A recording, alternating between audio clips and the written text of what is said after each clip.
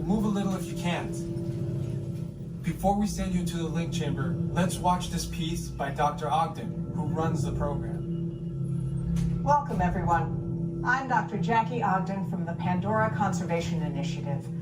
You're about to experience a ceremony that's very special to the Na'vi, flying on the back of an ikran, or as we call it, a banshee. To the Na'vi, connecting to an ikran and flying on its back is an incredibly important rite of passage they call Ikni Maya. With permission from the Na'vi and in partnership with Alpha Centauri Expeditions, we can now bring this amazing experience to you. The way you'll be able to fly is by linking to an avatar that's already on the back of an ikran. Let's see how this works. We establish a link using powerful psionic amplification equipment. A human driver is connected to an avatar, which could be physically hundreds of kilometers away. When you follow our technician into the link chamber, you'll see a series of 16 link chairs. Please go to the number that matches the number you're standing on now. First, stow your gear in the storage containers on the back wall. This should include all bags, cameras, and other items, including cell phones. It's important to push them all the way into the bin. Then get onto the chair as you would a bike. Straddle the seat, step forward, and sit down. Slide your hips forward until you are against the chest pad, and then move your feet all the way forward. Wait until you're seated before you put on your flight visors. Hold on to the hand grips as shown. It's important to hold on to the hand grips at all times. After you're seated, back and leg restraints will be firmly engaged. For your safety, throughout this entire experience, always remain seated and supervise your children. Once the link takes place, you'll be connected to your avatar and sitting on the back of an ikran. It'll feel like you're really there. Moments later, you'll begin your flight. A Na'vi guide will lead you out. You'll experience the breathtaking beauty of Pandora, but you might also face some of its greatest challenges. Some of this flight might be intense, but trust your guide and be brave. As the Na'vi say during this important rite of passage, Sivak Ho, rise to the challenge. Good luck. All right, you ready? Let's get you into the link chamber. All right, everyone.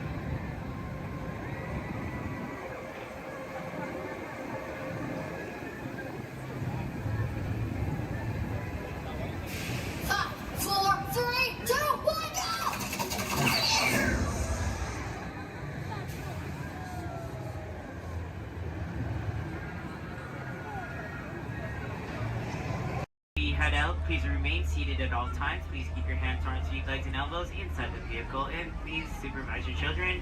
This is a one-way trip to Main Street, USA, and enjoy your ride.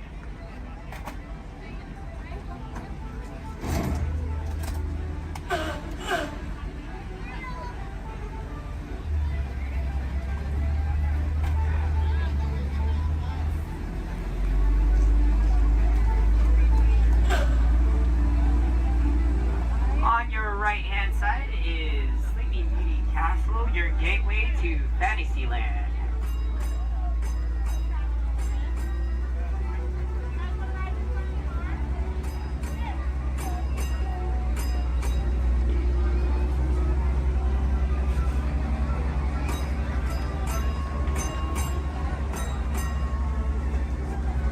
Coming up on your right-hand side is Frontierland and Adventureland. Beyond that, Critter Country, Garland Square, and Star Wars Galaxy's Edge.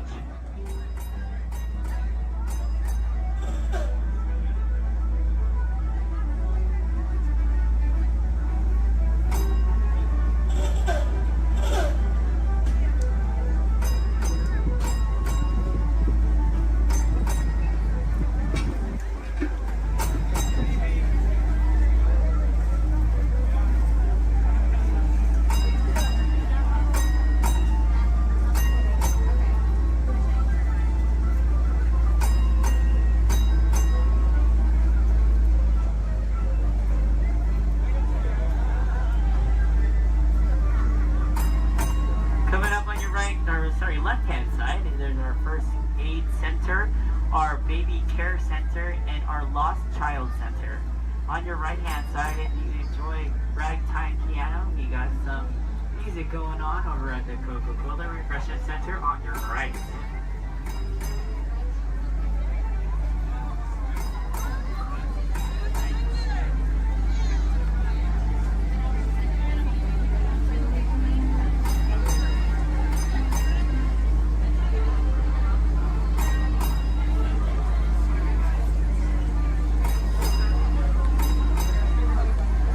If you get hot later, on your right-hand side is our Dips and Girl ice cream parlor.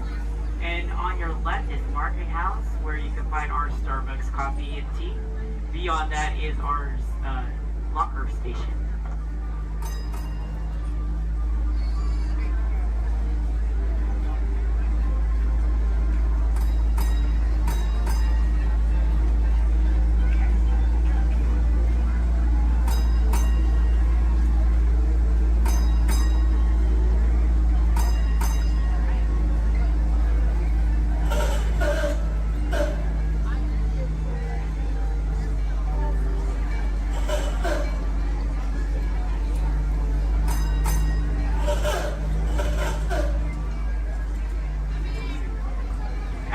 To our final destination in front of Disneyland City Hall. Please remain seated until the bus has come to a full and complete stop.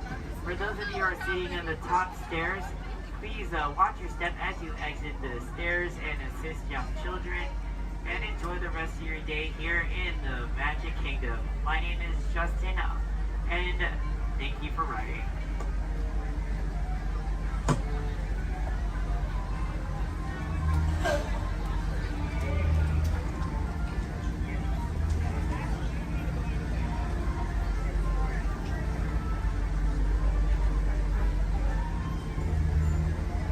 Thank you. Please remain seated, folks. I do need a park deck right over there. Yeah. Please remain seated, folks.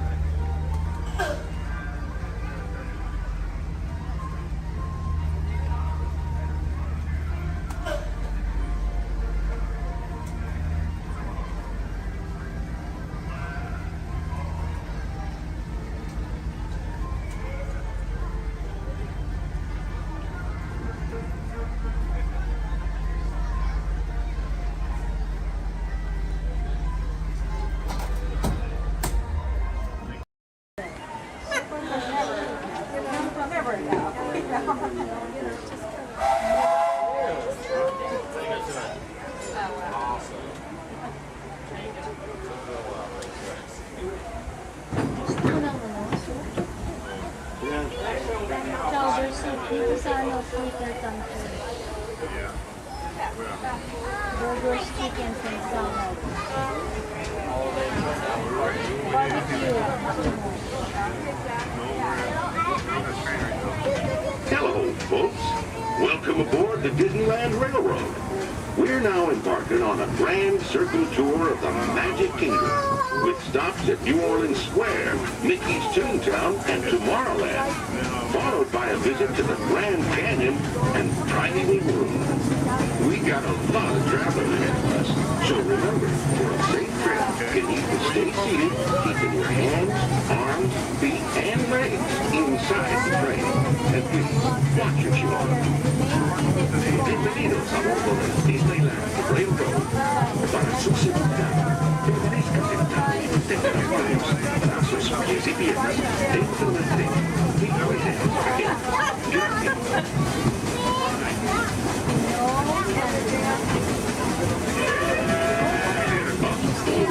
Did you folks hear that? Sounds to me like we've reached the wilds of Adventureland.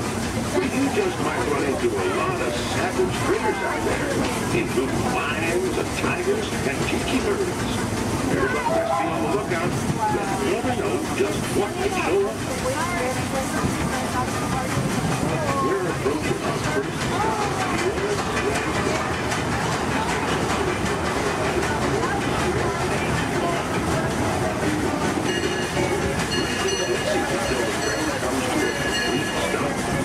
Watch your step, we'll get off. Have a good time at the frontier, you hear? For those of you continuing on, we'll be resuming our trip in just a moment. This is New Orleans Square. Take a drink.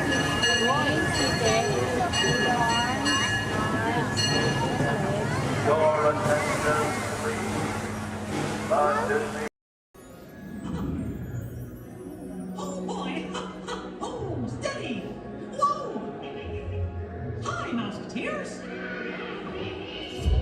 Well, here we go again, so hang on! Anything goes! You ready? And let the show begin! Here's my pal Walt to tell you how the magic is made! There's a lot of satisfaction in developing ideas into reality. When we consider a new project, we really study it. Not just the surface idea, but everything about it. And when we go into that new project, we believe in it all the way. We have confidence in our ability to do it right, and we work hard to do the best possible job. There's really no secret about our approach. We keep moving forward, opening up new doors, doing new things, because we're curious. And curiosity keeps leading us down new paths. We're always exploring and experimenting. Everybody ready? Then on with the show! And welcome aboard the Special Show Conference. We will be arriving at our destination in just a few moments. On our way, we will stop at one mark on the man-made 17th balloon, which took almost 3 years to activate. We do ask that while on board,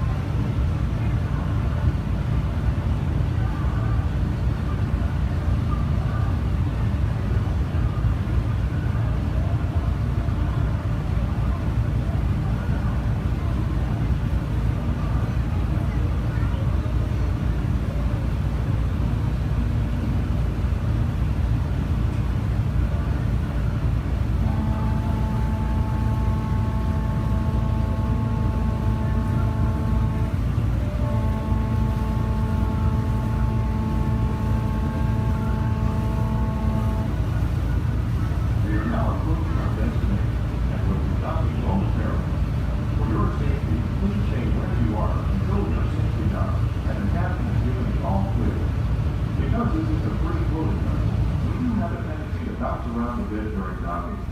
If you are standing or sitting on the stairs, we ask that you please clear the stairway. Everyone else, please remain where you are until we've completed our docking. Once again, please clear the stairway. You will be given an all clear when it is safe to travel the stairs and go ashore.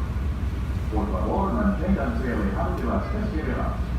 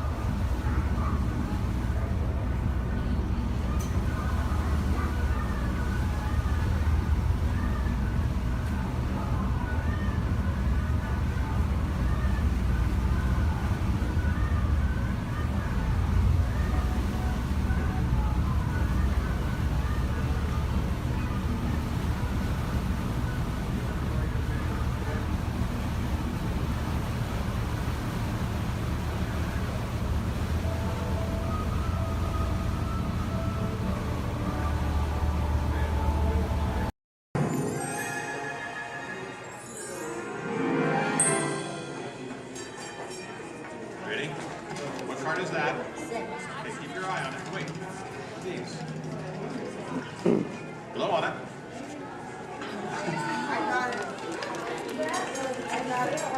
Hello and welcome to Disneyland's 50th anniversary celebration.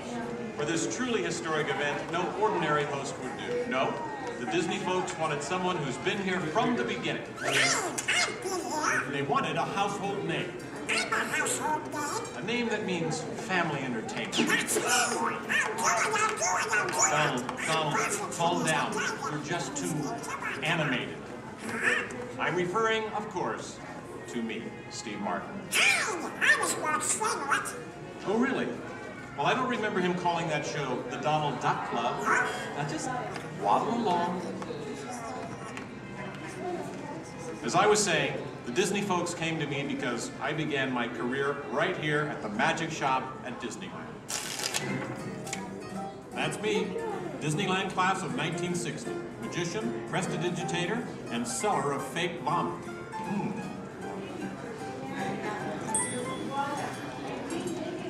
So young Steve Martin starts performing magic here, and lo and behold, they start calling the place the Magic Kingdom. Coincidence? I don't think so. But right now, I'd like to introduce you to the man who started it all, Walt Disney.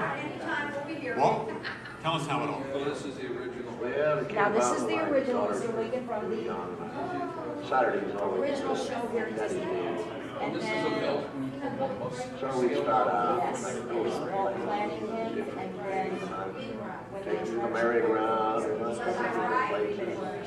As I sit there while they do all these things, sit on the bench, eating peanuts, I felt that this is something that we as parents and the children could have fun together. Great idea. So that's how Disneyland started. I'll take it from here. Oh, yeah, and I did not. This priceless artwork shows the first design for Disneyland. A small park that would have been near the Disney Studios in Burbank. It's sweet, isn't it? But he couldn't stop there. Not Walt. He wanted a world of the future, an exotic jungle, a wilderness frontier. This is just the most rare and valuable piece of art from Disney Archives.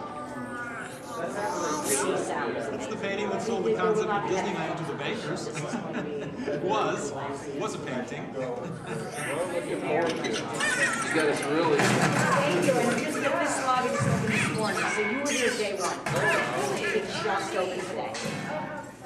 Then Walt heard about an orange grove in Anaheim. Thank you. Thank you, you're welcome. An hour away from any major city at the end of a dirt road. Talk about impossible dreams. If I could take you back in time. Wait a minute. What am I saying? I'm a magician. I will have to be next door. It's going to be very patriotic, which is something.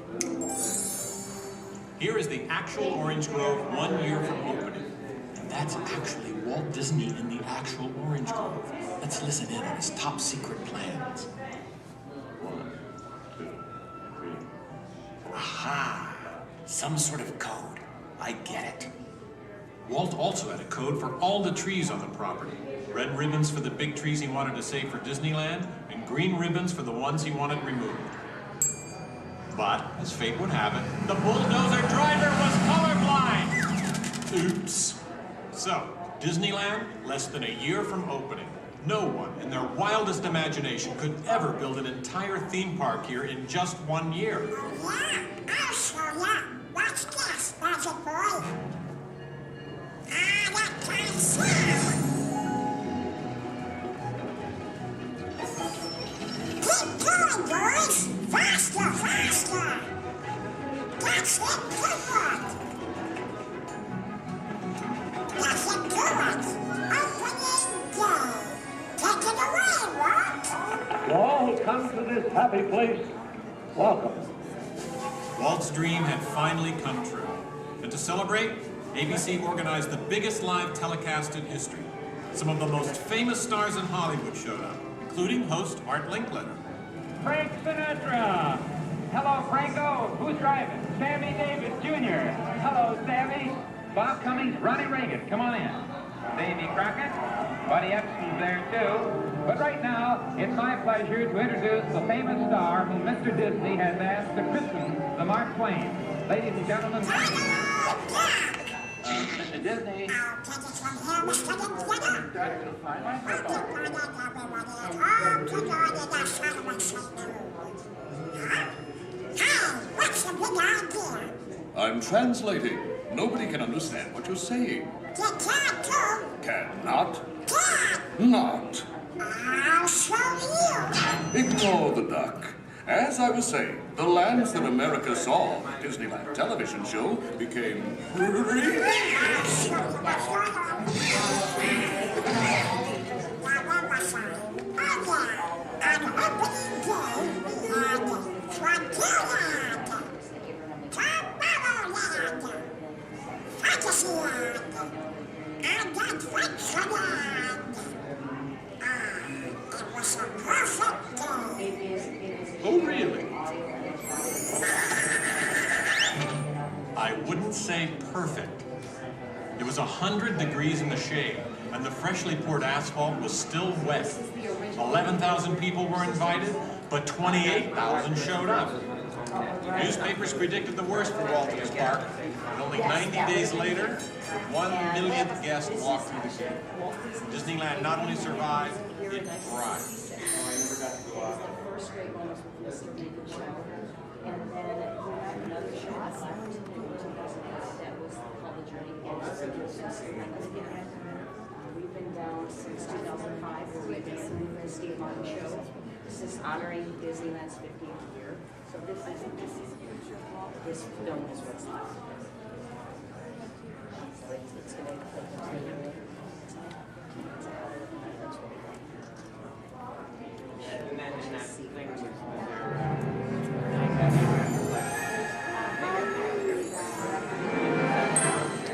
Walt wanted the magic of Disneyland to begin as soon as you walk through the gates. And your first stop was this turn-of-the-century street inspired by the small town where Walt grew up. He felt so at home here. He even had an apartment built for himself above the fire department, and it's still there today. Walt paid tribute to his father in one of the shop windows. In others, you'll find some of Disneyland's most important contributors. Nice try, Donald. Many shops have come and gone here over the last 50 years. Gone is the working pharmacy, and gone but not forgotten, my favorite, Hollywood Maxwell's Corset Shop, better known as the Wizard of Bras. Yes, Disneyland is filled with nostalgia and memories, but that's only part of the magic. Let's not forget fantasy. Ah, hear that? When you wish upon a star, your dreams come true. For Walt, that was the very essence of Fantasyland. Of all the lands, this was closest to Walt's heart. He even placed the Disney family crest right above the castle gate. Fantasyland was created by the same artist who created Disney's animated films at the studio. And soon those storybook tales came to life in an orange grove in Anaheim. For the first time, we could step into those worlds and become a part of the adventure. In Adventureland and New Orleans Square, surprises happen all the time. In fact, Disneyland is the only place I can think of where you can be attacked by pirates, frightened by ghosts, and nearly crushed by a giant boulder, while keeping your arms, legs, and feet inside the vehicle at all times. And here's the adventure that started them all. Remote rivers through a treacherous jungle. Could something go horribly wrong? Only a punchline. Over the years, the Jungle Cruise has become a showcase for handsome and witty river guides. Oh no! That big elephant is coming up to us and it looks like he's going to squirt us! Everyone in the back, get down! Don't worry, it never happens.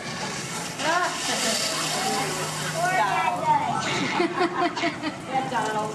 It was the duck, right? The duck?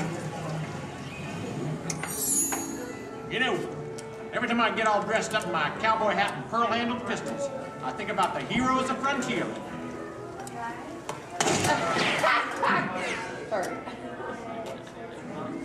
You see, Walt believed it was important to pay tribute to the pioneers who blazed a trail across frontier America. And I agree. Especially when it involves saloon girls and blazing six-guns! In Frontierland, you could meet popular Disney heroes of the day, like Davy Crockett and Zorro. For a while, there was an authentic American Indian village. And in the little mining town called Rainbow Ridge, you could board a mine train or pack mule to explore nature's wonderland. And then the West got a whole lot wilder. Big Thunder Mountain Railroad was a thrilling addition to Disneyland's growing mountain range. The first peak was the Matterhorn, one of Disneyland's first e-ticket attractions. But the most out-of-this-world mountain of them all is right here in Tomorrowland. When Disneyland first opened, Tomorrowland gave us a preview of the amazing, futuristic world of 1986. Okay, so the 1980s didn't turn out that way. But Tomorrowland is really about imagining the possibilities of the future. So we got to go to the moon before real astronauts did. We got to travel through the mighty microscope on atommobiles, beyond the realm of normal magnification.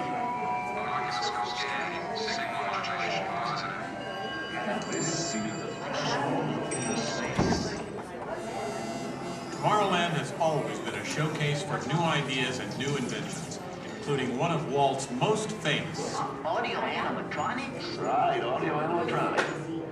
And this technology wasn't just for the birds. Walt's idea got better and, as always, bigger. With my new wash day marble, it takes only 5 hours. Not only could these robotic performers talk and act, they could jam. Hit it, boys!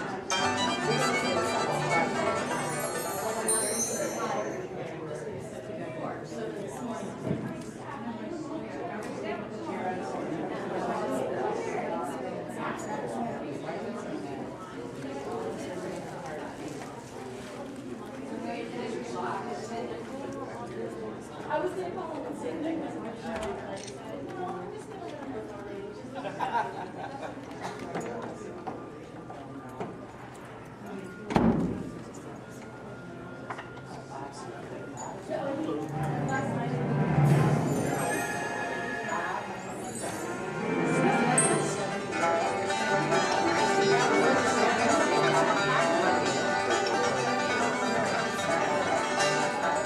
Yes, Disneyland has had thousands of great entertainers over the years, and not all of them have had servos and circuit boards. I learned a lot about comedy by watching Wally Boat, star of over 47,000 shows at the Golden Horseshoe Revue. And he was only one of the great homegrown acts that brought their unique magic to Disneyland over the years.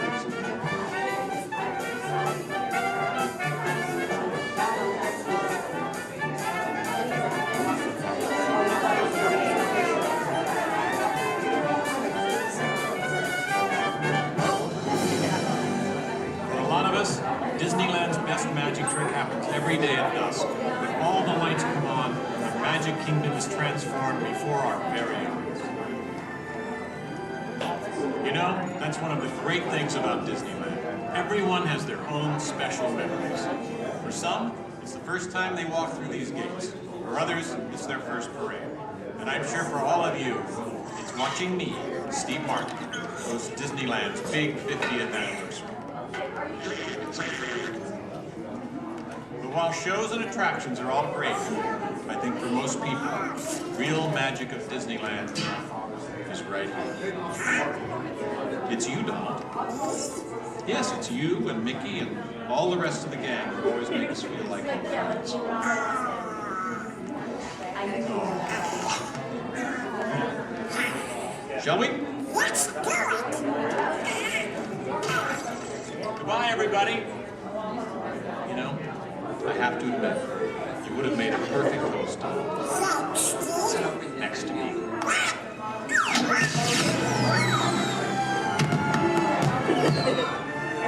All who come to this happy place, welcome. Disneyland is your land. Here age relives fond memories of the past. And here youth may savor the challenge and promise of the future. Disneyland is dedicated to the ideals, the dreams, and the hard facts that have created America, with the hope that it will be a source of joy and inspiration to all the world.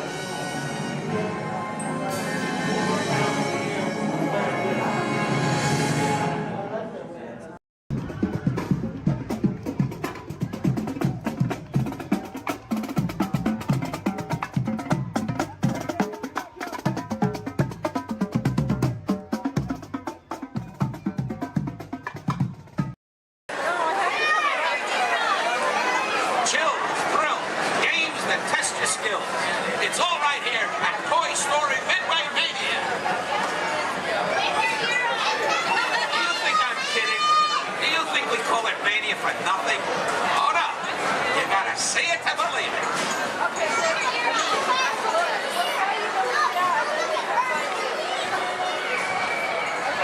Who out there can hear me? Raise your hand. Good, good, good. Who out there can't hear me? Raise your hand. Look over here. You got a bunch of wise cats.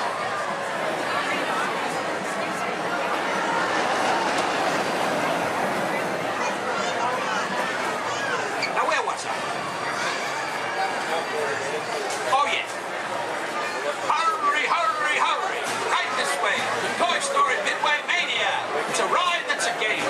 It's a game that's a ride. Step right up and see what's inside. Now where was I? Hurry, hurry, hurry. Right this way. The Toy Story Midway Mania. It's a ride that's a game. It's a game that's a ride. Step right up and see what's inside. Oh my God, you're kidding me! Do you think I'm kidding? Do you think we call it Mania for nothing? Oh no. You gotta see it to believe it.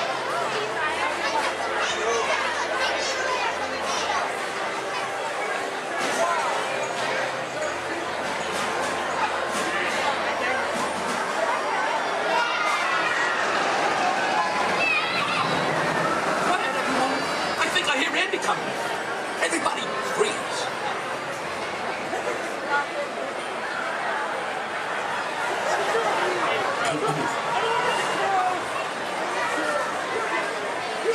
Greetings, everyone. We are pleased to announce that tonight, Disney's California Adventure will remain open until 10 p.m. for your enjoyment. Again, Disney's California Adventure will remain open until 10 p.m. this evening. It's okay, folks. Hold so long.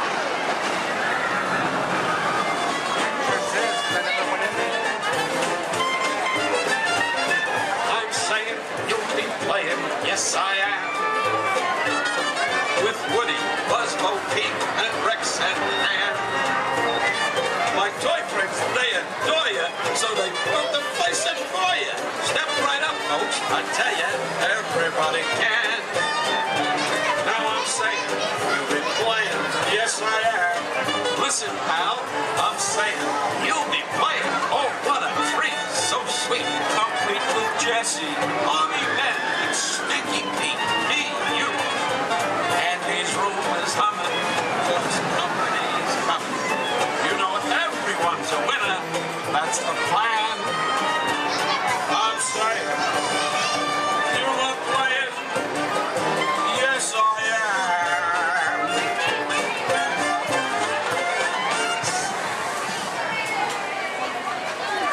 Thank you, thank you.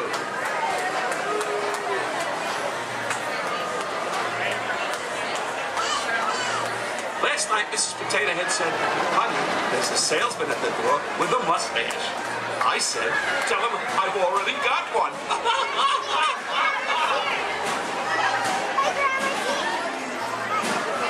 Check out my new hat. It cost me an arm and a leg. Next.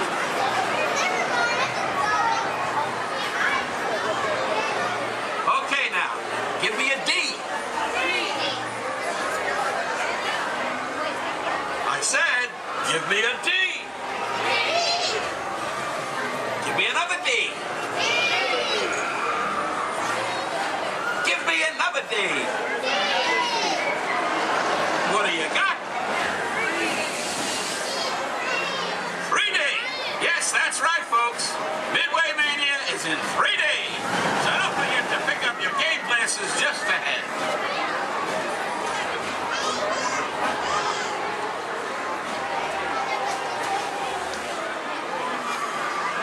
Hey, young man. Yes, you. What? Yes, I'm talking to you. Have you played Toy Story Midway Mania before? Well, you're in for a real treat. All the toys are inside, setting up the carnival playset. Even a couple of little green men that the missus insisted on adopting. Don't get me wrong. They're cute. I just want to say, anytime we great.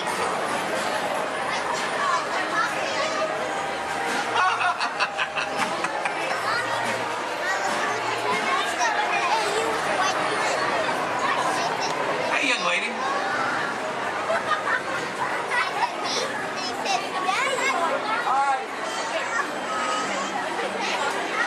Who's your favorite?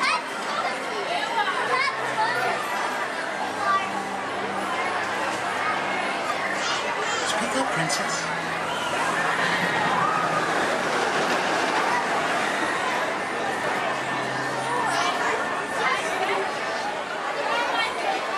Take your time, kid.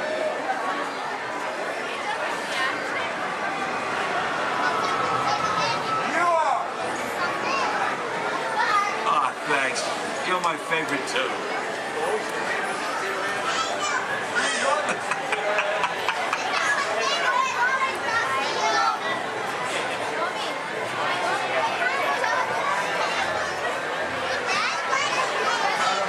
Hurry, hurry, buddy.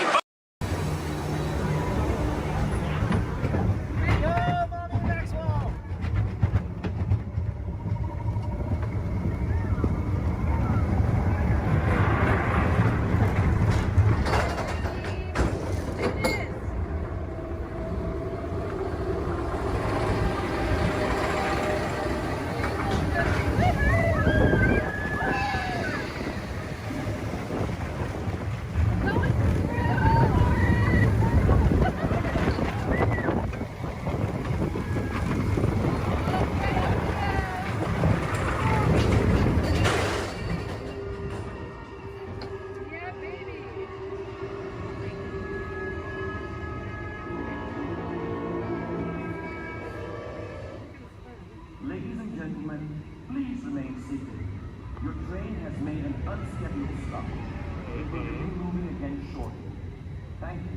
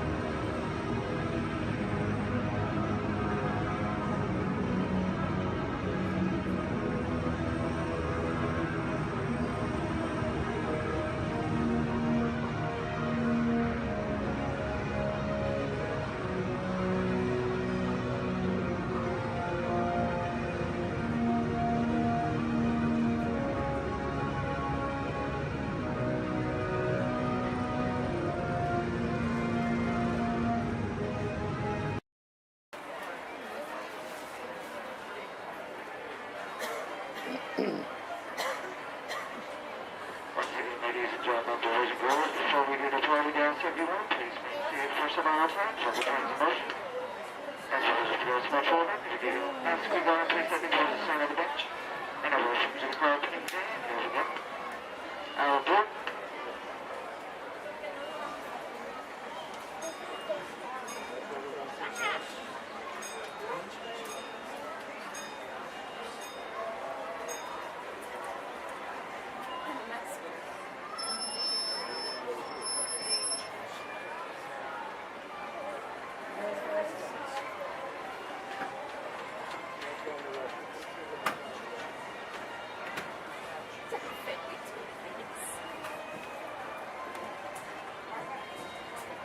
Hello, folks. Welcome aboard the Disneyland Railroad. We're now embarking on a grand circle tour of the Magic Kingdom with stops at New Orleans Square, Mickey's Toontown, and Tomorrowland, followed by a visit to the Grand Canyon and Primeval World. We got a lot of traveling ahead of us, so remember, for a safe trip, you need to stay seated, keeping your hands, arms, feet, and legs inside the train. And please, watch your children. Bienvenidos a bordo del Disneyland Railroad. Para su seguridad, permanezca sentado y mantenga las manos, brazos, pies y piernas dentro del tren y cuide a los pequeños. Gracias.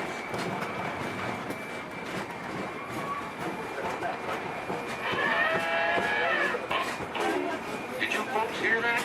Sounds to me like we've reached the wilds of Adventureland, where you just might run into a lot of savage critters out there, including lions and tigers and tiki birds. Everybody best be on the lookout. You never know just what may show up. We're approaching our first stop, New Orleans Square Station. This station serves Frontierland, New Orleans Square, and Critter Country. If you'll be leaving us here, please remain seated till the train comes to a complete stop. Then watch your step while getting on. Have a good time at the Frontier, yeah? For those of you continuing on with us, we'll resume our journey in just a moment.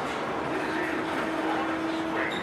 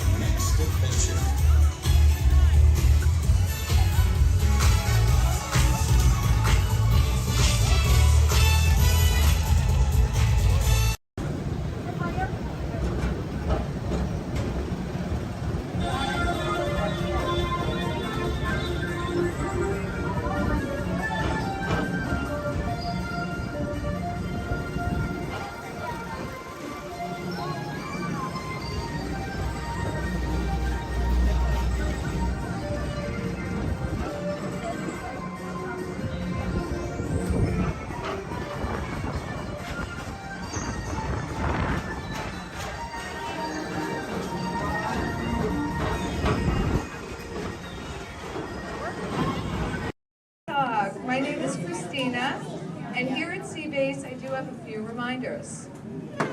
There's no eating, no drinking, no smoking, and absolutely no flash photography. Thanks, guys.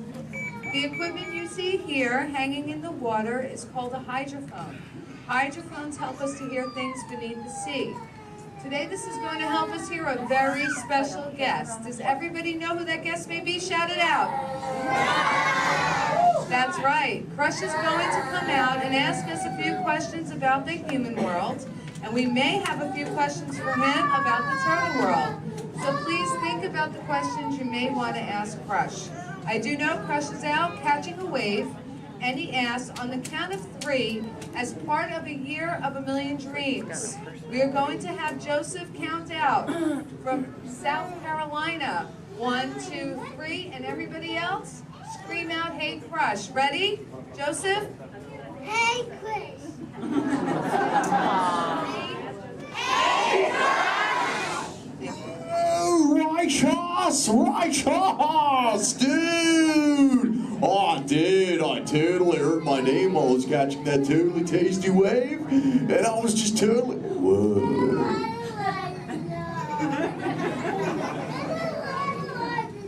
Check out all of you human dudes in the human tank. Hello, dudes! Oh, they live. Hey, dudes! Whoa, there's a little grommet sub-level. Awesome! You know, where there's little dudes and dudettes, I bet there's some fellow moms and pops. Let's hear it from all of the moms and pops! Yeah! Awesome! Let's meet some humans up close. Hey, there's a dude here with a light lid and a gray shell. Hey, dude. What's your name, mini-man? Mitchell. Mitchell. Mighty Mitchell, dude. Where are you from, dude? Kansas. Whoa. Never heard of it. That's cool, though, Mitchell. Do you think any of your friends back home knew you would be talking to a turtle? Not really, no. Yeah. Well, dude, if you told me earlier I'd be talking to a human, I'd have been like, no way. Hey, Mitchell, dude, it's really nice to meet you. I'll just assume the feeling is mutual, dude. Totally, dude. Hey, there's more humans on this side. There's someone with a blue lid and an orange shell, I think, right in the front here. What's your name, dude? Michaela. Mini Michaela, who brought you here today? Your mom. Where's the mom to Michaela, dude? Oh, way in the back. Sorry to get stuck with the cheap seat. Standing room only, dude. Sorry. Hi, name's Crush. What's your name? Shelly. Shelly. Oh, that's the name of my wife. Shelly. Yes. That's your little offspring, Michaela. Do you have multiple offspring? Yes, I have 3.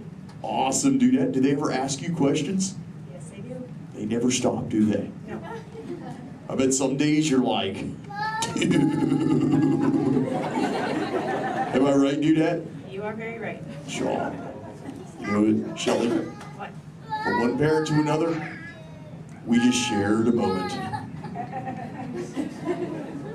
Totally did do that, y'all. Because my offspring Squirt, he always asks me questions about all of you humans. So if you dudes can answer some of his questions, everybody here really loud say Cha! Cha! Awesome, dudes!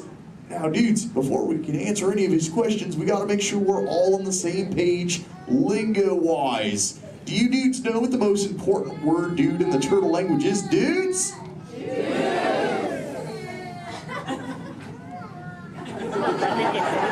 That's right, it's totally dude! Because dude can be used in so many different ways. Example, if something is totally awesome, you say dude like this. Dude! Let's try that, dudes, really loud on 3. Here we go. 1, 2, 3. Awesome! But when you get bummed out, you go, dude. Try that one, dudes. Whoa, you're bumming me out. But no worries, dudes. If something is bogus, yet semi-humorous, you say dude like this. Try that, dudes. Dudes, you are totally talking turtle. And here's Squirt's question numero uno. He saw some humans at the beach and he came back to me. He said, Dad, what is up with humans? What do you dudes do when you're at the beach? Shout it out, everybody! Oh, you swim, dudes! How many humans here swim? Raise your fin if you're a human that swims, dudes. Lots of human swimmers here today, dudes. Most excellent. There's even a dude sitting on the front row bench on the corner of this side. He's wearing a white shell. Where are you going? There he is. What's your name, dude? Brian. Brian, dude, do you swim? Yes. Awesome. Brian, when you swim, do you prefer to swim real fast or to take it easy and take the turtle's pace? The turtle's pace. Turtle's pace. No shame in the turtle's pace, right, Brian? No shame. Awesome, dude. Hey, Brian, I've got a question for you, dude. All right. Does this look familiar? Yes. I'm Brian. Yes. Awesome, Brian. Thanks for your help, dude. Hey, dudes. I just realized I am the only one here asking questions. Does anyone have a question for me, dudes? Raise your fins, and I shall try to find you. Who's got questions, dudes? Let's go up front near the center. There's a dudette wearing a white shell. Right up front here. Hey there, dudette. What's your name? Madison. Mindy Madison. What is your question? How do turtles swim? How do we swim? Well, we got these awesome flippers that push us through the water, Madison. It's totally awesome. In fact, a sea turtle like me can swim up to about 20, 25 miles an hour. And that's like, whoa. Totally, dude, chaw. Hey, if you dudes want to see how fast that is, say chaw! Awesome, dudes. I'm going to swim so fast, you'll be like, no way. And I'll be like, oh, way. All right, dudes. I'm building up the speed now. Here we go, dudes. Check it out. Right. Whoa, dudes, that was bogus. Yet semi-humorous. What do we say, dudes? Totally. But you know what, dudes? I've got other questions. Who else wants to ask me a question, dudes? Oh, let's go back to the center. Right in that second row, she's got the red shell here. She's got a question for me. Right there in the center with the red shell. What's your name, dudette? Cameron, what is your question? What do you like to eat? Oh, I love to eat green sea grass and green sea kelp. Cameron, what do you like to eat? Chicken. Chicken. Does chicken ever give you bubbles, Cameron? Sometimes green seagrass gives me bubbles, dude. It's kind of bogus.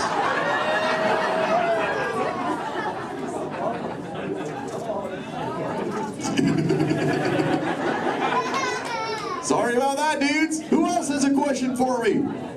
Whoa. Let's go over towards this side near the center. He's got the dark shell in that second row. Really dark shell in the second row, sub-level. What's your name, dude? Cameron. Another Cameron? Interesting. Guess they're running out of names in the human world. Well, Cameron, dude, what is your question? What is it like in the water? Oh, wet. Cameron, have you ever, what? How do you ever feel in it? How do I, wet. What? Have you ever been in the water, dude? Yeah. How do you feel in it? Good. Good. Oh, awesome. Well, oh, and wet. Well, that makes sense. Cameron, dude, what do you wear in the water? What you're wearing now? No, I wear a swimsuit. Oh, a swimsuit, Cameron, dude. Check it out, dude. Squirt said this is called a swimsuit right here. Check it out, dude. This is what Cameron wears. Awesome, dude. That's what you wear, right, Cam? No, it's a boy wear. It's what? It's a boy wear. This isn't for boys?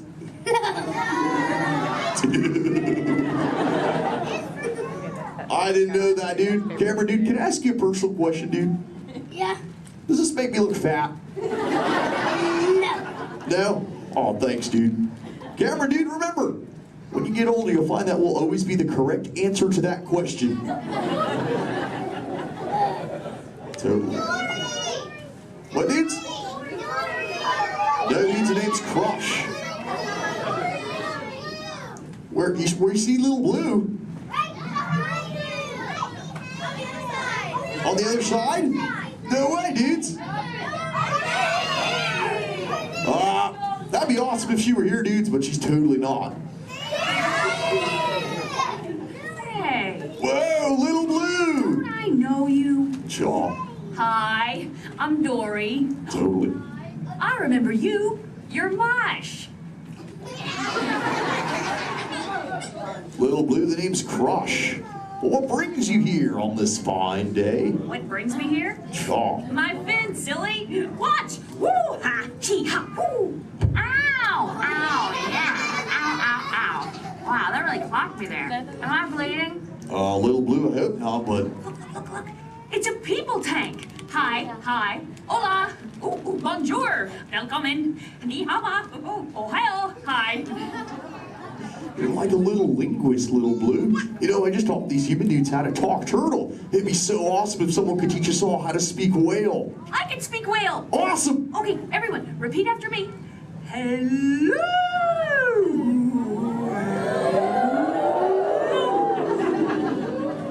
That sounded pretty good, dude. Let's try it all together real loud.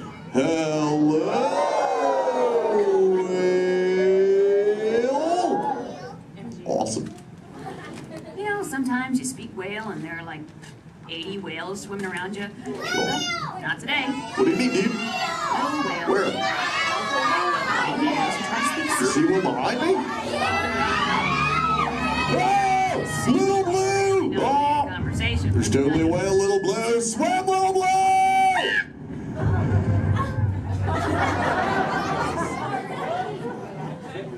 Tell the whale to go away. Help her out, dudes, and say, go away, whale.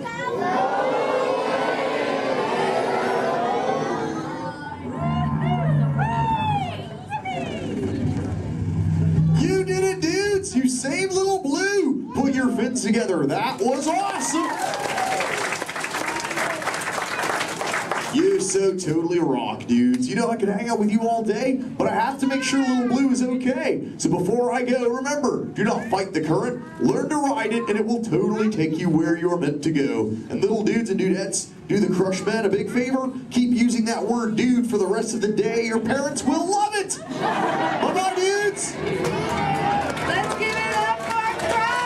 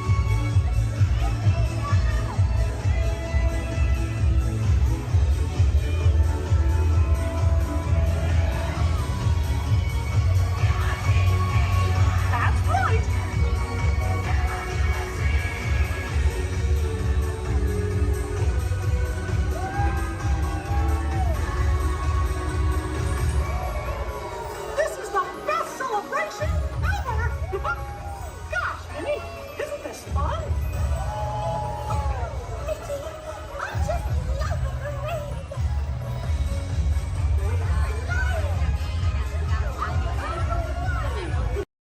Journey into the movies is the perfect job for me because I love movies. So is everybody ready? Great, because it's showtime. Ready when you are, CB.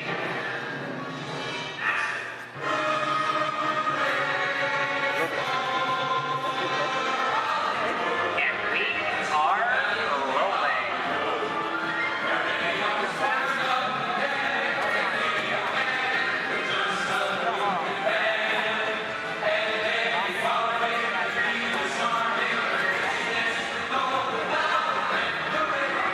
Hello everyone and welcome to the Great Movie Ride. Once again, my name is Michael, and I'll be taking you from this Hollywood soundstage right into some of the greatest movies of all time. All on one tour. And just between you and me, this is no ordinary tour, because the Great Movie Ride brings these movies to life and puts you right in the middle of the action.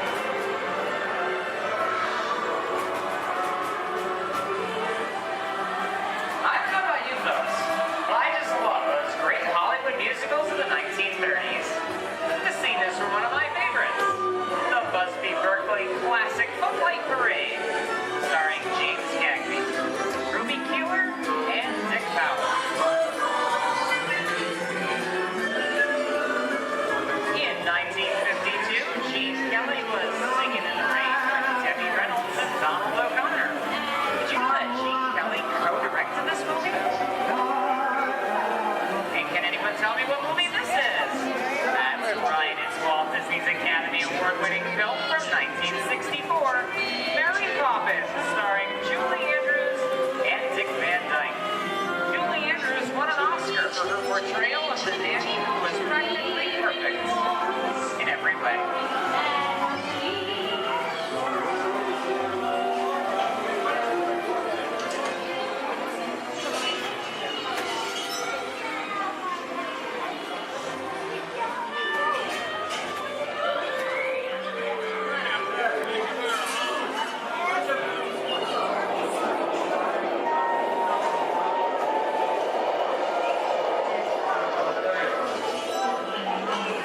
Hold up those wallets and purses, folks. This doesn't look like a very good neighborhood. In fact, it looks a lot like the underworld. Scene of such classic gangster films as The Public Enemy, starring one of my favorite tough guys, James Cagney. Even though Cagney is best known as one of the movie's greatest gangsters, he won his only Oscar for his role as the song and dance man George M. Cohan in Yankee Doodle Dandy. I'm telling you, very nice time. George comes around, he's going to leave you some beer. You're going to take it. And you're going to kick in with the dog. And if you don't, you're going to drop by here and kick the teeth out one at a time. You know? Somebody's coming. Somebody's coming. Get down. Oh, dear. Is it them? Yeah, just a bunch of rubber-necked tourists. Sorry for the delay, folks. I don't want to run a red light, even if it is just a movie. You talking to me? You talking to me?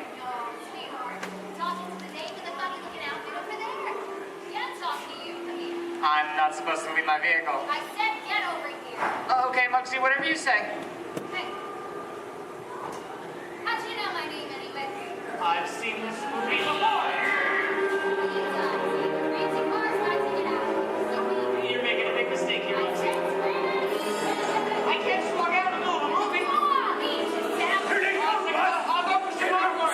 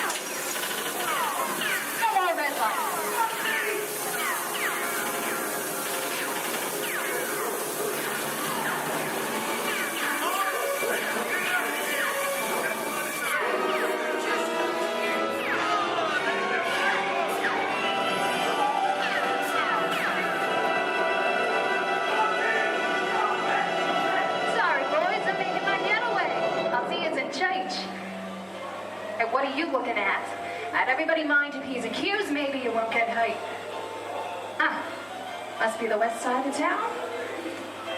And now, the Old West, and two of Hollywood's legendary stars, Clint Eastwood and John Wayne.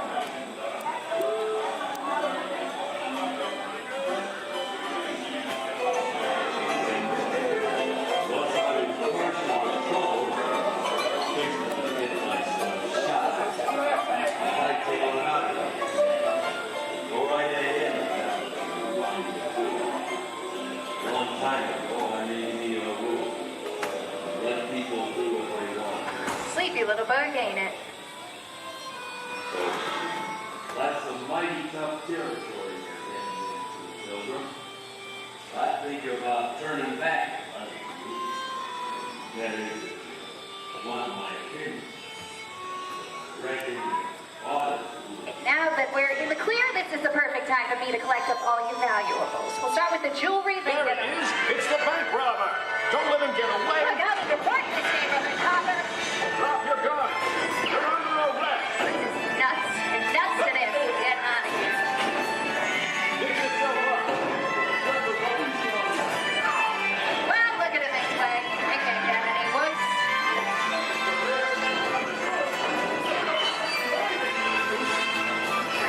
Okay, it's worse.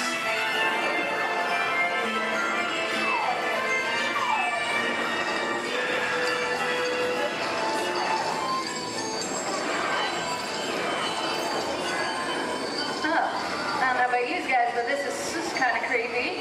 What is this? This is Alien.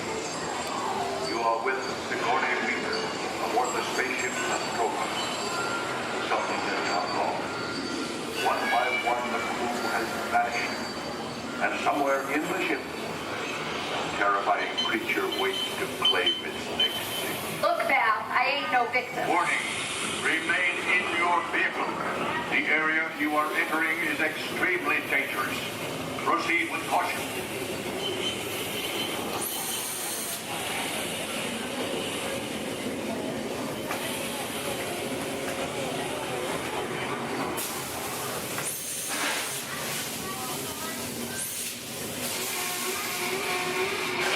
The emergency distress system is now active. Ship will detonate in T-minus 10. The oxygen will Look out!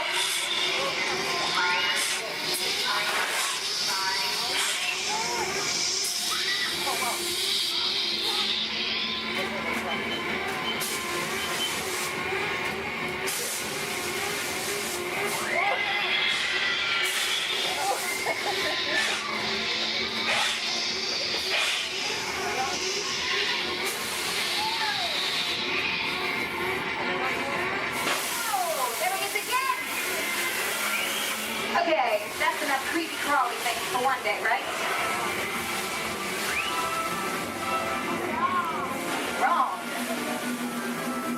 Here in Raiders of the Lost Ark, amid 1,000 deadly snakes, Indiana Jones unearths a great treasure. Will Harrison Ford escape with his discovery? And what will be your Snakes. Why'd it have to be snakes?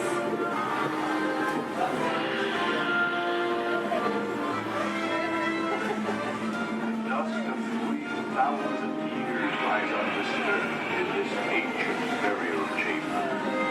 And on the chest, the great stone god, a priceless Wow. Get a load of that sugar ice. Now for me to get back to work. But don't nobody move, honey, go get the goods. I don't think they notice a few extra bodies around here. You know what I mean? But the jewel is guarded by a curse, and those who dare defy that curse must pay with their lives.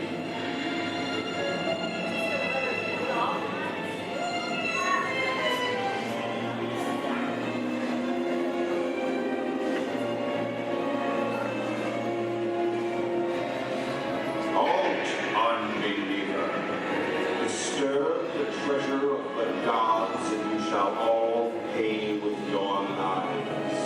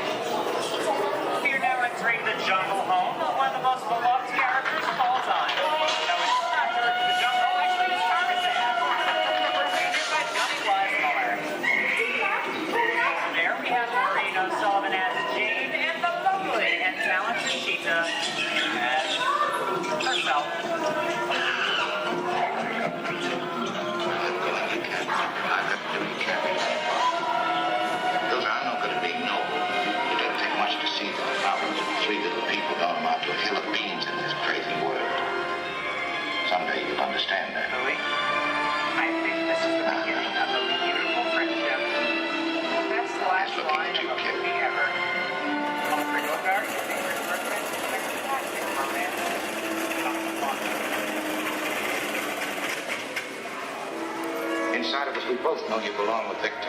Part of his work, the thing that keeps him going. If that plane leaves the ground and you're not with him, you would let him. Maybe not today, maybe not tomorrow, but soon the rest of the time.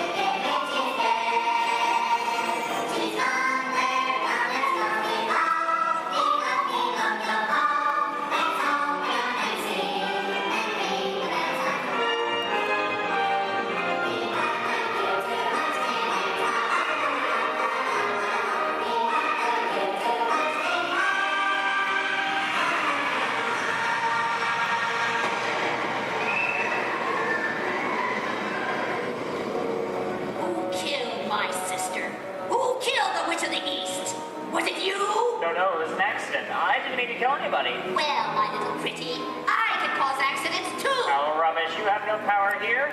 Be gone before somebody drops a house on you, too. Very well. I'll bide my time.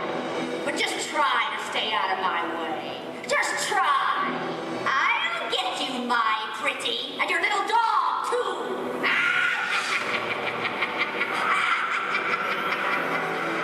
wonder how we get out of here. What do you folks think? Which way do we go? Follow the yellow brick road. Follow the yellow brick road. Why didn't I think of it? Sing along, folks. You know the words.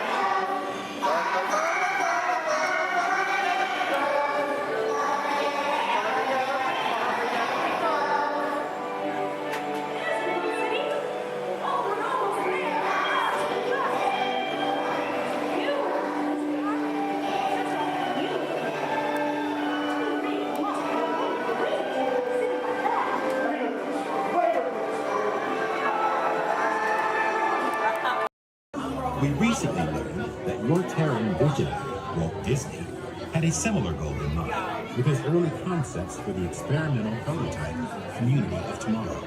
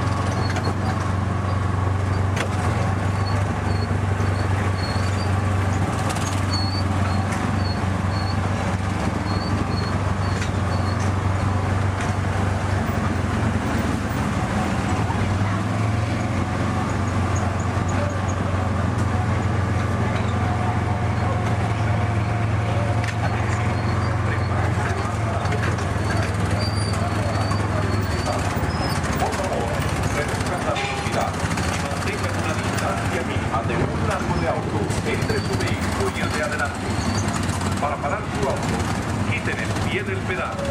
Gracias.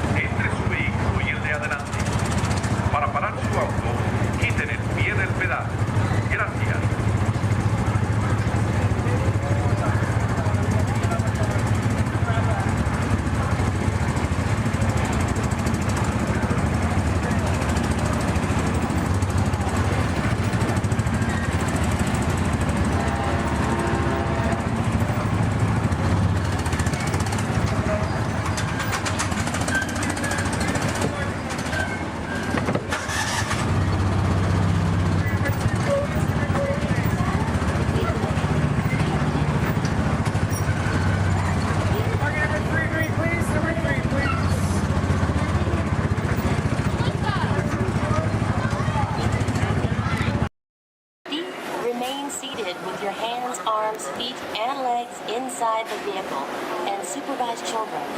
Thank you. La estación de control de cinturones de seguridad está a la vuelta de la esquina. Por su seguridad, mantenga sus manos, brazos, pies y piernas dentro del vehículo y cuida a los niños. Vehicle 3 is cleared for hill climb. Okay, here we go.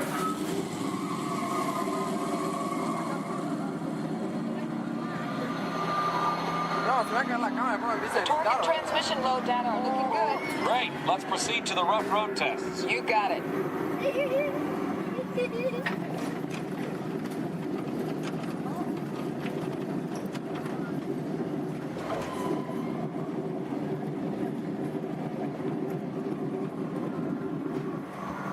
Okay, I'm going to take you right up to the cones, hit the brakes, and see if I can steer you through. Hold on.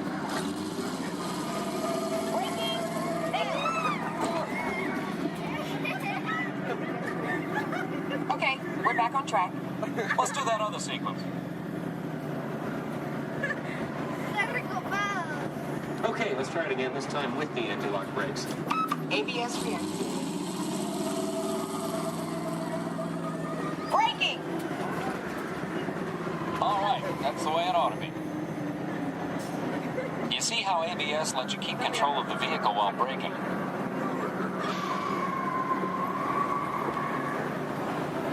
Let's demonstrate some extreme test conditions. Okay.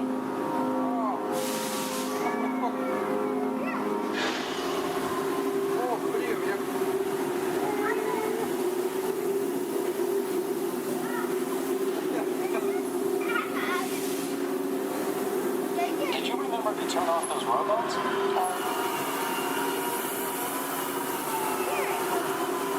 Clear for track course A. All right, let's pick up the pace. Increasing speed. 10%.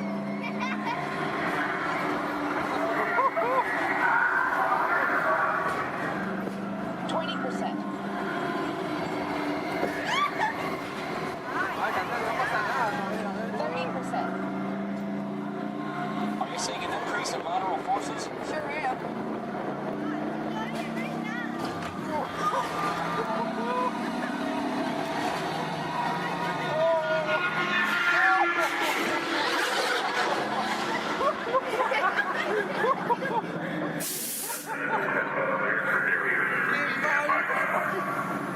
Ready for the barrier test. ¡Oh, chocamos acá!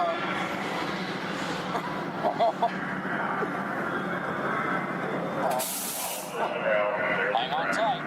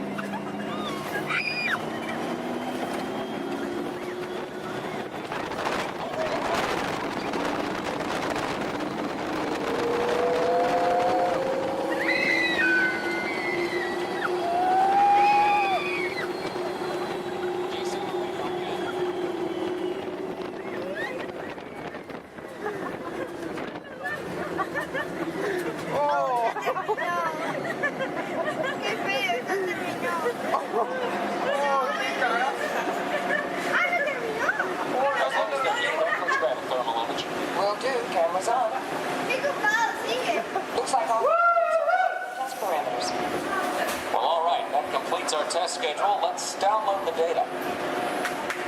Hey, thanks for being such a great test crew. Come back and ride anytime. Bye now. Automated driving technology activated. Welcome to the sim track.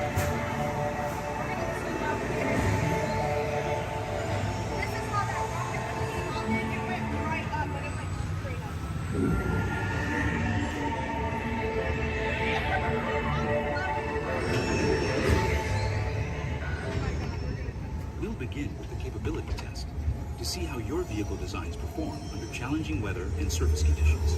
Monitoring road surface.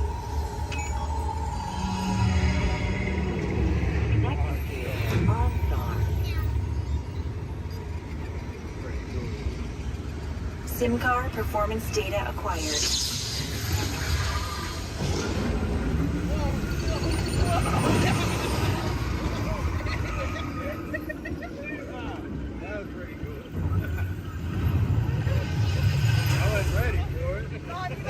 Let's see how your designs hold up now.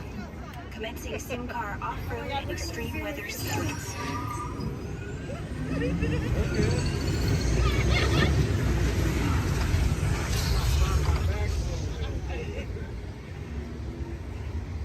Capability test results displayed and verified.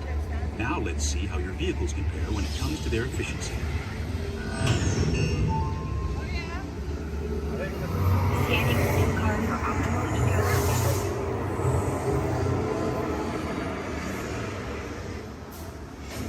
Engaging eco-scan for aerodynamic efficiency.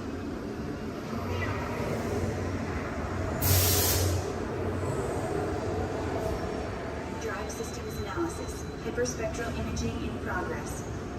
Calculating total enviro impact.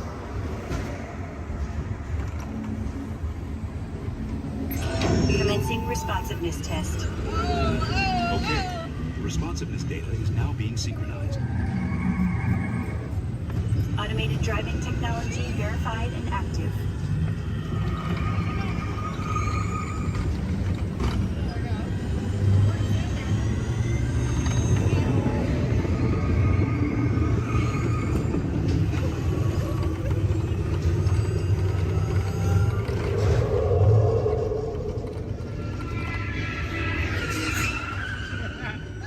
Automated crash avoidance technology disengaged. Displaying responsiveness data. Here comes the final test. Energizing performance test.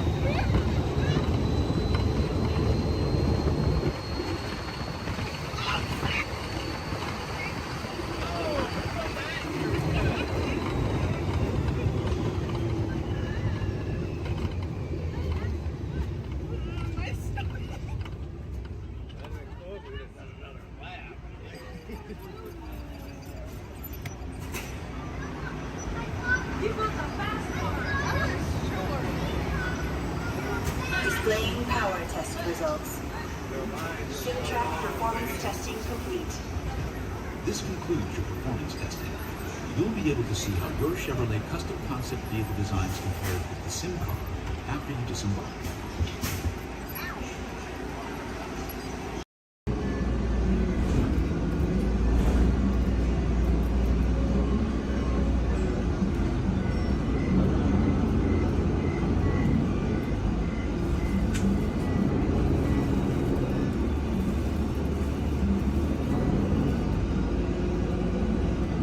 This is Disney's Port Orleans French Quarter Resort.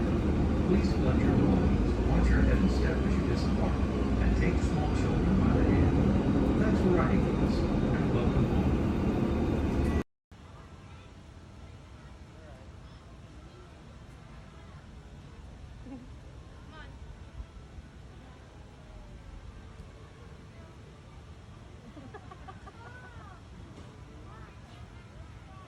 Hey,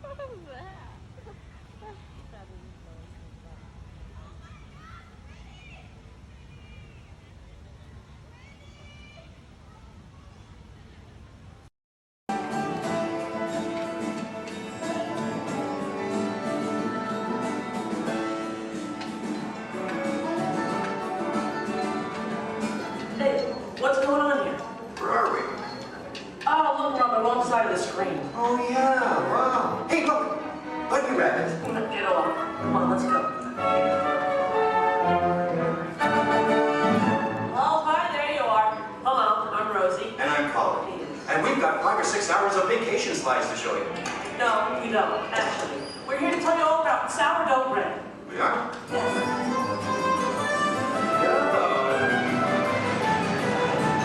Okay, let's get started. Did you know that the traditional sourdough baking process goes back to the California Gold Rush? You're reading this, aren't you? No, of course not. I did some research. I made a few notes. So, my little encyclopedia, what exactly is sourdough? Well, it's a type of bread that doesn't use yeast as a leavening agent. These miners had agents? I don't think so. Look at them. Isn't it nice to see the guys helping with the dishes? Now, Colin, did you know to make sourdough bread you need a chunk of what's called starter or mother dough? Wouldn't you need mother dough and father dough? No, just mother dough. These guys here used to carry a chunk of it with them in their bedroll to keep it warm. Well, that's an image I'll carry with me through supper time. Well, we're not talking 5-star restaurant here, we're talking grub. They would take the dough, put it on a stick, and cook it over the campfire. Isn't it true they used to strain their coffee grounds through a sock? I hope so. Oh, I love these guys. The Jefferson Airplane. No. This is the Bodine family. And this is Isidore Bodine. He's the one who perfected the sourdough starter. Tastes perfected to me. Yeah. By the way, did you know they are still using the same sourdough starter that Isidore mixed here 150 years ago? Excuse me? Must have made an awful lot of it. You see, you have to save a little bit of the starter dough to mix with the next day's batch of flour and water to keep the fermentation process going. Hey, did you know that the strain of bacteria found in mother dough is Lactobacillus San Francisco? How did you know that? Internet. Hey, can we watch them bake something? Oddly enough, that's what we're here for. Great. You people go on ahead. I'm going to meet you in there. Colin, you stay here and make sure there are no stragglers, okay? Okay. All right. All right, just for kind of a bread line to my right. Good. They're on their way, Rosie. Okay, bye. I'll see you soon.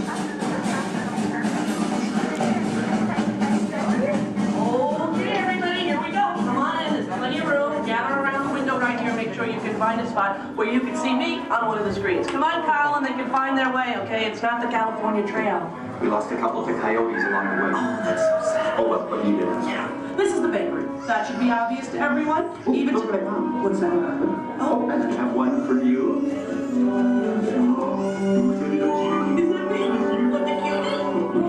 Okay, I'm ready to start baking. What do we do first? Okay. First you get a hunk of the mother dough and mix it with flour, add a little salt and water, and that's it. Voila, the entire list of ingredients. Right. Here's some dough. Let's bake it. Oh, not so fast. From start to finish, it takes bakers about 72 hours to make a loaf of sourdough bread. 72 hours? Yeah. Yeah, what's your hurry? Relax, and all the roses. Okay, so what's next? Well, you know, bakers actually think of dough as a living thing. So after it's been beaten up and kneaded by the mixer, it needs to sort of relax and calm down. Seems pretty relaxed to me. In fact, almost catatonic. Right. I internalize all my tension. Well, what happens then? Well, then we drop it into that funnel over there, above the divider. The divider cuts it into nice, even pieces. So for this, it has to be relaxed? Yeah. Okay, fine. Oh, what happens then when it goes down that conveyor belt? Well, it goes into the rounder. Do you know what the rounder does? Oh, makes it into squares? No. Tetrahedrons? No. Polygons? Is that your final answer? Okay, so now the dough is round. Yes. Then we have my favorite machine, the overhead intermediate proofer. Wow, it's like a little Disney ride for bread. Attention, please keep your little buns in the vehicle at all times. The device rolls the dough dough over and over from basket to basket, takes it on a little trip, letting it, once again, relax. This is the most laid-back bread on earth. Come on, Liz, you're teasing me. Can't we bake it? No, not yet. Next, the bakers lay the dough on screens and put the screens into oven racks. Then we bake it. Not yet. You'll have to go around the corner to the next window to find out more, okay? And you go on ahead. I'll stay here and get the stragglers. You stay with the nice lady. All right. All right. Everyone, follow me. Follow him, everybody. And you relax, okay? Okay. Come on.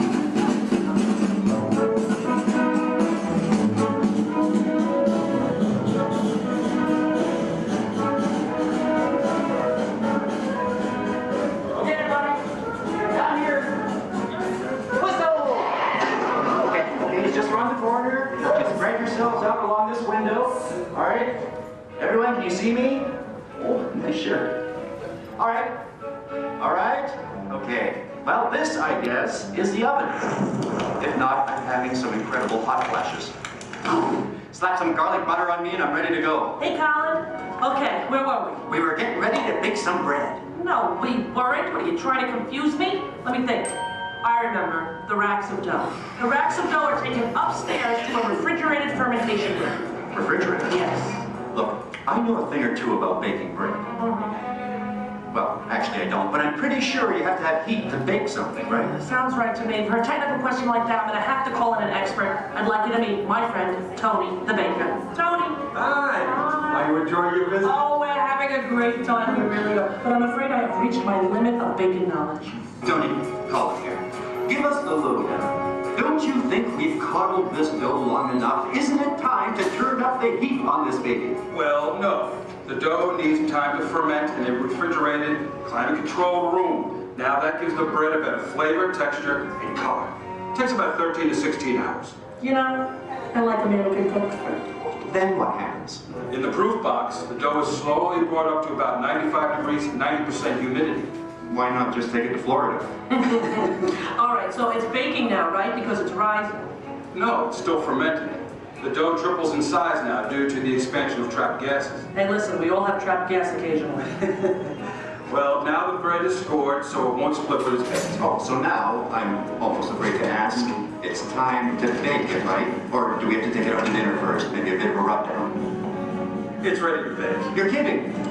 I hear they spin the bread around when they're actually baking. Is that true? That's right. And the mist of steam is sprayed on it from time to time. This gives the crust a beautiful reddish golden color. Oh, so I'm thinking I probably couldn't do this at home in the toaster oven. No, I don't think so. Listen, Tony, thank you so much. Yes. You were superb. I feel enlightened, enriched, fermented. My pleasure. Bye. Bye-bye. You know what? I'm going to spray you down because I think you could use some of that golden Okay, just color. a little on the... Okay, that's enough. All right, the hair. You know what, deep frizz. Ladies and gentlemen, the moment you've been waiting for. A masterpiece of the baker's art. What are you doing? Hey, what are you... Waiting for that. That's not yours. Tony gave it to me. Look right at me. He didn't look at you. That was ours to share, Colin. No, it's mine. It's all mine. One piece, please. One little piece? A tiny piece? I'm telling Mickey. All right.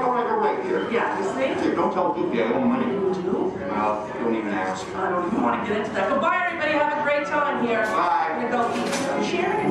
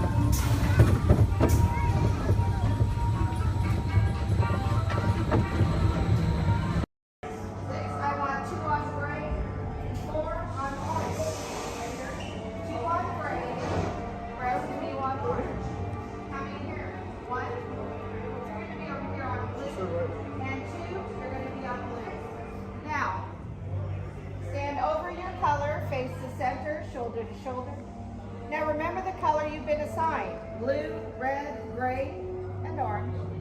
It'll be an important part of your interrogation process. You're going to need to know that color at the end of your interrogation and possible long-term motive. How many? Okay, side blue. Quickly to the end of the hallway. How many? 4. It'll be a stand red. How many? It'll be a stand red. How many? Yeah. This cell door opens, I will call you in by your assigned call. And you will tell us everything. No, oh, you're going to have a tough time in interrogation. Get on your color. There you go. Scoot over, Blue. Make a look room. Get on your color. Not the lights, on the color. Ready to go.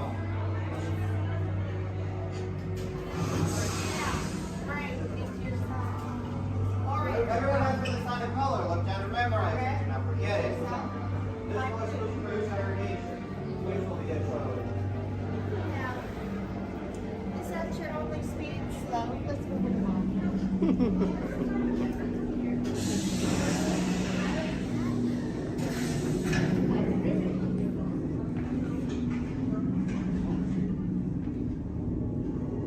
Leave us.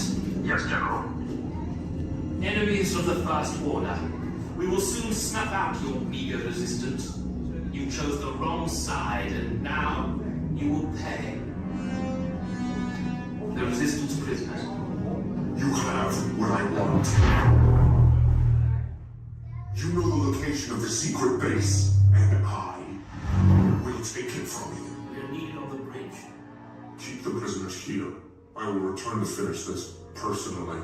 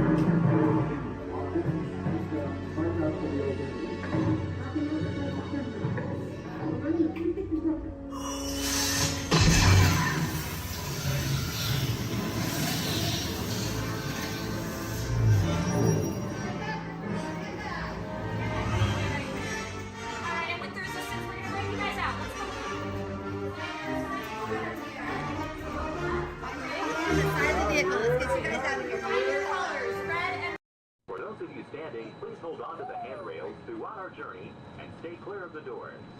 For the comfort of others, no smoking, please. Thank you. As we turn south, you can catch a glimpse of the spires of Space Mountain in the Magic Kingdom. Nearby is Disney's 8th-ranked contemporary resort.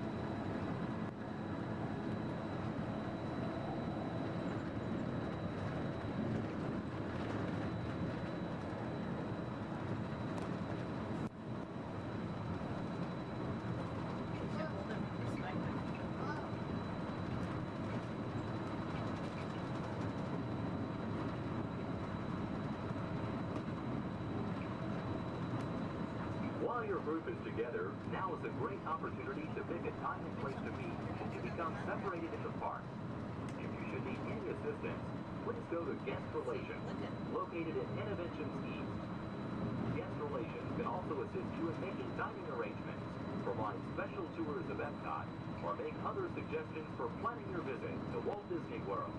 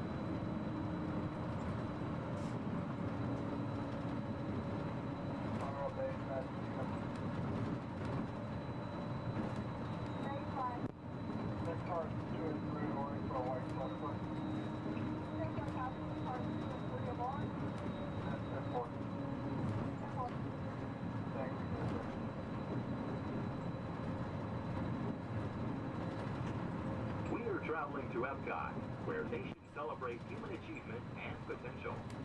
Its 300 acres are divided into two worlds, Future World and World Showcase. Future World offers fascinating explorations into realms of energy, transportation, and imagination. You'll also find adventures in communications, sea exploration, food production, and other vital topics. World Showcase is a community of nations, highlighting the accomplishments and cultures of people around the world. On the banks of the 40-acre World Showcase Lagoon are Mexico, Norway, China, Germany, Italy, the American Adventure, Japan, Morocco, France, United Kingdom, and Canada. Young adults from each nation represented in World Showcase are among your hosts, making this a true international exchange.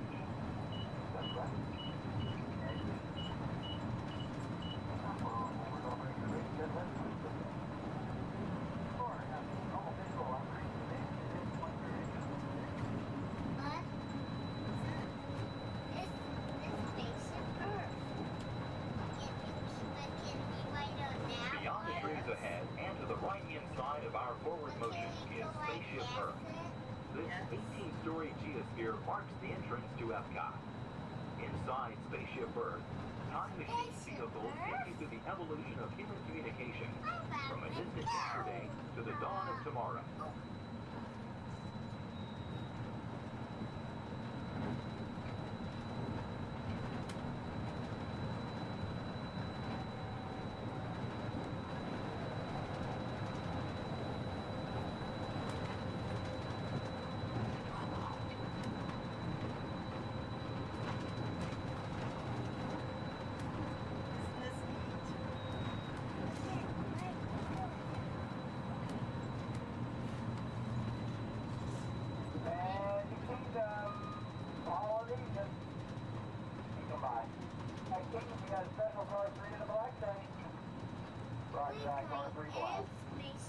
Coming up behind Spaceship Earth is Interventions.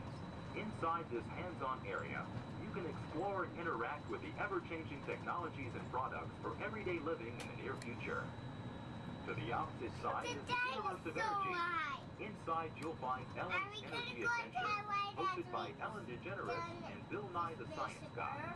Next is the Wonders of Life, where you'll discover Body Wars, which takes you on an amazing trip through the human body. No, we are not going In Test Track, you can experience the acceleration of test driving a vehicle on the fastest and longest ride ever created for Walt Disney World. Coming into view is World Showcase. Directly across from us on the far shore of the World Showcase Lagoon is our host pavilion, the American adventure.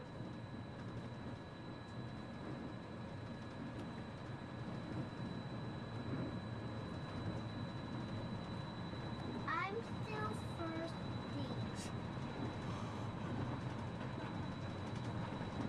Well, I'm sure we can find something for you to drink.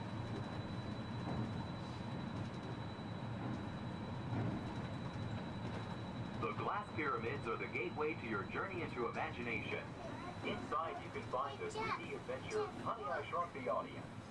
Join Professor Wayne Solinsky as he receives the Adventure of the Year award for his incredible shrinking machine. Next is the land, where you'll discover creative partnerships between people and the land around the world.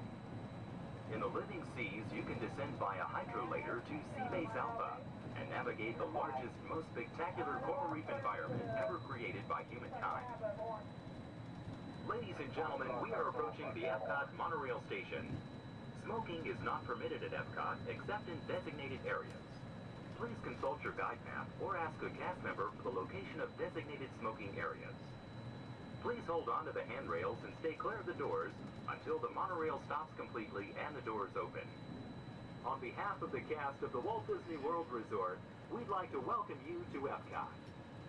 And ladies and gentlemen, this is the Epcot monorail station. If I can please have everybody's attention. Once again, I do need everyone's attention. As you're walking up the platform this morning to the Transportation and Ticket Center, you might have noticed our signs, and if you did not, that is why I'm here. Epcot will be closing this evening promptly at 4 o'clock. Once again, Epcot, the entire park, will be closing this evening at 4 o'clock. Monorail transportation will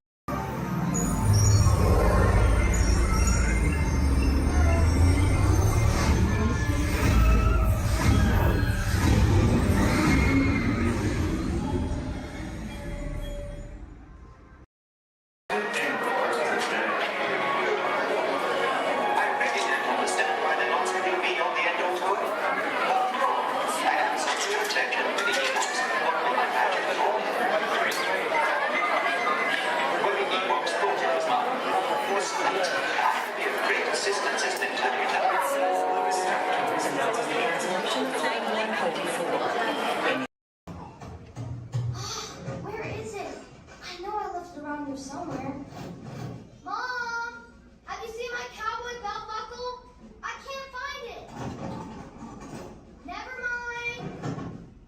Yeehaw! It's rodeo time. Well done,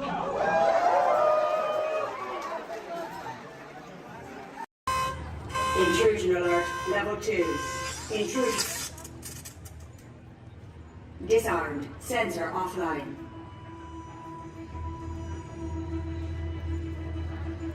Nothing to see here. Move along.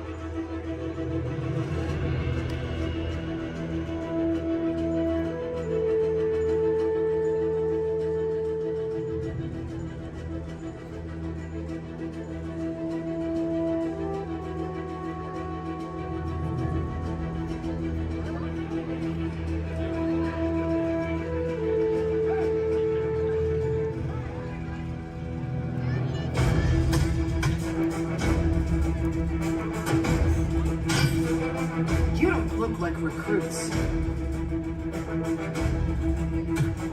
I've got this. Intrusion alarm level 2. All units alerted. My turn.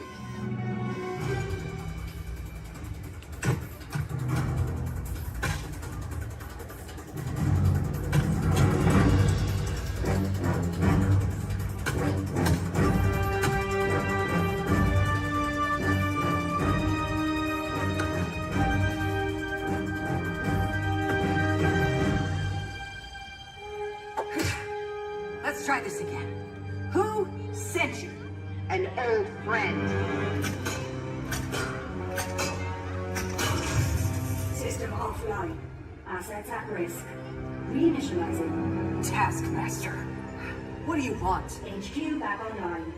Ms. Romanoff, the Wakandan cargo has been secured safely inside the crew deck. It's in the jet. Let's go.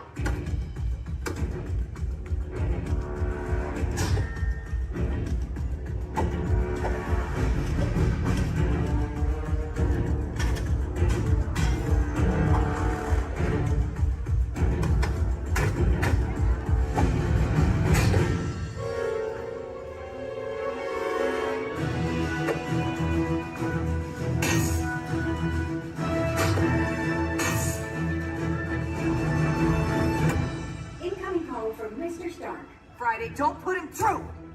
Yeah, she put me through. Hi, Nat. Everything okay? You need help? I don't need help. Yeah, I said help. Intruders, step aside. I won't ask a second time.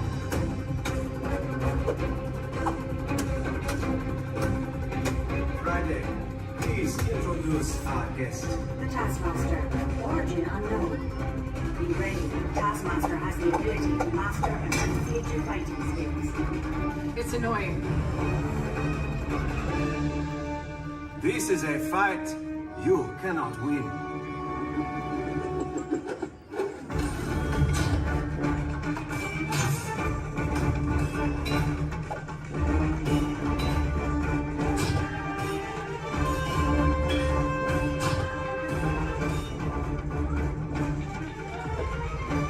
T'Challa, the vibranium! Leave it to me.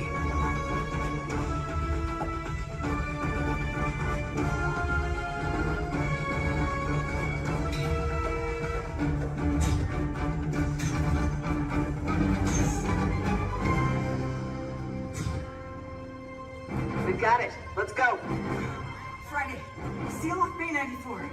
Yes, Miss Romanoff. Bay 94 secured. This is not going to end well for you.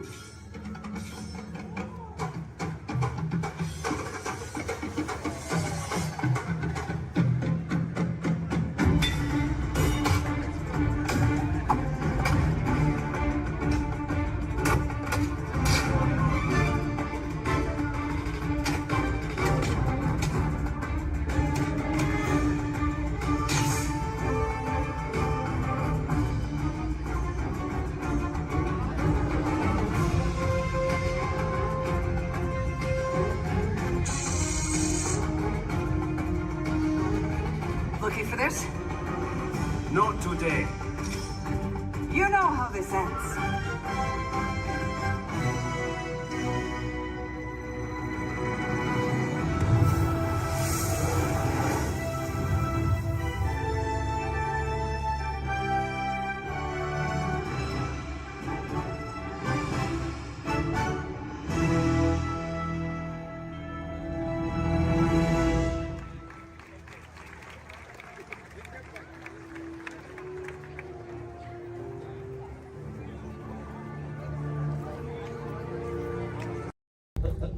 Welcome to the Avatar program.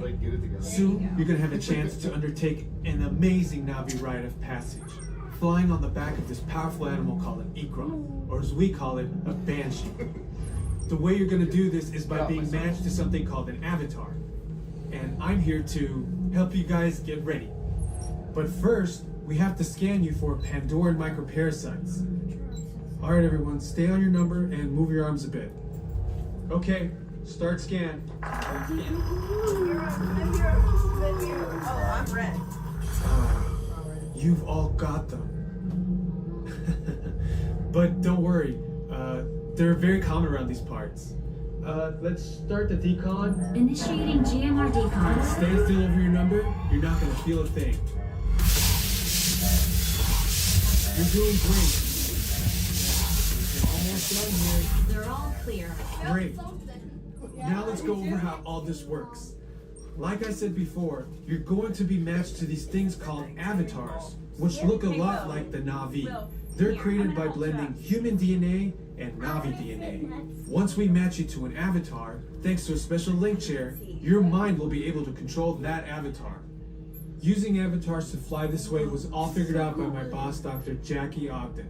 She leads our science team, which is part of the Pandora Conservation Initiative, and we're here in the Valley of Moara studying banshees and their environment. Over a generation ago, this enormous company called the RDA created a lot of damage to the area through their bad mining practices and conflicts with the Navi. Just like on Earth, it can take decades for ecosystems to recover. One way to understand what's going on with an ecosystem is to study what are called keystone species. These are animals like tigers, jaguars, seals. The banshee is one of these important animals. Okay, To get you flying on a Banshee, we need to find each of you an avatar. Let's prep the genetic sampling. I'm on it.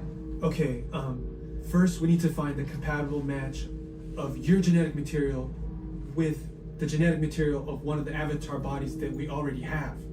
Once we do that, you'll be able to link to that avatar and fly. Help us out and move around a bit.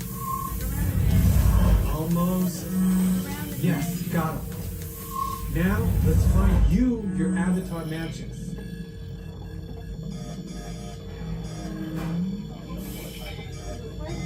Your match?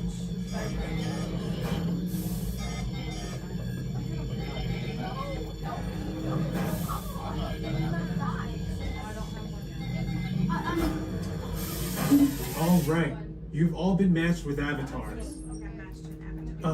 Looks like they're ready for you in the next room. When the door opens, please go inside all the way in and stand over the same number that you're standing over now. And I'll see you in there. I'll be for you.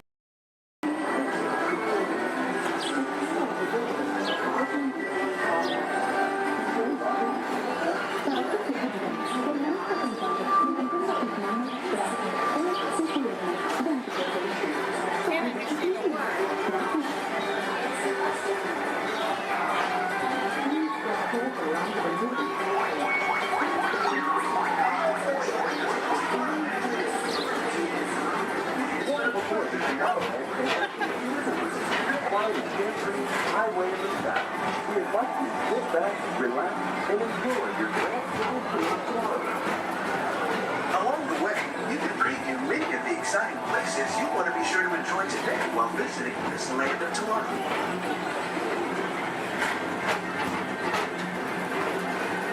The People Mover is the perfect vehicle for people watching, so keep your eyes peeled. You never know who you might see.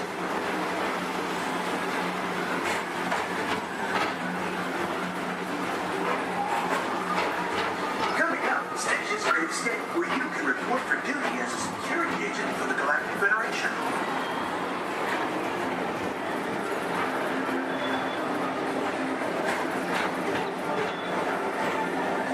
The mission is to keep Experiment 626, the biggest little mischief maker in the galaxy, under control.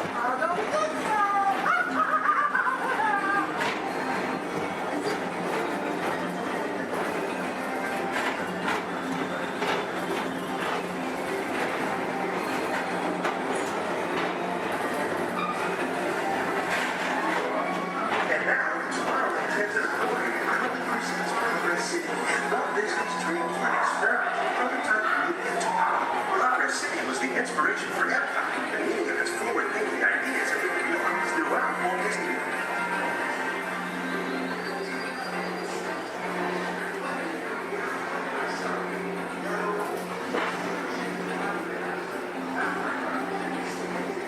If your future includes shopping, then you'll want to visit Mickey Star Traders, where you'll find the greatest goods from around the galaxy. That's right. It's out of this world.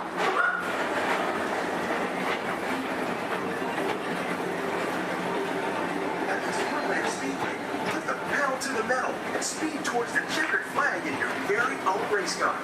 Young or old, this is your chance to drive in the fast lane without worrying about getting a speeding ticket.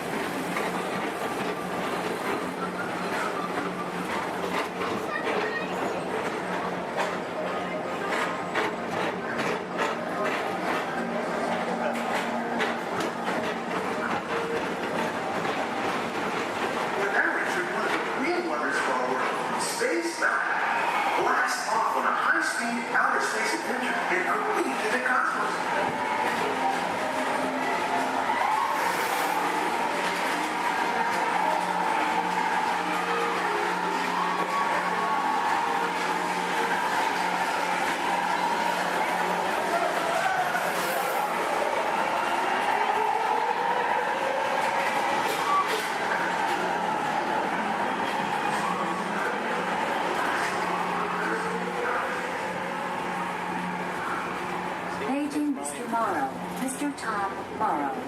Please contact Mr. Johnson in the control tower to confirm your flight to the moon.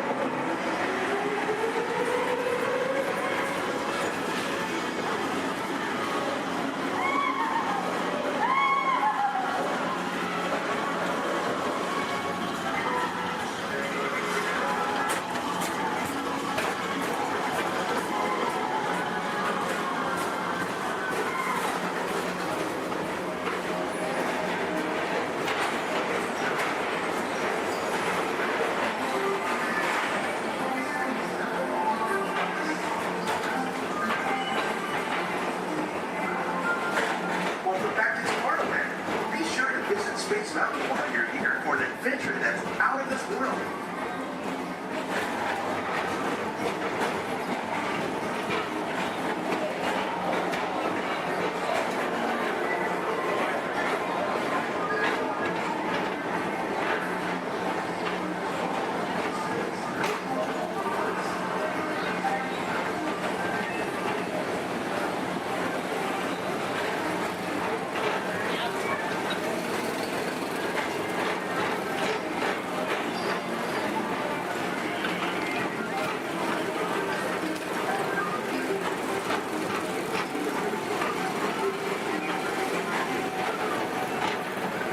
For a different high-flying adventure, hop on board the Astro Orbiter. Pilot your own spacecraft as you take a spin around the planet and ascend to otherworldly heights.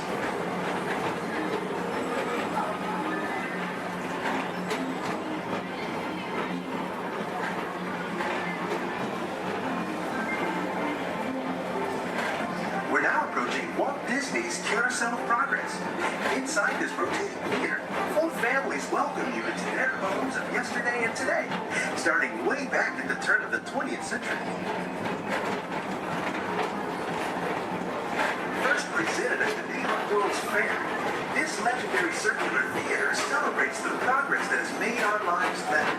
It's a perfect reminder that there's always a great, big, beautiful tomorrow shining at the end of every day.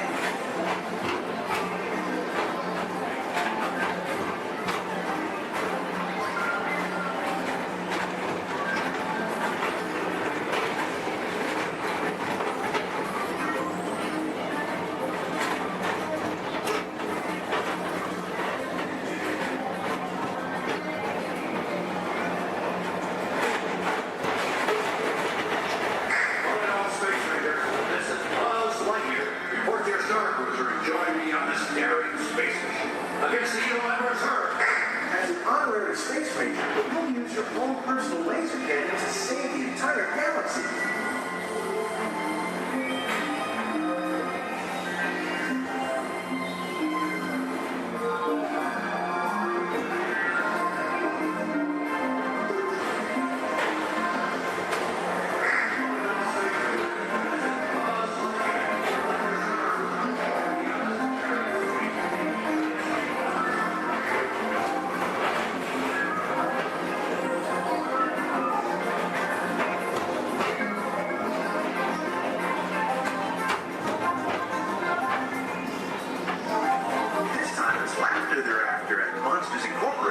So drop in and join Mike Wazowski and all his pals at Monsters Incorporated Laugh Floor. Share the fun.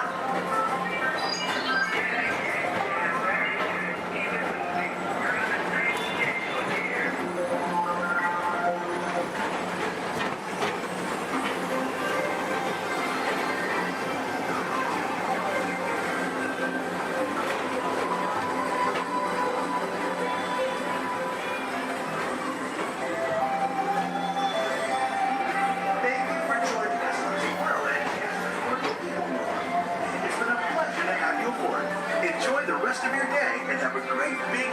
until tomorrow.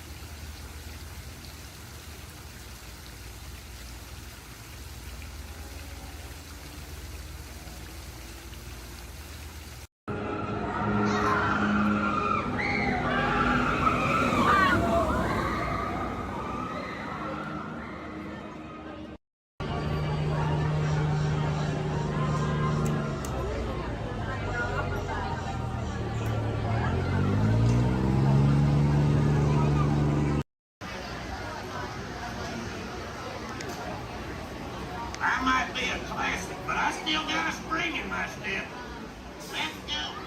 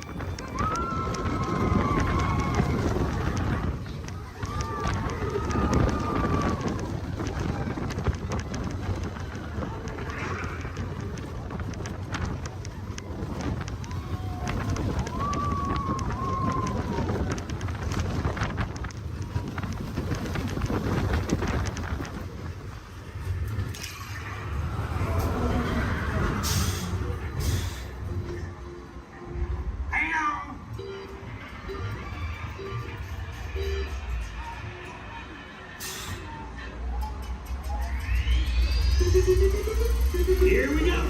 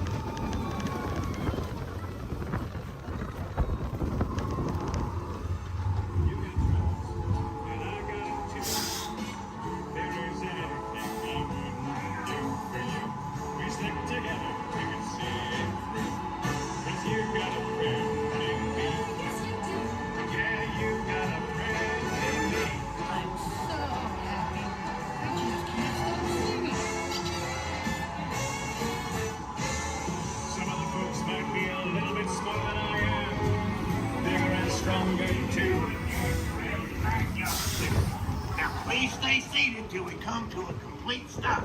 Remember to grab all your stuff and step out to your right. So long, pal.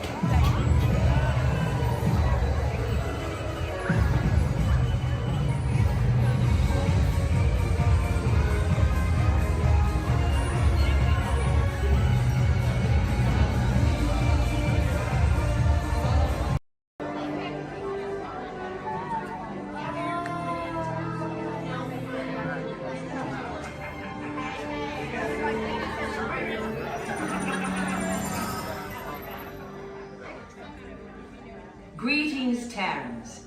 I am Nova Prime Irani Rayal, Commander of the Nova Corps. On behalf of all Xandarians, I hope you have enjoyed exploring the wonders of Xandar. As you have seen, your world and ours were born of the same moment, one which you refer to as the Big Bang. As such, we are all galactic neighbors in a vast universe which we and countless others share. For you to travel to Xandar would take 2.5 million years, assuming you had a ship that could fly at the speed of light. So we decided to come to you. But even we could not have reached you so easily were it not for the Cosmic Generator, an advanced piece of Xandarian technology that creates jump points, artificial tunnels that act as shortcuts, linking distant points in space. It is our desire to share this wondrous technology with your people so that together we might explore new worlds and create a brighter tomorrow. And now, As the culmination of the wonders of Xandar, you will be teleported to a Nova ship above your planet for a demonstration of the cosmic generator. I trust you will find it an unforgettable experience.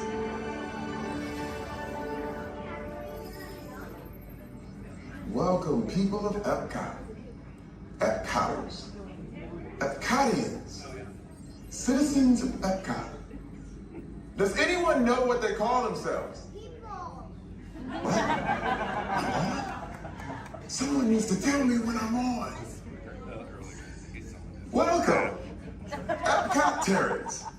I am Centurion Tal Merrick, and we're just about ready to teleport you up to the ship for the demonstration. As you're about to enter a secure Nova area, I must ask you to put away your Terran communication devices at this time. Recording of any type is strictly prohibited. I am very serious about this. Now, please step forward into the chamber. You're gonna love this. You're on! That was the best. That was like probably highlight. You're on! Someone get that guy back on. I should warn you that we have never teleported Terrans before. But since your molecular structure is very similar to Xandarians, it should work. It'll work. So long as you are standing inside the lighted ring. You do not want to know what happened last time someone did not stand where I told them to, okay? Stand by the teleportation. Here we go.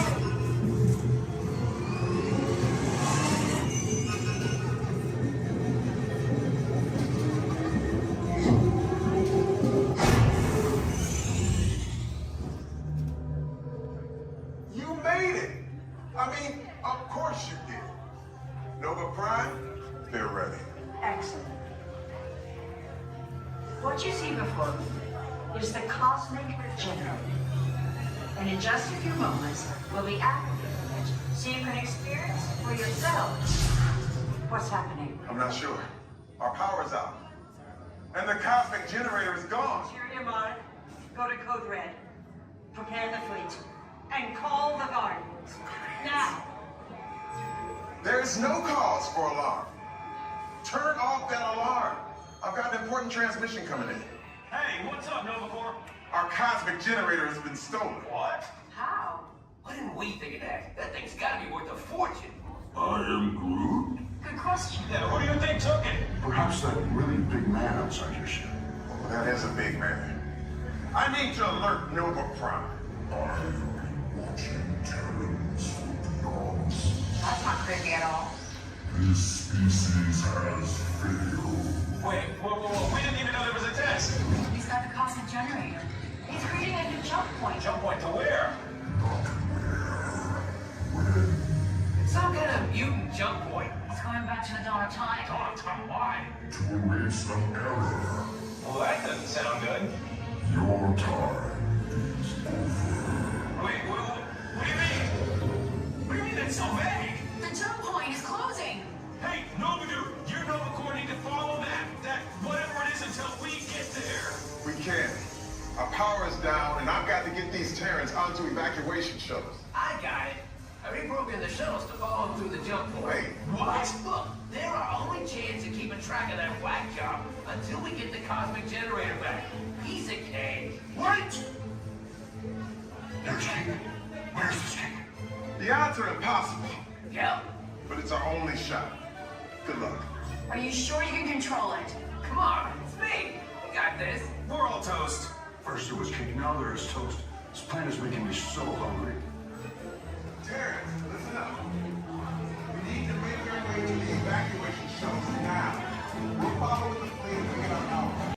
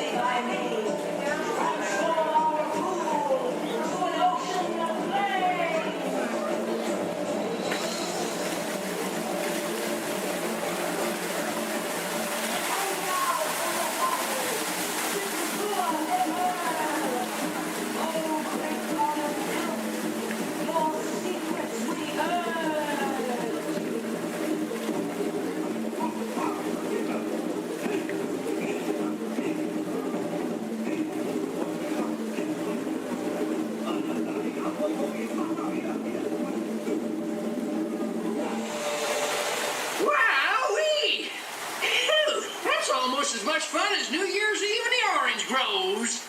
My word, we did get a mite carried away, huh? Yeah. And say, look out there across the water. It appears we're a bit of company. Law me, yes. Welcome, you all. Permit us to introduce ourselves. My name is Claude, and my loquacious cousin over here is... I'll introduce myself, if you don't mind. Hi there. I'm, well, let's see now. It's right on the tip of my beak. Clyde Birdbrain? Oh, yeah. I'm Clyde Birdbrain.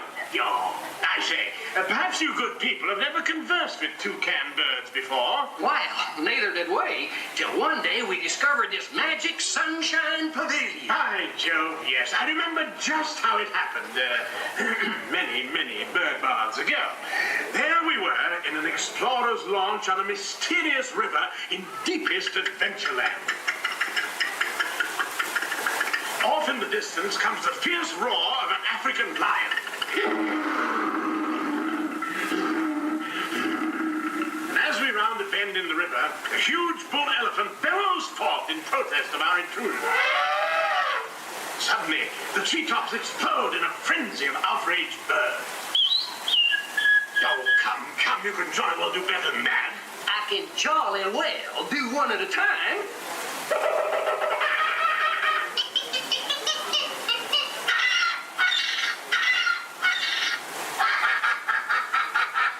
Meanwhile, shifty-eyed crocodiles lurk by the water's edge. Lurk, lurk, lurk. And the giant python slithers down from an overhanging limb. What's happened? What's wrong? I can't stand snakes. Don't be ridiculous. I'm only relating a story. All right, Clyde, enough is enough. That wasn't me. I never even opened my beak. Huh? Excuse me, I hate to interrupt such an exciting story, but they're calling us to the show. Land's sakes, it's already showtime? Land's sakes, yes, it's already time for the show. And Claude, I do believe it's your turn to make the announcement. Righto. Ladies and gentlemen, boys and girls, gather up all your cameras, purses, and other articles, and now turn to your left towards the tall doors. When the drums begin, they'll open magically to lead you right into the Sunshine Pavilion. Is everybody ready?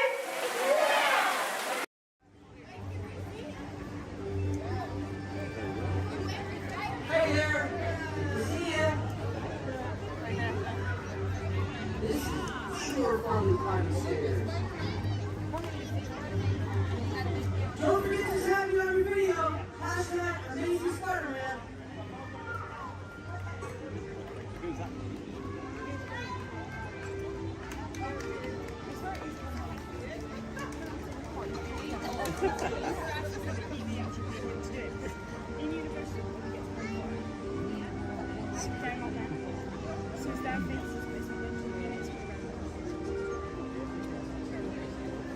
Hey everyone, looking good down there.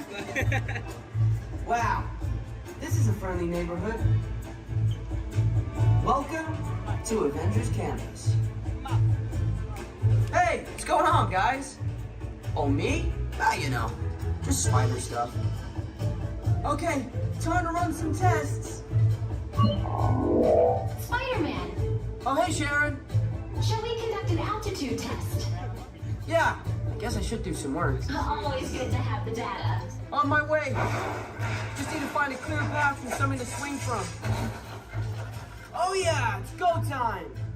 Field testing, here I come.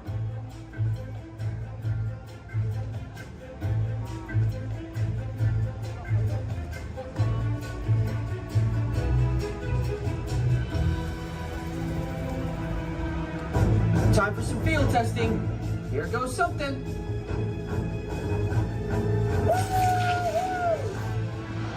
Brace for impact. What?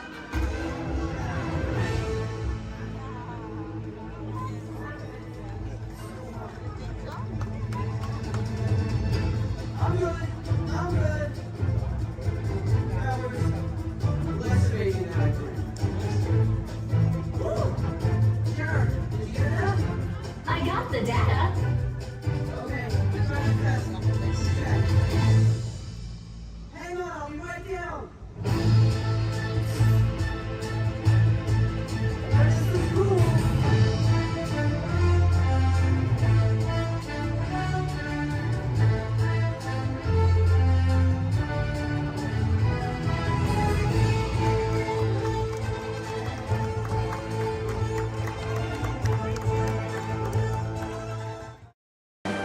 Alright,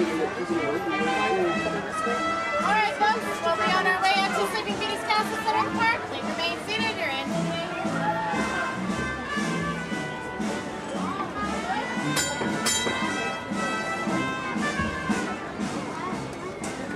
Here we go. Okay. Yeah, with 1 horsepower motor. Yeah. 1 horsepower.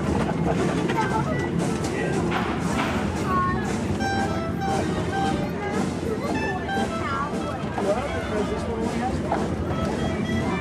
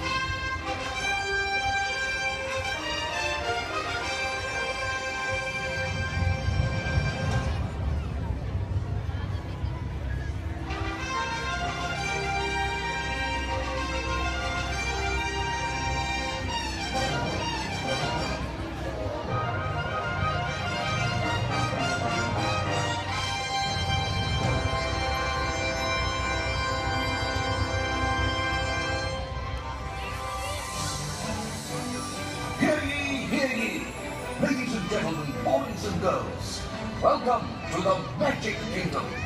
You are warmly invited to join Mickey Mouse and his Fantasyland friends for a magical celebration in the streets. Dreams will come true, hearts will soar, and you will become a part of the magic.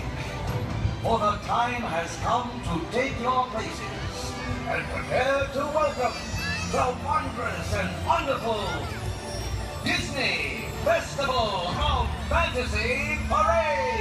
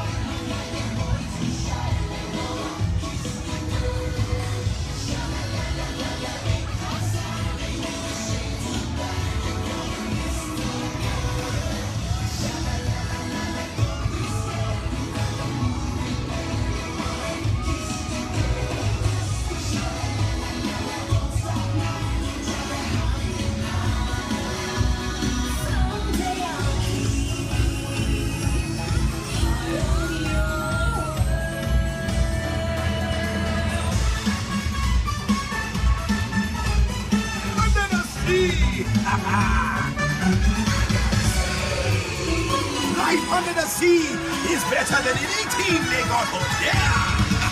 Under the sea, under the sea, when the sun.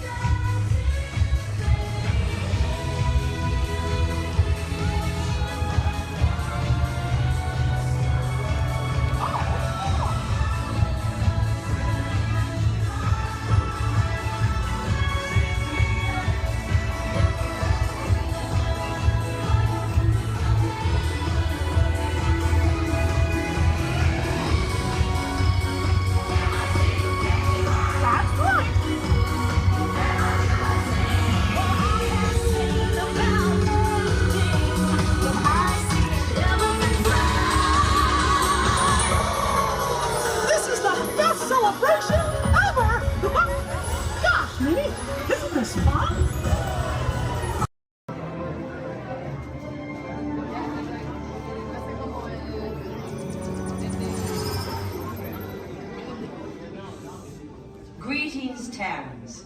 I am Nova Prime Irani Real, commander of the Nova Corps. On behalf of all Xandarians, I hope you have enjoyed exploring the wonders of Xandar. As you have seen, your world and ours were born of the same moment, one which you refer to as the Big Bang. As such, we are all galactic neighbors in a vast universe which we and countless others share. For you to travel to Xandar would take 2.5 million years, assuming you had a ship that could fly at the speed of light. So we decided to come to you. But even we could not have reached you so easily were it not for the Cosmic Generator, an advanced piece of Xandarian technology that creates jump points, artificial tunnels that act as shortcuts, linking distant points in space. It is our desire to share this wondrous technology with your people so that together we might explore new worlds and create a brighter tomorrow. And now, as the culmination of the wonders of Xandar, you will be teleported to a Nova ship above your planet for a demonstration of the Cosmic Generator. I trust you will find it an unforgettable experience.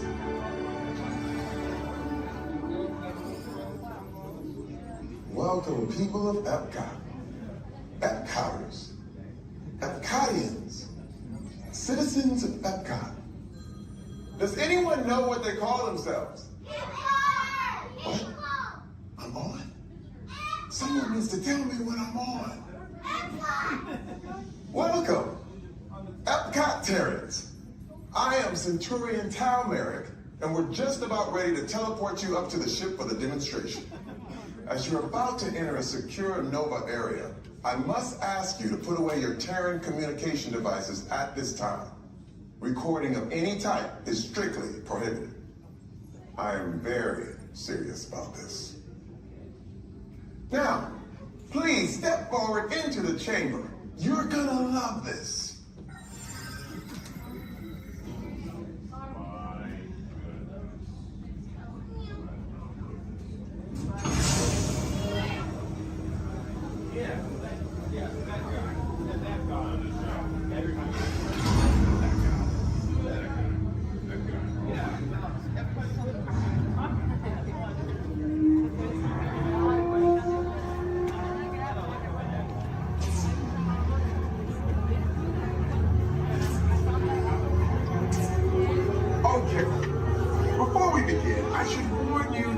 Never teleported Terrans before, but since your molecular structure is very similar to Xandarians, it should work. It'll work. So long as you are standing inside the lighted ring. You do not want to know what happened last time someone did not stand where I told them to, okay? Please make sure you're all the way inside that lighted ring on the floor. We must teleport you till you're all the way inside that lighted ring.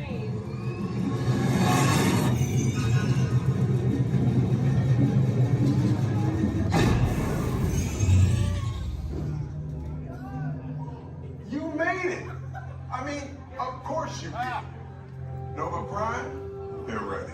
Excellent. What you see before you is the Cosmic Generator.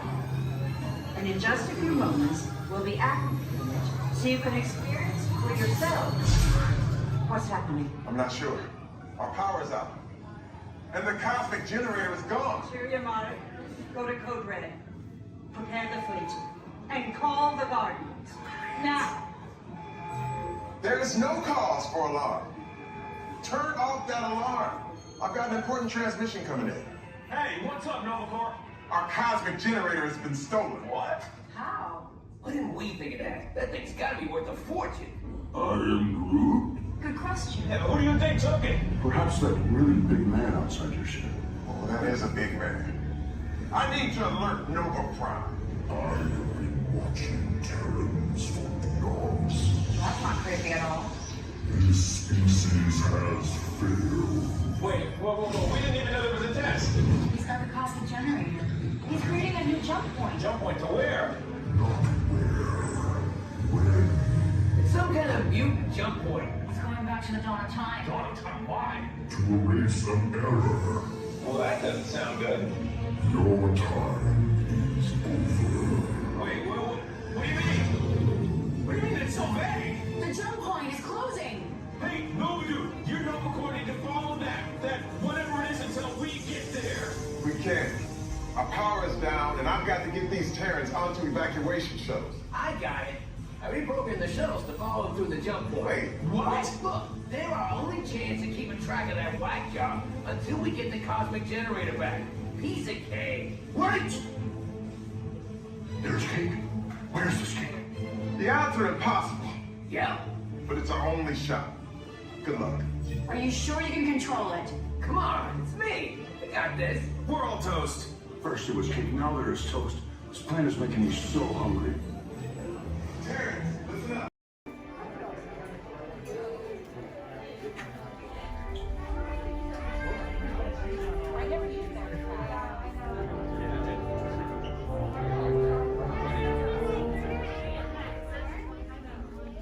Hello, and welcome to Soarin'. My name is Patrick, and I'll be your chief flight attendant today. We'll be getting boarding in a few minutes, but first I'd like to acquaint you with some important safety information. When the doors to your flight open, please take a seat and store all carry-on items in the underseat compartment. This includes cameras, purses, hats, and, of course, these little dudes. Next, fasten your seatbelts, inserting them into the buckle on your right. If smaller aviators don't measure up to the height indicator on the seat, just put the belt through the loop in the center strap before buckled it.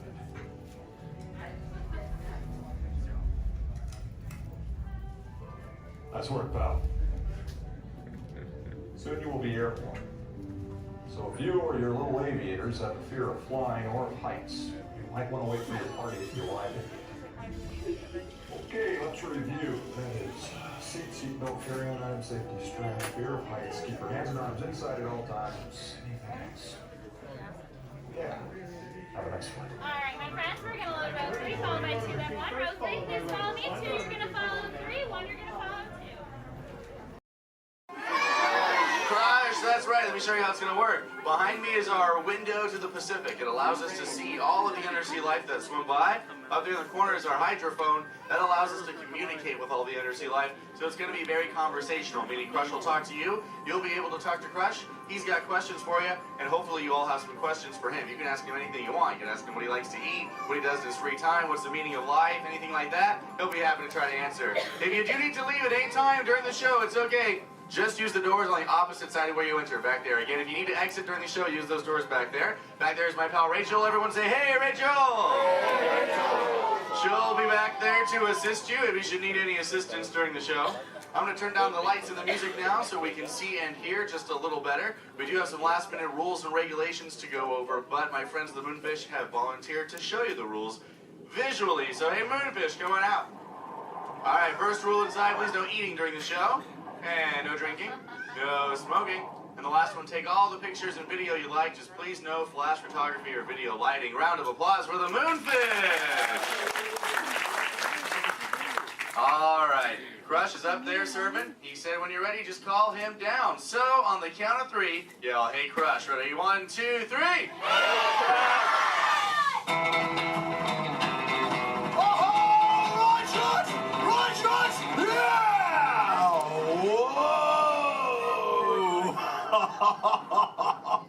Oh, dude, check out the double spinner intro by the turtle.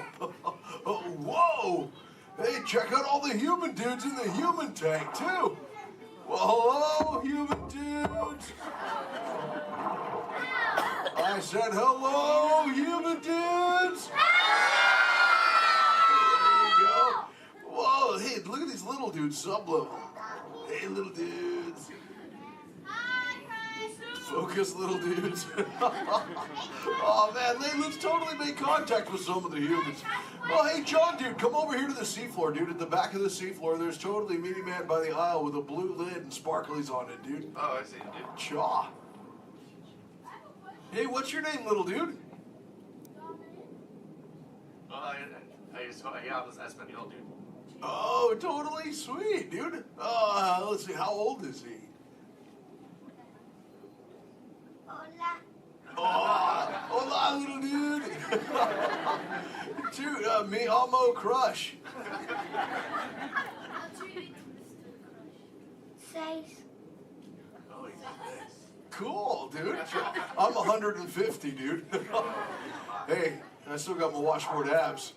Oh, cool. It's actually nice to meet you. It's nice to meet all you humans. I'm here on a mission today. My youngest son, Squirt, he's got lots of questions about you human dudes, but I don't have all the answers. So I have come to get the answers from you. If you dudes think you could help me out with that, say chaw.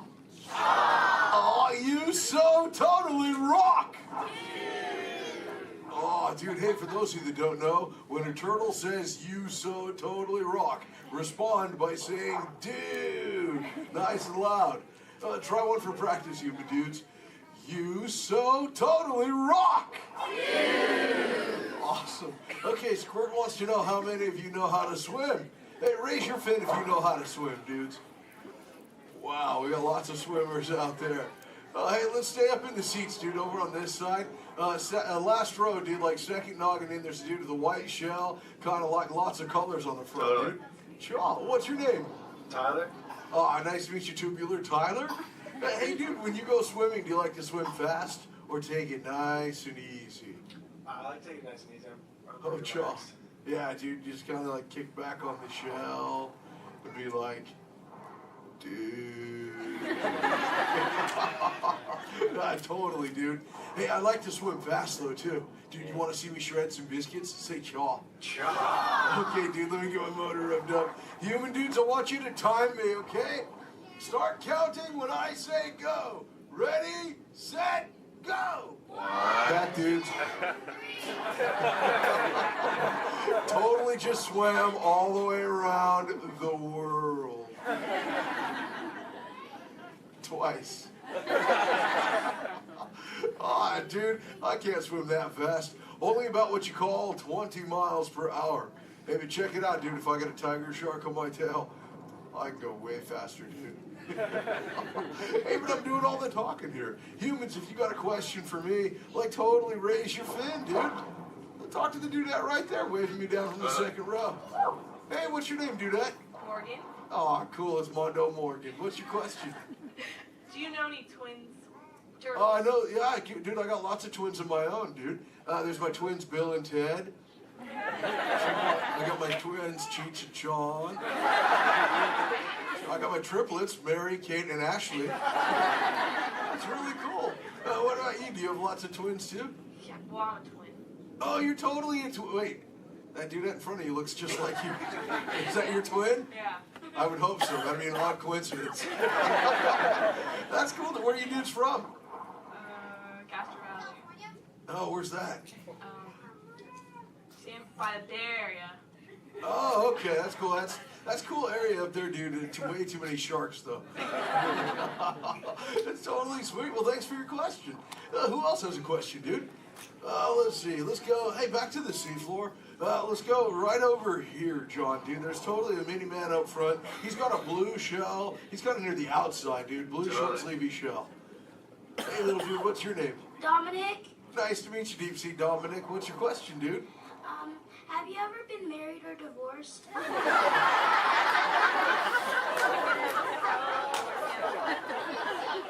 That's a pretty specific question. Actually, dude, most turtles, dude, we don't stay with the same dudette like our entire lives, but I have actually found one that's kept me around forever, dude. Her name is Shelly. She's my turtle dove, dude. We've been together for 130 years, dude. But it's still so awesome, it only feels like the first 75. It's really cool. Hey, can I tell Shelly you said hi? Can I tell her you said hi? Hi. Oh, dude, she'll totally love to hear about you, dude. Let's see, who else has a question?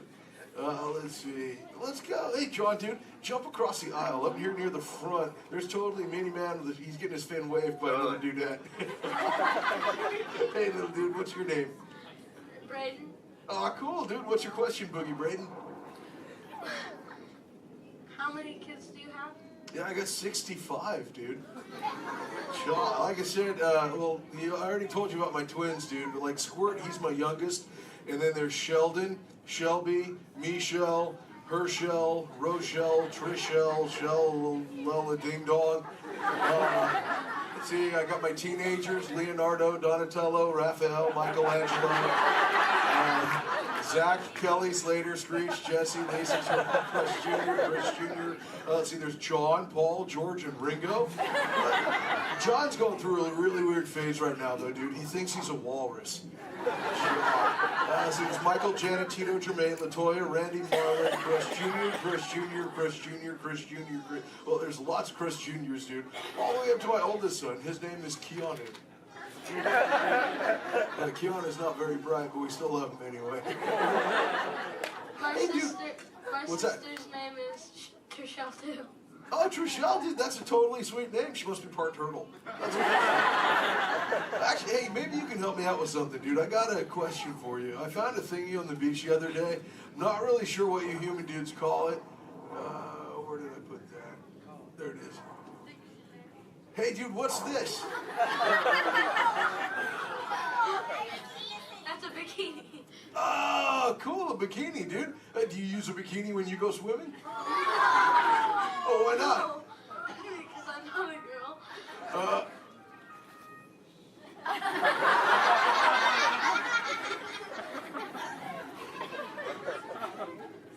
This is for chicks, dude? Does it make me look fat? Anyway, dude. Let's see, dude. Hey, John. Up in the seats, dude, over on the other side. First row on the outside, second noggin over. That dudette with like the specs on the noggin, she had her fin raised too. Where, dude? Sure, from the two noggins to the outside. Oh, totally. Hi, dudette. What's your name? Cassandra. Oh, nice to meet you, Kahuna. Cassandra. Hey, oh, did you have a question too? Yes. What Do you speak a second language? Yeah, I speak a little bit of whale, some orca, and some dolphin. That's pretty cool. I'm learning, like I said, like I speak human pretty well too. But you know, my friend Little Blue, she's like the best at it, dude. Hey, do you human dudes want to meet Little Blue? I think she's around here somewhere, dude. Call her out, dude. Say, "Hey, Little Blue." Whoa, there she is. Hey, Little Blue, dude. Check it out. I was hanging out with these human dudes. Cassandra over there wanted to know if I speak any other lingo, dude. I told her I was speaking just a little bit of whale, dude. I can speak whale. I totally Okay, know. everyone, repeat after me. Hello.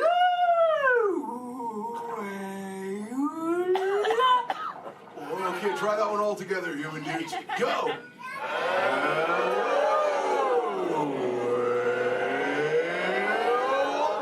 Wow, you human dudes speak whale really good, dude. That was just like excellent.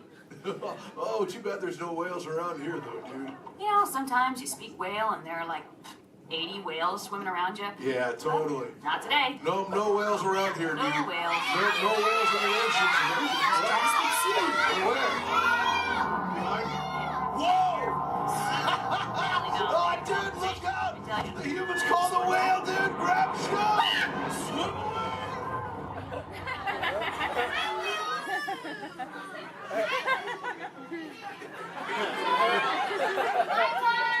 Dude, Little Blue, you're totally a squishy fishy.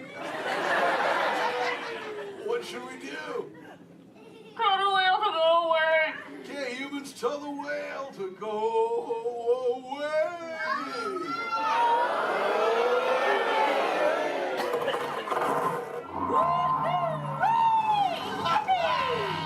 That's excellent. I'll see you later, Little Blue. Hey, humans, put your fins together for saving Little Blue. You so totally rock. Awesome. Thank you so much, human dudes, for sharing with me. I can't wait to get home and share all this knowledge with Squirt. Hey, but before I go, human dudes, remember this. We all share the same ocean, humans and turtles alike. So treat everyone you meet like an oyster, dude, because you never really know when you just might find a pearl, dude. That was was like a warm and fuzzy moment, wasn't it?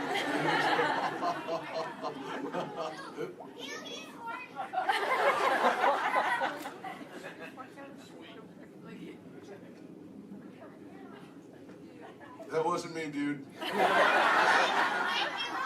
That was my twin. See you later, human dudes. Rock on! Later, Missy Ellen the Crush Man. Awesome. All right, you dudes, find your next buddy and discover into the doors in the back. Thanks for swimming by. All the way down and not sitting on feet or anything else. All right. Well, here we go. Everyone say bye. Bye. Bye. Bye. Everyone say hi. Hi. Hi. Now say bye. Bye. Bye.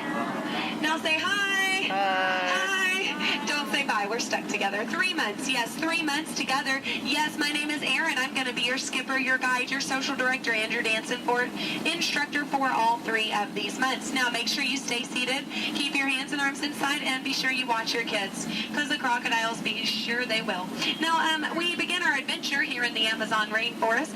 On the left and on the right, you see those beautiful butterflies. Now, they can grow to have a wingspan anywhere from 12 inches all the way up to a whopping 1 foot. Yes, we call them the rulers of the jungle. Over here, we have Inspiration Falls. If you're wondering why it's called Inspiration Falls, it's because if you stare into it long enough, it'll inspire you. Yeah, watch this. Everybody say, ooh. Everybody say, ah. Congratulations, you have now been inspired. Now, if you look right over here on the left, then you'll see nothing on the right. Yep, made you look. We are now in the Congo River in the deepest, darkest part of Africa. Guys, I have a very special treat for you.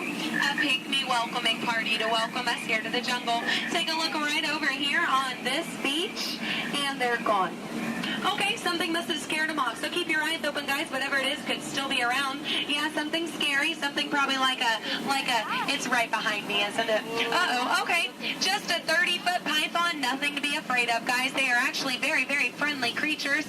Yeah, but they can develop a crush on you. So we're going to stop here by my camp and pick, oh no. Uninvited house guests. That is the worst. But you know what? On the flip side, couldn't get that Jeep started this morning. Looks like they got it to turn over. Oh. Yeah. Well, we are now on the longest river in the world, the Nile River. It is over 4,000 miles long. Yes, if you don't believe me, well, then you are obviously in denial. Up ahead on the left, we have a beautiful African elephant. You can tell that he's an African elephant because his ears are shaped like Africa. Yeah. He actually knows a, oh, he's not going to show off? What about this one over here? Do you feel like showing off? This one over here knows a great trick. We'll see if he decides to take attention. Speak. There we go. Louder. Stay. Good elephant.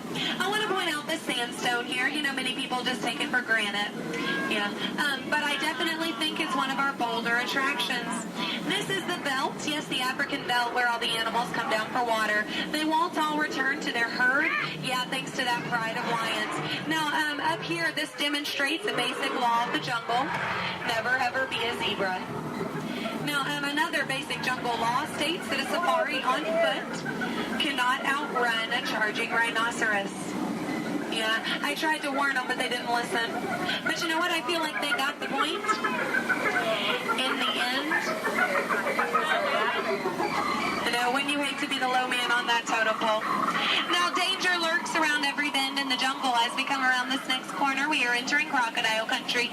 The big croc on the left, that's Old Smiley. Old Smiley is 75 years old. He just lays there all day looking for a handout.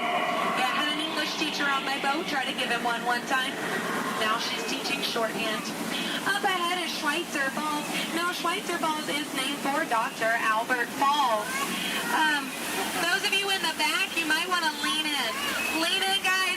Lean in, lean in. It's going to be close. Lean in, or don't move a single muscle. That works too. Paralyzes fear, sir, I understand. Now, people ask me all the time how I landed my job here at the world-famous Jungle Cruise. I think it's plain to see. I took a crash course, because when you've been here as long as I have, you just start to smell. Smell danger, that is. Like up ahead, this pool of hippos. Guys, I know they look cute, but they can actually capsize the boat. I'm gonna use my gun to scare them off. Cover your ears, guys, this is gonna be loud. Shoot! Shoot! Shoot! Shoot! Shoot! Shoot! There we go. Yeah, it's actually a little known fact about hippos. They are terrified of shoes. Now up ahead, headhunters. This is bad. This is bad. This is a very bad place to be headed. All right, stay calm, guys. Don't lose your heads. Yeah, there's my last crew in that boat over there. Bunch of numbskulls. Now that dance that they're doing, that does mean they are going to attack. But they only attack from the right-hand side. Stay focused on the right, and they can't ambush us. Over the top of the hill. They're on the left. Get down. Get down. Get down. Get down, sir. Don't worry about looking stupid. I'm doing it for you. Get down.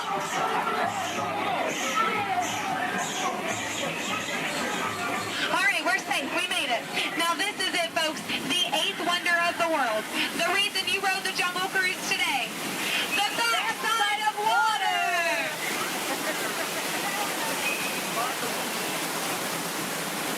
Woo!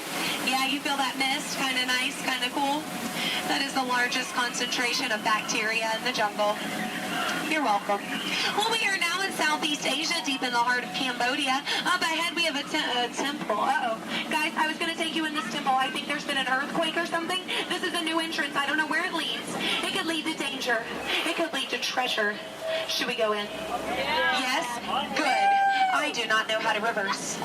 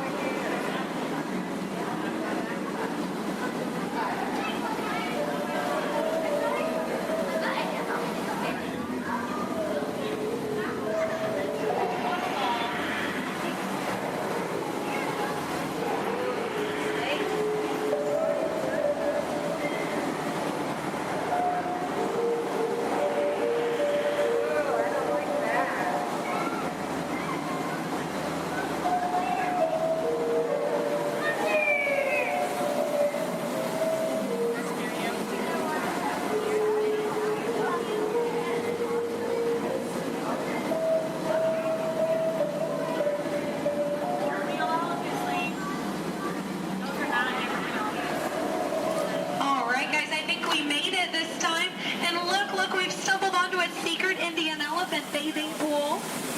Now guys, I know this is their bathing pool, but feel free to take as many pictures as you like, because look, they all have their trunks on. It's fine. Now some of these elephants are very, very friendly, and they might try to spray the boat. So we are just going to scoot on through. Oh no, up ahead. Up ahead. Get down. Duck, duck, duck. Goose. All right. No, oh no. Oh no. Both sides. Oh no. Get down. You fell for it twice. Yeah. No, that one over there, don't worry. He always forgets to pack his trunk. Now, guys, I'm going to take this time to point out some of my favorite jungle plants. That one. That one. And that one. There we go. Those are my favorites. Any questions? No? Good. Over here on the left, you'll see our dear friend Trader Sam. Trader Sam is actually our resident head salesman here in the jungle. Yeah, due to the economy lately, sales have been shrinking. But he is offering a special 2 of his heads for just 1 of yours. Yeah, think about it, because, you know, any way you slice it or dice it, you're going to come out ahead. Yeah. All joking aside, Sam is a really lucky guy. He was the only man from his entire tribe to go to college. Yeah, he actually got kicked out, though, before getting his degree. He got caught trying to butter up one of his professors. Yeah. But he's a nice guy. He actually threw a dinner party last night. Yeah, he invited all the skippers. I got there 20 minutes late, though. All I got was the cold shoulder. Nothing left but finger foods. Yeah, and I was looking forward to it. I mean, his wife makes a great stew. I told him so, and he said, I know. I'm going to miss her. Yeah. You know what Sam's favorite Disney song is? You Got a Friend in Me. Yeah. I'm not making these up, guys. They're actually written in the script. Yeah. Yeah. Now we are approaching the dock, yes, which means it's the most dangerous part of our journey. My attempt to dock the boat. So make sure you stay seated. Watch your elbows over here on this side. We don't want unnecessary peer pressure up ahead. Now, when the boat and the dock reach the same speed, you'll exit out the same way you came in. Everybody over here will use the back door. Everybody over here and in the center will use the front door. Just remember not to cross the crates. Yes, don't cross over the boxes. I don't want you to trip and fall. You'll have 2 bad trips on the same boat. I thought one was enough. Now, guys, we've really been through a lot. I have to tell you, out of all the crews I've had today, you guys have been the most recent. There we go. No, really, that is an honor only a few thousand people get a day. So you should feel very, very special. No, really, guys, if you find yourself passing by the Jungle Cruise later, I understand. Yeah. But if you want to stop and say hi, I'll be around. And around. And around. Stay in school. No, I'm kidding, guys. I'm kidding. 4 years of college. Yeah. My mom is so proud of my brother. He's a doctor. I tried to be a doctor. I really did. But I don't have the patience. Yeah. No, is that... Those are raindrops I hear hitting the top of the boat. So, yeah, it looks like we're going to get a little wet. Just a reminder, our dock is made out of pure hickory. Yes, so as you exit, you will be stepping out onto a slippery hickory dock. Make sure that you watch your step on the way out. Yes, watch your step, but don't step on your watch. That is just a waste of time. Yeah. Now, guys, if you did enjoy your cruise today, my name is Skipper Aaron. If you did not, the name's not important. No, it's not.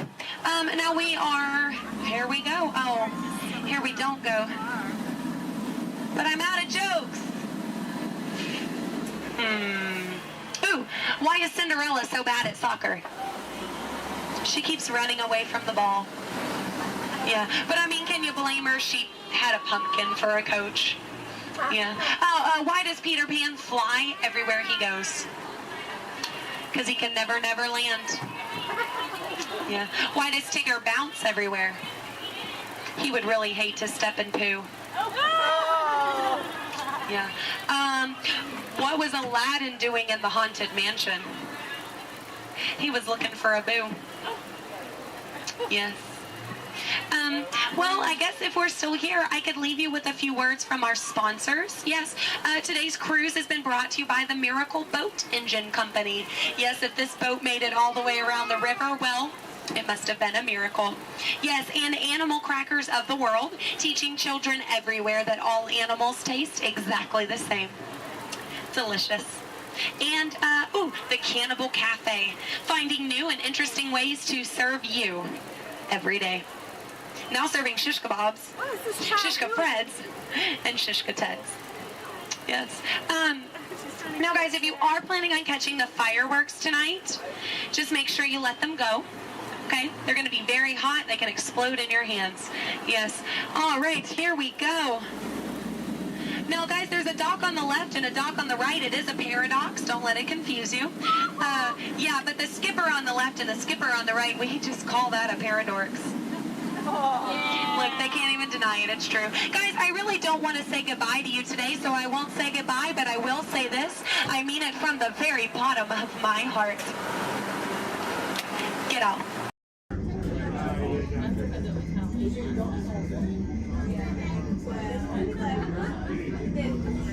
This is Disney's Port Orleans French Quarter Resort. Please collect your belongings, watch your head and step as you disembark, and take some home to our fun.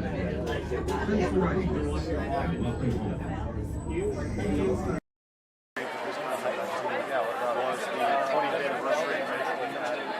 Oh my God, that was the most amazing celebration I've ever seen them do. It was, I think they're sold out dancers, but they're so kind of like 200 dancers on Main Street. And then 3 different marching bands. And the whole day of the answer, you just get Nothing going on. Roy Disney standing up where his dad stood, reading the dedication synced with his dad. I was the only one that got that joke.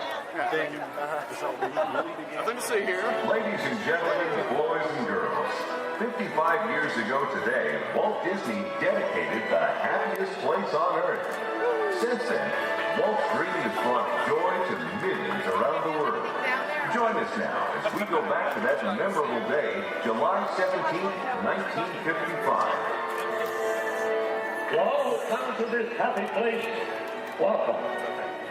Disneyland is your land. Here age relives fond memories of the past. And here youth may savor the challenge and promise of the future. Disneyland is dedicated to the ideals, the dreams, and the hard facts that have created America, with the hope that it will be a source of joy and inspiration to all the world.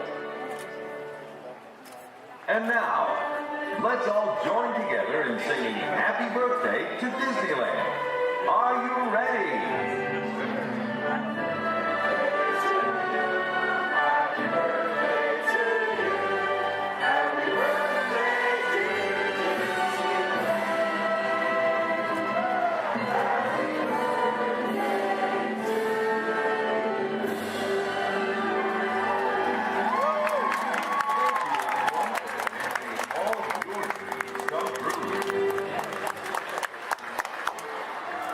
That's it. All right. Everyone go home. Oh, dancing.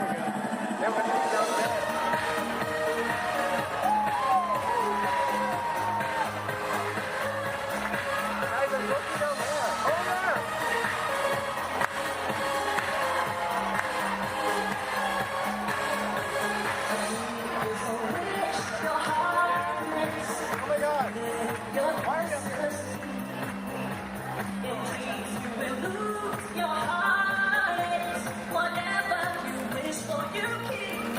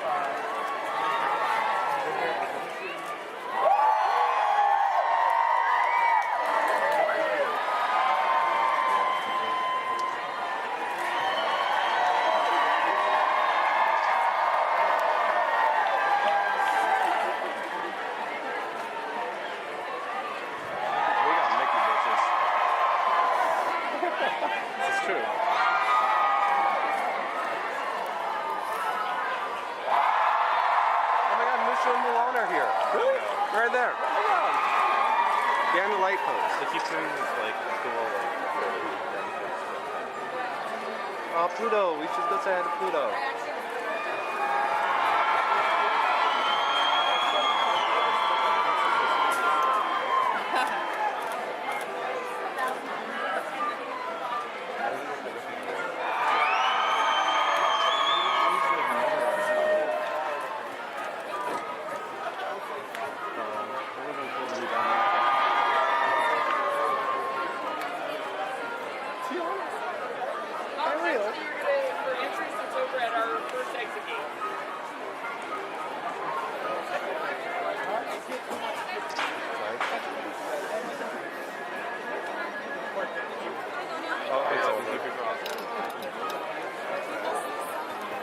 Some of them are leaving now. It's over. Everyone go home.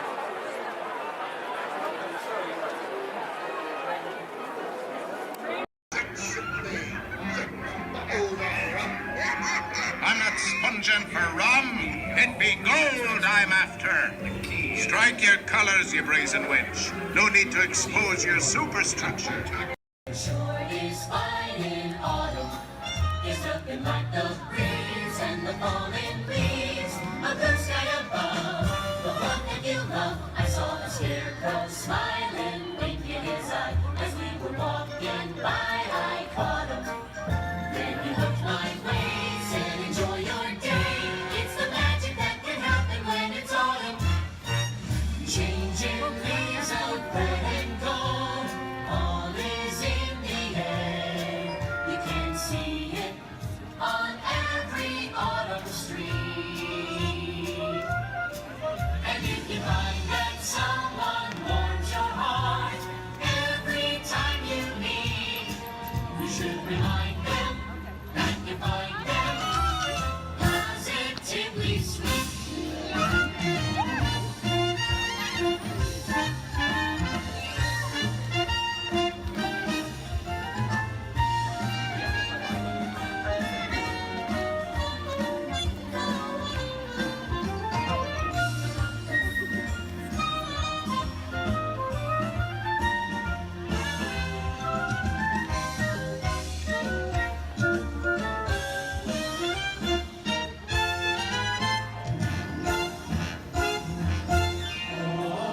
Shine on, harvest moon, up in the sky.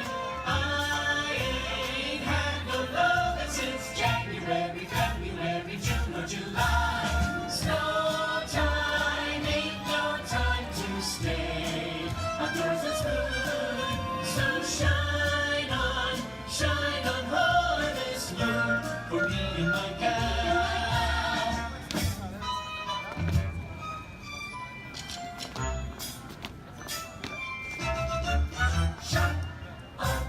Shine on harvest moon. It's autumn, wonderful, beautiful autumn.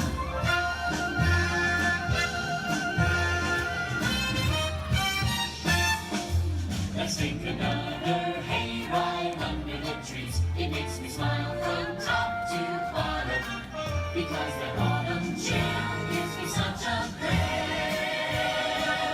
It's the magic that can happen when it's autumn. When it's autumn. When it's autumn. When it's autumn. It's the magic that can happen when it's autumn.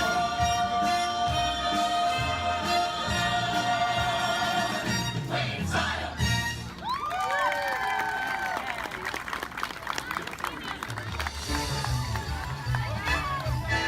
Thank you for joining us on Main Street, USA. And from all of us here in the Magic Kingdom, we hope to see you again real soon.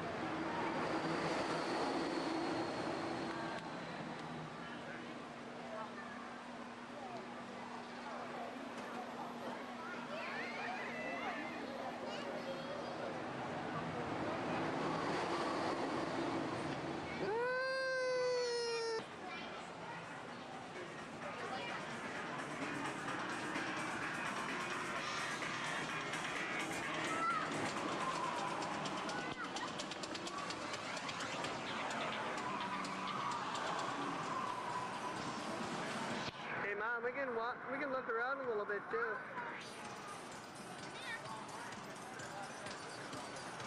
One ahead. Stick them out.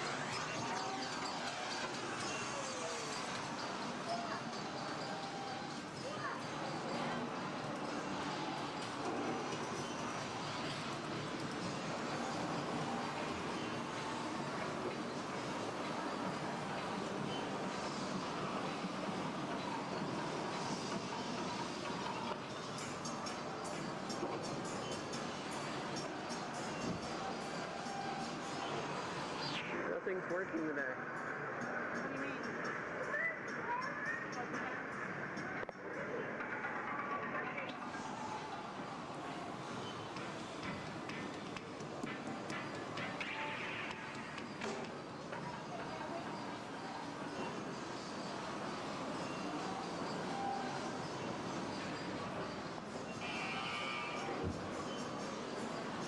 Mom.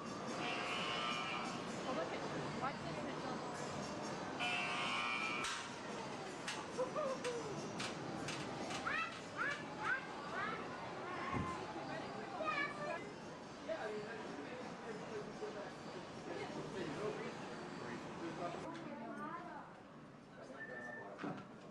Yeah. Uh-huh. Oh, yes. Oh, okay. Hold on. 1 second. Okay, got it.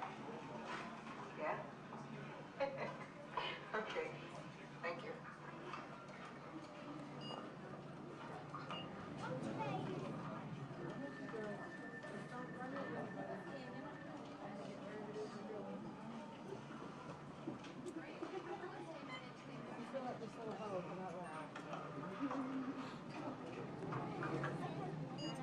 Bill.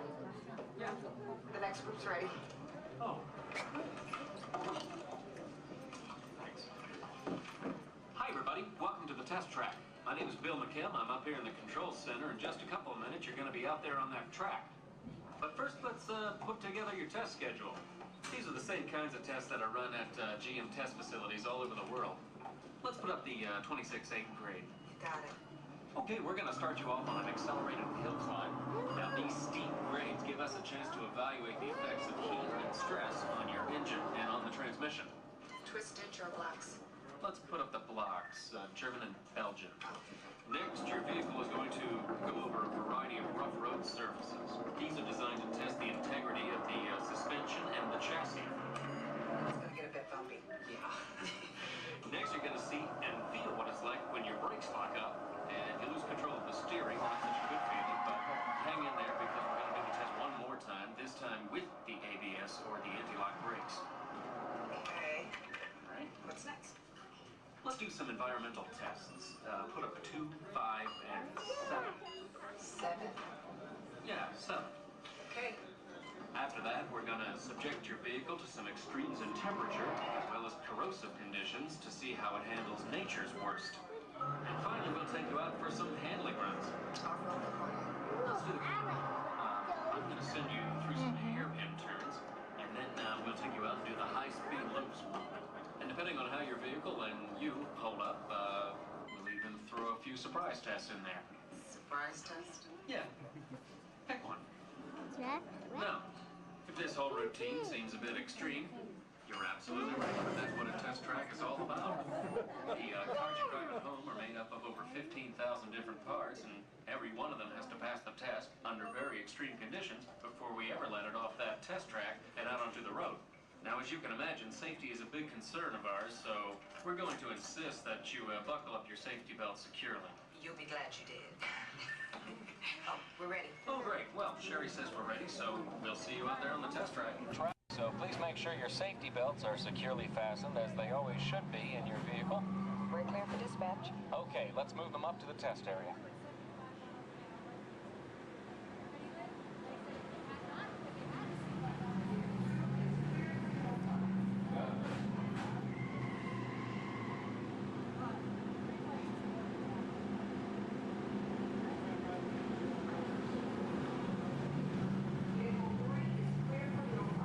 Okay, here we go.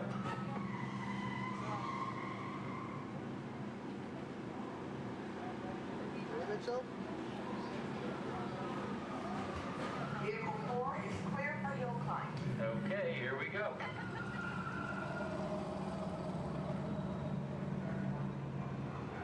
The torque and transmission load data are looking good. Great, let's proceed to the rough road tests. You got it. Like your car.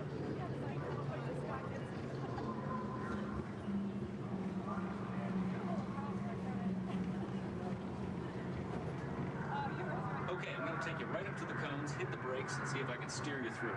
Hold on. Braking now. Okay, we're back on track. Let's do that other sequence.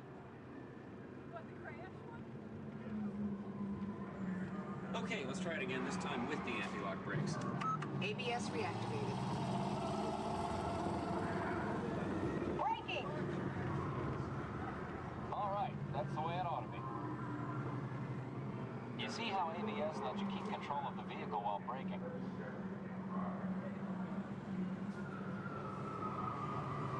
Let's demonstrate some extreme test conditions. Okay.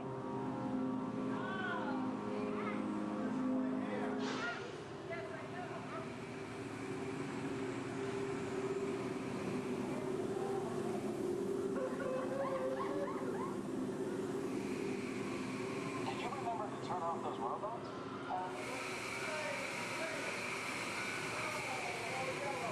Clear for track course A. All right, let's pick up the pace. Increasing speed 10%. So it's not a matter of just playing along, it's just 20%.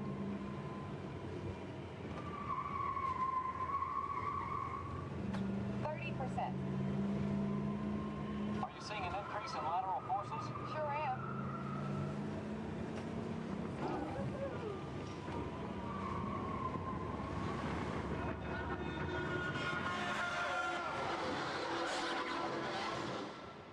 And that's what we call an evasive maneuver.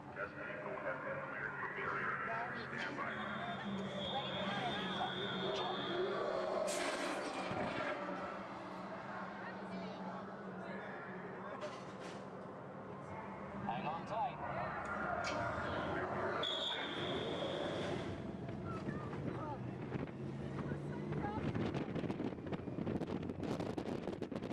Increase speed for the loop.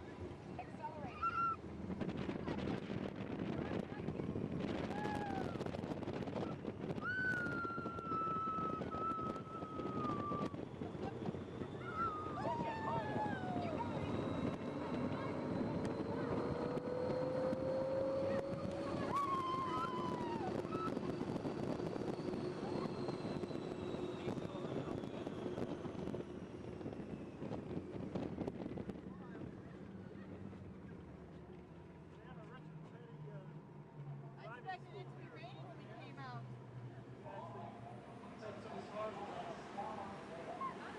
As long as they're heated up, let's grab a thermal image. Will do. Cameras on. Looks like all components are well within those parameters. Well, all right, that completes our test schedule. Let's download the data.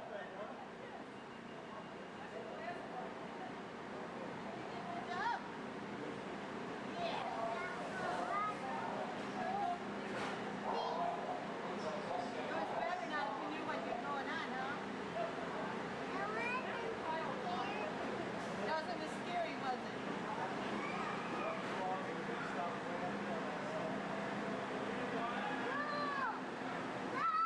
Enemy of the Galactic Alliance. Send reinforcements immediately. Calling Star Command! Calling Star Command! New reads!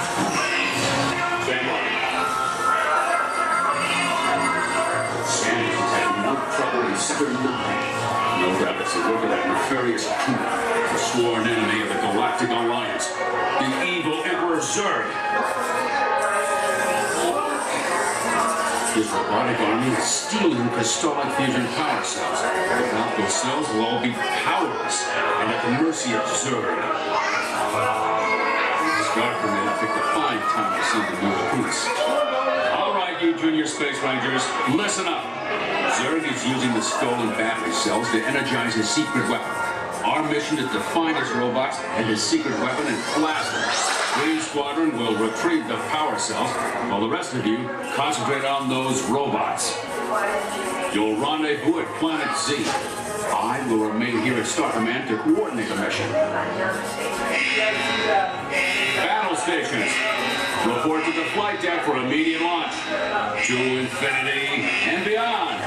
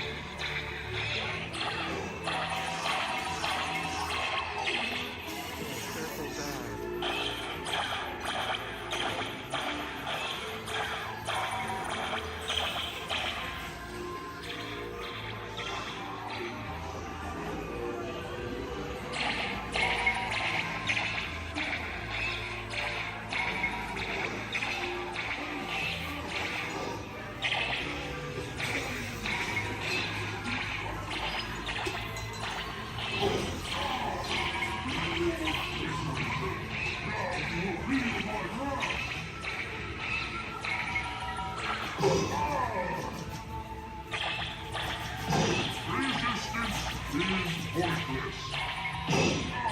You interfered for the last time. Now you must be punished. You give me no choice. I must destroy you.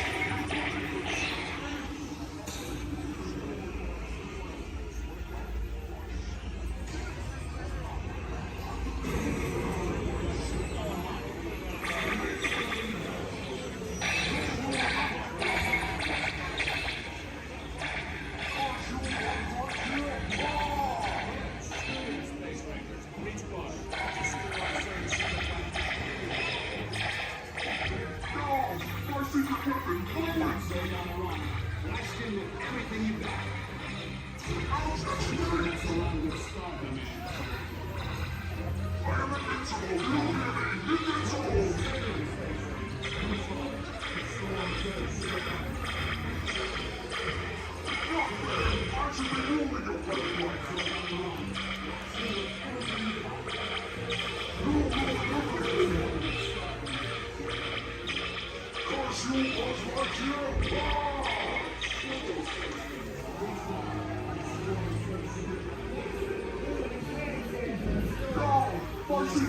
my wrath.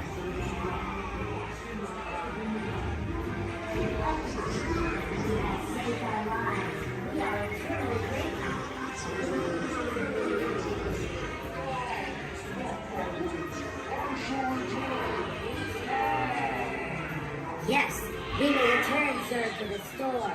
He is a bad toy.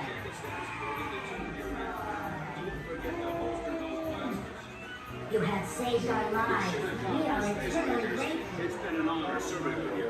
Check the status board to determine your rank. And don't forget to holster those blasters. Mission accomplished, Space Rangers. It's been an honor serving with you. Check the status board to determine your rank. Don't forget to holster.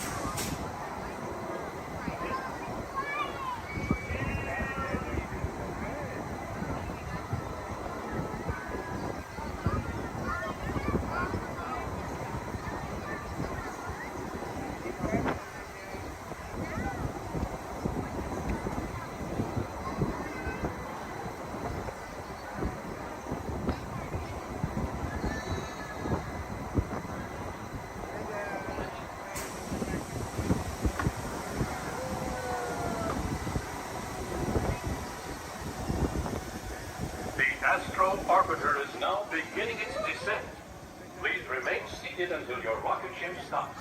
Then follow the arrows to the flight. Welcome back, pilot. Look inside yourself.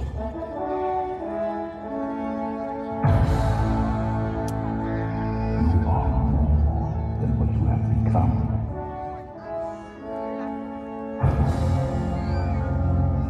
Remember who you are.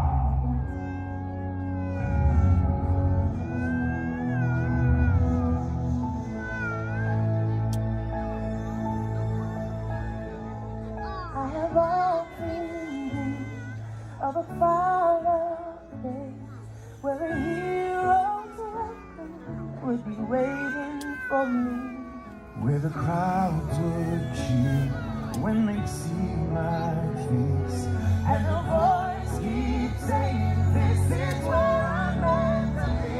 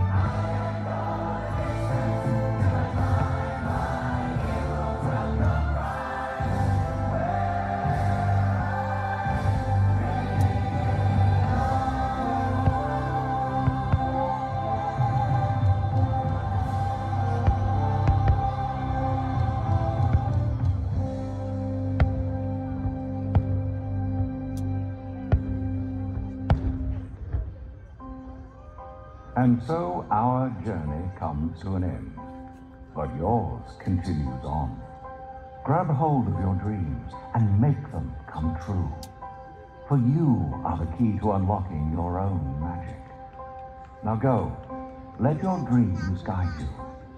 Reach out and find your happily ever after. The battles, the stories, the losses, and all the glory were changed by the way we live every day. Just look up and reach to the sky. We all have the courage to fly.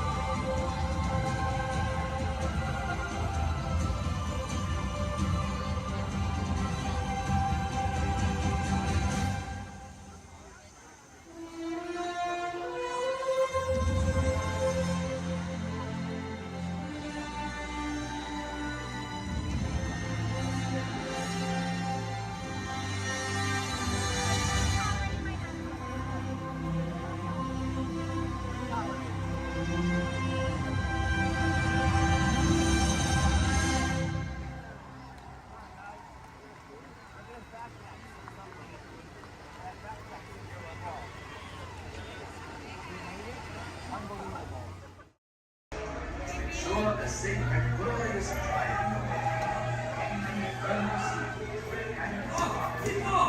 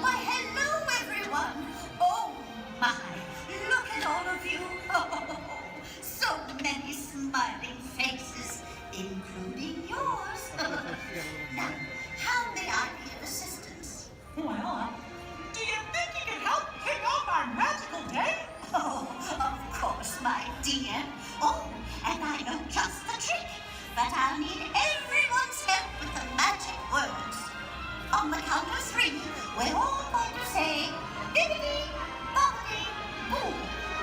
Here we go. 1, 2, 3, bibbidi bobbidi boo. Let the magic begin.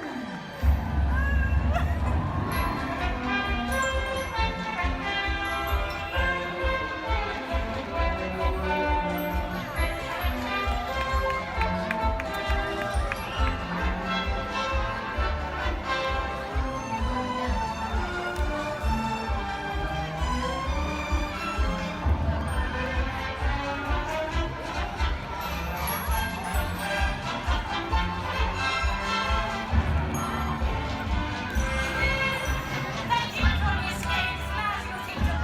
Have a wonderful day. Well, what are we waiting for? Let's get going. See you real soon.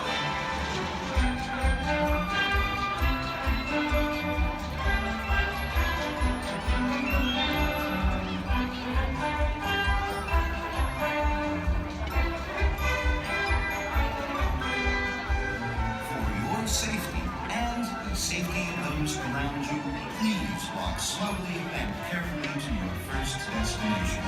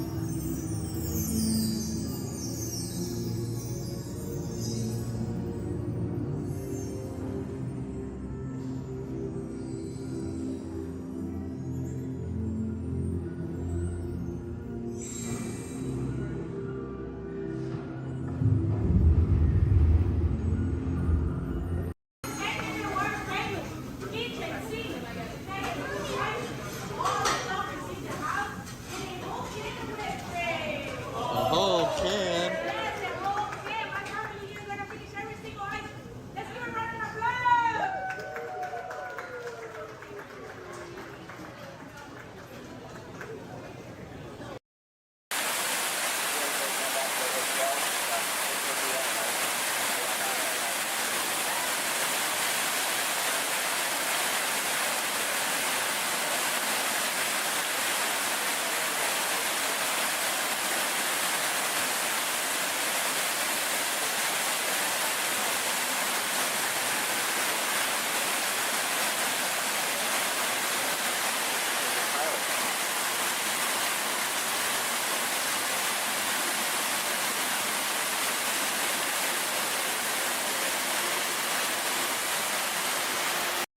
On award, and if everyone's ready, here in Harambe we say Twende, and that means let's go.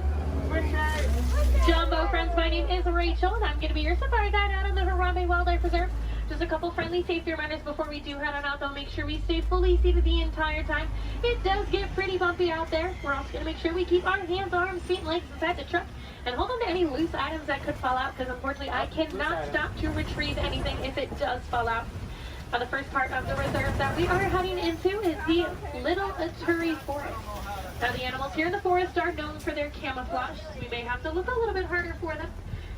Although over on the right side, the brown-colored animal with those striped legs, that is an okapi. Now, okapis might look like they are related to zebras with those striped legs, but they're actually one of the only living relatives of the giraffe. Now, if you look closely at its head, they kind of have the same skull shape the giraffe has. They also have the same tongue that helps them get into vegetation. Now, that black and white bird that's hanging out down there kind of by the water as well, that is a saddle-billed stork. They can stand at about 5 feet tall with a wingspan all the way up to about 9 feet long. So if you look up above you, that is about the length of the canopy that's on top of your head. Now, they get their name from the yellow saddle shape on their beak, and they do also mate for life. So once they find their partner, they're with them for the rest of their life. Definitely be on the lookout for another one. There's usually another one that hangs out pretty close.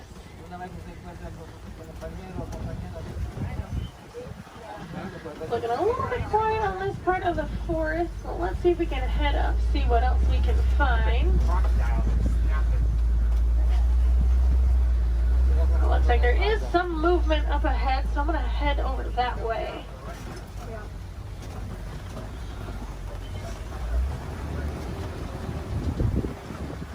Alright, so coming up on the left, you might see there's some light tan colored animals kind of huddled underneath the tree, kind of by that bamboo. Those are greater kudus, and then actually up kind of under the trees, and then also at the top of the hill up there, those darker brown colored animals with those horns on top of their head, those are bongos. Now, bongos are very shy and reclusive animals. That is how they get their nickname, the ghost of the forest. Both males and females do have those horns on the back of their head. And if you notice, they're angled backwards. That stuff won't get through any of that thick and tangled brush here in the forest they usually live in. Alright, it looks like we're going to cross over some water, so that means we're heading out towards the Safi River. You're going to want to keep your eyes near the water, looking for any kind of shadowy figures. A lot of times you'll see Nile crocodile or even Nile hippos. Now, hippos will spend most of their time in the water, and even spend about 8 minutes at a time underneath the surface. The average male hippo does come in at about 5,500 pounds, and they do kind of float to the bottom of the water and walk along the bottom rather than swim. Although to be fair, if I was 5,000 pounds, they'd probably do the same thing. It takes quite a bit of energy for them to swim around. I haven't seen any yet, but they do have a couple spots here in the river, so we'll head up. Now, those white and gray birds that are hanging out on the island, those are pink-backed pelicans. They do get their name from the pink coloration that their feathers get during mating season. That's not actually the feathers that turn pink, though. It's their skin that turns that color. It kind of makes their feathers look good.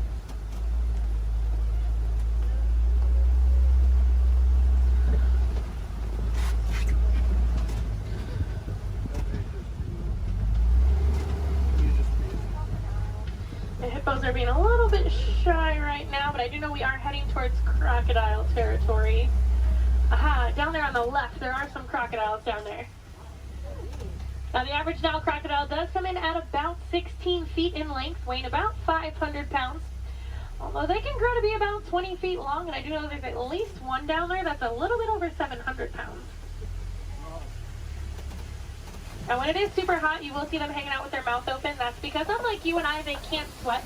So they do open their mouth. It does help them regulate their temperature, keeps them a little bit cooler. You'll notice a lot of the animals here in Africa actually have some sort of natural cooling capabilities. It does get pretty hot out there.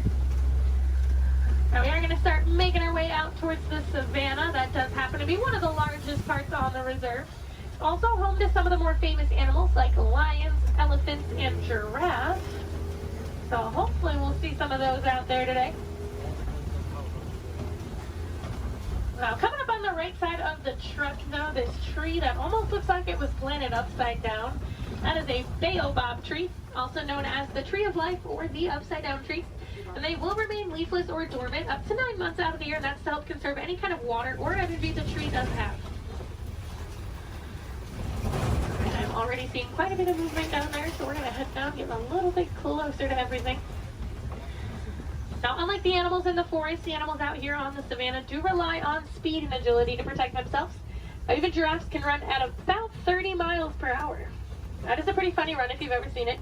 Kind of see the head move way before you see any other part of the body move. Alright, coming up, those animals with those really big horns hanging out there on the right, those are Ankole cattle, also known as the Watusi cattle, after the Watusi tribe that did first domesticate them. They are one of the only domesticated animals here on the reserve, and those horns might look really big and heavy, but they are actually mostly hollow with kind of a honeycomb structure on the inside, so they are fairly light. Now, these zebras that are hanging out here pretty close, these are Hartman's mountain zebras. If you look closely underneath their neck, you'll see a little flap of skin. That is called a dewlap. Now, that does help them regulate their temperature. They're also the only zebra species that has it, so it does help us identify them as Hartman's mountain zebras. Now, a group of zebras is called a dazzle. And if you've ever wondered if a zebra is black with white stripes or white with black stripes, just look at their nose. If they have a black nose, they're black with white stripes, and if they have a white nose, they are white with black stripes. Alright, we are going to slowly start making our way towards those giraffes.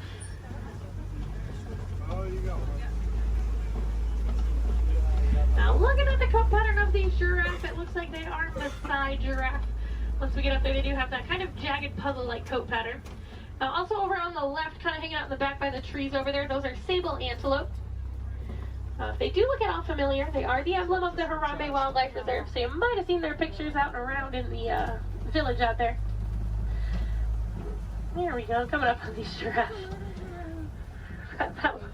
That one that's actually scratching its head right there, that's a baby giraffe. Got a little itch. Now the reticulated giraffes will have a much smoother, almost net-like pattern to them. They can stand at about 18 to 20 feet tall. That does make them the tallest animal in the world. Now even their young come in at about 6 feet tall when they are born. So they're already fairly big when they're babies. I believe that little one came in at about 5'11", so he was already really, really tall, definitely taller than I will ever be. Now these two animals that are hanging out here on the right, they're both Patterson's eland. Now that darker colored one, that's a little bit bigger, that is a male, and then the lighter colored one, that's a female. Now they are one of the larger species of antelope, coming in at about 6 feet tall at the shoulder. Can also jump up to 9 feet in the air. Now with those giraffes, just like your fingerprint is unique to you, the coat pattern of the giraffe is unique to them. It does help them tell each other apart when they're in groups, and a group of giraffes is called a tower. Seems to be a pretty fitting name for something so tall. They do also only sleep for about 30 minutes a day. The rest of the time is pretty much spent eating. There's a really good view of those Ankoli cattle there.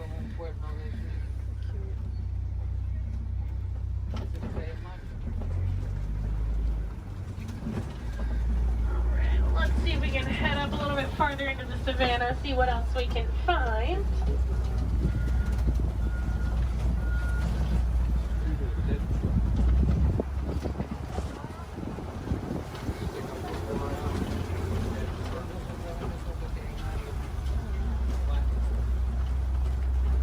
It looks like there's a couple animals coming up on the hillside up ahead here. Once I make the turn, they're going to be on the right side. Those are white-bearded wildebeest. We might get a little bit closer to them in a moment, though. Now, they are a large herding animal. They take part in the Great Migration, which is so large it can actually be seen from space. There's easily over 1 million, usually more like 1.5 million that will migrate every year together.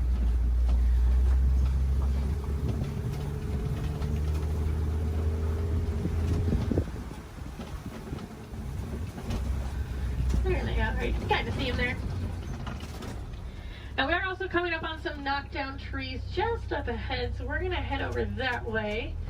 Usually that is a pretty good indicator that there's an elephant or two nearby. Now elephants are known as nature's bulldozers, so you can always kind of assume. Actually, it looks like there is one up ahead of us. I'm going to see if we can get a little bit closer to it.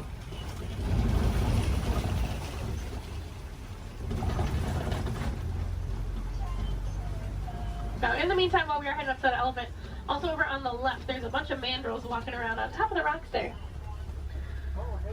Now, mandrills are one of the largest species of monkeys. An adult male can come in at about 100 pounds. They do have those vibrant blue cheeks, and as they get more excited or even more angry, they actually get even more blue.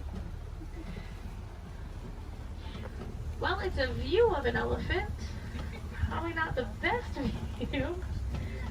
I do know there is usually another herd of them that like to hang on a little bit farther up as well, so we'll see if we can head over that way, maybe get more of a frontal view of an elephant. That would be nice. Now, as male elephants grow older and more mature, they do get kicked out of the herd by the female elephants.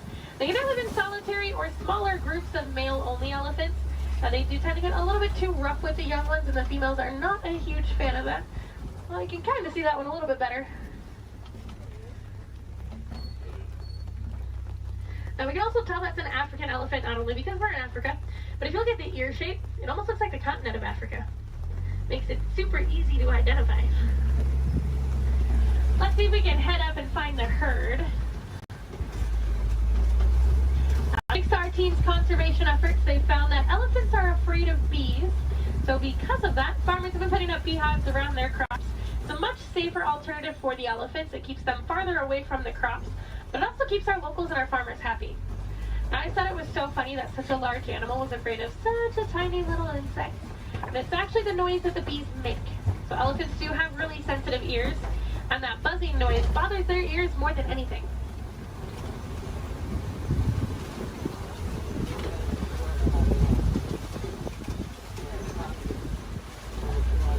And I am seeing some tusk marks in the red clay, so hopefully that is a good sign that the herd has moved through here fairly recently. Now, just like you and I might take a multivitamin every day, the elephants do eat that red clay. It gives them a little more nutrients they may not always get from their daily diet. Female elephants do also have one of the longest gestation periods, coming in at about 22 months. So I'm not sure I blame the females for wanting to kick the males out after a while. Personally, I might do the same thing if I had to go through that. Looks like there were a few of them moving up ahead, so we're going to see if we can get a little bit closer to them.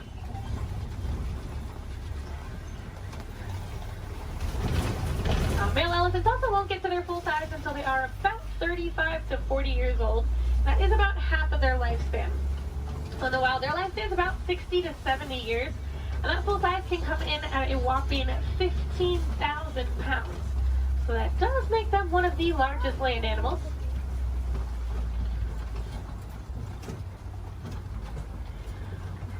And they do also have really sensitive skin, so you will see them throwing dirt and mud up on their back. That acts as a natural sunscreen for them.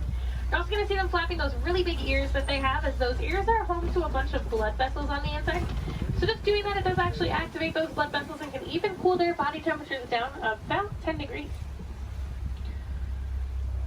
We might be able to see when we start going around this curve here. Now, in the meantime, we are coming up on some greater flamingos as well. Now, those greater flamingos actually start out as a gray color, and as they get older, they get their vibrant pink color from their diet, which does consist mostly of beta-carotene, like brine shrimp. If you actually look on a couple of them, the back of their head and neck, you can still see some of the gray feathering on some of them. Now, they are one of the lighter colors of flamingo species, as well as one of the largest. You might have seen their cousins, the lesser flamingos, out on Discovery Island when you were coming in today. They're quite a bit brighter in color than these ones, but they're also a little bit smaller. And if you didn't see them, they like to hang out the very front of the tree line, kind of down to the left-hand side.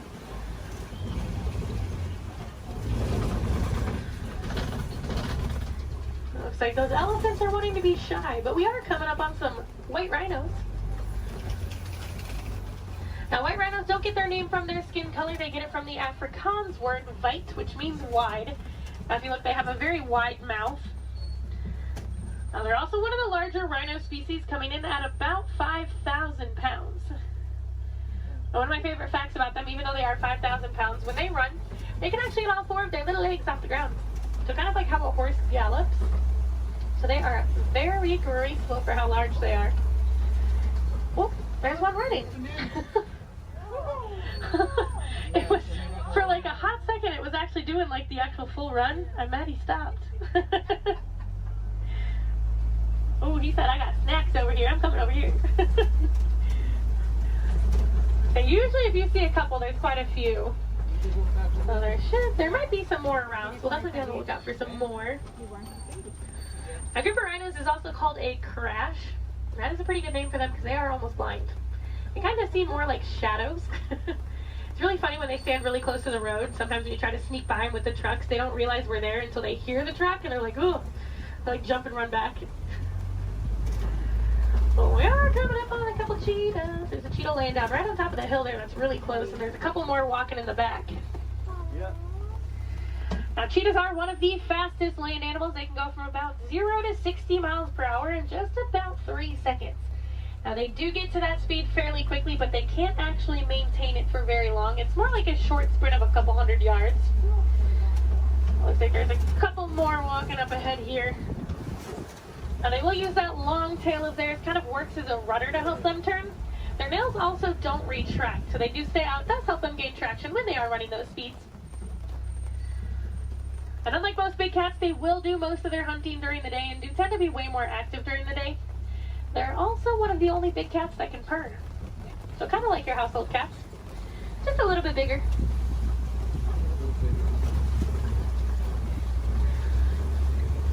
Oh, it looks like there's some lions hanging out on top of the Kobe rock.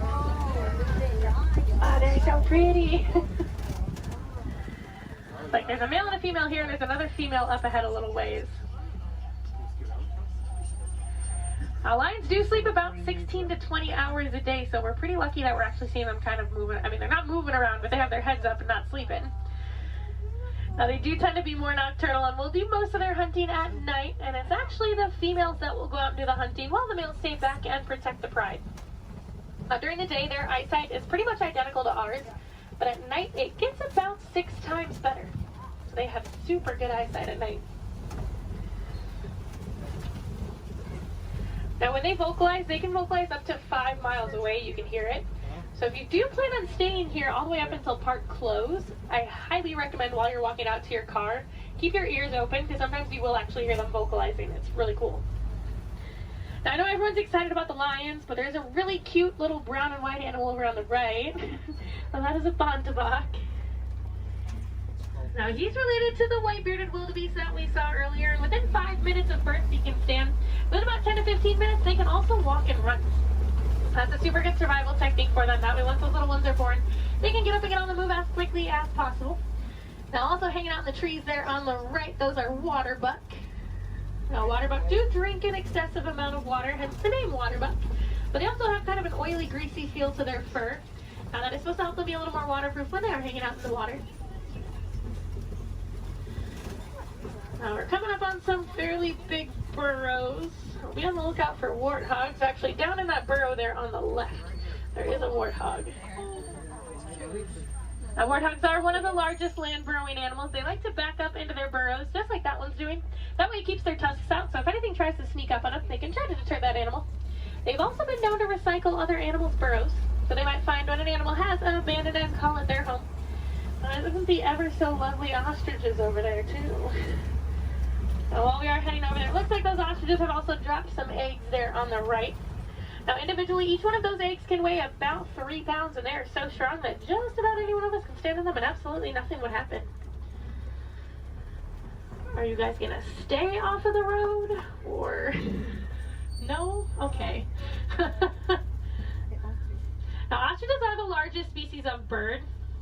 They are flightless birds, though. They use those wings to help them turn, kind of like how the cheetah uses its tail. They can run speeds of about 30 to 40 miles per hour, so they are fairly quick. They always look so confused, too. It makes me laugh. They are notorious for long animal stops, so when you can sneak by them when they're that close to the road, it's your lucky day. Alright, it looks like the warden's post is coming just up ahead of us. That does unfortunately mean our safari is coming close to an end. But the warden has adopted some Nigerian dwarf goats that like to hang out here. Now, they do help our warden keep the grass looking nice and the weeds down low, and in return, they produce some milk that the villagers here find very sweet and actually high in value. So that does allow the village to rely less on the wildlife out there. They are small, but they won't get any bigger than that. They are full-grown adults.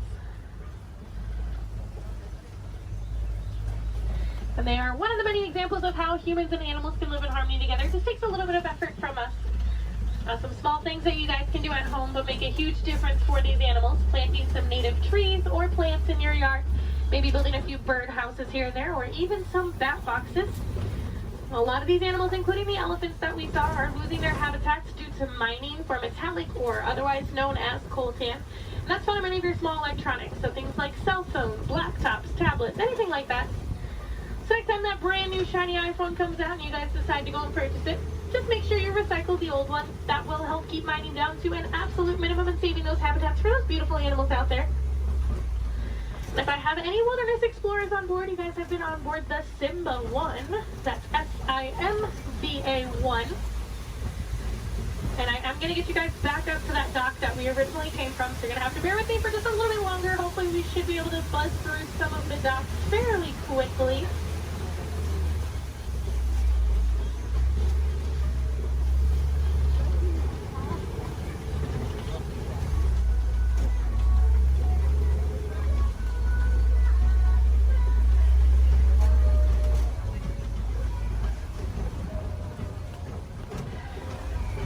If you guys did enjoy seeing the animals here on the safari, there are plenty more for you to see today. Now, actually, when you guys get off of the truck, when you hop down that little pathway there and go down the hill, if you guys take an immediate left, you'll actually be on the Gorilla Falls Exploration Trail. Now, over there, they have naked mole rats, meerkats. They have an underwater hippo viewing pool where you can usually get a little bit closer view of some hippos, as well as silverback gorillas. If you're heading over to Asia, right behind Tully River Rapids, you'll find the Maharaja Jungle Trek. Now over there they have Sumatran tigers, Komodo dragons, bats, and a whole bunch of different exotic bird species. Now both of those trails are about a 15 to 20 minute walking trail though, so you do want to give yourself a little bit of extra time. Now ECVs, strollers, wheelchairs, any of that can go through those. You don't have to park them, so you can bring them with you. And if anyone has Disney Plus at home, if you have not seen it already, there is actually a whole series on there called The Magic of Disney's Animal Kingdom. And they do go into way more detail about the animals here on the safari, as well as the ones over at Epcot and Animal Kingdom Lodge. I know they have episodes on the giraffes, the lions, the rhinos, the elephants.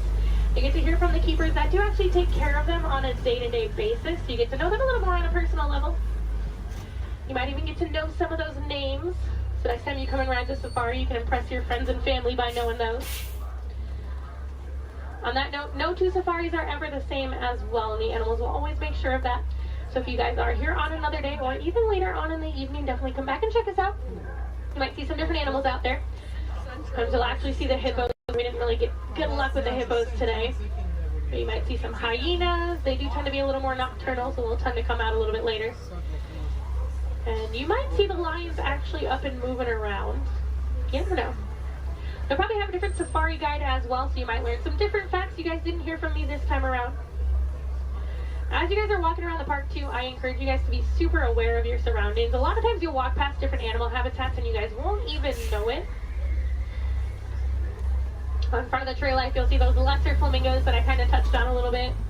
You'll see some kangaroos hopping around, some vultures, all kinds of stuff. And then towards the front of the park, actually one of my favorite animals likes to hang out there, the giant anteater. Now that's like if you're heading out of the park when you go over the bridge and there's like the spot where you can go on the left side and the right side to exit. She likes to hang out on the right side. So if you go down there, she tends to kind of hide those. So you have to look into her habitat a little bit to see her. But she's usually there. Alright, it looks like this truck ahead of us is just about loaded, so they should be on their way. So it's a really good time. Double check your rows. Make sure you do have everything. You don't want to leave anything behind because I will be heading out on another safari as soon as I drop you guys off, so it'll take a little bit of time to get those items back to you. The warden knows we are on our way, so we should be able to get cleared of that dock here fairly quickly.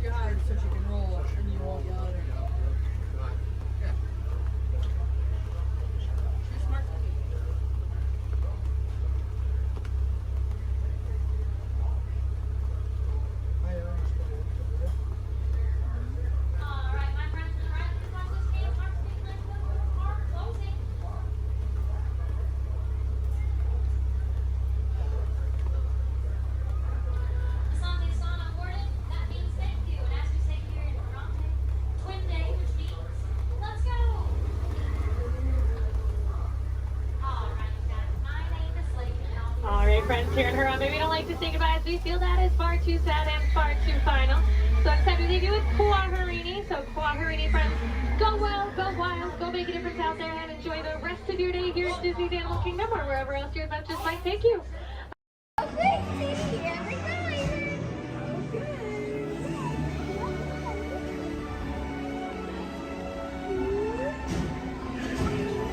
Are we going around?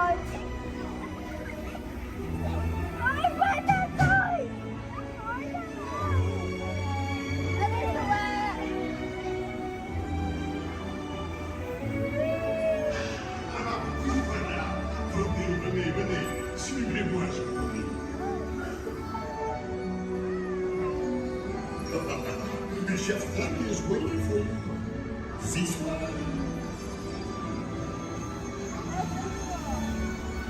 Qu'attendez-vous? What the heck?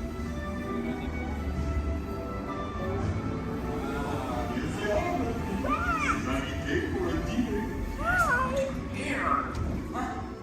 Il est encore là? Non. A simple omelet? Too simple. What? Mais oui, that's it!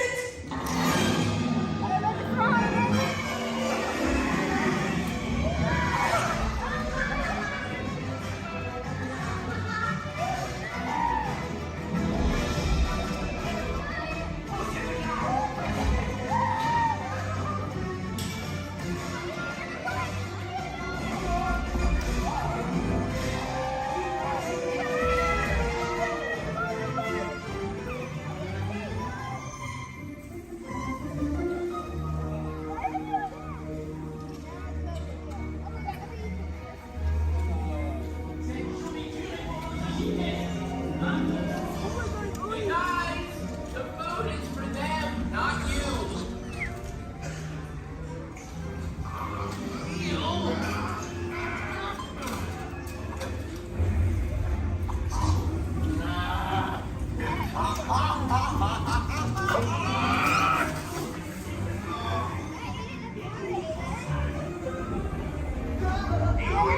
What are you doing? Que manigocez-vous?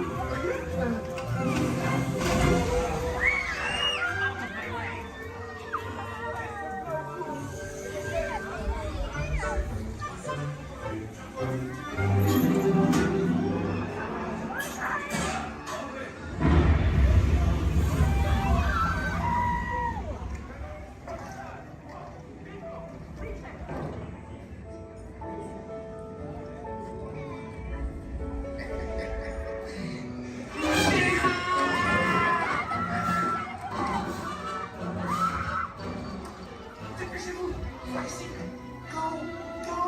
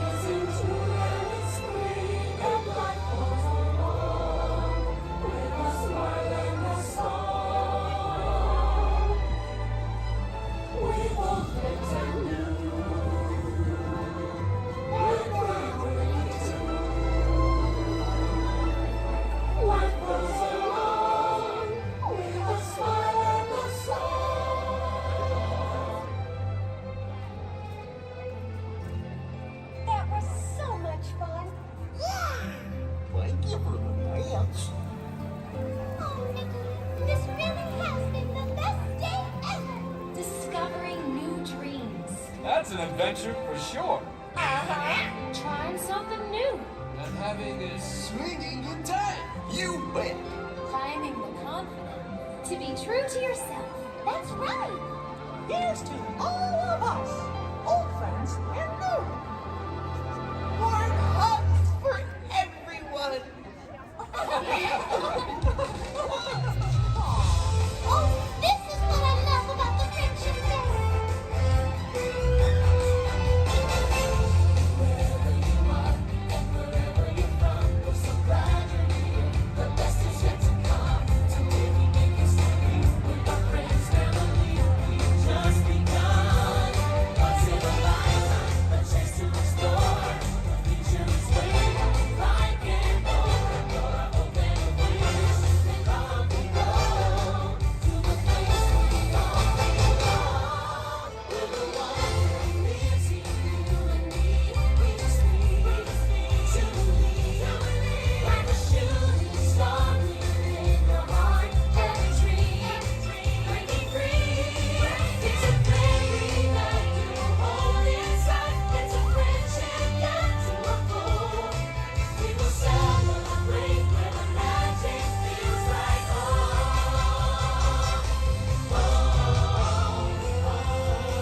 Let's go where the magic feels like home. Let's go where the magic feels like home. Let's go where the magic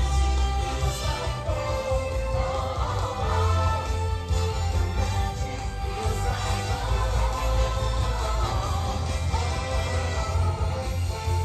magic feels like home.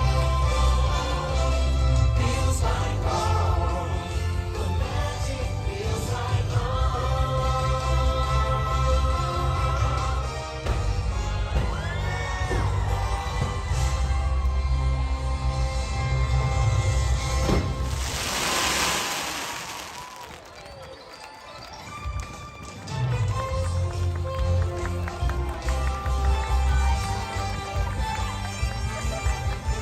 Thanks to all of you, old friends and new, for celebrating with us today.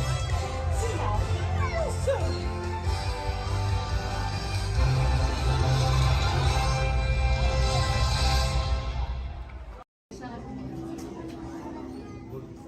All right, everyone. For your safety, please do me a favor. Leave this center aisle clear and all side aisles clear as well. If for any reason you need to leave the theater, you can do so through these two right rear exit doors. That's if you're looking to leave. Please do so through these two right rear exit doors. They're a little bit heavy. Just give them a big old push and they'll open right up for you.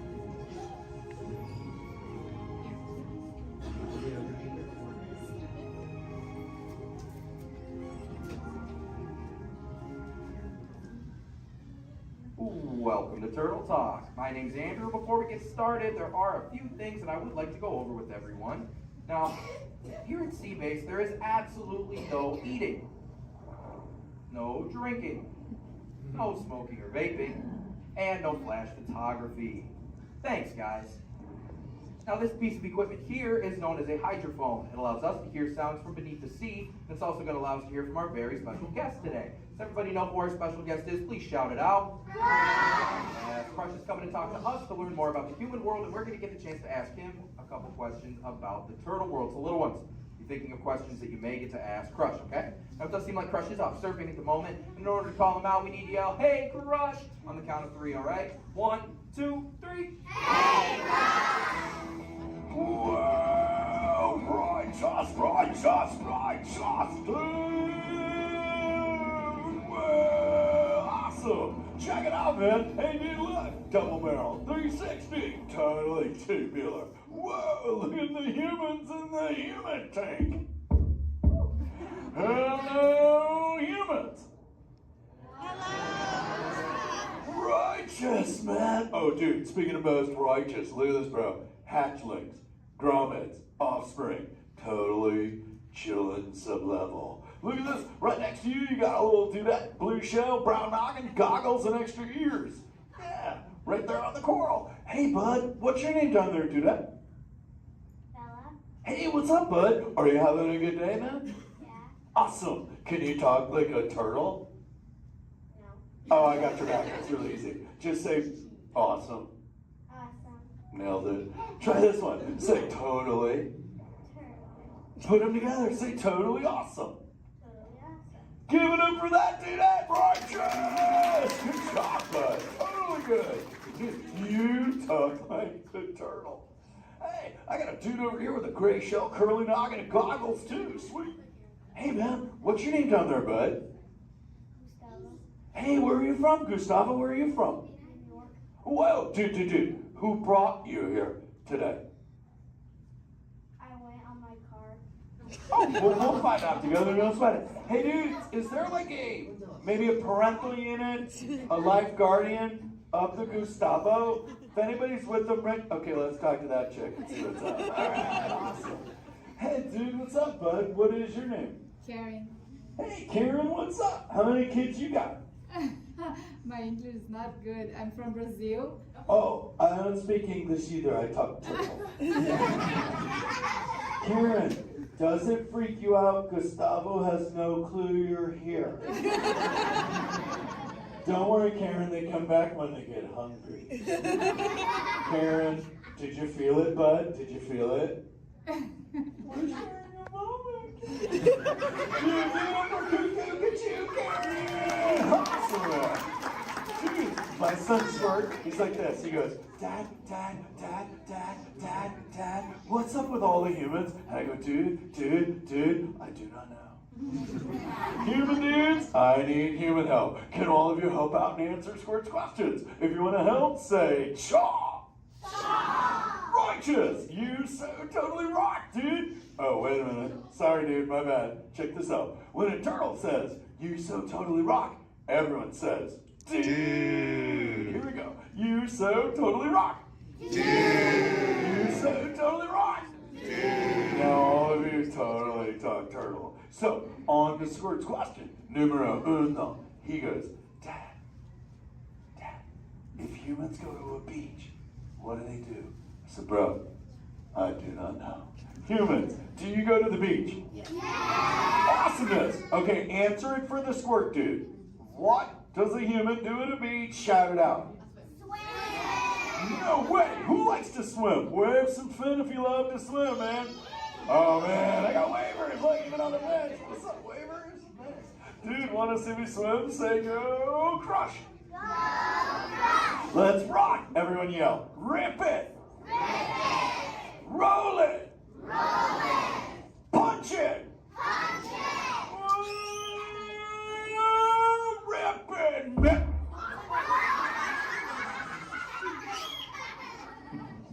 Hey, Crush, watch out for the glass. Hey, dude, thanks, Hank. How long has that dude been there?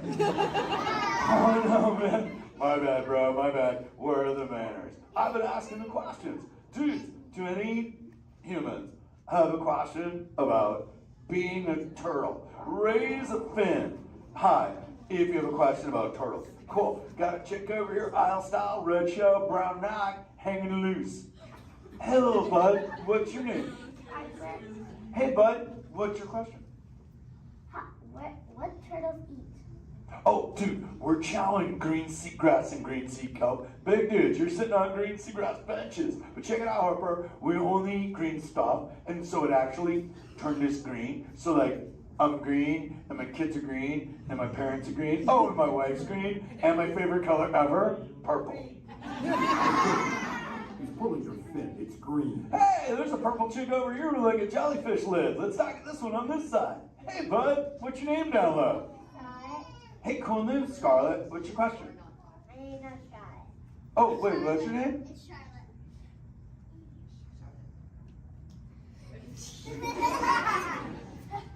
You don't have to tell me.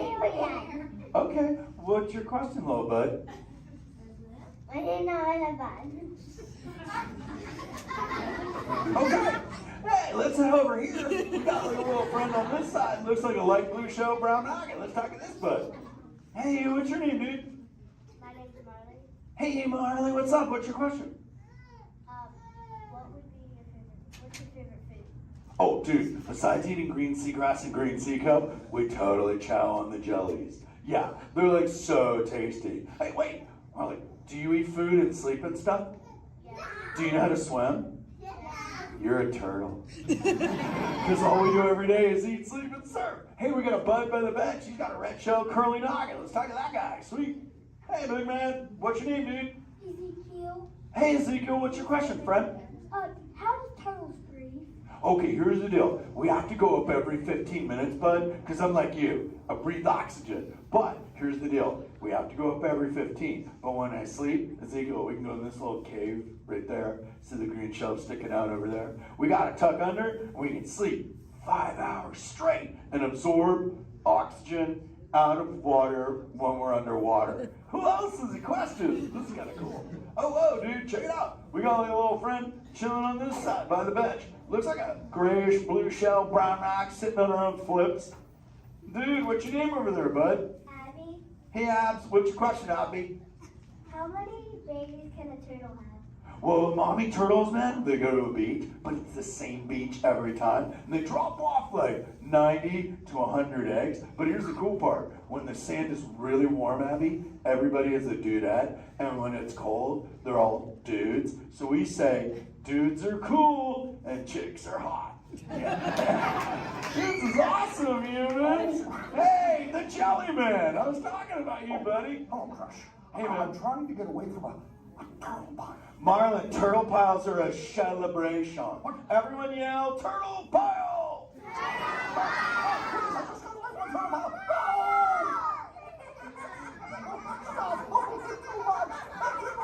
Oh, cool. Hey, boys, surf's up, dudes. Thanks a lot, Crush. For what? The turtle pile? Shout it out, humans! That dude has serious thrill issues. Humans, you rocked it! You so totally rock! Okay, like 4 kids remembered. The rest of you dudes pulled a hard dory. Dudes, don't space out! Remember, Turtle says you so totally rock. Everyone screams! You so totally rock! There you go, you're back again. Oh, bummer. Hey, bro, the frequency thing is not working. Whoa, it's Bailey. Call him back with your fins. Put your both fins up. Yeah, put your both fins up. Go.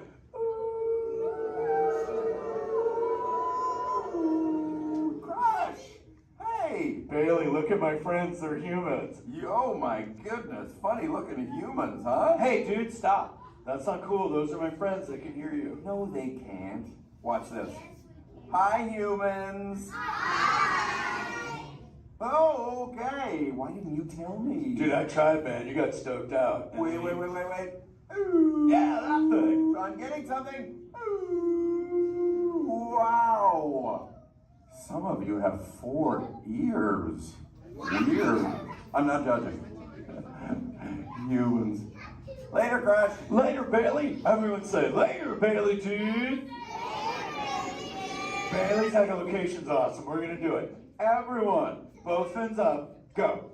Okay, sublevel. Really good. Back bench. Solid. Grandma, in the corner. This is where we put our fins up. Good job, Grandma. Good job. Fins up. Eyes closed. Go.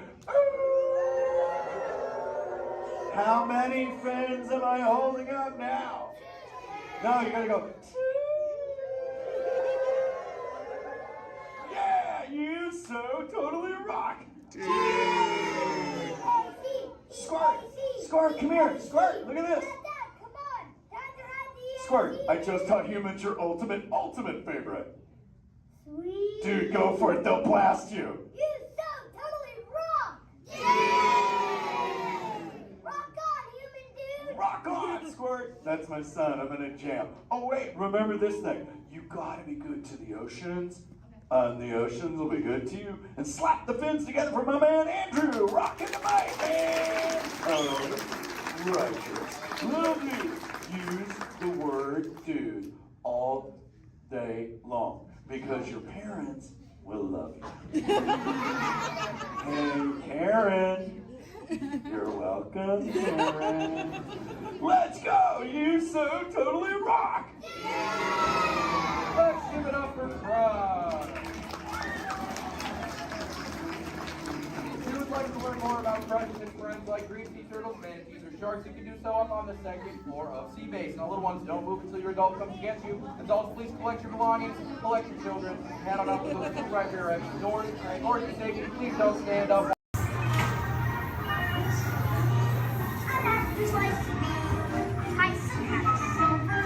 Watch your food, find a chain, hide, do. You sleep till after 2.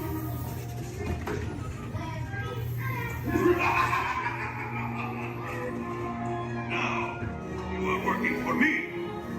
Be careful.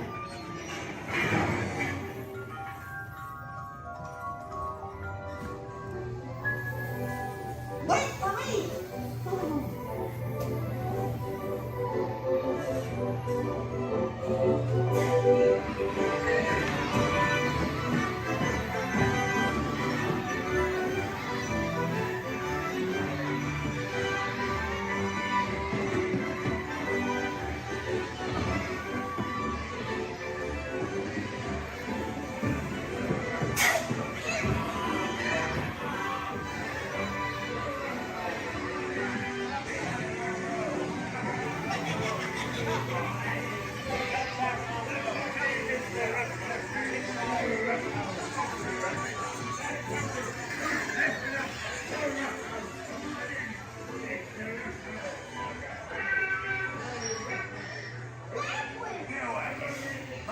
Jackass animals.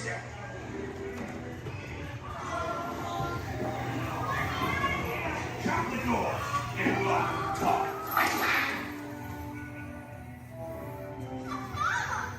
Please let me go. Please. Quick, hurry up. You blokes going somewheres?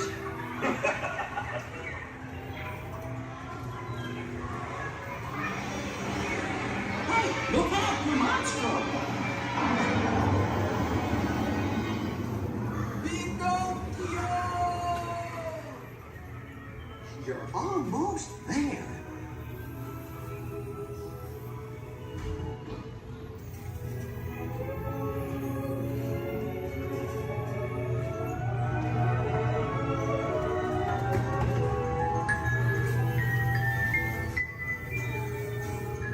Gee, I'm glad to be home.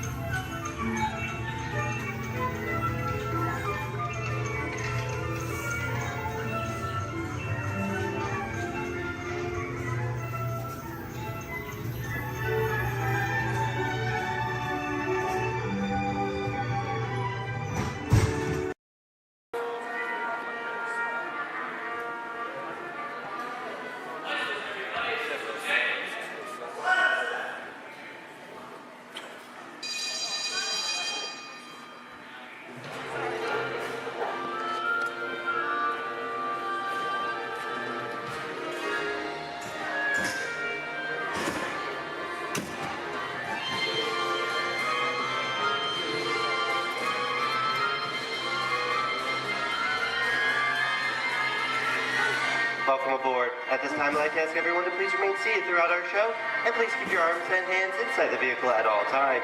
For the safety of our cast, we ask you to please refrain from the use of flash photography and external video lighting. Now that we've taken care of business, let's talk about me. My name is Patrick, and I'll be your guide on this magical journey into the movies. It's the perfect job for me because I love movies. Is everybody ready? Yeah! Great, because it's showtime. Ready when you are, CB?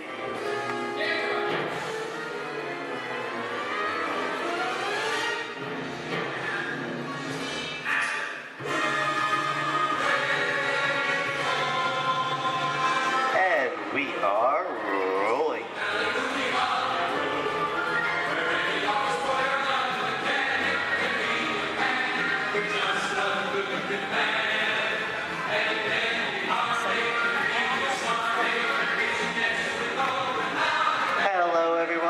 welcome to the Great Movie Ride. Once again, my name is Patrick, and I'll be taking you from this Hollywood soundstage into some of the greatest movies of all time, all on one tour. But between you and me, this is no ordinary tour, because the Great Movie Ride brings these movies to life and puts you right in the middle of the action.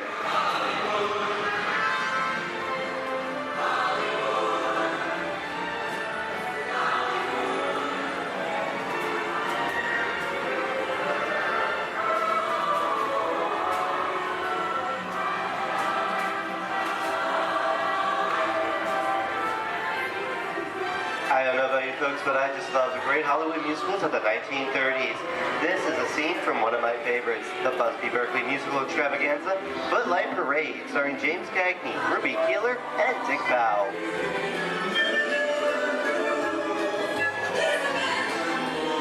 In 1952, Gene Kelly was Singing in the Rain with Debbie Reynolds and Donald O'Connor. Did you know that Gene Kelly co-directed this movie? Who can tell me what movie this is? That's right, it's Walt Disney's Academy Award-winning film from 1964, Mary Poppins, starring Julie Andrews and Dick Van Dyke.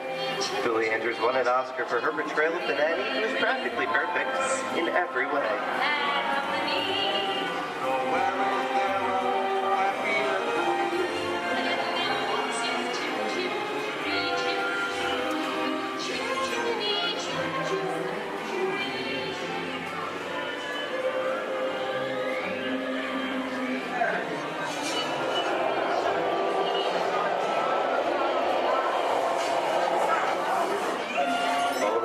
Walt and Bruce's folks.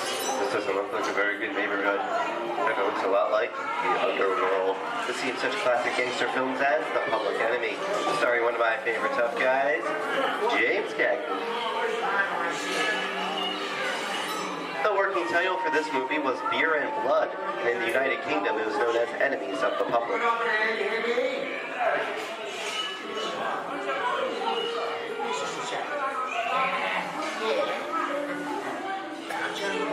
Very nice time. Judge comes around, he's going to leave you some beer. You go for a jacket. And you're going to kick in with your dog.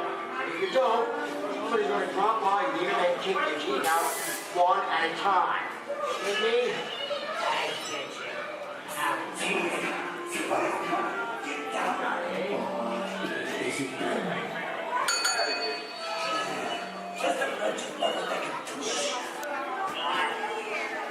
Sorry about the delay, folks, but I don't want to run a red light, even if it is just a movie.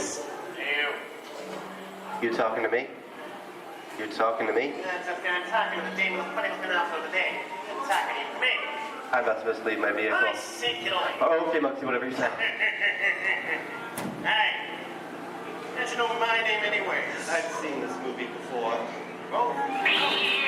It's unseen fancy cats like thinking out of your space. You make a big mistake about this. Come out of here. You gotta get out of here. You gotta know the movie. I'm beating you, son. Here they come, boss.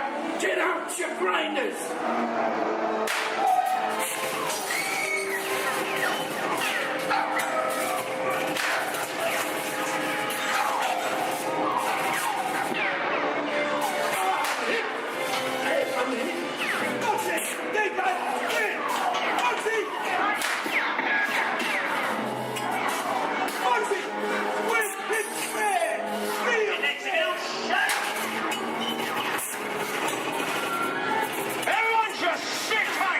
Running a red light to get so long I never break the line. Lady, watch this. Another red light.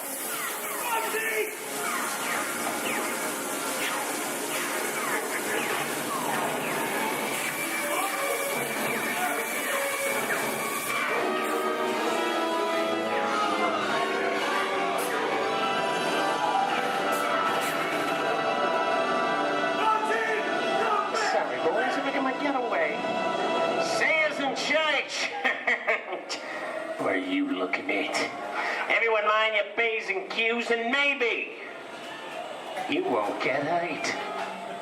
What is this? Jay-Z? And now, the Old West, and two of Hollywood's legendary stars, Clint Eastwood and John Wayne.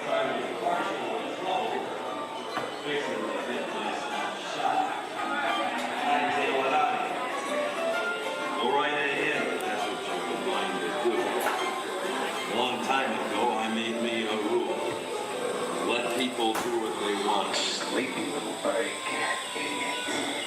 Oh, that's some mighty tough territory you're heading into, Pilgrim. I'd think about turning back if I was you. That is, if you want my opinion. Well, to make it clear, it's a perfect time for me to collect up all your valuables. Starting with the jewelry, going on to the cold hard cash. Perhaps work... Hey! It's the bank robber! Don't let him get... I don't like this neighborhood, Kappa! This is nuts. Nuts! Tell us I'm getting out of here. Get yourself up! Looking at this one. Easy on me. Can't get any worse!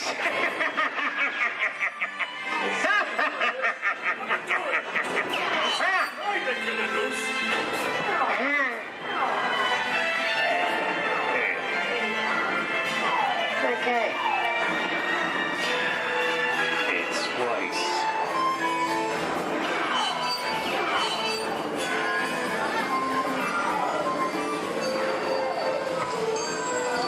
I don't know about you guys. This is kind of creepy. What is this? This is Alien. You are with Sigourney Weaver aboard the spaceship Nostromo. Something has gone wrong. One by one, the crew has vanished. And somewhere in the ship, a terrifying creature waits to claim its name. Well, pal, I ain't no victim. Warning, remain in your vehicle.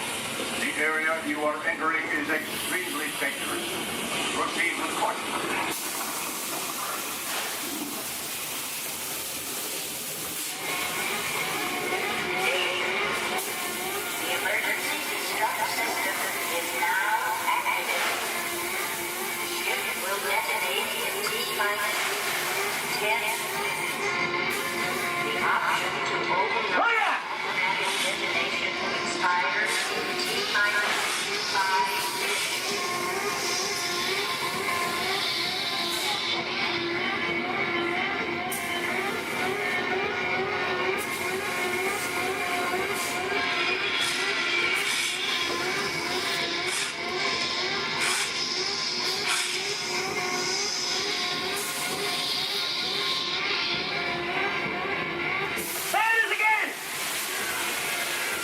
Okay, that's enough creepy crawly things for one day, huh? Hey, hey, stop! Wrong! Here in Raiders of the Lost Ark, amid 1,000 deadly snakes, Indiana Jones honors the great treasure. Will Harrison Ford escape with his discovery? And what will be your fate? Beware. Snakes. Why did it have to be snakes?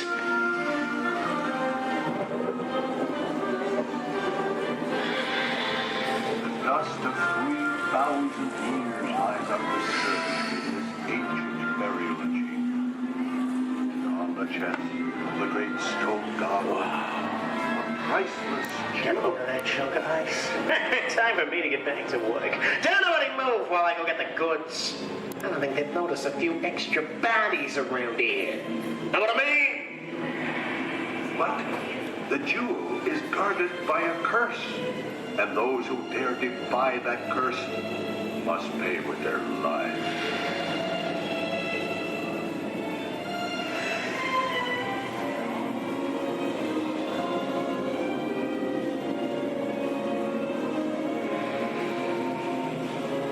Halt, unbeliever. Disturb the treasure of the gods, and you shall all pay with your lives.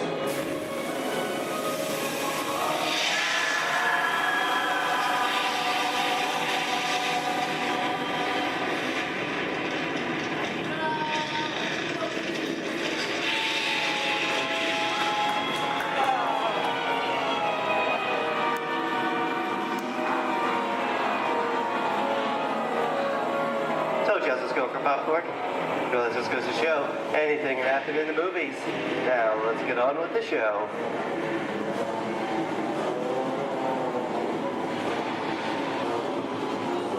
Ooh, I see 10 people.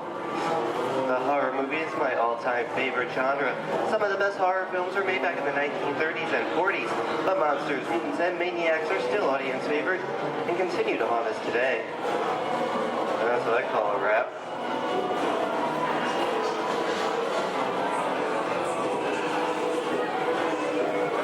We are now entering the jungle home of one of the most beloved characters of all time. Now it's not George of the Jungle. Actually, it's Tarzan, portrayed here by Johnny Weissmuller.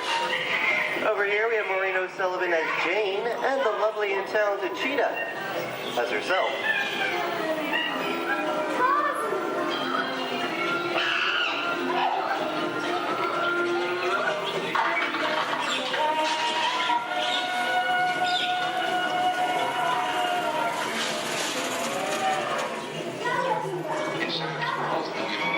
Zoe, I think this is the beginning of a beautiful friendship. Best last line of a movie ever. Humphrey Bogart and Ingrid Bergman in the classic romance, Casablanca. Always have plans. You didn't have me. You lost me until you came to Casablanca. You got it back last night.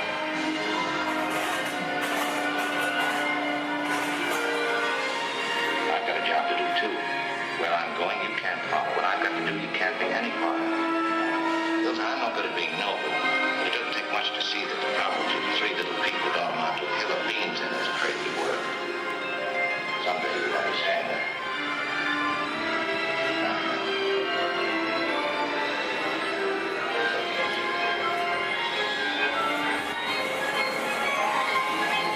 And here's one of my favorite movie stars, Mickey Mouse, in one of his greatest roles, the Sorcerer's Apprentice in Fantasia. The sorcerer in the sequence is named Yen Sin, which is Disney, spelled backwards.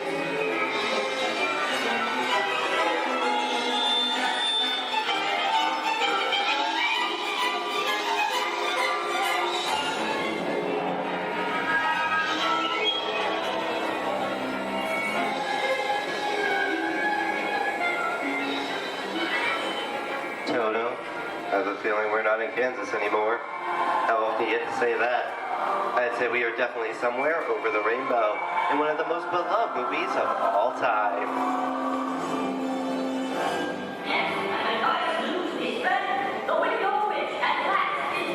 The Wizard of Oz.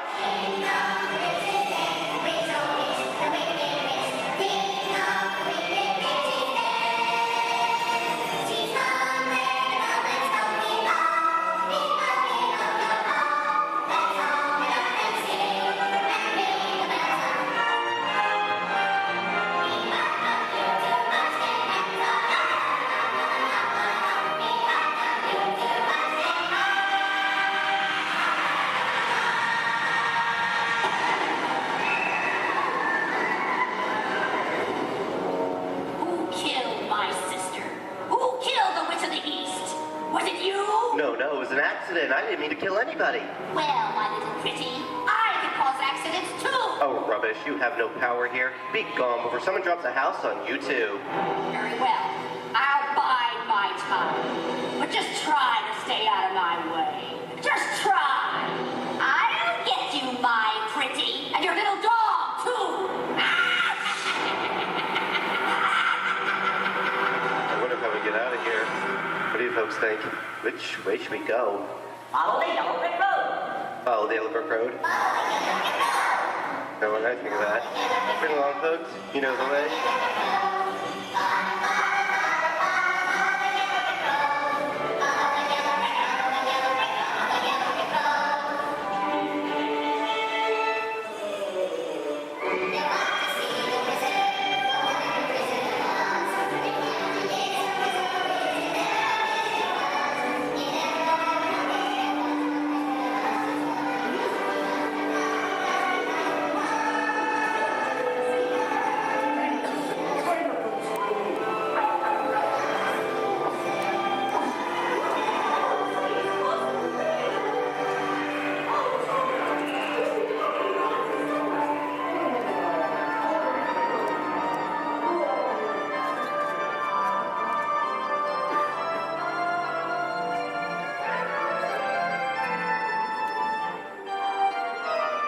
I hope you enjoyed our tour of these great moments at the movies, but we've only scratched the surface of what Hollywood has to offer.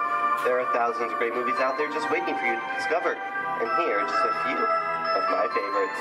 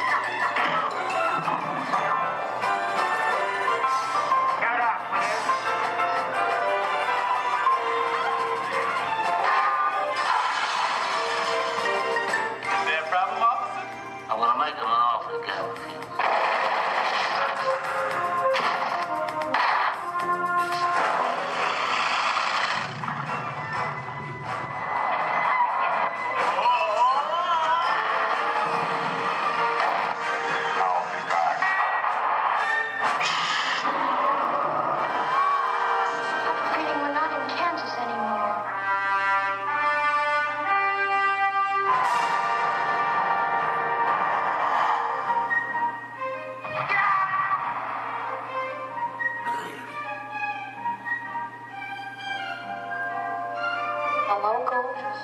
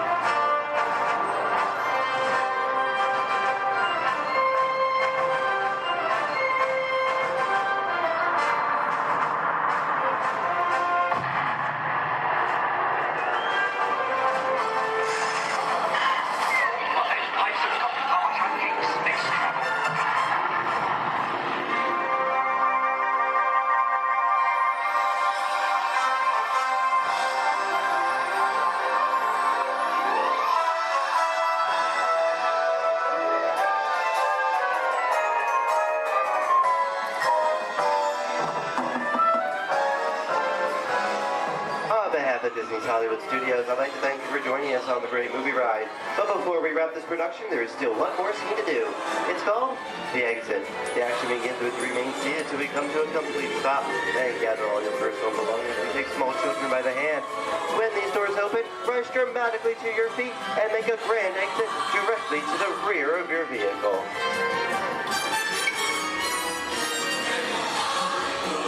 Oh, and one more thing. When I yell action, don't forget the thunderous applause for yours truly. All right, places, everybody, and action! Thank you, thank you. Have a wonderful day here at Disney Hollywood Studios, and we'll see you at the movies. The stuff movies are made of. Goodbye, everyone.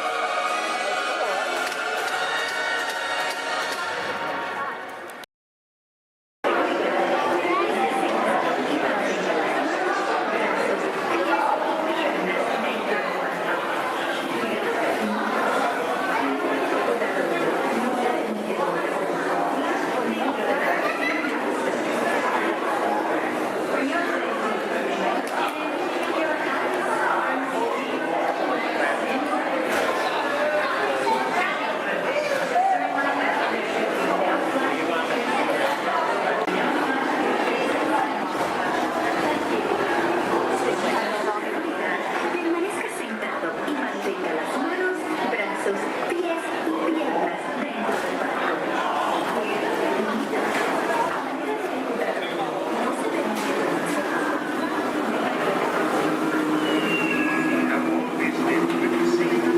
You are not the first to pass this way.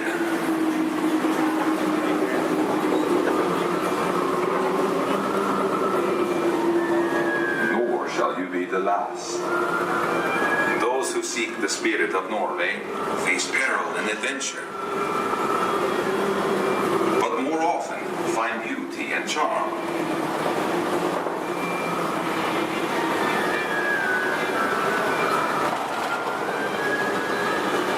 Always live with the sea, so look first to the spirit of the seafarer.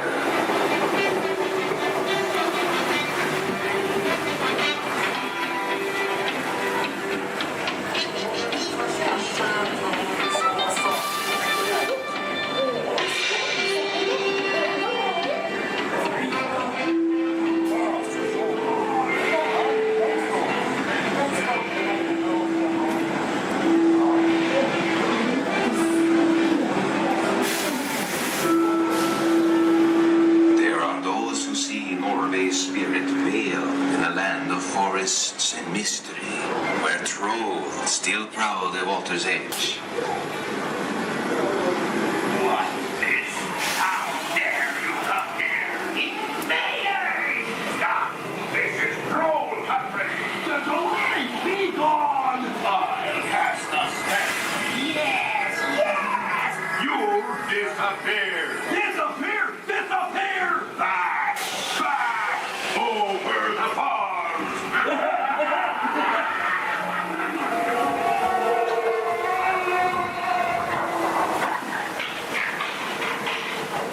Before recorded time, Norway's spirit roamed the seas of the far north and beyond.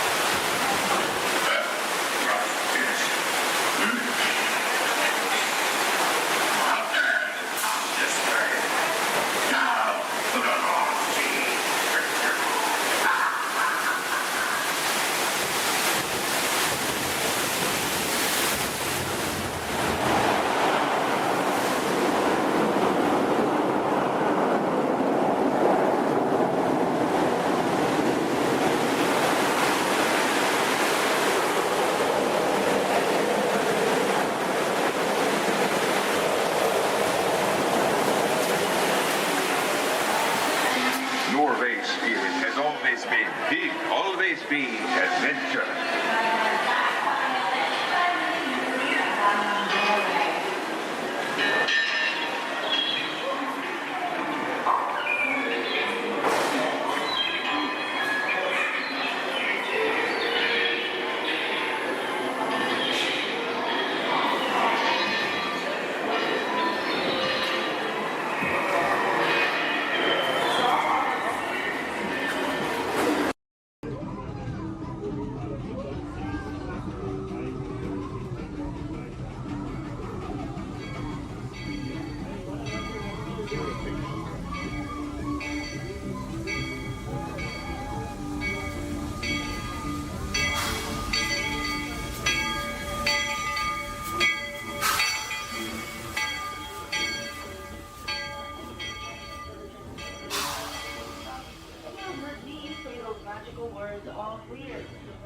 Uno team ready. Affirmative. The engines are hot. Red 2, Blue 5, report. Red 2, check. Blue 5 standing by. Generator systems scan ready. Affirmative. Red all Engage repulsors and hold on, recruits. More ships. Launch.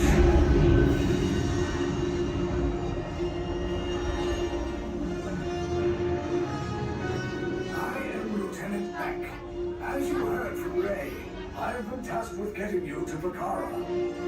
Red 2, Blue 5, keep tight now. Let's get ready to make that jump to light speed on my mark. Black Leader, we're picking up an unusual signal. Are you spotting anything? Yeah, I see it. We'll check it out. BB-8, what do you got?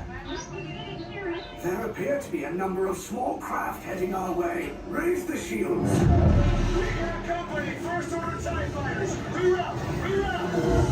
Red 2, Blue 5, we got a clear path so transport can make a jump. They're all over us!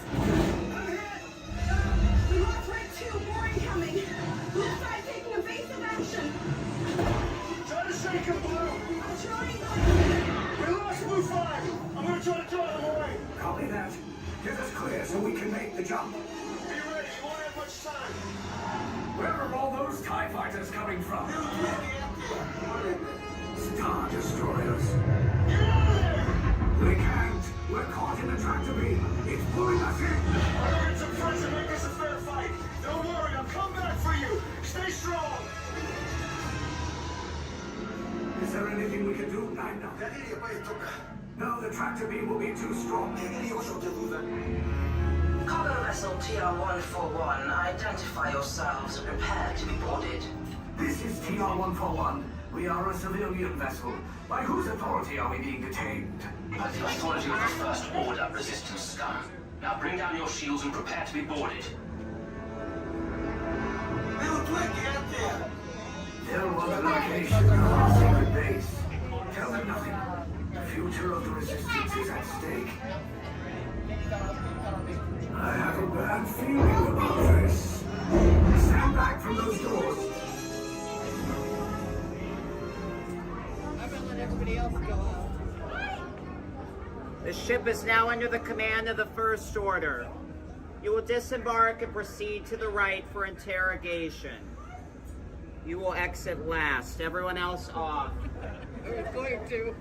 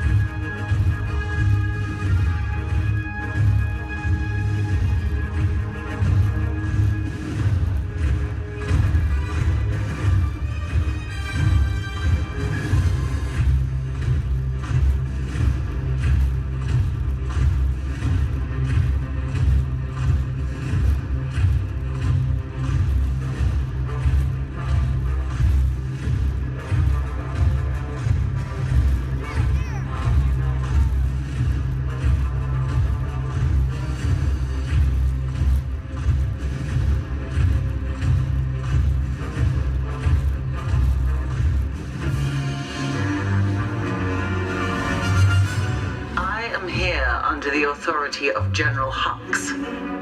You are here under the authority of me. Stand proud.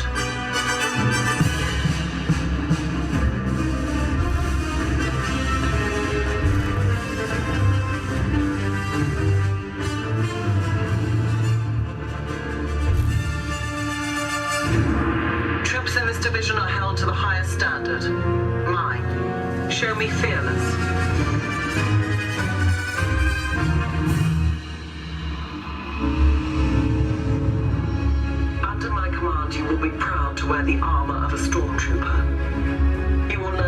discipline, loyalty, and what it means to be a stormtrooper.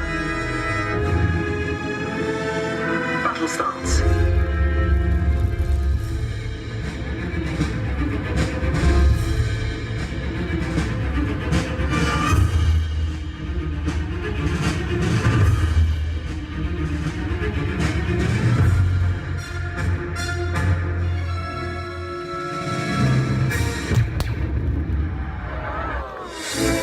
Acceptable. Attention. We do not tolerate traitors, nor those who hide them. Move out.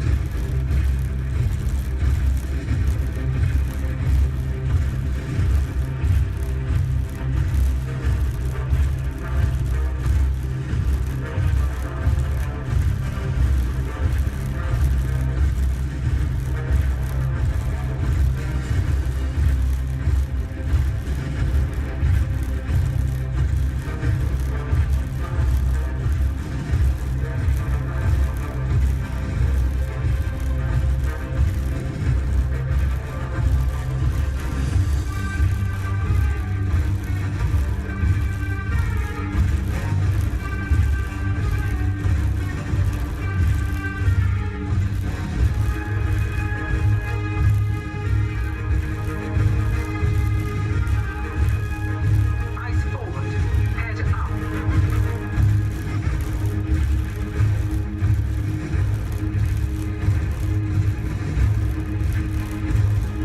Advance.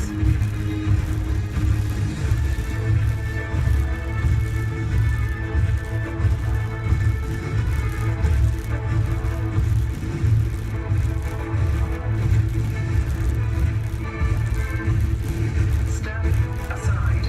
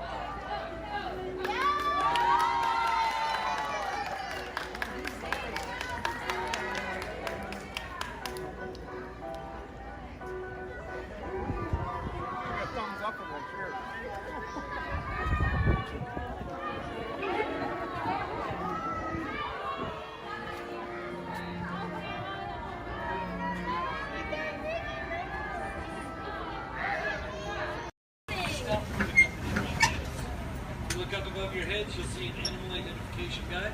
It's going to help you spot some of the different species we may see on our safari. We won't see all of them, but we usually have pretty good luck. Our first stop. Thank you, we have the off-clear twin day. That means let's go. Job over. My name is Derek. I'll be your driver today through the Harambe Wildlife Reserve. Is everyone having a good day so far? Yes. Great, that's good to hear. Hopefully it gets even better from here. If you have any loose articles like phones or cameras, make sure you hold on to them. If you drop them, I can't stop and get them.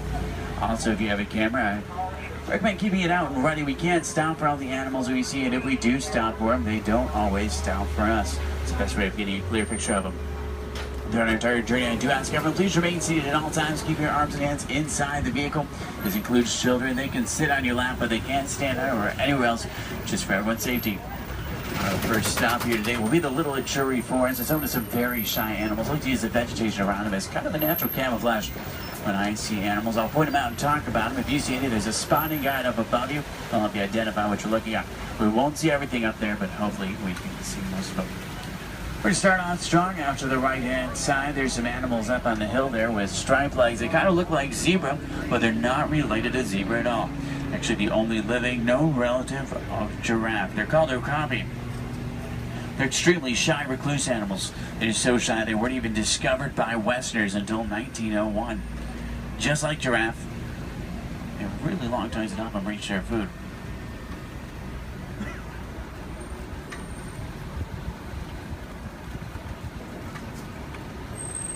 Watering holes like the one out to the left are essential in forests like these. Animals will stay close to them, that way they have a source to drink from. If you look straight across the water up on the ledge up there, you'll see a black rhino. Actually really rare to see. They weigh about 3,000 pounds, charge about 35 miles an hour. They're virtually indestructible animals except in the hands of humans. Due to poaching, there's less than 5,000 of them left. They're poached for their horns, which don't have typical bony cores. They're made of the same material as their hair and nails. That's all they're poached for. The bird out to the right is called a saddle-billed stork. They get their name from the saddle shape on their bill. They stand about 5 feet tall, have a wingspan of about 9 feet. Very unique birds that travel in pairs of male and female together, pretty much just the two of them their entire life. Females have yellow eyes, males have brown.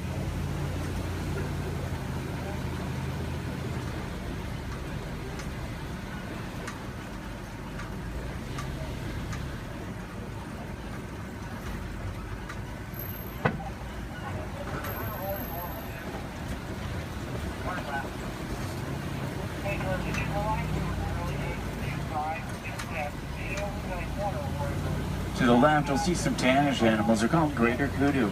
The second largest antelope in Africa. Males have horns, females don't. They're shy nocturnal animals. Next to them are bongo. They're known as the ghosts of the forest because they're so shy and timid. Males and females have very uniquely shaped horns that help them run through the brush without getting tangled. There's even some babies back there.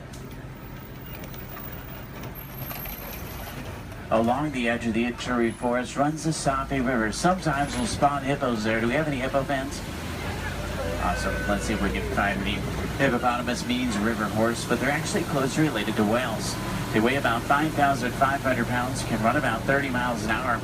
Hippos are nocturnal. At night, they leave the water searching for food. They'll walk up to 6 miles looking for it, and once they find it, they'll consume about 90 pounds of grass each every single night.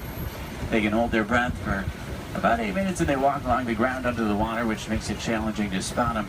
If you see a blob of discoloration or bubbles in the water, it's probably a hippo. Keep in mind, you might not always see them on the surface, but that doesn't always mean they're not there. A group of hippo together is called a bloat. There's 2 in the water out to the right, you can kind of see, and there's quite a bit more in the water out to the left behind that island there.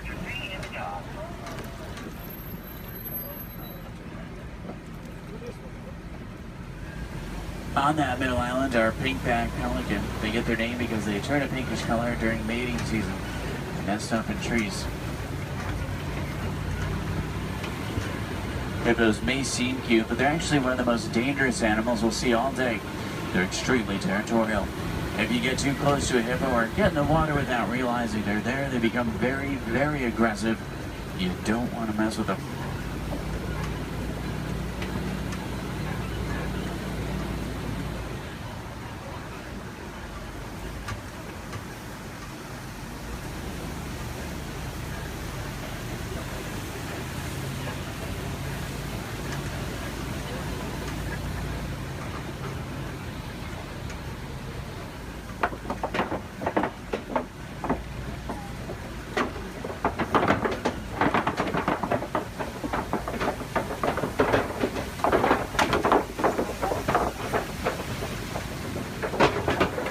Do we have any favorite animals we're looking for today? Giraffe fans? Maybe a few. There's babies out in the reserve. What about elephants? Some elephant fans. Any lion fans?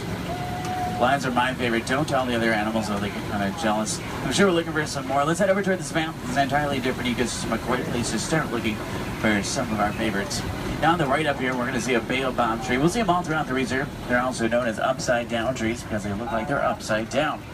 They do really well in droughts. They store water in their trunks and go about 9 months of the year without leaves, which helps to conserve water. Because of this, they can live to be thousands of years old. We're entering the African savanna we're all working hard to conserve. Serves as a home to millions of animals every year as a roaming grave searching for food. It does work like a big circle here. The elephants, they're the bulldozers. They push down the trees, which helps the grass grow and helps provide food. The giraffe will eat the leaves under the trees, which lets sunlight through to also help the grass grow. The zebra and the antelope will eat the grass, and then smaller animals like warthogs, they do the edge work.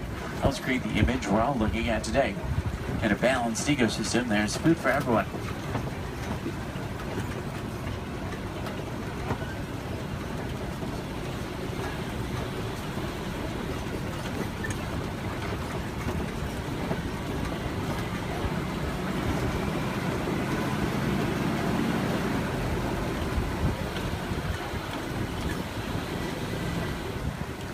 You look under the big tree out to the left, kind of in the grass there, you'll see painted dogs. They're also known as wild dogs. They're not your typical dog, though. They're actually the most successful hunters in Africa. They're more successful at hunting than the big cats, including lions. They rally before they hunt. They'll hunt in the morning and the evening. They follow their prey until it drops from exhaustion.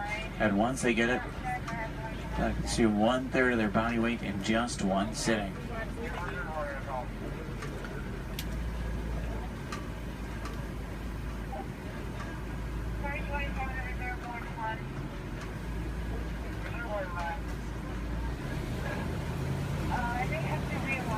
On the left, you'll see Patterson Zealand lying down by the trees back there. They're actually the largest antelope in Africa. They'll stand about 5 feet tall. Their shoulder height can weigh up to about 2,000 pounds. They can jump up to about 8 feet in the air. Both males and females have spiral-shaped horns on their head. The orangish mounds we're passing are called termite mounds. They're hard as concrete. Elephants use them as scratching posts. Once they wear them down a little, antelopes stand on top of them. That way they can see predators like lions approaching. Inside each mound are millions of termites. There's also a series of tunnels and canals that help them to move.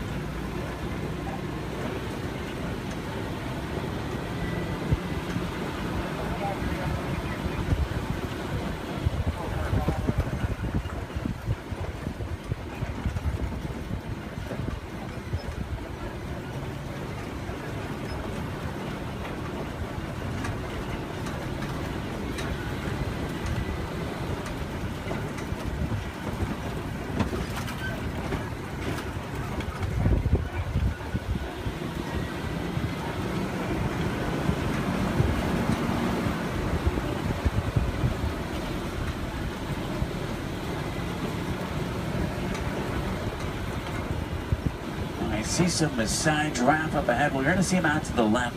You see them about 20 feet tall. They're tallest. There are some babies on the reserve. They're born about 6 feet tall. In human world, that's pretty big, but in giraffe world, it's really not. A giraffe will spend about 18 hours of their day eating, and they sleep very little, sometimes just about 30 minutes a day. When they do sleep, they typically will sleep standing up. They don't really like to lie down. They're too vulnerable to their predators. They have 7 vertebrae in their neck like humans. A giraffe can run about 30 miles an hour, and they have hearts that can reach lengths over 2 feet long. They're known for their irregular patterns. However, every giraffe's pattern is totally different and unique, like a fingerprint. A group of giraffe together is called a tower. It's a tower of giraffe. I can't stop for them. There's new animals in the area, so I have to kind of roll by them.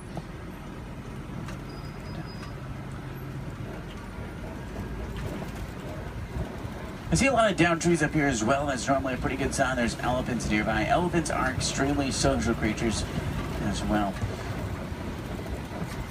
Except for adult males, though. Adult males tend to be very solitary. They really like to be alone or with only other males. They weigh about 12,000 pounds. Adult females weigh about 8,000, and each elephant consumes up to 300 pounds of food every single day. When you think about their eating, it's mostly grass and leaves, so that's pretty impressive.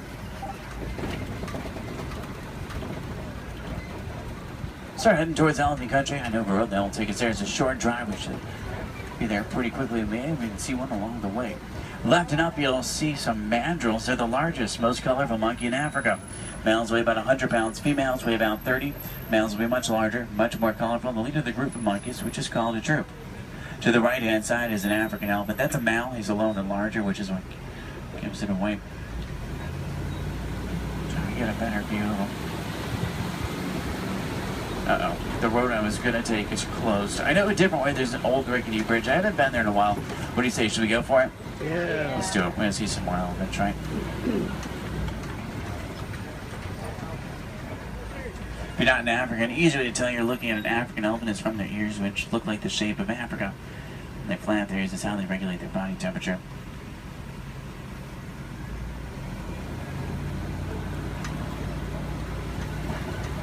Trying to find some more. I just hope they worked on this bridge. Last time it was pretty bumpy. Almost. Everyone made it. It's a little worse than I remember. The good news is there's still a few parts of it connected. Is anyone on board Scared Heights? If you are, just close your eyes like me. Steady. Oh, they tried to fix it. I see a new patch of duct tape. That stuff really can't fix anything.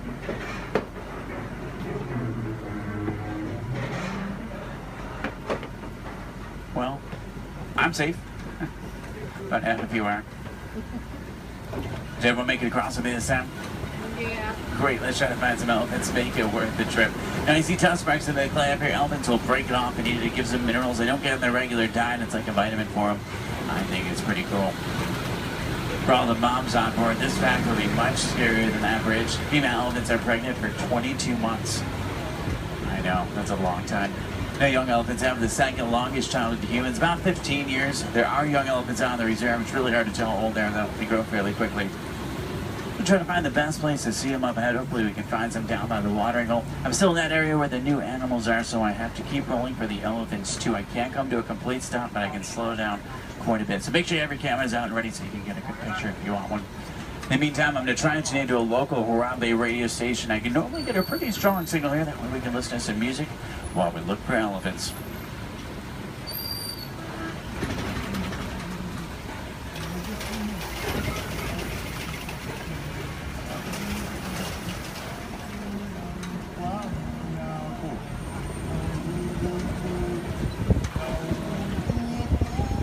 I think most of the herd is down by the watering hole, which is great news for us. Normally that's a pretty cool view. If you see any elephants throwing dirt on their back or rolling in dirt, they can actually get sunburned, and they'll use dirt like a sunblock.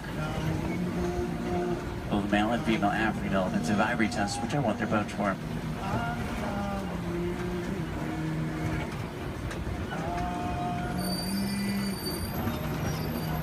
Trunks might not seem stronger, but they're going up to 100,000 muscles in just their trunk.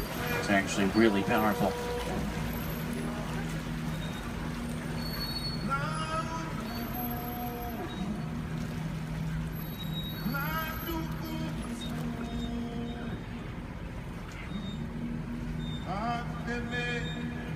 Out to the left are greater flamingo. They're born gray, but after about a year of eating brine shrimp and other seafood, they turn the pinkish color we see right now.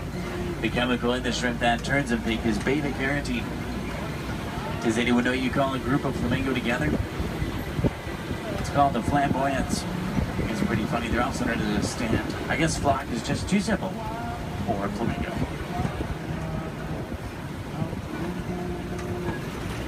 Now, I see white rhino markings up ahead here. White rhinos are bigger than black rhino. They weigh about 5,000 pounds compared to 3,000. They're not named after their color. Both white and black rhinos are both actually gray. They're named after the shape of their mouth and their size. Their mouths are wider. They get their name after the African word white, which means wide, but it's translated into white. Let's see if we can find any up ahead. Looks like they might be moving around a little bit. In the meantime, out to the left, we do see some zebra. A zebra's skin mirrors the pattern of their fur. Their hind leg is so strong that with one kick it could break a lion's jaw. Zebra are also blind runners, which means if they get scared or spooked and start running, they can't see. They'll run in any direction and hope there's nothing in front of them. The little brown animals out to the left are called bontebok. They're related to wildebeest. At one point, there was only about 17 total bontebok left. They were put on reserves and safe farms. Now they're doing much better. They're poached for their coat, which has a very unique coloring to it. They're extremely gentle animals.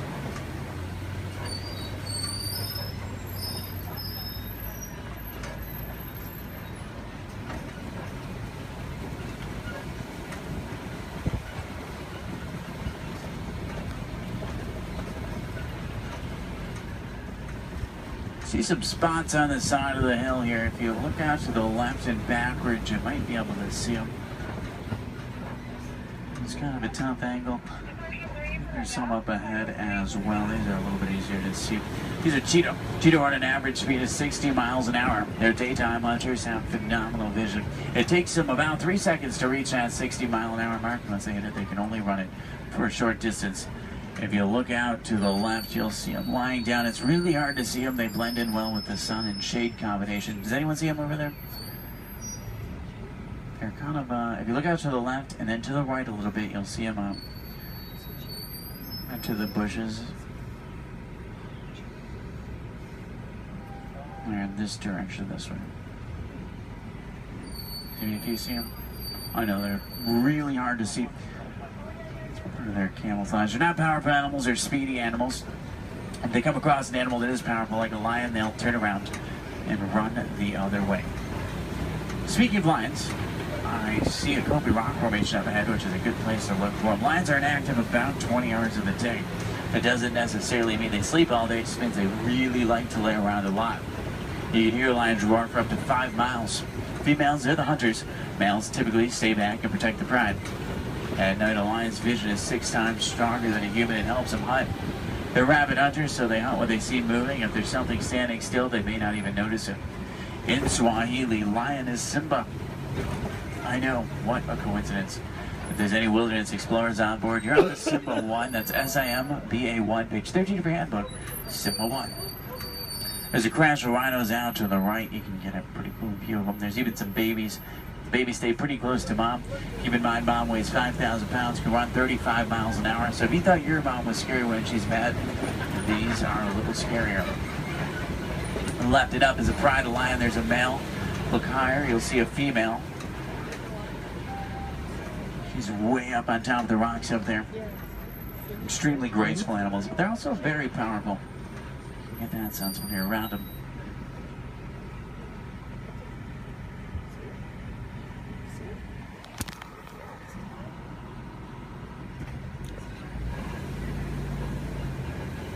I see some burrows up ahead. Warthogs live in burrows that they typically take over other animals and make their own. Sleep with their tusks out to protect themselves. The males do actually have warts in the side of their head, so it's not as literal as it sounds. They may seem harmless, but they can run 35 miles an hour, and their tusks are razor sharp, so you don't want to get in their way. On the left and down again up here, we're going to see some ostrich eggs in the dirt. Ostrich eggs are the largest eggs in the world. Each one will weigh around 3 pounds. You can stand on one of them and it wouldn't even crack.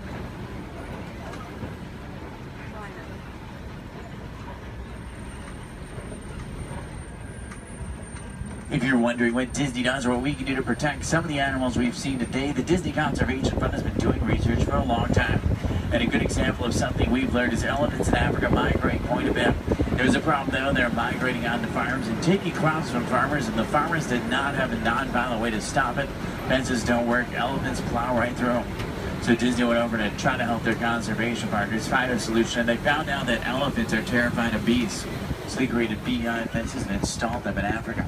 This not only keeps elephants out of dangerous territory, it also benefits the farmers. They can make extra money from the honey. What we can do is recycle old technology like cell phones, cameras, and computers. We can also just learn more about these animals, because the more we know, the more we can help, just like elephants and bees. The animals to the left and right are called scimitar horned oryx. They get their name from the scimitar-shaped horns on their head. They're on the critically endangered list. I think their horns are pretty cool.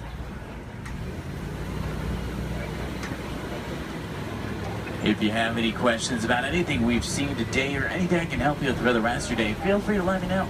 I would be more than happy to help. In the meantime, we're going to start to make our way back towards Harambe Village. Once we get back, if you're looking for more fun things to do, I recommend the Pangani Forest Trail. You can see gorillas, baby gorillas, naked mole rats, hissing cockroaches, underwater hippos, meerkats, and more. About a 15-minute hike, but you'll get some great pictures, make some great memories. At the end of Harambe on the right is the Festival of Lion King. It's one of the most popular shows at Disney. By far one of my favorites. It's worth the trip. Make sure you drink plenty of water today, otherwise the heat can sneak up on you. Did everybody enjoy the safari? Yeah. Great, that's good to hear. Now the best thing is no two safaris are ever the same. Whether it be a different driver, different animals, or the same animals closer, it's always unique.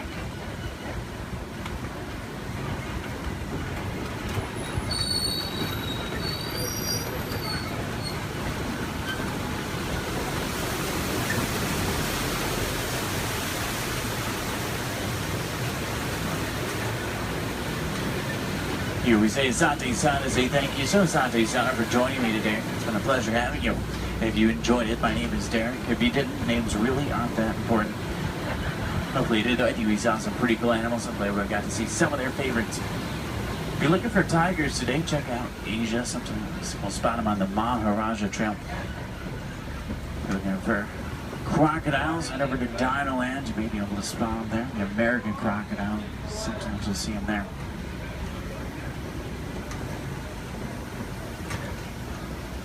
And take you right back to where I picked you up. It's a short drive back. We should be back in just a few minutes.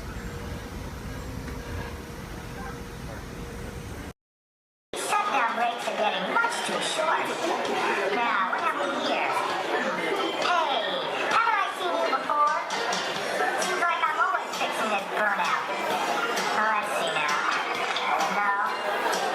No, that can't be right.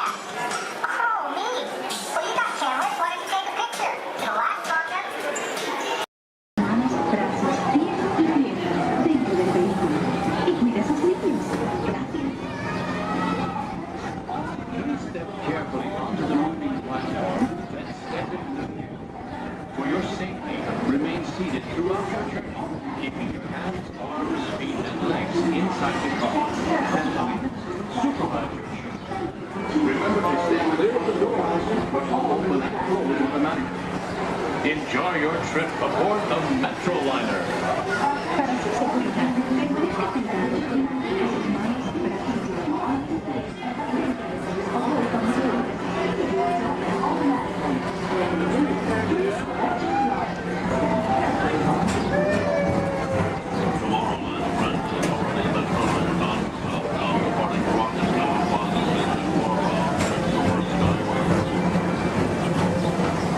Welcome aboard, GTA travelers.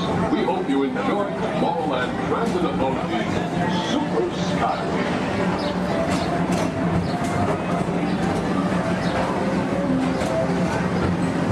Now approaching Tomorrowland Interplanetary Convention Center. The convention center is home to a galaxy of wonders from faraway.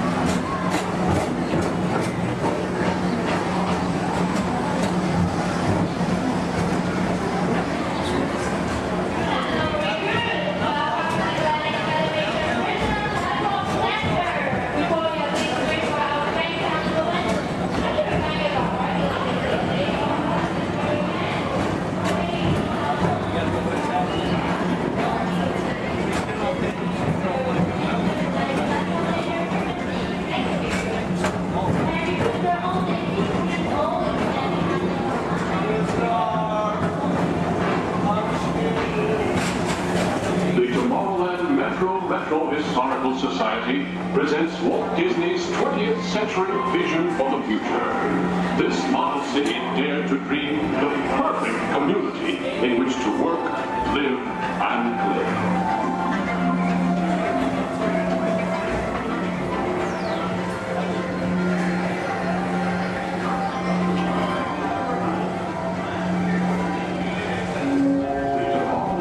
Now approaching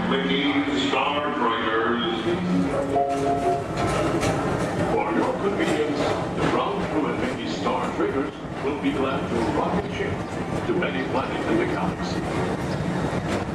Hi there, Tomorrowland travelers. This is Mr. Johnson and Sky Eagle Hovercraft 1, bringing you the latest Tomorrowland traffic report.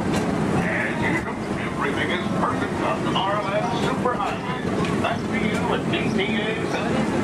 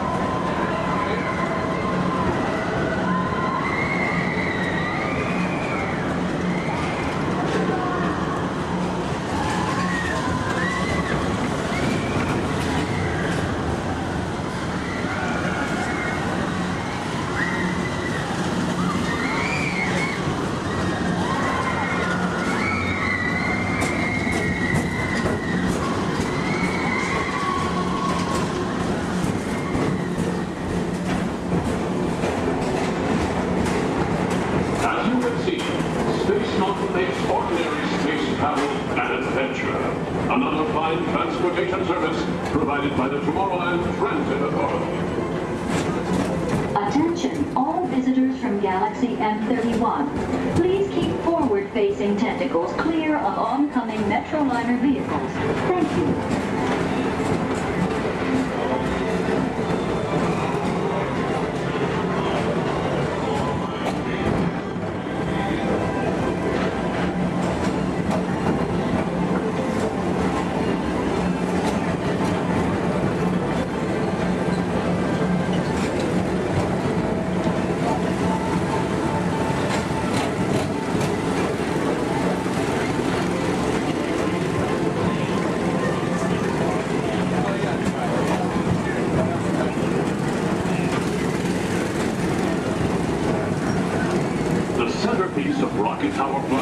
Is the League of Planets Astro Orbiter. This symbol of universal harmony and interplanetary fellowship provides all beings with an exhilarating spin around the planets.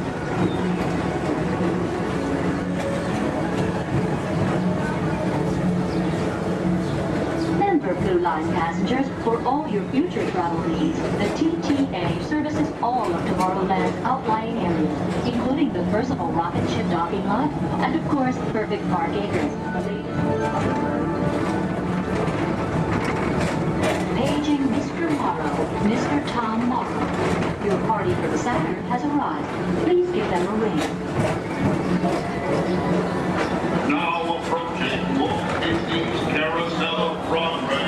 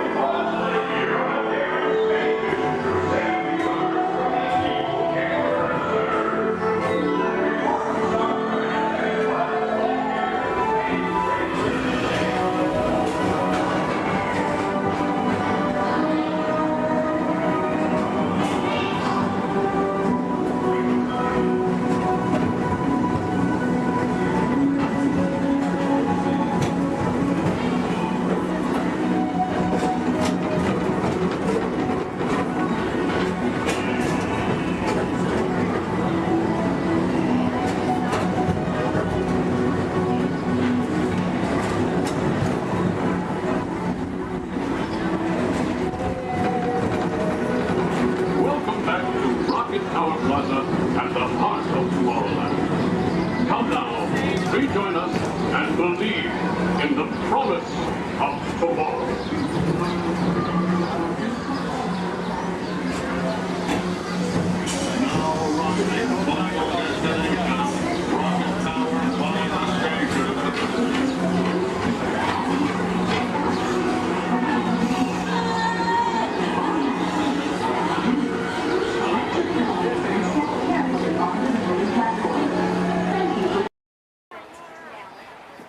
Okay, I'll do it for you guys. What?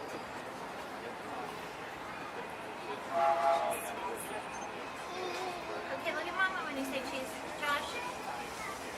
Oh my gosh, dude. This train could probably take us to the roller coasters. Hey. But it always zooms up. So Scott is not done with his deadline. To those who just joined us, welcome aboard the Disneyland Railroad.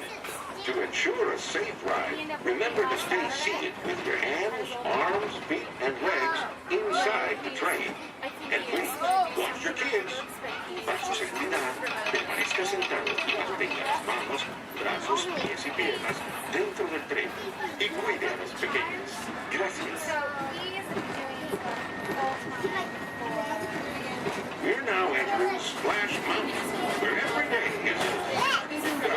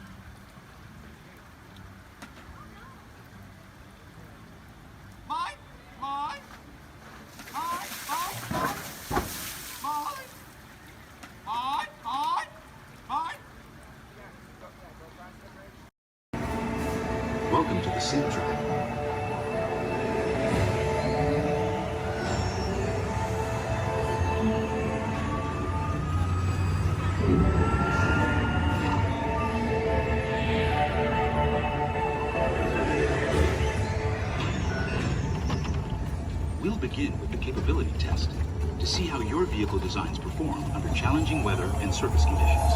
Monitoring road surface. Connecting to OnStar.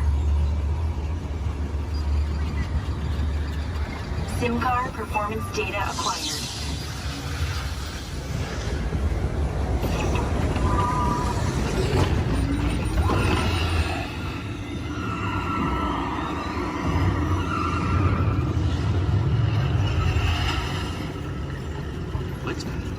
Let's see how your designs hold up now. Commencing SIM car off-road and extreme weather sequence.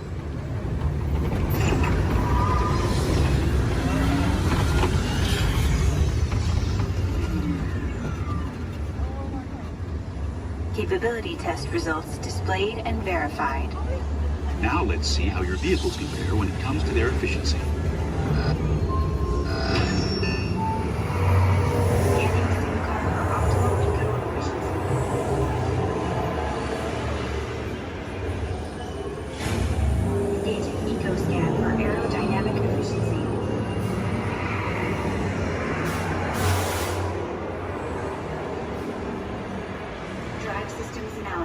Hyperspectral imaging in progress.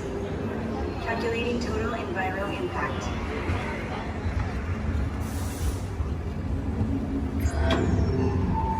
Commencing responsiveness test. Okay, the responsiveness data is now being synchronized. Automated driving technology verified and active.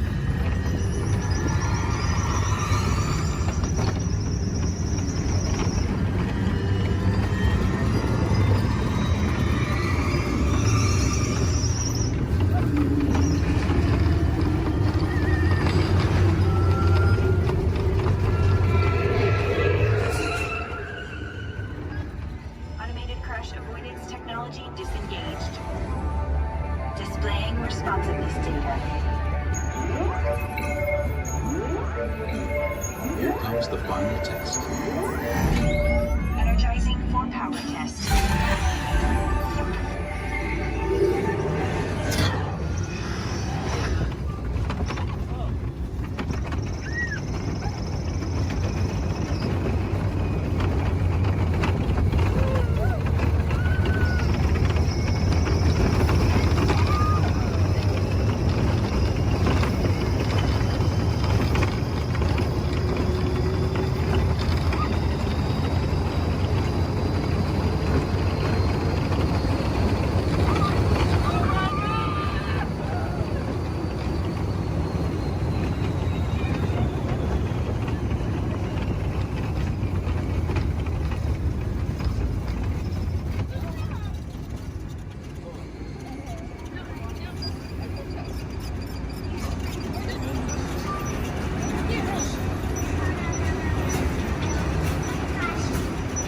Displaying power test results.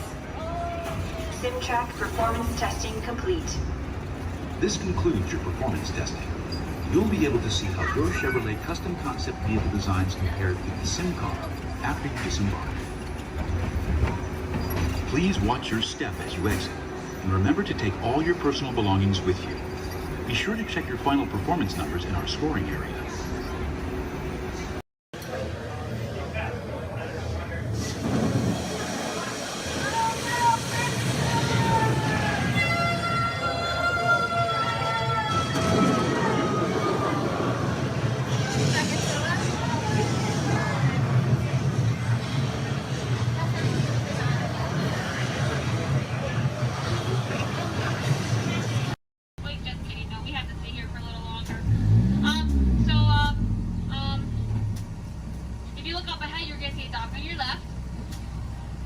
Another dock and you're right there. We like to call those a ferry dock. I know, exciting. Now if you look a little further, you're going to see some skips up there in khaki. We like to call those a ferry door. I know, it's great stuff, guys. It's great stuff. All right, now you know what we...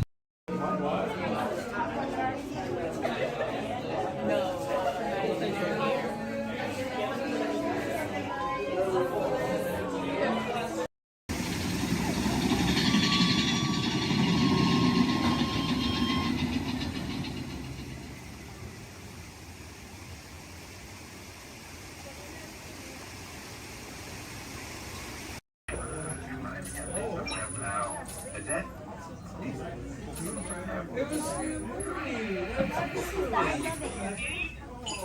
Ha!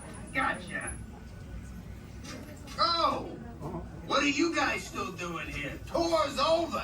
The cages are open and the creatures are loose. You gotta get out of here. Wait! Don't get out of here. I could use a hand. My little pal Groot is lost in the fortress somewhere, and I need to find him before he gets ate. I found his tiny little heat signature, see?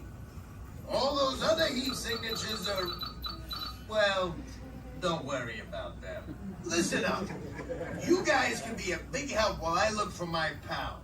A gantry lift full of warm parents makes a really great distraction. I just need you to wave your arms, scream, whatever it takes, and then all these things will, never mind. You in? It doesn't matter. That was rhetorical. Now let's move.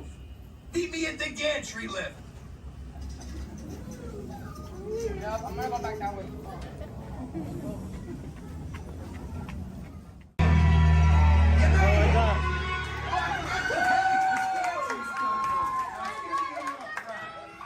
Remember, if you see a scary creature, scream real loud and look delicious.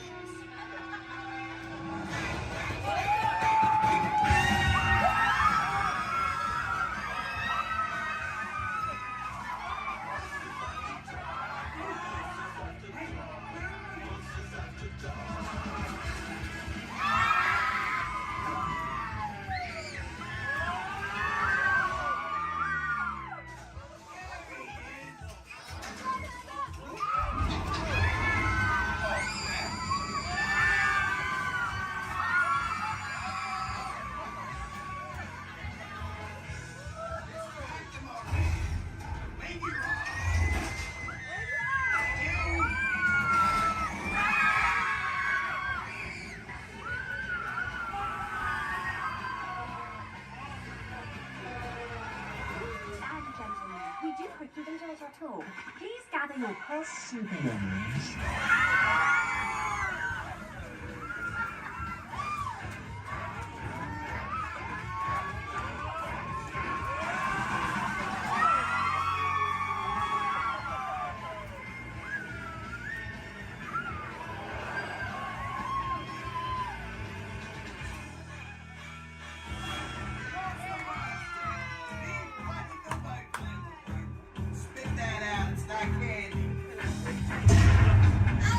What's your language?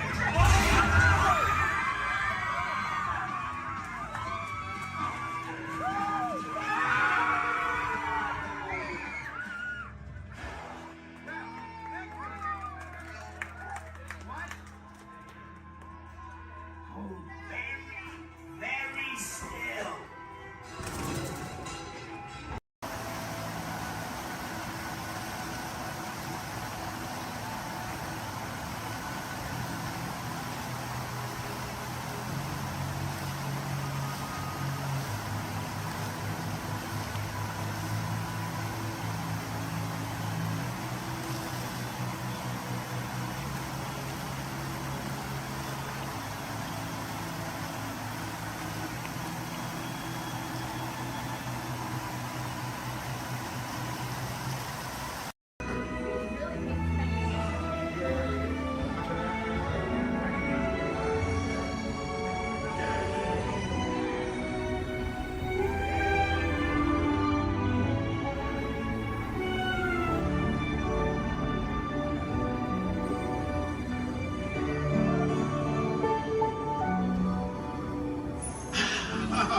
Voilà, venez, venez, venez, suivez-moi, je vous prie.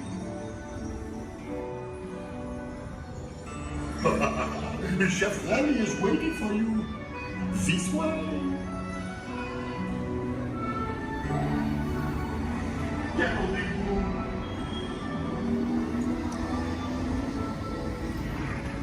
Oh, les erreurs, les invités pour le dîner. Here! Hein? Vous n'aurez pas idée, Coco-vin? Non. C'est pour Hamlet? Tout simplement. What? Mais oui, that's it!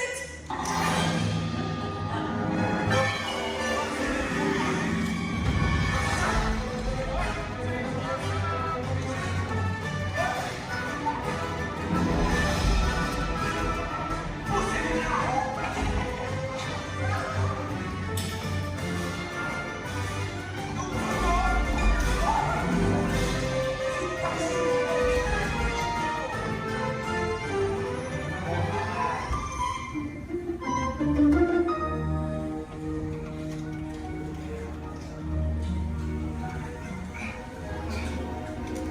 nourriture est pour nos invités, pas pour vous. Hey guys, the food is for them, not you.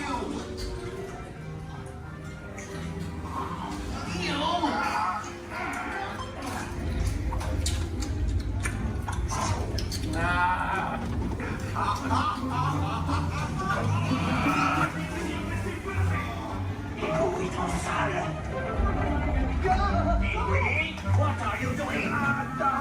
Le manigance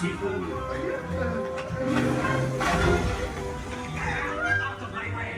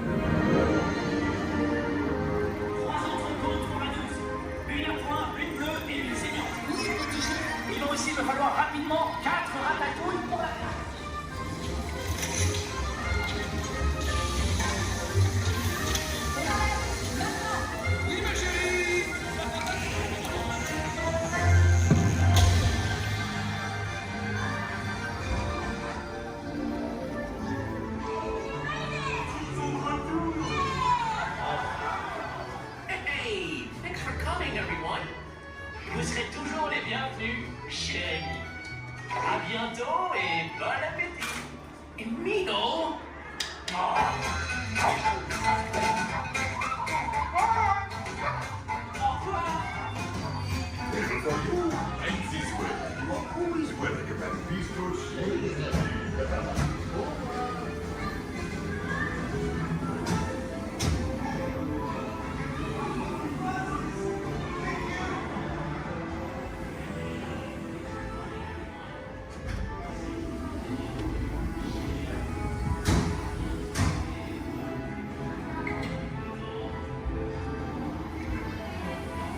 Okay, be sure to pack all your stuff.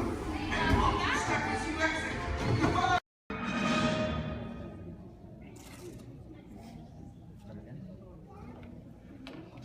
Hi, and welcome to the universe of energy. How are you? Fine. No need to answer. You know, you're probably surprised to see me here, aren't you? But then there's probably a lot of places you'd be surprised to see me when you think about it. If you were driving in your car, for instance, okay? Close your eyes, you're in your car, no, close your eyes, in the car, but right now think about it. You're in your car, you're driving, and then all of a sudden from the back seat, I just pop up and go, hey! You just whack me in the head, wouldn't you? That wouldn't be nice. But then it wouldn't be nice for me to do that to you. How'd I get in your car anyway? Did you lock the car? Maybe it was your fault. Maybe I'm just teaching you a lesson. But the point is, to see me here as a spokesperson for the universe of energy. I mean, that's crazy, you know. I mean, I'm an expert on a lot of things. You know that. I know that. But not a lot of things. A few things. But energy, I mean, there was a time I could care less about it. And then suddenly, I said I was sitting in my apartment when, there it is. I'd offer you some snacks, but I can't hear me. Hey, you! How about sharing some of those chips? No, you're on a diet. Me? How about you? Anywho, I'm watching TV and my favorite show's about to start. This is Jeopardy! Yes! I told you it was my favorite show. Who is it? And And of course, no one locks their doors in New York. Hey, it's your neighbor, Bill Nye the Science Guy. Hey, Bill Nye the Science Guy, it's Ellen, just Ellen, I guess. What can I do you for? I'd like to borrow some aluminum foil, a clothespin, and a candle. Another hot day, huh? Actually, I'm working on a new experiment. Take whatever you need. I don't want to miss any of the game. What are you watching? Jeopardy. Yes.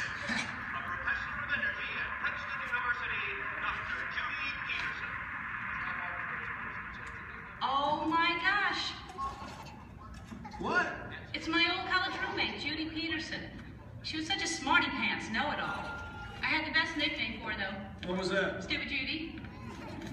Ellen, that makes no sense. She has a PhD. I know, but it made me feel better. So now I guess she's some hotshot, energetic professor. She's a professor of energy. Whatever. Who cares about stupid Judy and her stupid energy? Ellen, energy's the most important thing in the universe. Oh yeah, sure. Take her side. I'm not taking her side. It's just that without energy, nothing would go. Nothing would happen. I mean, there'd be nothing. Well, then we'd really be in jeopardy now, wouldn't we? Yeah, well, what is, thanks for the supplies, and see you later. What is?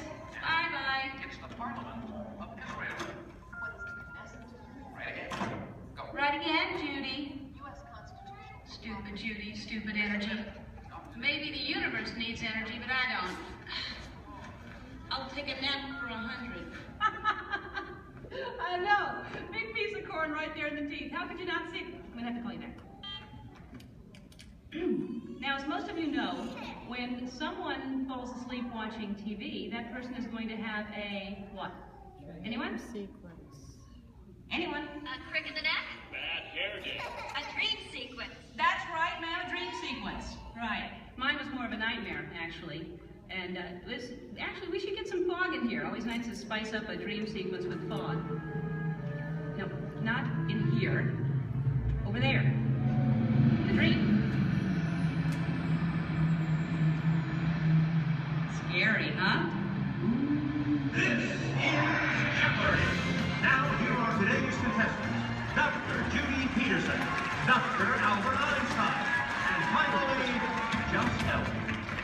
And now here is the host of Jeopardy, Alex Trebek. Thank you, Johnny Gilbert. Hello, contestants. Welcome to our program, and good luck to you in the game. Here are the categories for the first round of play. Solar energy, wind power, energy from water, fossil fuels, fusion, and finally, gas. Ellen, since this is your dream, we'll let you make the first selection. All right, Alex. I will take fossil fuels for, let's go 100. Fine. The answer is, this was formed from microscopic plants and animals trapped in ocean floor sediments millions of years ago. Ellen. Yes, I know that one. That's,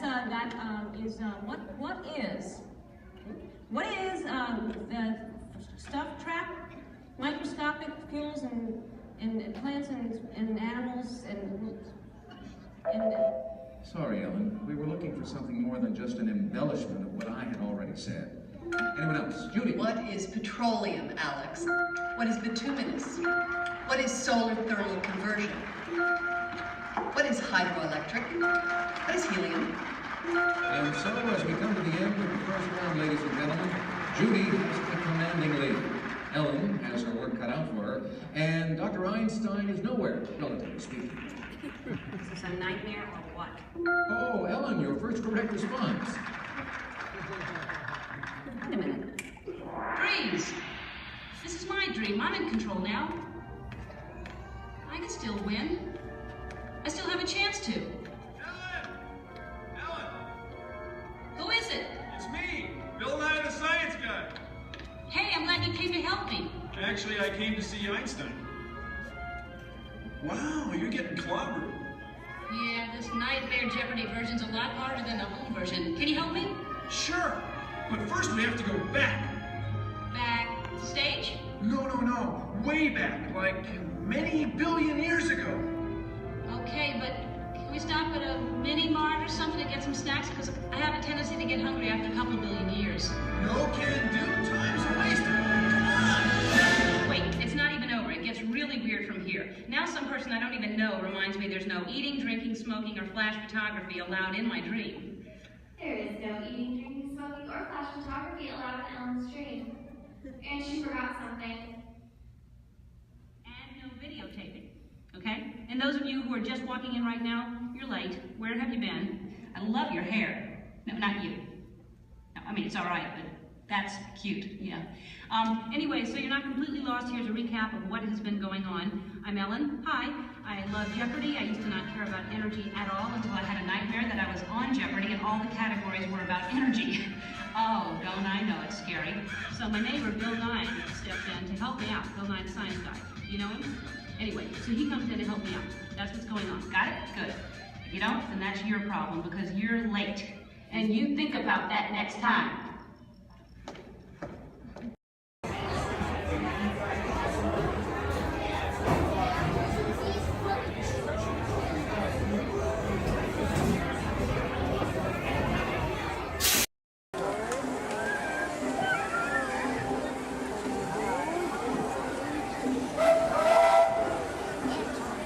Do you hear that?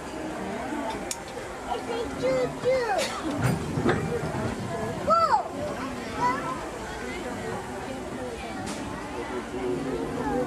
What?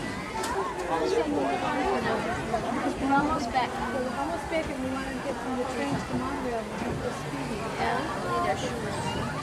Hello, everyone. Thanks for joining us on the Disneyland Railroad. For a safe ride, remember to stay seated with your hands, feet, and legs inside the train. And please, watch your kids. ¿Qué tal, amigos? Y bienvenidos a bordo.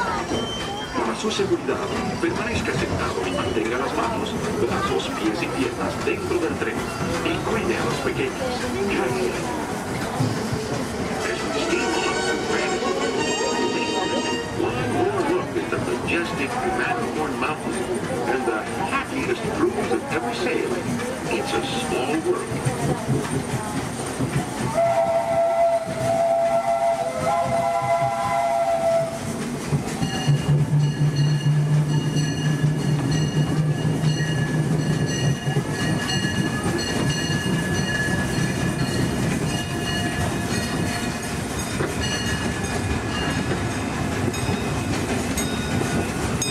Ahead of us lies the future. Well, I guess we all know that. What I mean to say is, we're heading into Tomorrowland, where everything is possible. You look overhead, you might catch a glimpse of a monorail. When Disneyland introduced the monorail back in 1959, it was the first daily operating monorail system in the entire Western Hemisphere. Winding below us, the wheel, where drivers of all ages could get behind the wheel of a car, and no license is required.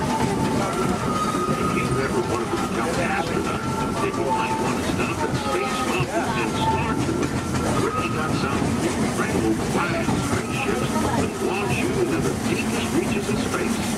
Keep the ride if you got the mind.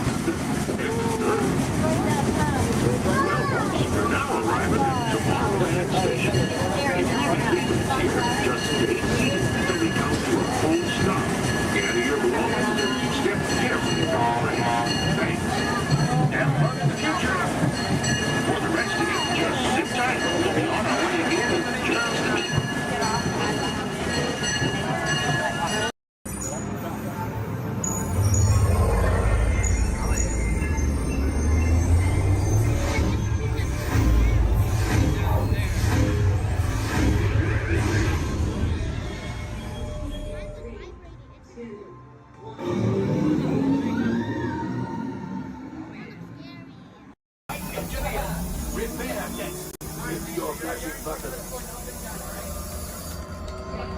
Better be faster when we get into real trouble. Right, pilot? Push the flashing button to take off.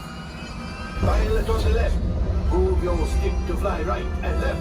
Just trust the motor so that pilot on the right. Pull back on the stick to fly up. And push forward. Weapons are online.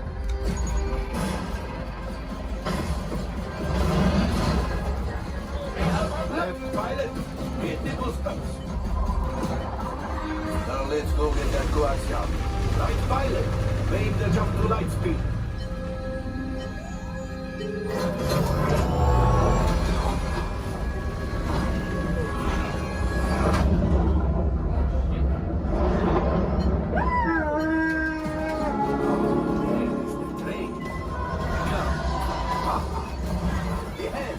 Yes, keep shooting.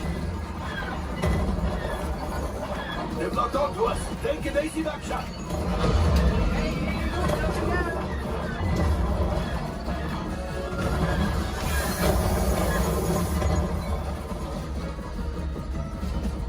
Ah, there it is. After that train. Flight engineers, fire the harpoon. Now, shoot the cargo free. Let's pilot brakes. Well, my friends, that could have been much worse. Okay, it's much worse.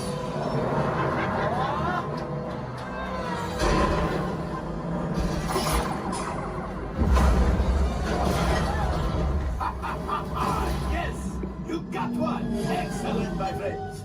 Power up the ship. Well, I have the axiom.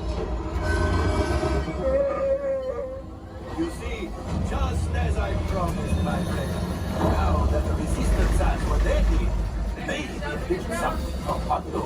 Pilots, line up behind the train so we can harpoon that last car. Let's shoot the train. Yes, keep mashing those controls. That cargo is breaking. Keep shooting. Good job, my friend. Yes. We got the coaxium. I will grab it. You keep up the train.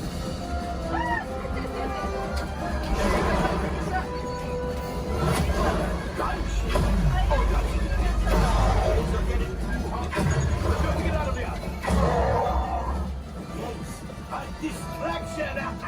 Fire the missiles at the train! Hurry!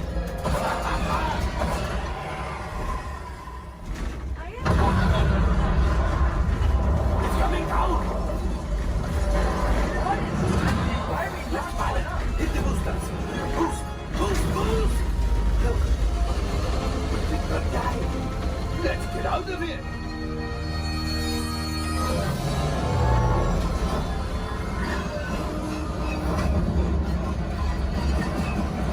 Your hyperdrive has failed. Pilots, evasive maneuvers. We've got company. True is right. If we leave them back, they may find the resistance. You did it. Watch out! Oh, that's going to be hard.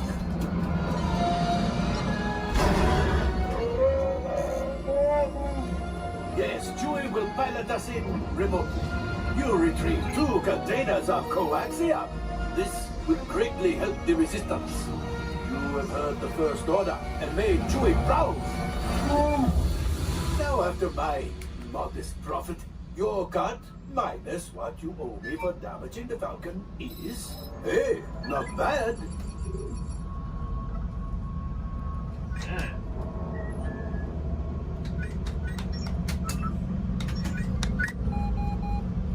R5, damage report.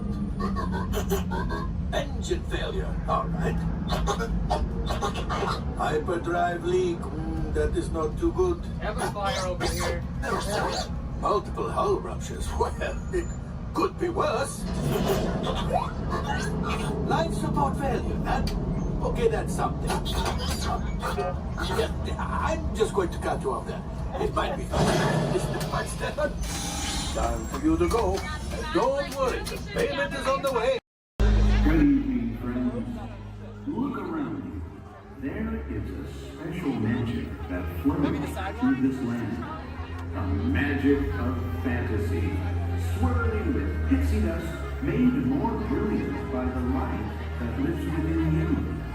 It inspires us to wish upon stars, follow our hearts, and find our happily ever afters. Tonight, as we gather together under the spires of this majestic castle, how dreams ignite the magic to create a beacon shining out and celebrating 50 years of the most magical place on earth.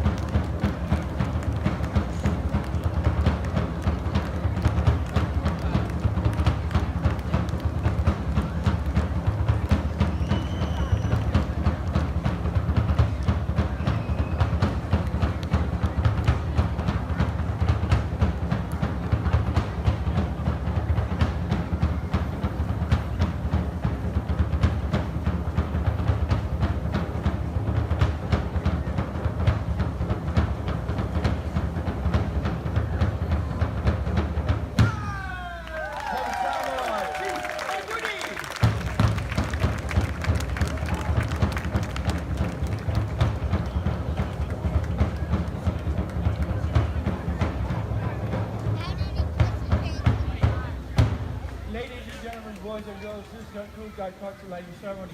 Thank you for attending and please enjoy the rest of the evening. Mahalo and aloha! Aloha!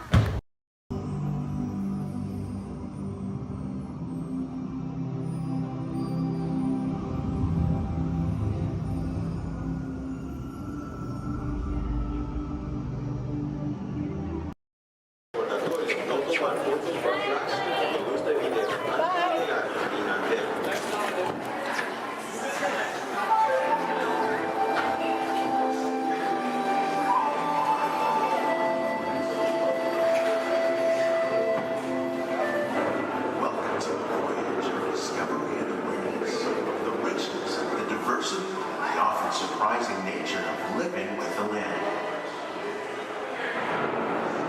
Our journey begins as dramatic and sudden changes are sweeping over the land. The approaching storm may seem violent and destructive to us, but to nature, it's a new beginning in the cycle of life.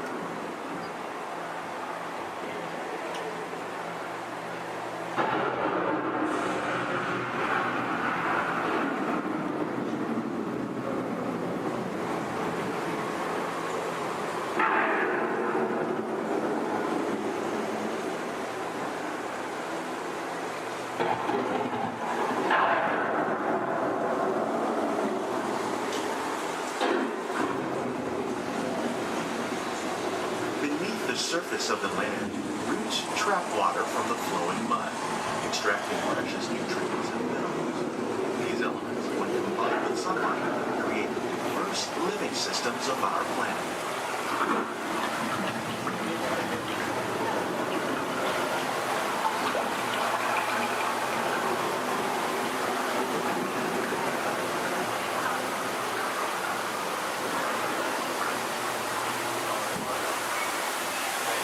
One of those living systems is the rainforest, home to the most amazing concentration of life on our planet. These dense and beautiful forests cover only a tiny portion of the Earth's surface, but they contain more than half of its planet environment. Rainforests are also extremely rich in adaptive living systems, providing us with oxygen, food, medicine, and other elements essential to our lives.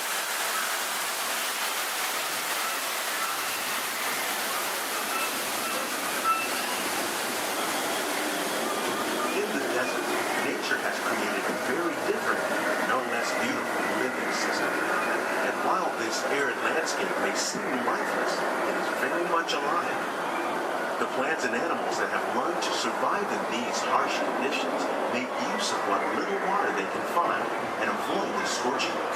The American prairie once appeared as desolate as the desert, but over time, rainwater and nutrients gradually penetrated the hard surface of this land. Even the hooves of the mighty buffalo helped create the rich soil that would one day become home to the American farm.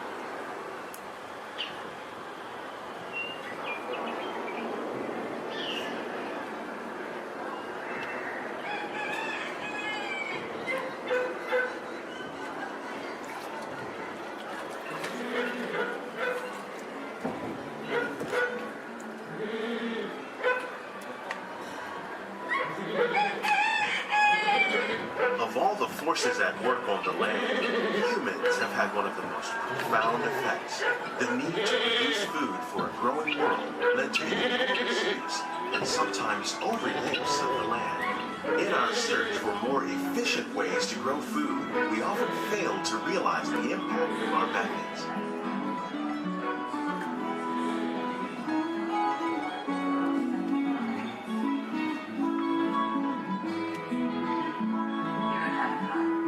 Today, we're learning to live with the land, discovering better ways to grow food that will assure both human and environmental well-being. In Japan, we're learning that by adding composted leaves and other plant material to our soil, we can reduce the need for fertilizers.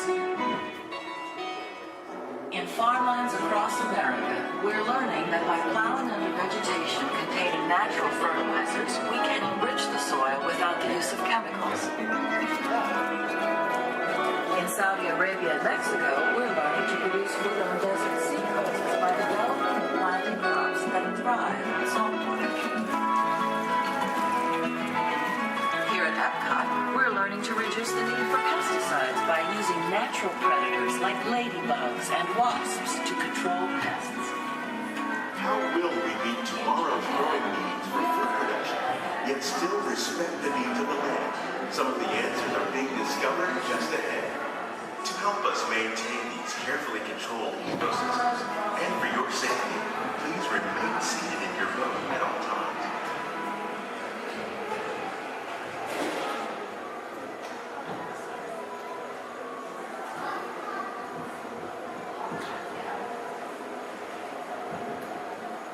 Welcome to our living laboratories, where scientists from Epcot and the U.S. Department of Agriculture are exploring innovative ways to produce bountiful harvests now and into the future. The tropics are home to the greatest diversity of plants on the planet. Many of these, like papaya, bananas, cacao, coffee, and rice, are well known around the world. Others, like the jackfruit, fluted pumpkins, and dragon fruit growing here, represent the vast number of lesser-known tropical plants. As we learn more about these crops, we discover that many are rich in vitamins and minerals, while others are well adapted to growing in less than ideal conditions. For instance, the fluted pumpkin thrives in the poorest soil conditions of Africa. With its edible seeds and leaves, the pumpkin could become an important staple for areas where other crops don't grow easily. The unique-looking dragon fruit is actually a member of the cactus family. The fruits are high in vitamin C, rich in antioxidants, and have a light, sweet taste. The fruit originated in Mexico or Central America, but is already becoming popular in Asia. It could become a source of important nutrients for people living in many areas of the world. These and many other lesser-known crops may one day be as popular as the bananas growing on both sides of the boat. More than 28 million tons of bananas are eaten annually, making it the most popular fruit in the world.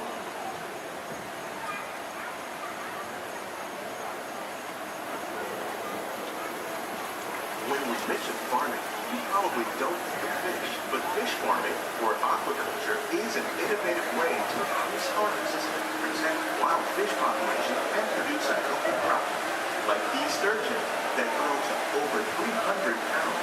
Now that's a lot of cattle.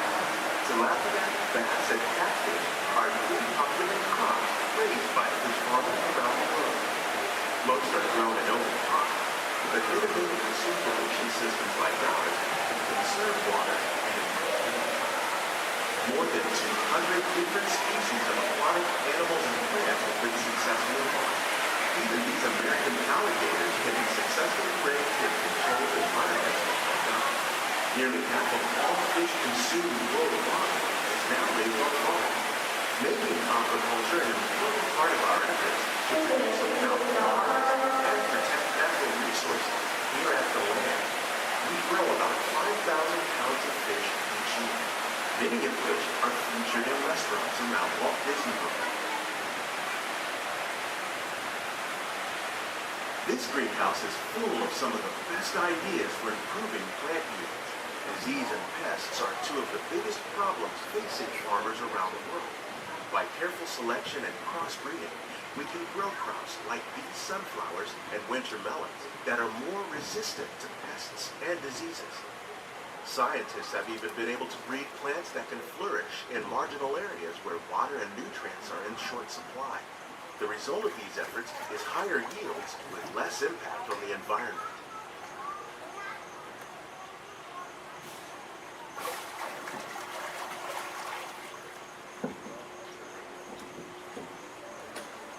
These plants are definitely on their way up. Innovative growing techniques like the ones you see help to increase yields while more efficiently using resources like water, fertilizer, and pesticides. We're growing these nutritious sweet potatoes above ground. This method increases yields, produces larger potatoes, and can be used where rich soil is in short supply. We're growing lettuce using our nutrient film system. This technique precisely controls and recycles water and nutrients. With it, we can produce over 27,000 heads of lettuce a year in this one small area.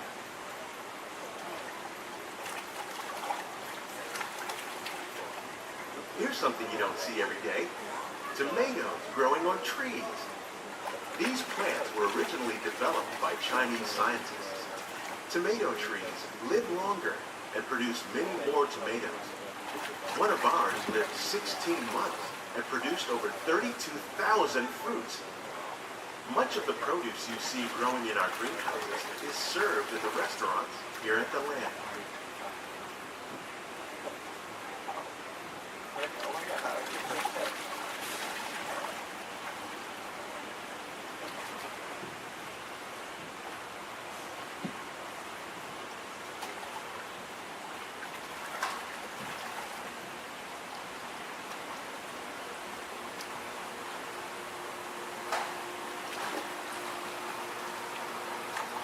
The future of agriculture includes some high-flying ideas like the ones you see here. The aquaponics system on your left integrates hydroponics with aquaculture. The fish provide a source of natural fertilizer for the plants, and the plants help keep the water clean for the fish. It's another great way to produce more while using less resources. In our lab, Epcot scientists are working with the U.S. Department of Agriculture on a number of innovative projects. The goal of these efforts is to produce higher yielding and better quality plants.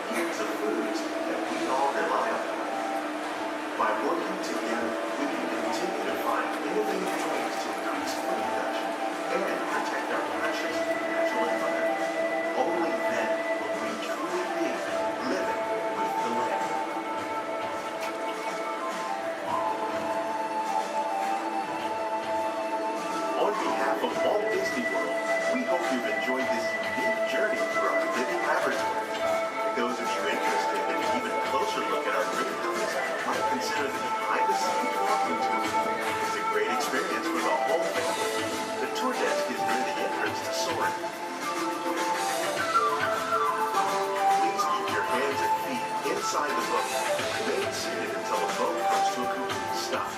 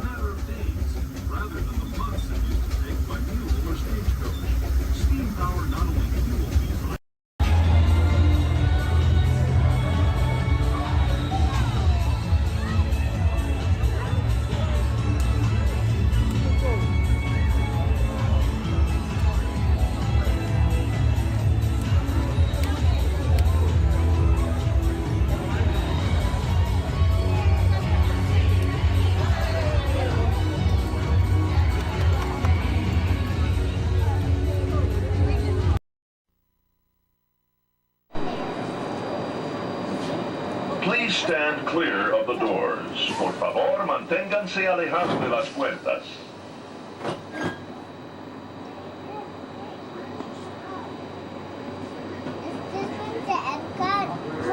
Welcome aboard the Walt Disney World monorail to Epcot. For those of you standing, please hold on to the handrails throughout our journey and stay clear of the doors. For the comfort of others, no smoking, please. Thank you. As we turn south, you can catch a glimpse of the spires of Space Mountain in the Magic Kingdom. Nearby is Disney's 8th-ranked contemporary resort. Where are we at? That's where we were just at. Is that where we at? Yeah, we weren't at the Magic Kingdom today, though. What? We didn't go to the Magic Kingdom today, did we? Yeah, we did. Yeah, we did. When? We were in Animal Kingdom. Right now, we're kind of taking a little break.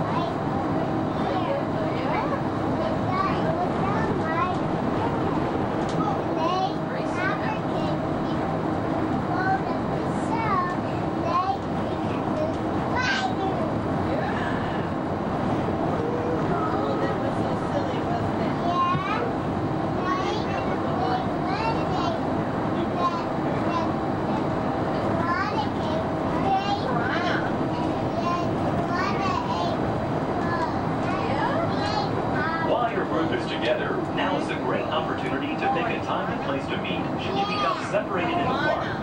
If you should need any assistance, please go to Guest Relations, located in Interventions East. Guest Relations can also assist you in making dining arrangements, provide special tours of Epcot, or make other suggestions for planning your visit to Walt Disney World.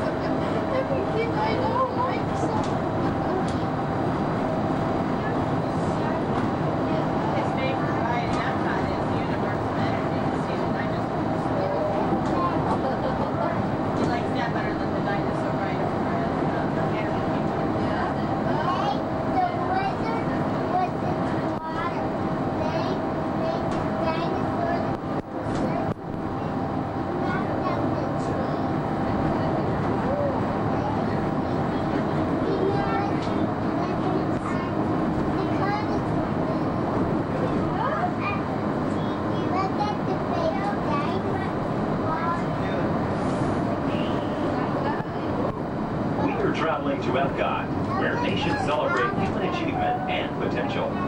Its 300 acres are divided into two worlds, Future World and World Showcase. Future World offers fascinating explorations into realms of energy, transportation, and imagination. You'll also find adventures in communications, sea exploration, food production, and other vital topics. World Showcase is a community of nations, highlighting the accomplishments and cultures of people around the world. On the banks of the 40-acre World Showcase Lagoon are Mexico, Norway, China, Germany, Italy, the American Adventure, Japan, Morocco, France, United Kingdom, and Canada. Young adults from each nation represented in World Showcase are among your hosts, making this a true international exchange.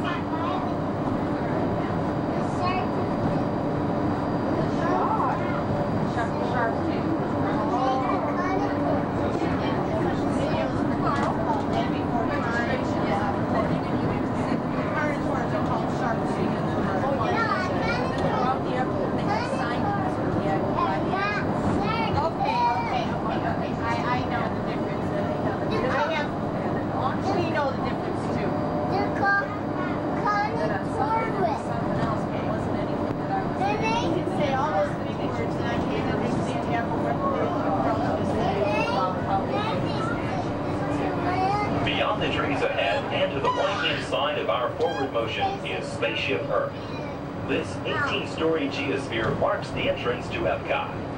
Inside Spaceship Earth, time machine vehicles take you through the evolution of human communications, from a distant yesterday to the dawn of tomorrow.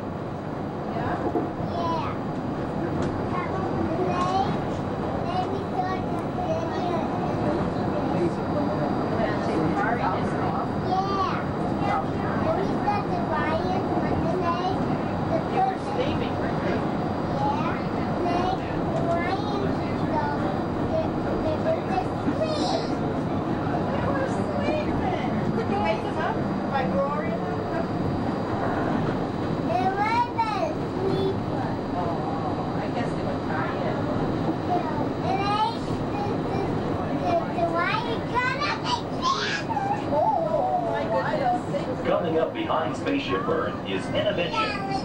Inside this hands-on area, you can explore and interact with the ever-changing technologies and products for everyday living in the near future. To the opposite side is the universe of energy. Inside, you'll find Ellen's Energy Adventure, hosted by Ellen DeGeneres and Bill Nye the Science Guy. Next is the Wonders of Life, where you'll discover Body Wars, which takes you on an amazing trip through the human body. In Test Track, you can experience the exhilaration of test driving a vehicle on the fastest and longest ride ever created for Walt Disney World. Coming into view is World Showcase. Directly across from us on the far shore of the World Showcase Lagoon is our host pavilion, the American Adventure.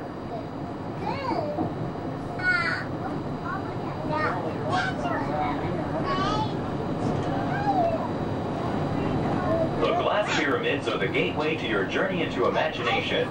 Inside, you can find the 3D adventure, Honey, I Shrunk the Audience. Join Professor Wayne Zielinski as he receives the Inventor of the Year award for his incredible shrinking machine.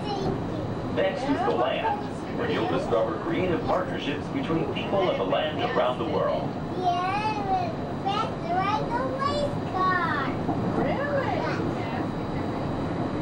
In the living seas, you can descend via hydrolator to Seabase Alpha and navigate the largest, most spectacular coral reef environment ever created by humankind.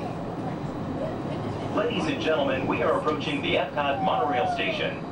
Smoking is not permitted at Epcot except in designated areas. Please consult your guide map or ask a cast member the location of designated smoking areas.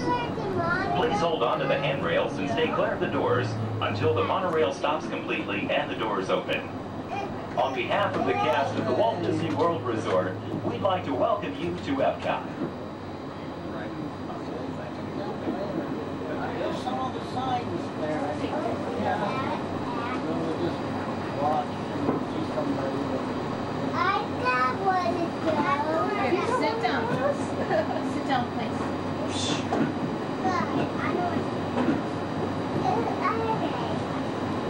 Ladies and gentlemen, please remember to collect your belongings and take young children by the hand. As you exit, please lower your head and watch your step. Thank you. Passengers will stand by to board.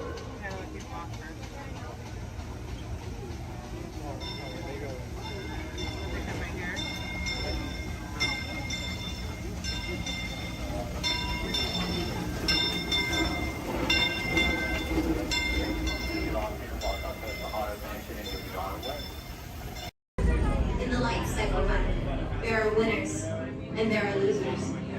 Who are you?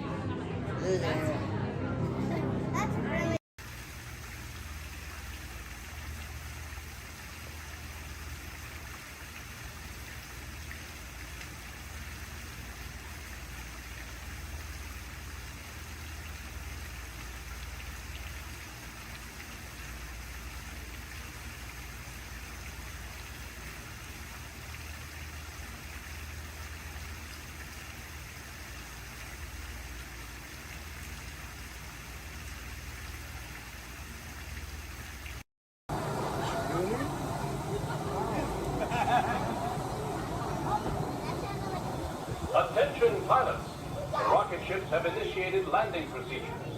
Please remain seated until your rocket ship comes to a complete stop. Then follow the arrows to the flight deck. Happy landings! We're not going along.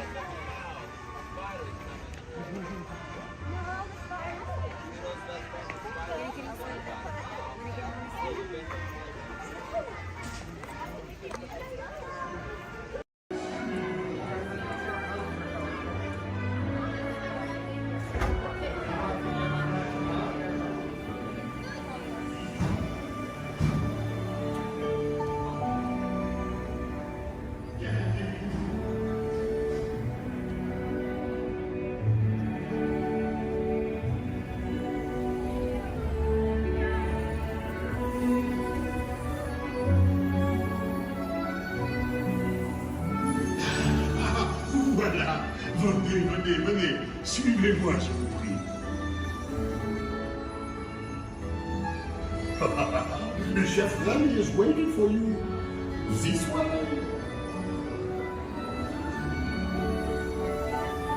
Qu'attendez-vous?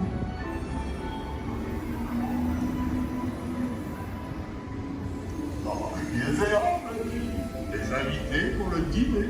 Yes, but what to prepare? Hein? Pour le repas idéal, coq au vin? Non. A simple omelet? Too simple. What? Mais oui, that's it!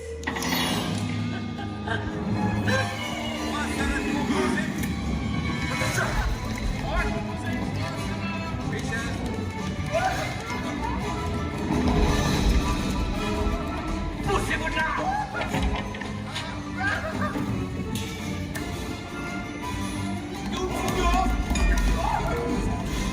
Vite, par ici!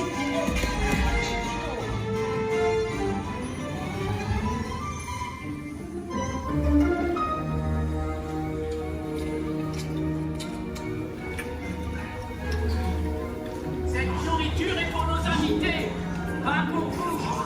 Hey guys, the food is for them, not you.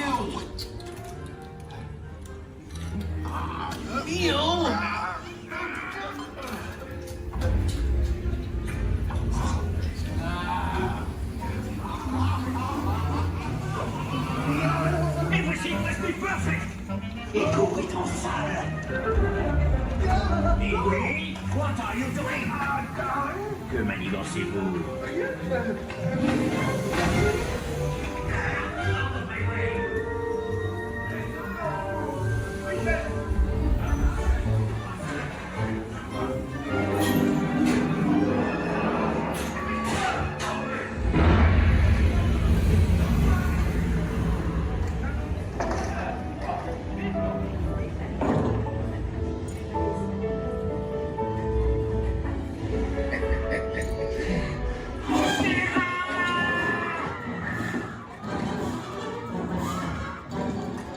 Dépêchez-vous, par ici.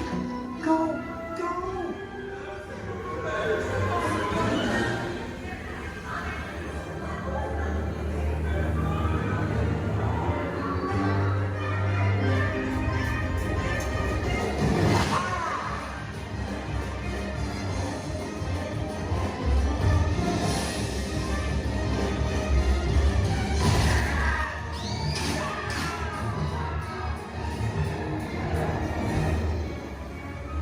Come on, Remy's kitchen is just around the corner.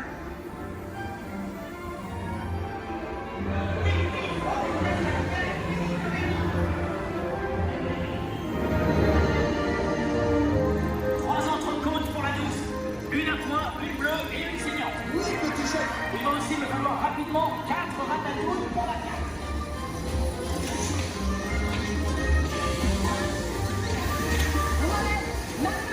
Oui, ma chérie.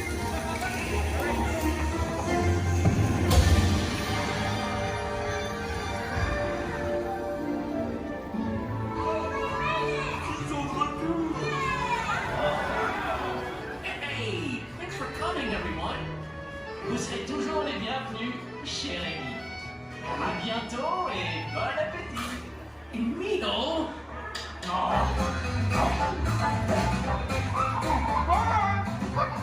Au revoir.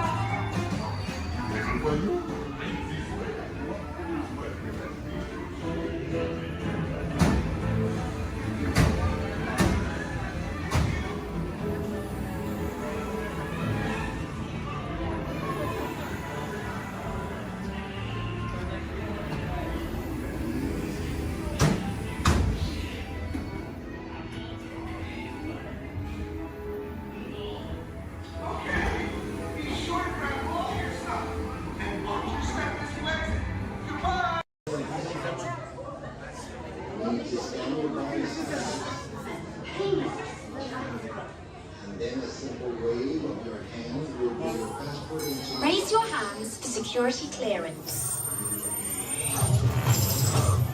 And presto, the doors open for you. I now present to you Tannelier Tavon's private office.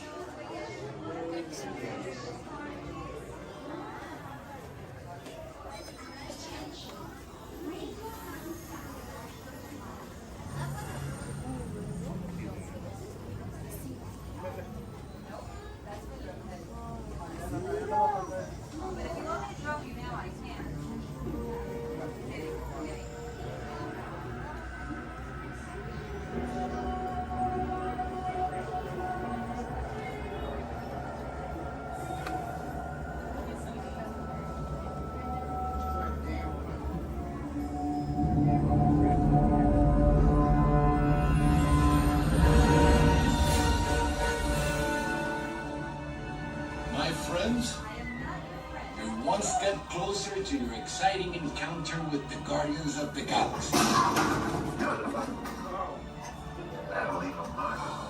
You're now standing in my private office. I know. Where I Carefully scrutinize each and every piece that comes to me from different parts of the galaxy that let's mute this guy. Getting this blathering on a constant loop was big motivation for me to escape. I go, ouch! Ow! That was not part of the plan. What? Of course I escaped. For those of you who have not been paying attention, the name's Rocket, one of the Guardians of the Galaxy. The smart one. Listen up. He's gonna put you on a gantry lift for your tour. I'm gonna sneak on top of your lift and take us all the way to the big old generator control room. I'm gonna blast that thing and destroy all the control systems, which will open up every cage in this freak show and free my friends. Our buddy Mantis is in the getaway ship waiting for my signal, and then we'll be on our merry way. But this plan won't work unless you help. I don't have clearance. My hands don't scan. Yours do. If you raise your hands, I get the clearance and the chaos begins. It's a foolproof plan. 35% of the time. Oh. I'm gonna take this. Now move it.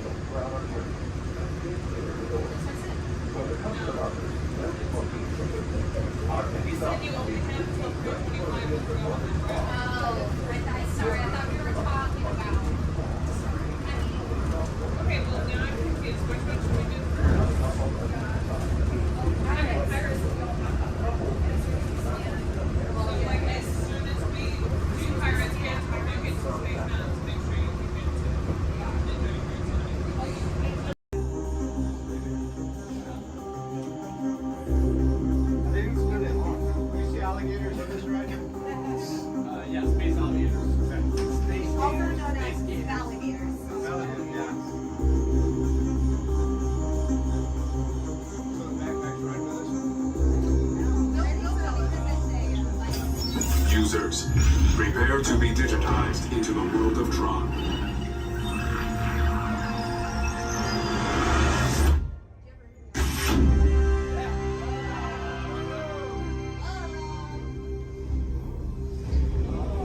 Team Blue, welcome to the grid.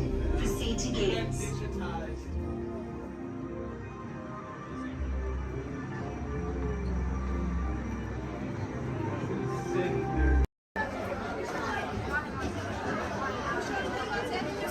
Push up on that lap bar, push up.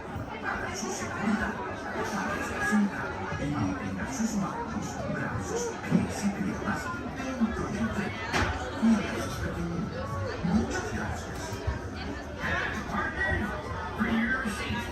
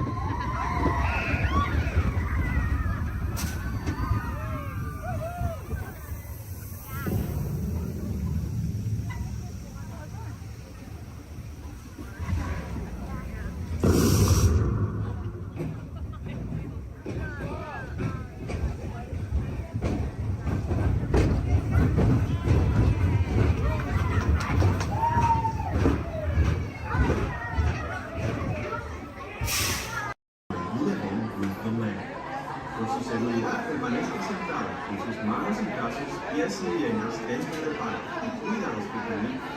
A manera de recordatorio, no tomar fotos con flash y luz de video antes de llegar al nivel.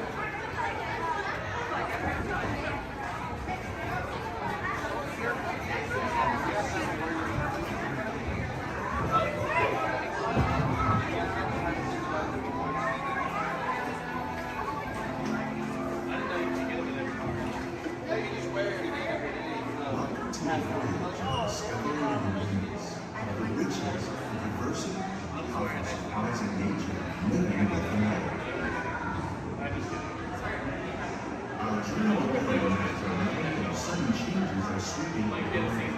The approaching storm may seem violent and destructive to us, but to nature, it's a new beginning in the cycle of life.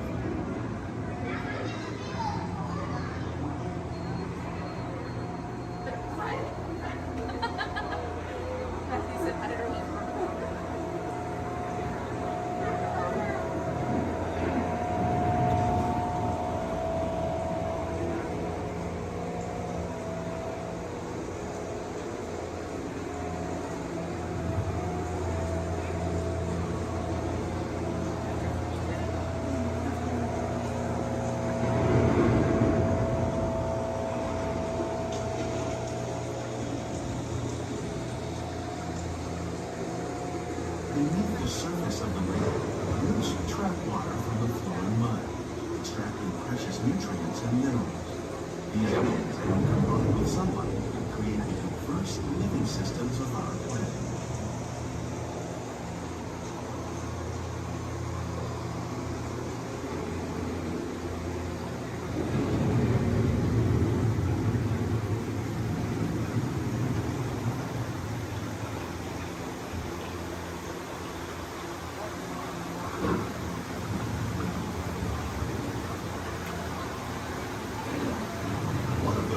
Systems is the rainforest, home to the most amazing concentration of life on our planet.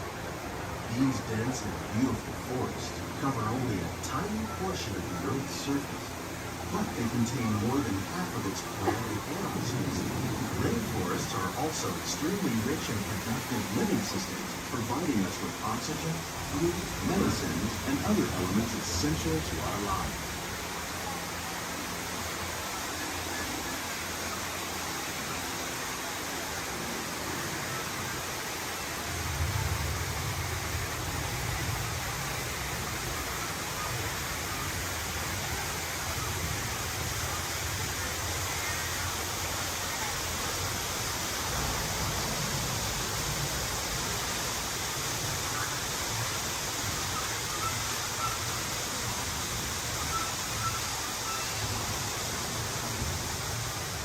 In the desert, nature has created a very different, but no less beautiful living system.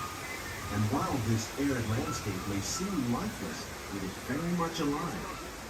The plants and animals that have learned to survive in these harsh conditions make use of what little water they can find and avoid the scorching rays of the relentless sun.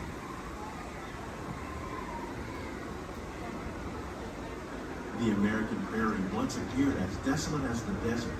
But over time, rainwater and nutrients gradually penetrated the hard surface of this land.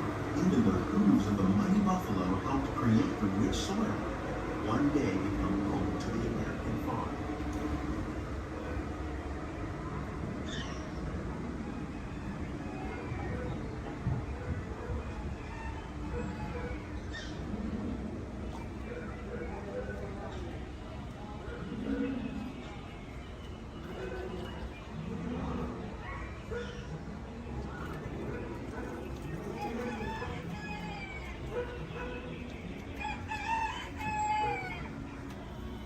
Of all the forces at work on the land, humans have had one of the most profound effects. The need to produce food for a growing world led to the enormous use, and sometimes overuse, of the land. In our search for more efficient ways to grow food, we often fail to realize the impact of our methods.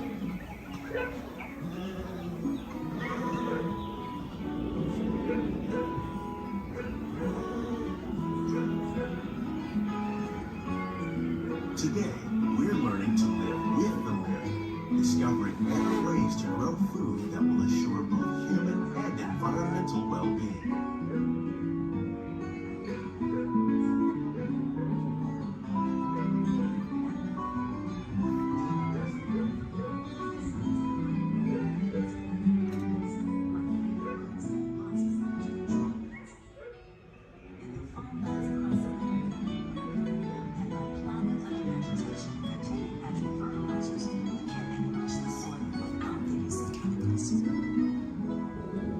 In arid regions, we're learning to produce food on desert seacoasts by developing and planting crops that thrive on salt water. In Japan, we're learning that by mixing leaves and other living materials into our soil, we can make farmland more fertile without the need for chemicals. Here at Epcot, we're learning to reduce the need for chemical pesticides by breeding and using natural predators, like ladybugs and wasps, to control pests. How will we meet tomorrow's growing needs for food production, yet still respect the needs of the land? Some of the answers are being discovered just ahead. To help us maintain these carefully controlled ecosystems, and for your safety, please remain seated in your boat at all times.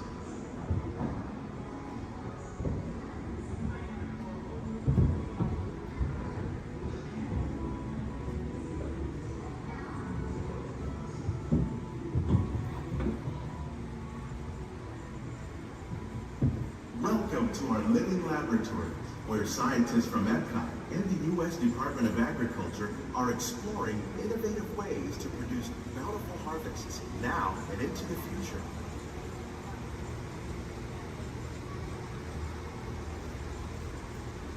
The tropics are home to the greatest diversity of plants on the planet. Many of these, like papaya, bananas, cacao, coffee, and rice, are well known around the world. These are just a few of the edible plants that have been an important source of nutrition for people living in the tropics. Many are rich in vitamins and minerals, while others are well adapted to growing in less than ideal conditions. Some, like the water lily, thrive in wet, swampy areas and waterways. All parts of this plant, even the flower petals, are edible. The starchy root of the plant has long been used to make flour for baking.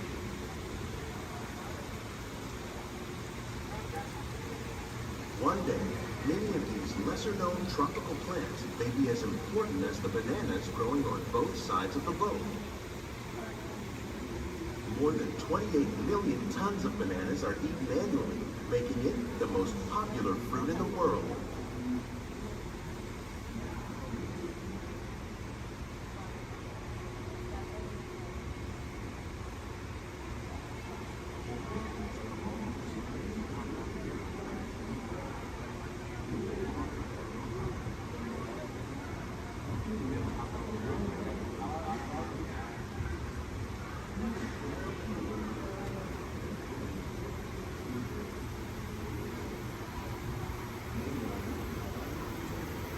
When we mention farming, you probably don't think of fish.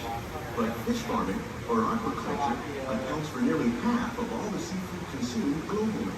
Tilapia, bass, and catfish, like the ones you see here, are three of the more popular crops raised by fish farmers. The sustainable system we're using here recycles the water in the tanks. As a result, we're able to save millions of gallons each year. Our small fish farm produces nearly 5,000 pounds of fish each year to serve in restaurants around Walt Disney World. Innovations like this one can play an important role in our efforts to produce bountiful harvests and still protect natural resources.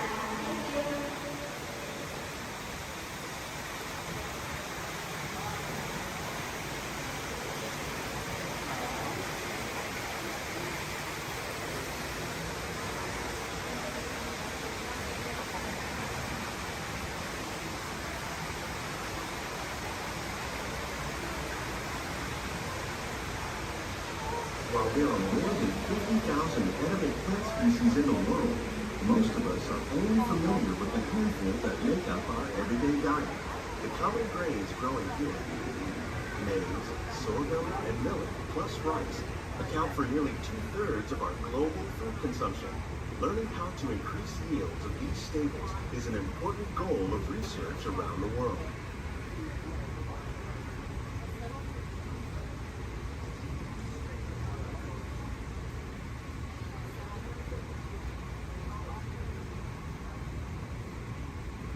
These plants are definitely on their way up. Innovative growing techniques like these increase yields while more efficiently using resources like water, fertilizer, and pesticides. Another innovation at work here is our integrated pest management program. By populating our greenhouses with beneficial insects that prey on harmful pests like aphids and flies, we are significantly reducing our reliance on conventional pesticides.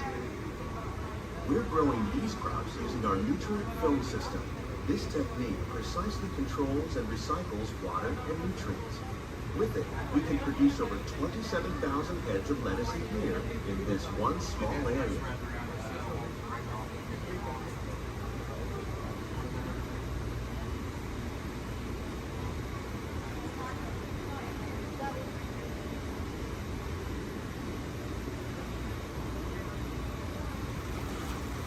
Some of our best ideas have been inspired by nature, like these fruit and vegetable trees.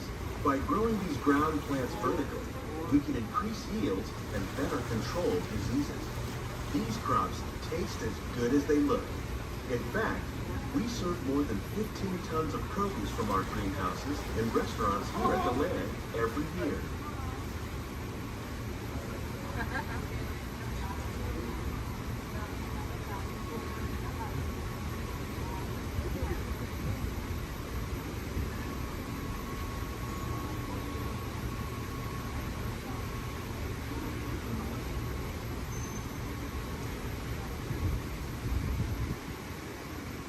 The future of agriculture may include innovative ideas like this vertical growing system.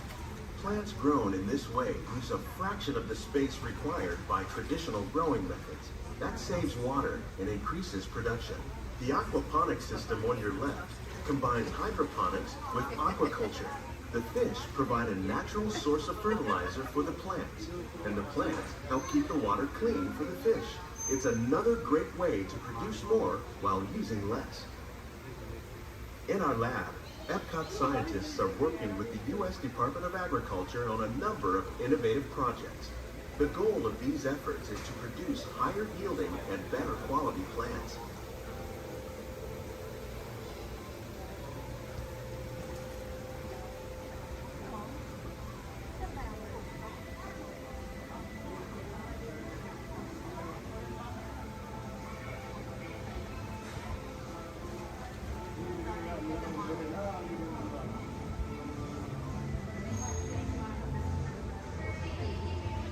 These greenhouses represent just a fraction of the work being done worldwide to produce bountiful harvests for our growing population.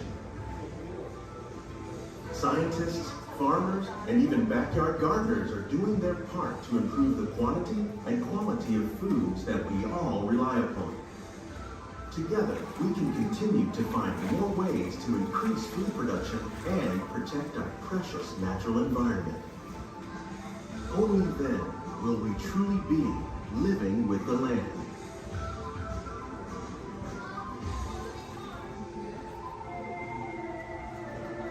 On behalf of Walt Disney World, we hope you've enjoyed this unique journey through our living laboratories. If you'd like a closer look, then check out the Behind the Scenes walking tour. It's a chance for the whole family to get up close and personal with the plants and growing techniques in our laboratory. Please keep your hands and feet inside the boat and remain seated until the boat comes to a complete stop.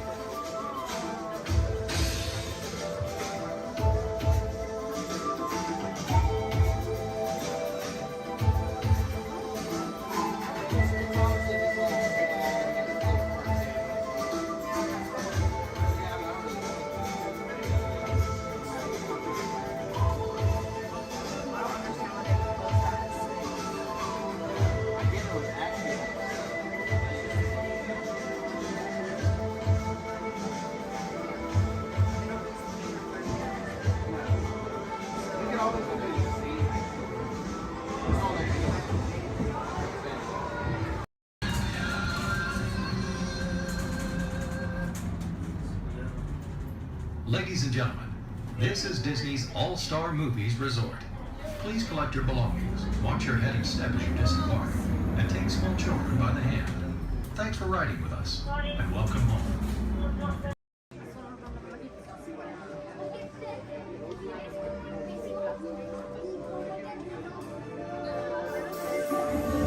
I see we have new visitors. Welcome, Terrans, to the wonders of Xandar. I am World Mind, sentient supercomputer of Xandar. I hold the knowledge, memory, and experiences of all Xandarian citizens, past and present. This gives me extensive knowledge, yet I am constantly learning, and I am now learning about you and your planet, Terra.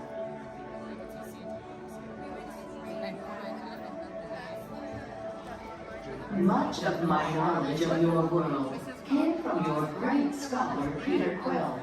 However, many of his facts have yet to be confirmed, such as the incredible importance of a legend called Footloose. Through my fellow Xandarians working here at the wonders of Xandar, I am discovering more about you Terrans. Such as your fascination with eating the turkey leg. Why only the leg? What about the rest of this creature? We are eager to learn the answers to these questions and so much more about your world. In return, we Xandarians hope to share with you more about ours. Although Xandar is 2.537 million light years away from your planet Terra, our worlds are actually quite similar and began at precisely the same moment. We refer to this as Time Zero, before the existence of anything. Our worlds were born of a single point of matter and energy that lasted outward in what you Terrans refer to as the Big Bang. And from nothing came the beginning of everything.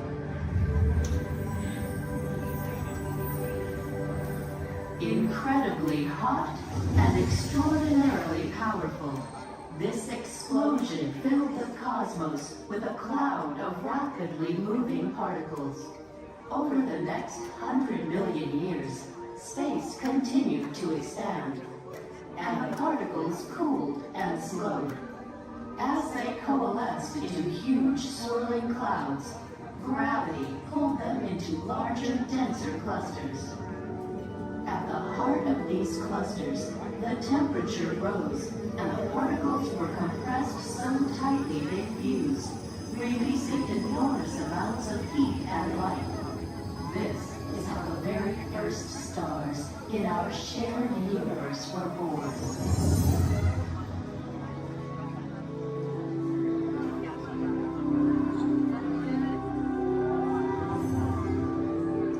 The singularity is just one of the commonalities between our two worlds that we will explore today. Welcome, Terrans, to the wonders of Xandar.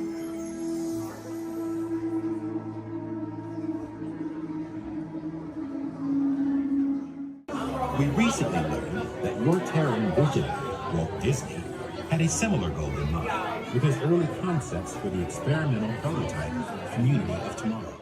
Years now, Peter Quill, what do you have to say about this? You know, I guess, I mean, it was really a group effort to execute my plan. Thank you. The Great Lady, I would love to hear more about how Terra was chosen for this Wonders of Xandar tour. Well, that was really my idea. And that got too, because I love that place. It's awesome. I went there as a kid, and I cannot wait to get to go back and ride. I forgot this, man. Also want to see the energy, dinosaurs, and of course, hear the veggie fruit. It's the best. Can't wait. Okay, Well, I'm sure it will be wonderful for you to relive all of those memories again. That's us. And it's thanks to the Guardians that Xandar is reaching out to other cultures across the galaxy.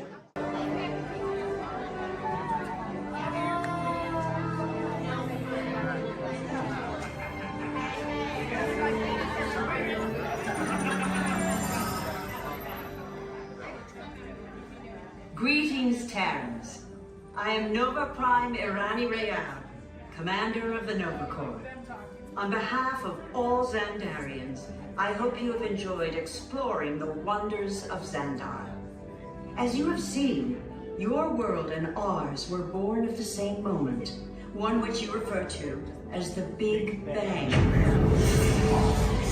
As such, we are all galactic neighbors in a vast universe which we and countless others share.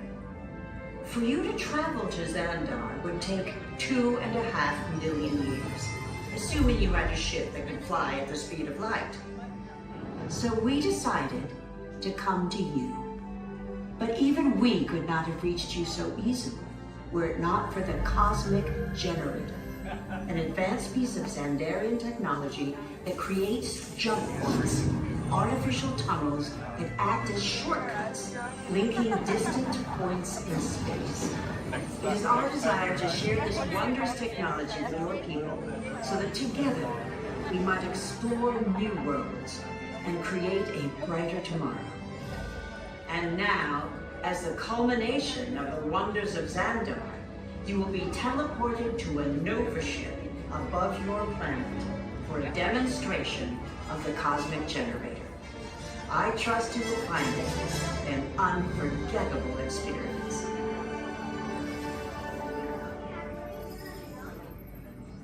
Welcome, people of Epcot, Epcoters, Epcotians, citizens of Epcot.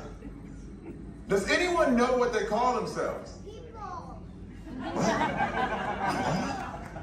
Someone needs to tell me when I'm on. Welcome, Epcot Terrans. I am Centurion Tal Merrick, and we're just about ready to teleport you up to the ship for the demonstration. As you're about to enter a secure Nova area, I must ask you to put away your Terran communication devices at this time. Recording of any type is strictly prohibited. I am very serious about this. Now, please step forward into the chamber. You're gonna love this. You're on! That was the best. That was like probably highlight. You're on! Someone get that guy back.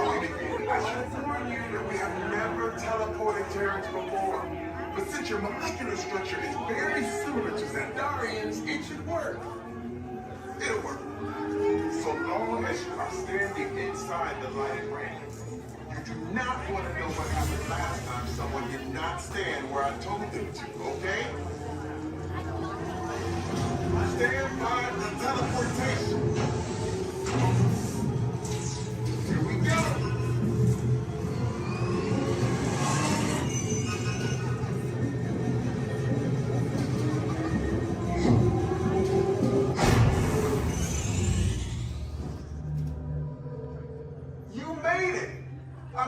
Of course you did. Nova Prime, they're ready. Excellent. What you see before you is the Cosmic Generator. And in just a few moments, we'll be activating it so you can experience for yourselves what's happening. I'm not sure. Our power's out. And the Cosmic Generator is gone. Interior Mark, go to Code Red, prepare the fleet, and call the Guardians. Now! There is no cause for alarm. Turn off that alarm. I've got an important transmission coming in. Hey, what's up, Nova Corps? Our Cosmic Generator has been stolen. What? How? Why didn't we think of that? That thing's gotta be worth a fortune. I am Groot. Good question. Yeah, who do you think took it? Perhaps that really big man outside your ship. Oh, that is a big man. I need to alert Nova Prime. I'm watching Terrans for dogs. That's not creepy at all. This species has failed. Wait, whoa. We didn't even know there was a test. He's got the cosmic generator. He's creating a new jump point. Jump point to where? It's some kind of mutant jump point. He's going back to the dawn of time. Dawn of time, why? To erase the error. Well, that doesn't sound good. Your time is over. Wait, what do you mean? What do you mean that's so vague? The jump point is closing. Hey, Nobudu, your Nova Corps need to follow that whatever it is until we get there. We can't. Our power is down, and I've got to get these Terrans onto evacuation shuttles. I got it. I reprogrammed the shuttles to follow him through the jump point. Wait, what? Look, they're our only chance of keeping track of that whack job until we get the cosmic generator back. Piece of cake. What? There's King. Where's this King? The odds are impossible, Yep. but it's our only shot. Good luck. Are you sure you can control it? Come on, it's me. We got this. We're all toast. First there was King, now there is toast. This plan is making me so hungry. Terrans, listen up. We need to make our way to the evacuation shuttles now. We'll follow the fleet and get our power. Okay, they're headed for the jump point. This plan is never gonna work. Well, Okay, I'm locked onto your vehicle. We'll be right behind you. nothing to worry about. Unless we cannot stop this unusually large man. We are likely doomed. Good luck. You're gonna need it.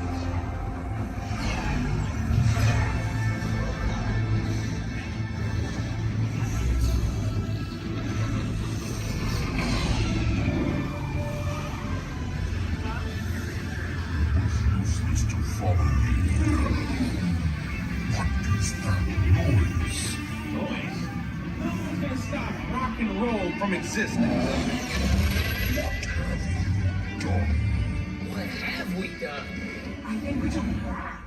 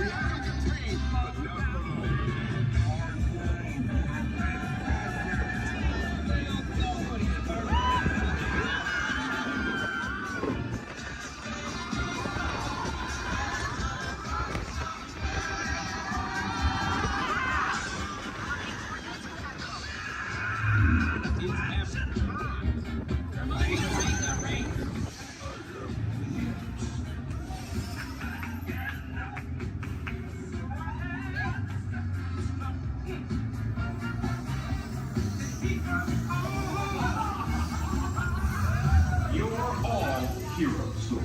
Do you really think they deserve to be called heroes? Do you see how they dress? It's just a figure of speech, Drax. You are lying to them. Now I understand. Welcome to the Guardians of the Galaxy. I'm supervising you. Here. Now everyone pick up your favorite hand and wave goodbye to those people on that dock. Bye. Goodbye. Yeah, you're never gonna see them again. But you don't know them, so why would you see them again, right? Unless that was your family up there, then you know what? You're welcome. I just got you a 10-minute break from them. You probably need it. You've been at Disney World all day with them. But now let's see. Is this anyone's first time on the Jungle Cruise? Can I see a raise of hands? Perfect. Me too. Is this anyone returning to the Jungle Cruise? Can I see a raise of hands? Perfect. I can't wait to be a sore disappointment for all of you and exchange a lot of awkward eye contact has already started. How beautiful. But hello everybody, welcome in. My name is Skipper Kevin. First name Skipper, last name Kevin.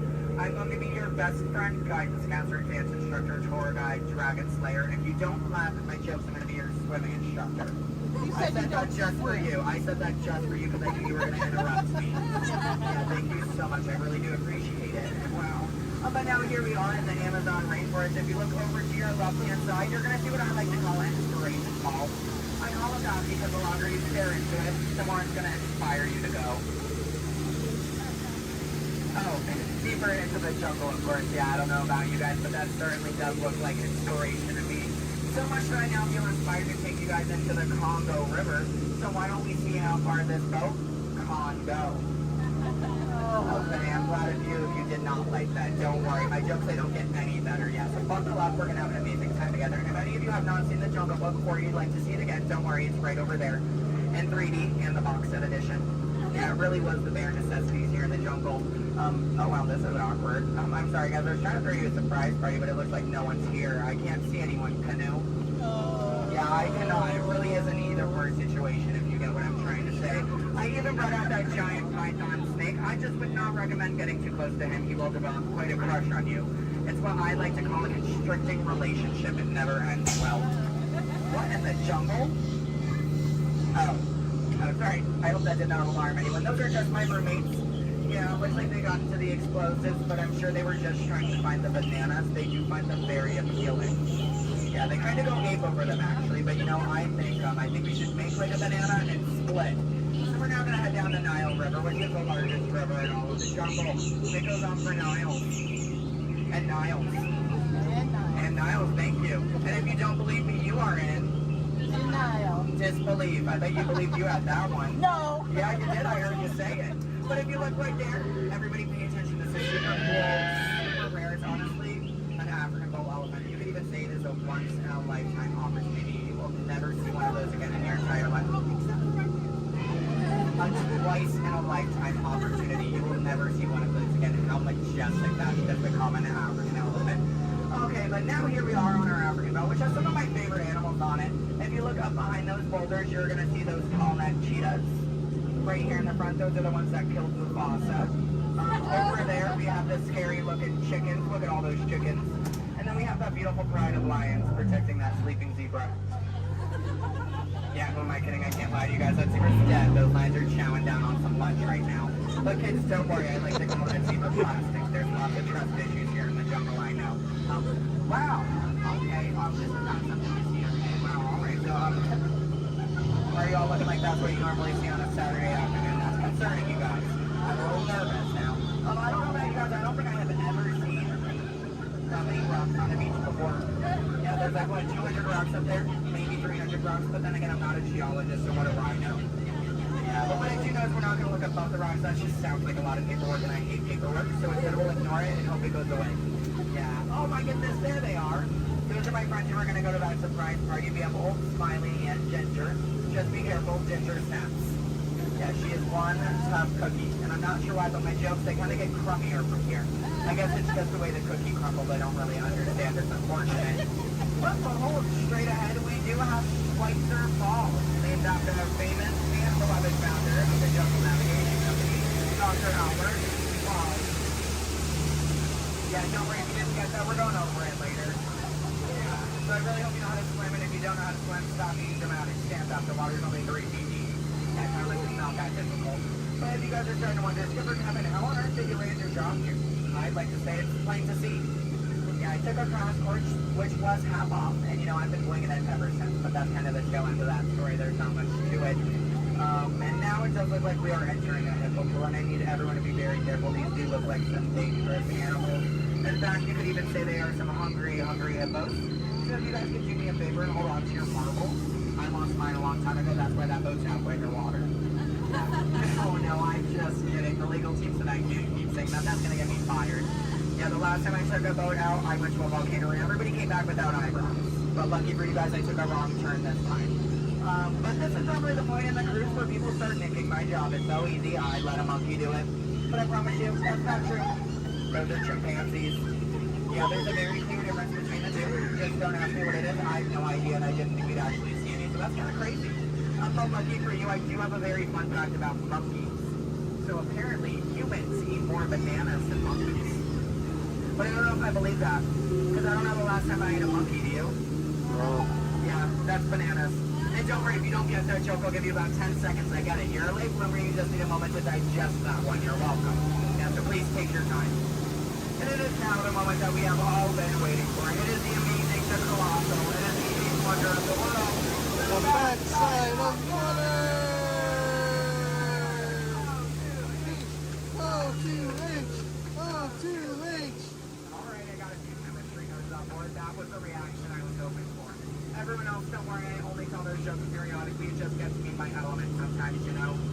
I did have a joke about oxygen and potassium. You could say it's okay. Yeah. I also had one about sodium, but no, you guys don't look interested. So instead, we're going to head down the Mekong River into the ancient Cambodian shrine. If you've never been in there before, be careful. There is a 10-foot drop. So make sure your seatbelts are buckled left to right and tug on that yellow strap. Yeah, if you're looking for your seatbelt, you can't find one, hold on tight. Let me know how that goes for you.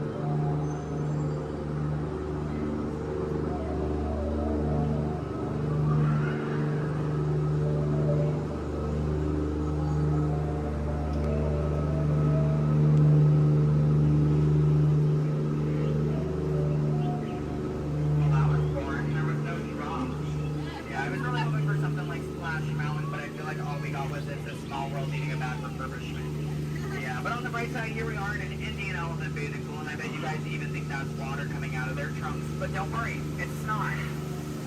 Yeah, and as a double feature, if you look up ahead to your right, you're going to see those two baby elephants playing under a full moon. Yeah, I bet you don't see that very often, do you? No, I'm just kidding. Don't answer that. If you do see that often, I don't want to know why that's weird. Please keep that to yourself, okay? But you know, since we are here in the jungle and there are plants everywhere, I'd really like to take a moment and show you guys some of my favorites. So, that one.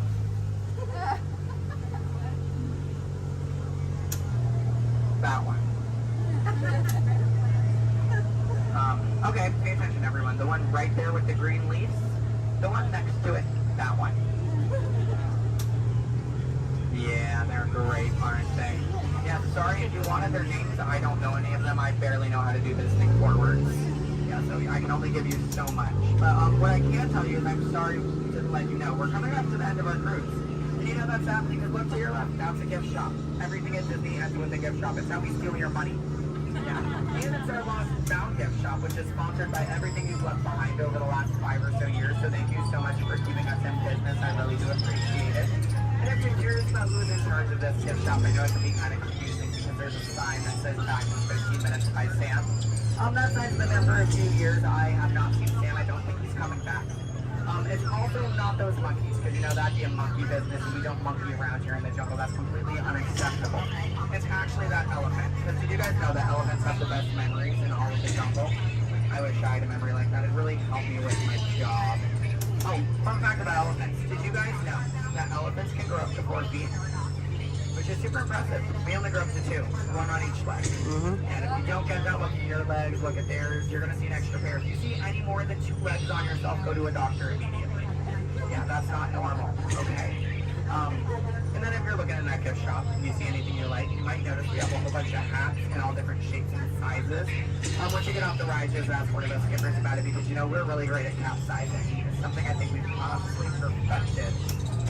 But what I can tell you is that if you did enjoy your time here today, my name is Skipper Kevin. I'm trying to give you my full name. And I do spell it a little weird, so I'm going to go ahead and spell it out for you. It is spelled H-E-L-P space M-E.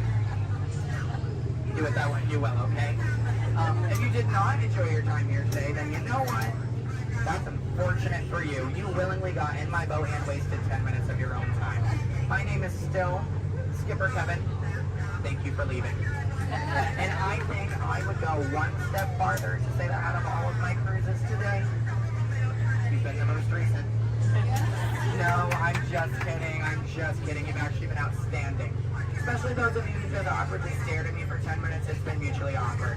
Yeah, I'm not a robot plot twist. I'm not an animatronic. I can move my feet off the floor. And I can hear and see everything you haven't done since you sat down. And you know what? That makes us like a family.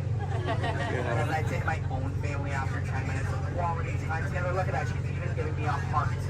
This is why I have attachment issues. You're going to get out of my boat in about 2 minutes and it's going to make me cry. You need to leave is what I'm going to say. So in just a moment, you're going to be outstanding on that dock. Yeah, it really is great. Oh, and while we're looking over at the dock, let's do a little bit of a dock orientation.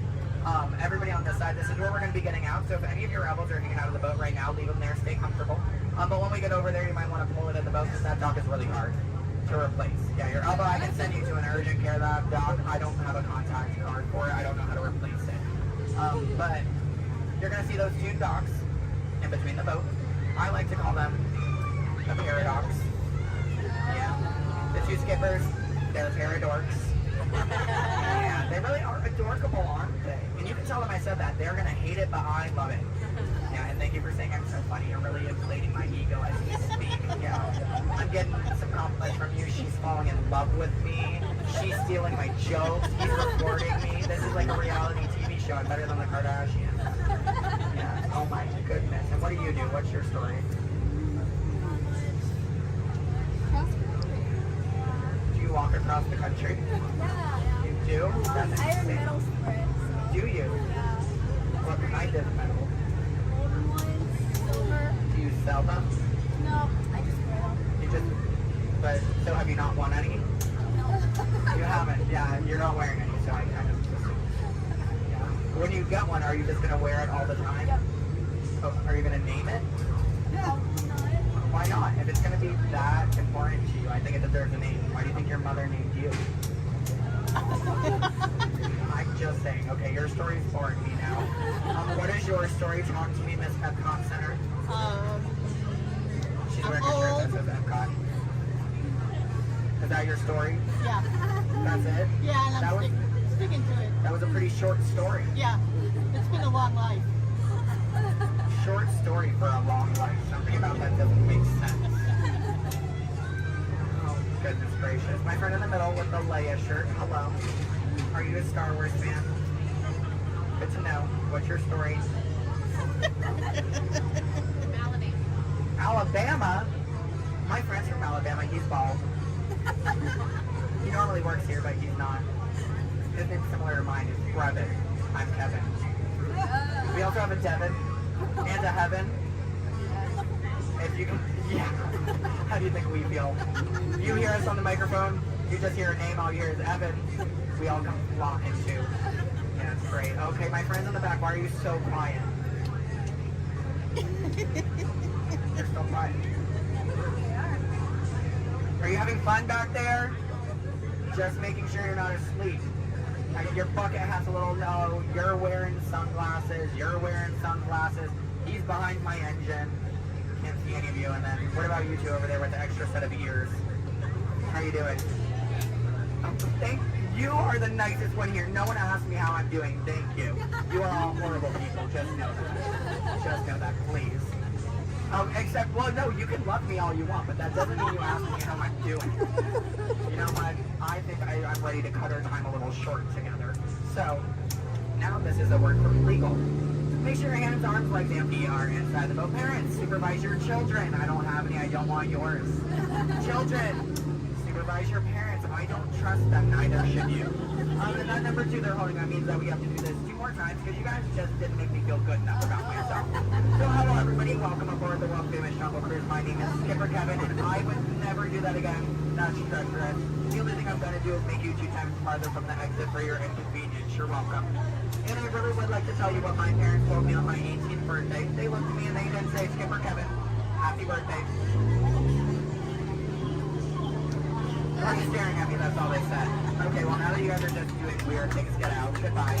Yeah. Yay. Stop, don't stop, I need it. Yeah, go ahead, give me a standing ovation. I am a middle child. I love validation. Yeah, thank you.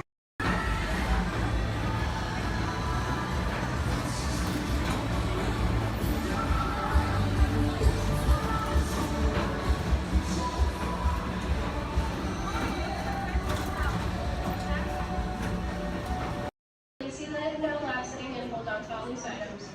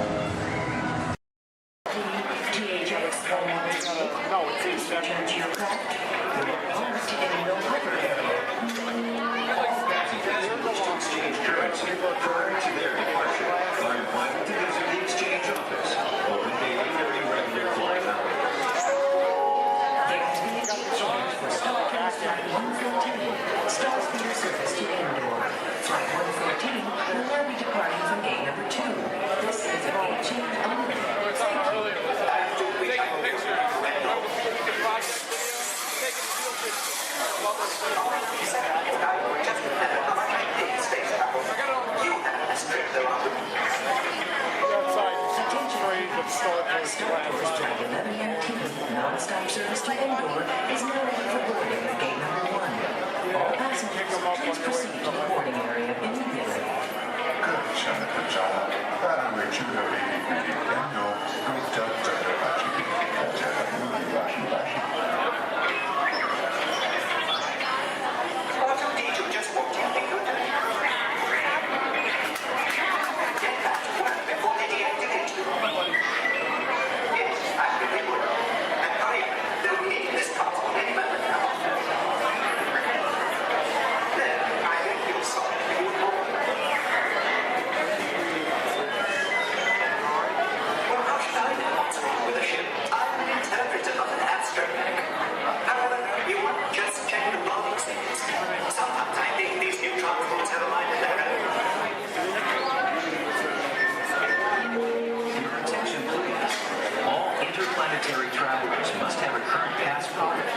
necessary visas prior to leaving the spaceport. Passengers requiring assistance should visit the nearest information kiosk.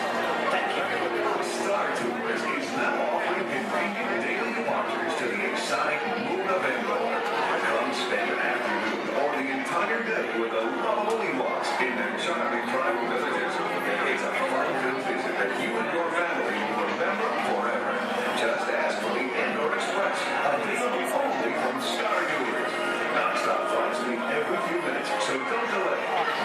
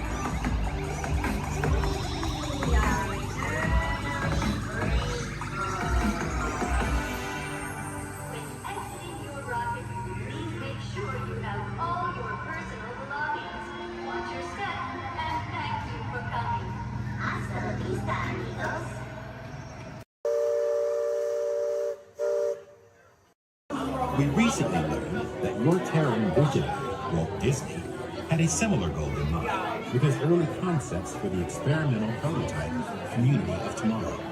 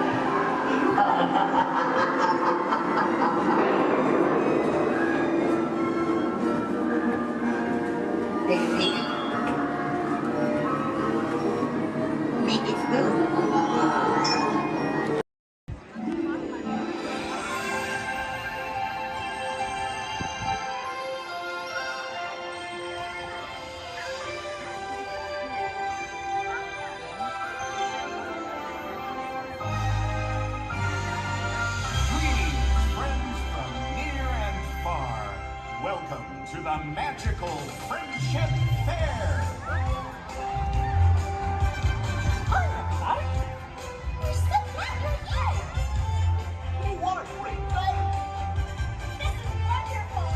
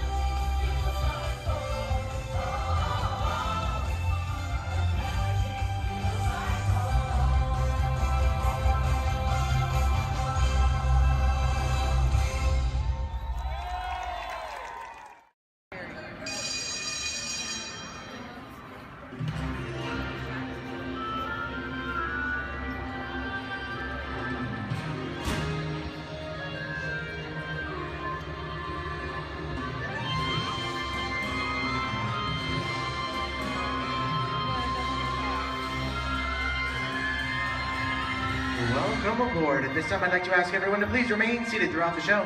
Please keep your arms, hands, legs, and feet inside the vehicle at all times. Don't forget to supervise your children. And for the safety of our cast, please refrain from the use of flash photography and external video lighting. Now that we've taken care of business, let's talk about me. My name is Justin, and I will be your guide for this magical journey into the movies. It's the perfect job for me because I love movies. Is everybody ready? Well, great, because it's showtime. Ready when you are, CB.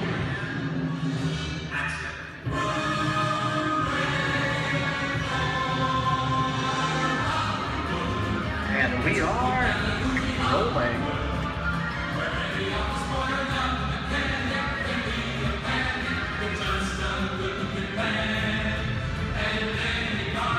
Hello everyone and welcome to the Great Movie Ride. Once again, my name is Justin and I will be taking you from this Hollywood soundstage into some of the greatest movies of all time.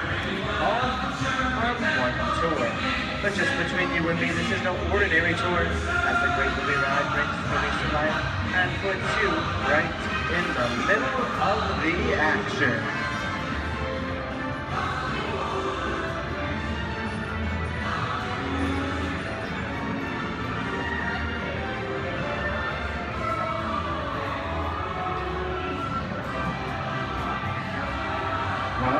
I don't know about you folks, but I just love the great Hollywood musicals of the 1930s.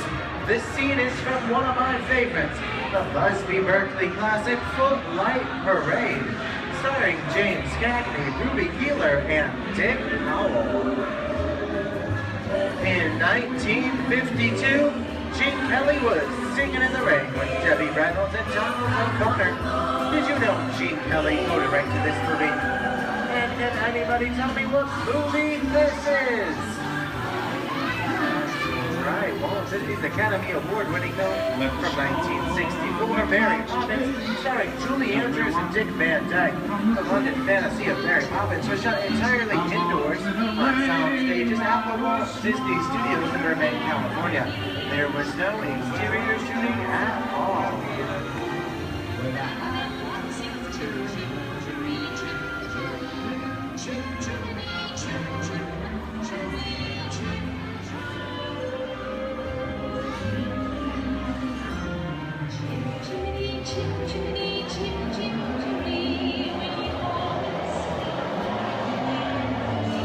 Hold on to those wallets and purses, folks. This doesn't look like a very good neighborhood. In fact, it looks a lot like the underworld, the scene of such classic gangster films as The Public Enemy, starring one of my favorite tough guys, James Cagney.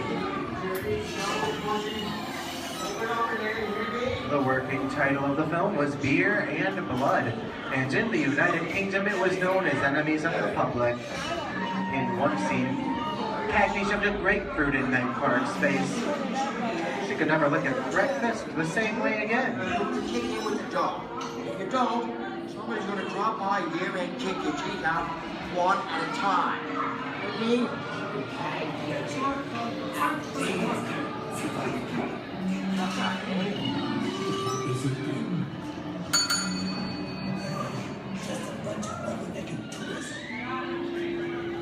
Sorry about the delay, folks, but I don't want to run a red light, even if it is just a movie. You talking to me? You talking to me?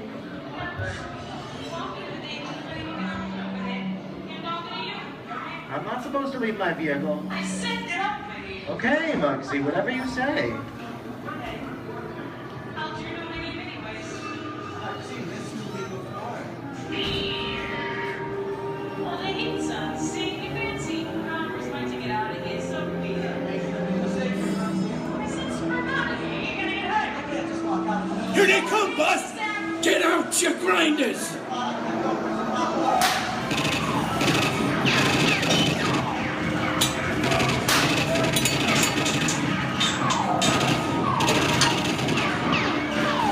I'm hit! Hey, I'm hit! Muggsy! They got Squid! Muggsy! Muggsy! Squid's hit bad! Real bad!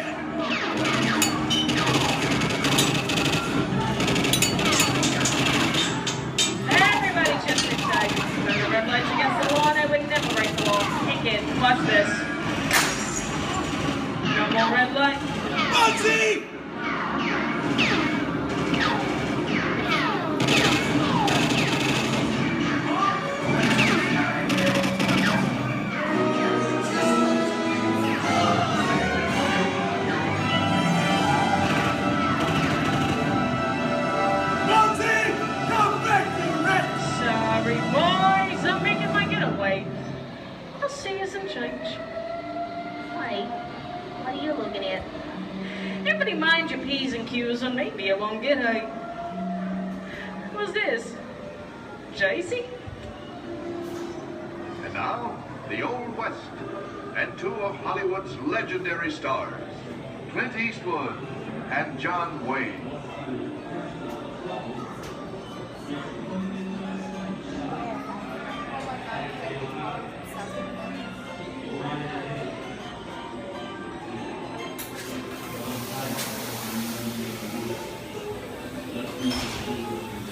Sleepy little bag, ain't it?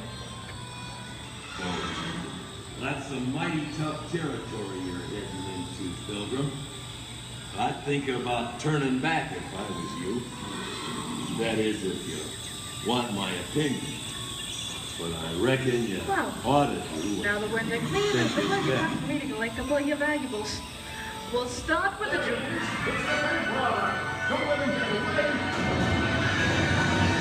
You're gonna have to catch me face, Copper. Give yourself up. This is nuts and nuts. I'm getting out of here. For this. Nothing doing. Nobody's taking my neck in a noose. You can't get any loose.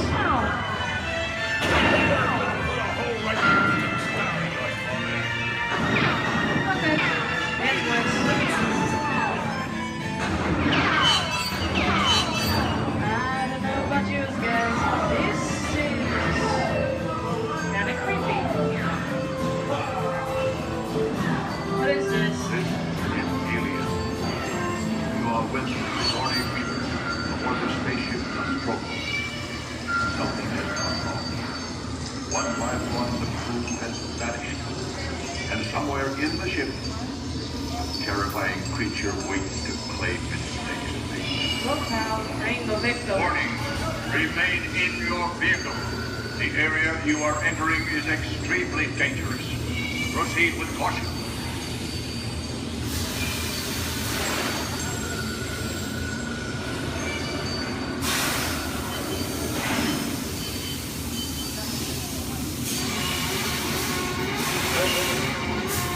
The emergency destruct system is now activated. Ship will detonate minus 10 seconds. Option to override automatic detonation expires T-minus 5 minutes.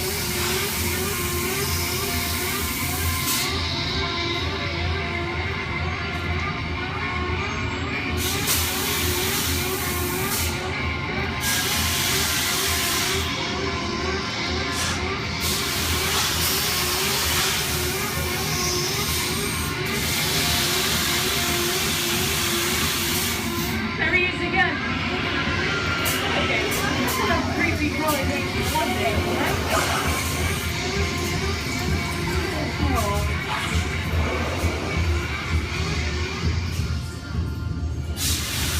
Here in Raiders of the Lost Ark, amid 1,000 deadly snakes, Indiana Jones unearths a great treasure.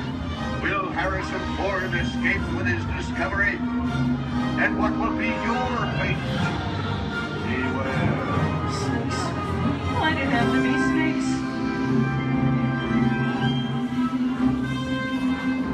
The dust of 3,000 years lies undisturbed in this ancient burial chamber. On the chest, the great stone god, priceless jewel. Get a load of that, you guys. Time for me to get back to work. Don't nobody move while I go get the goods. I don't think they notice a few extra bodies around here. But the jewel is guarded by a curse, and those who dare defy that curse must pay with their lives.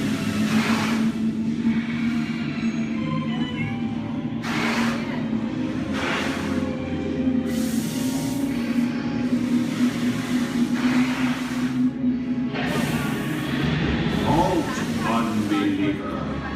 Disturb the treasure of the gods, and you shall all lose your lives.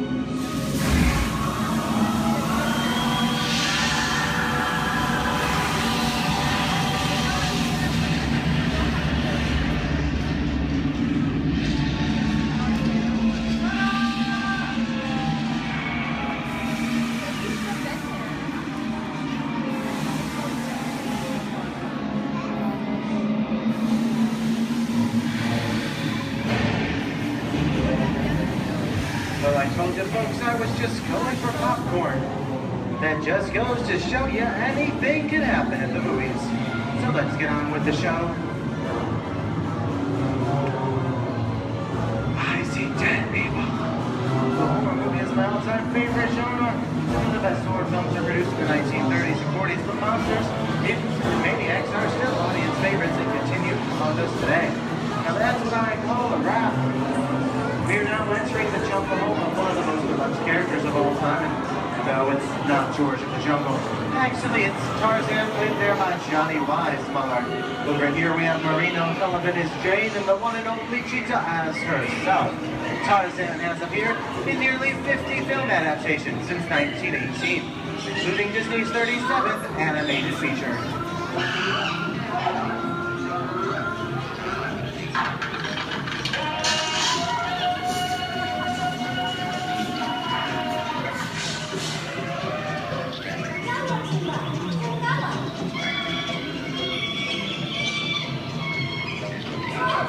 I think this is the beginning of a beautiful friendship. Best last line of the movie ever. Humphrey Bogart to Ingrid Bergman in the classic romance, Classic Bronco. Inside of us, both of you belong to Victor. Where nothing is maybe not today, maybe not tomorrow, but soon, the rest of your life. You always have plans. You didn't have it. You lost it until you came to Casablanca. You got it back once.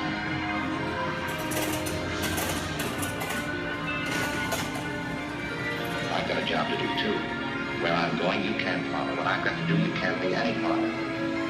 Those I'm no good at being noble. Here's one of my favorite movie stars, Mickey Mouse in one of his greatest roles, the Sorcerer's Apprentice in Fantasia. When the movie came out in 1940, Walt Disney promised to add new musical sequences in the future. His nephew Roy kept that promise 60 years later with the release of Fantasia 2000. The sorcerer in the sequence was named Yensid, which is Disney spelled backwards.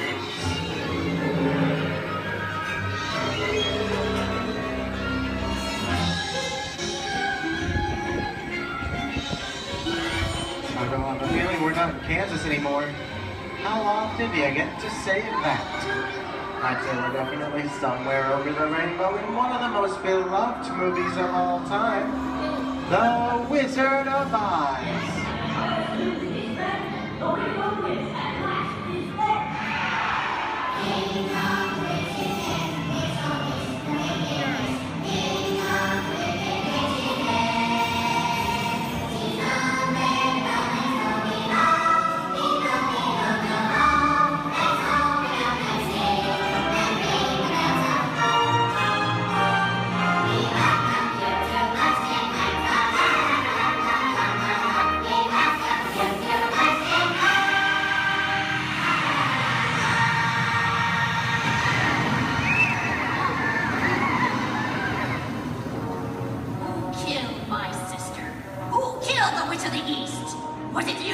No, it was an accident. I didn't mean to kill anybody. Well, my little pretty, I can cause accidents too. Oh, rubbish. You have no power here. Be gone before somebody drops a house on you, too.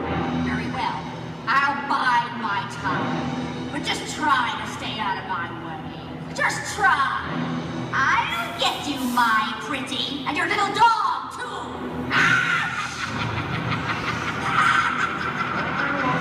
We get out of here. What do you folks think? Which way do we go? Follow the yellow brick road. Follow the yellow brick road? Now, why didn't I think of that?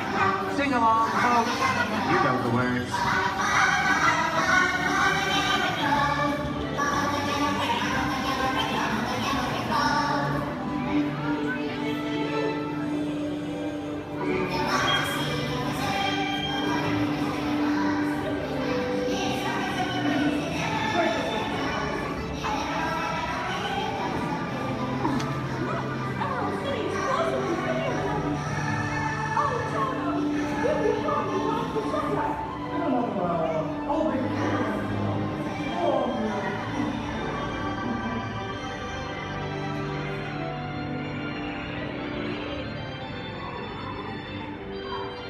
I hope you've enjoyed our tour through these great moments at the movies, but we've only scratched the surface of what Hollywood has to offer.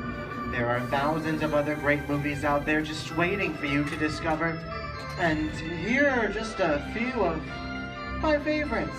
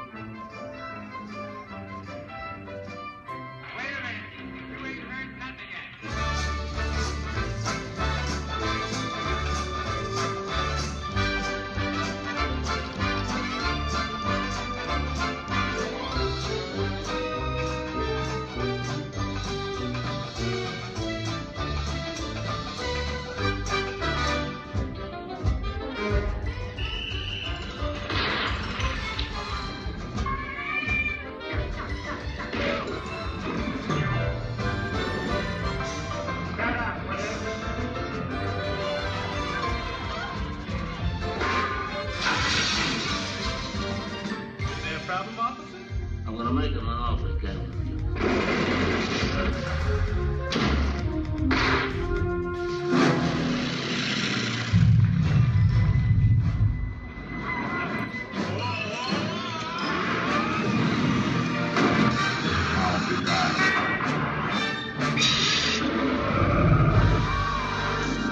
We're not in Kansas anymore.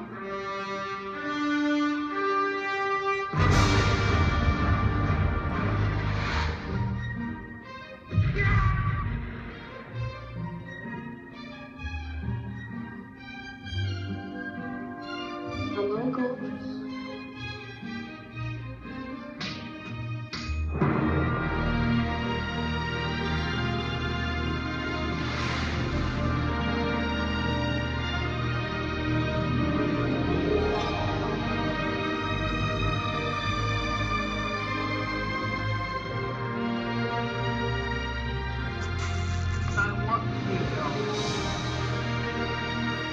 We didn't need that. We had faces.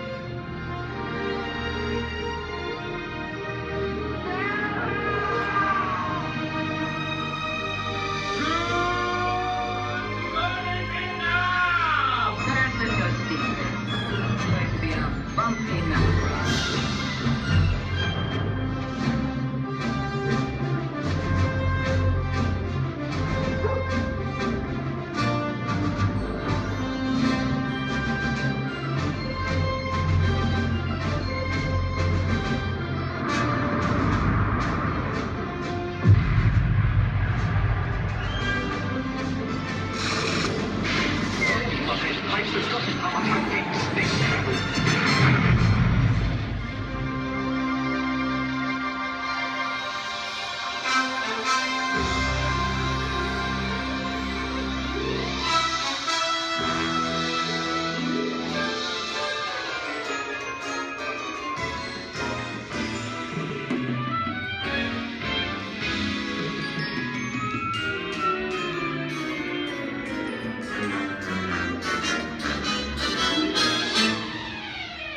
On behalf of Disney's Hollywood Studios, I'd like to thank you for joining us on the great movie ride. Now, before we wrap this production, there still is one scene left to do. It's called The Exit. The action begins with you remaining seated until the vehicle comes to a complete stop. Then gather your belongings, take small children by the hands, and when these doors open, rise dramatically to your feet and make your grand exit directly to the rear of your vehicle. Oh, and one more thing. When I yell action, don't forget the thunderous applause for yours truly. Okay, places everybody, and action! Thank you. Have a wonderful day here at Disney's Hollywood Studios, and also you and the movies the stuff dreams are made of. Good.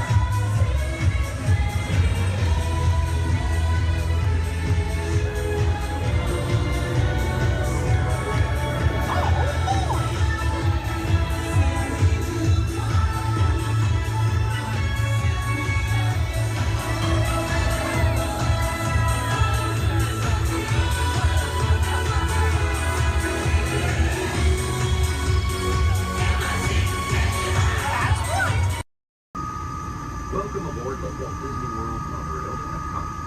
For those of you standing, please hold on to the handrails throughout our journey and stay clear of the door. For the comfort of others, no smoking, please. Thank you. As we turn south, you can catch a glimpse of the spires of Space Mountain of Magic Kingdom. Nearby is Disney's contemporary resort.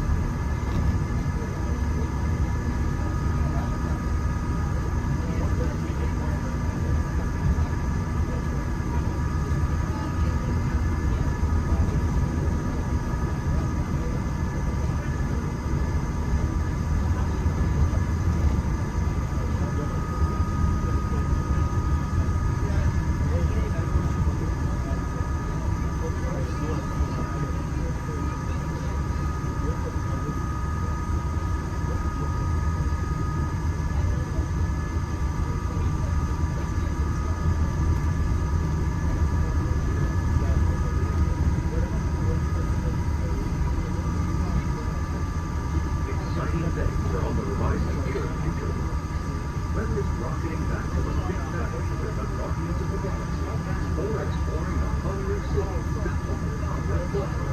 These words are truly inspiring.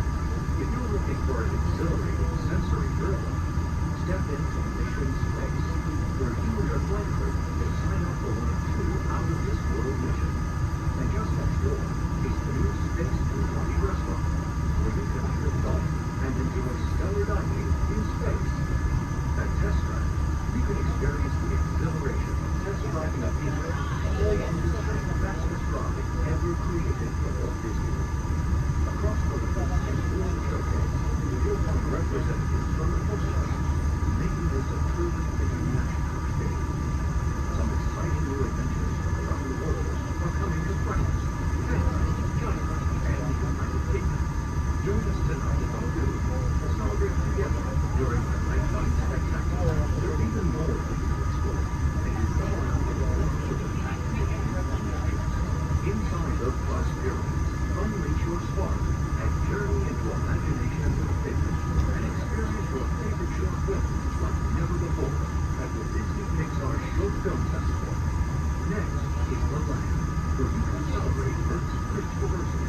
The Land is also home to Soar, a free flying adventure across the wonders around the world. Here at the Seas, you'll be able to meet some of your favorite undersea pals from Disney Pixar's Finding Nemo. We're approaching the Epcot monorail station. For our smoking guests, there are designated smoking areas just outside the park. Please hold on to the handrail and stay clear of the doors until the monorail stops completely and the doors open. On behalf of the cast of the Walt Disney World Resort, welcome to Epcot.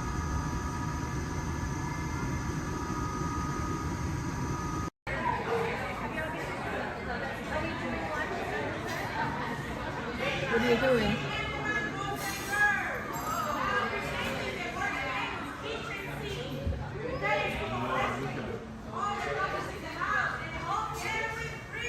The whole can?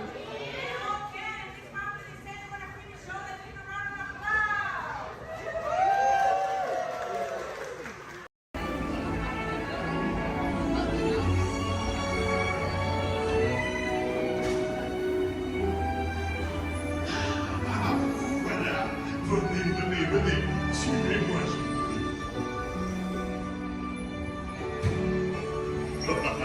My chef Danny is waiting for you. This way. Qu'attendez-vous?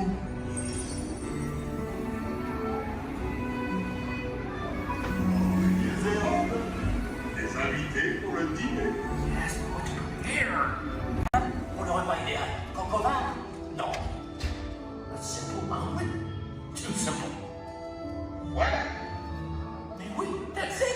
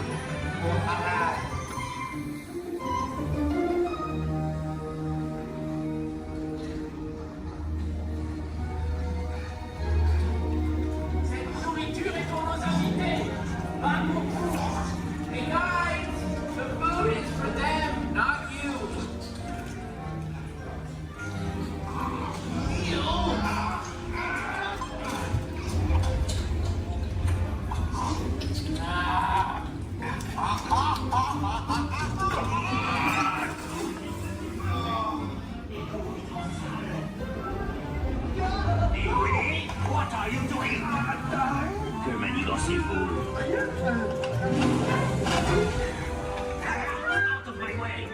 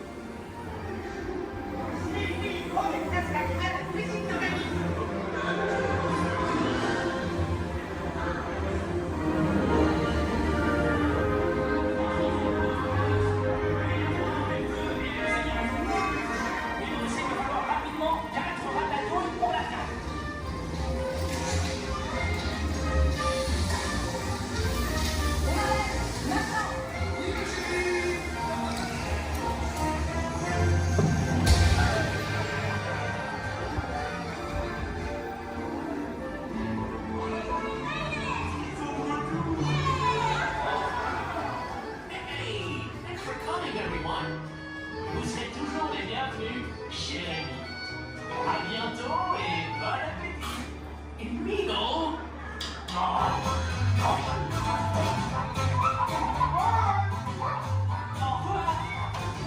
And for you, Nancy Square, you are always welcome at Bistro Shade. Au revoir.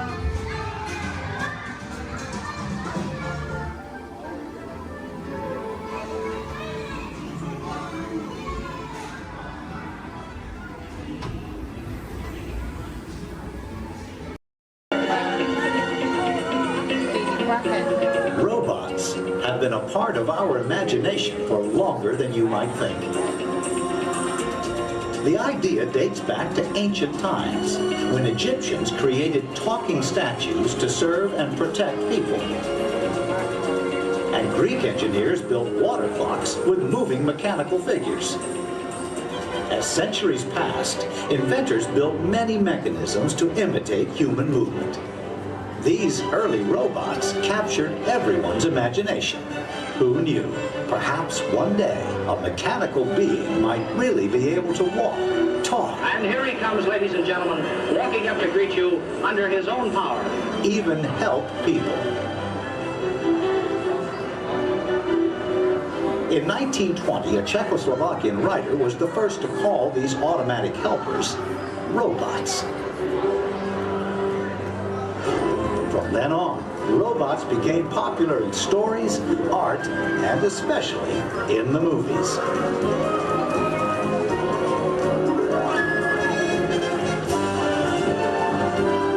Movie robots often had fantastic abilities. And not all were helpful. Some were downright scary. Like most 20th century kids, Walt Disney grew up fascinated by robots.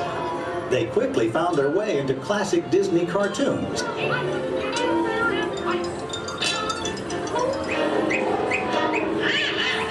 Walt's passion for robots soon took them out of cartoons and into real life. Whatever the man in the harness does, this figure will respond simultaneously in the same manner. Would you care for your life? I don't think we better. A little smoking on the stage. His magic kingdom became a welcome home for mechanical creatures of all kinds.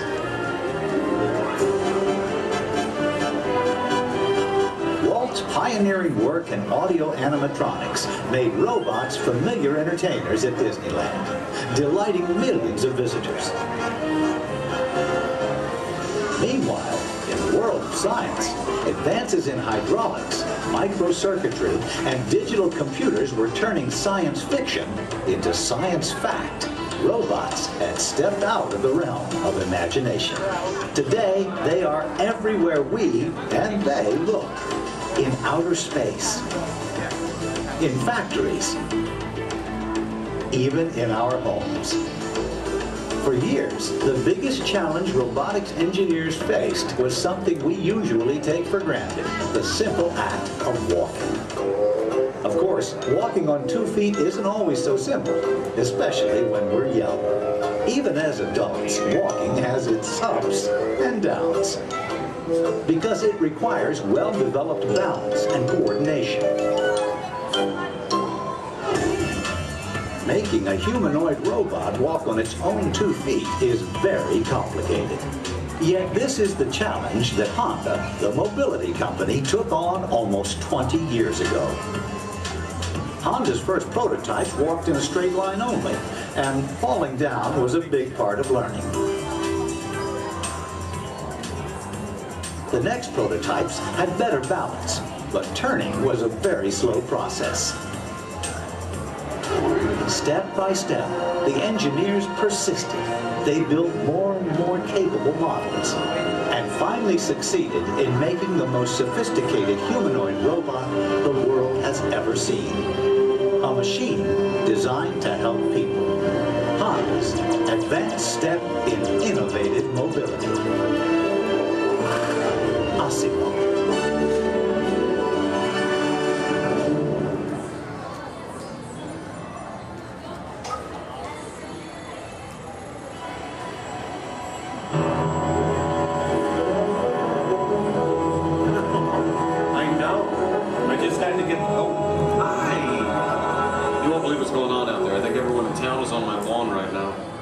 Phil.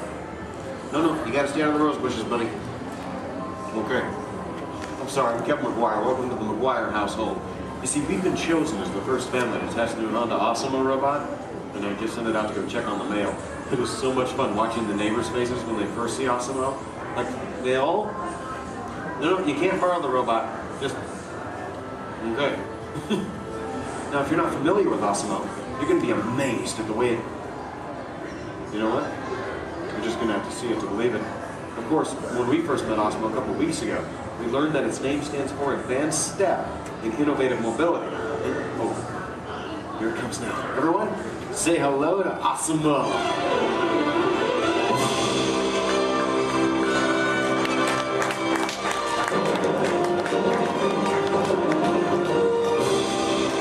That's a good idea. Everyone welcome the newest member of the McGuire family, Osimo.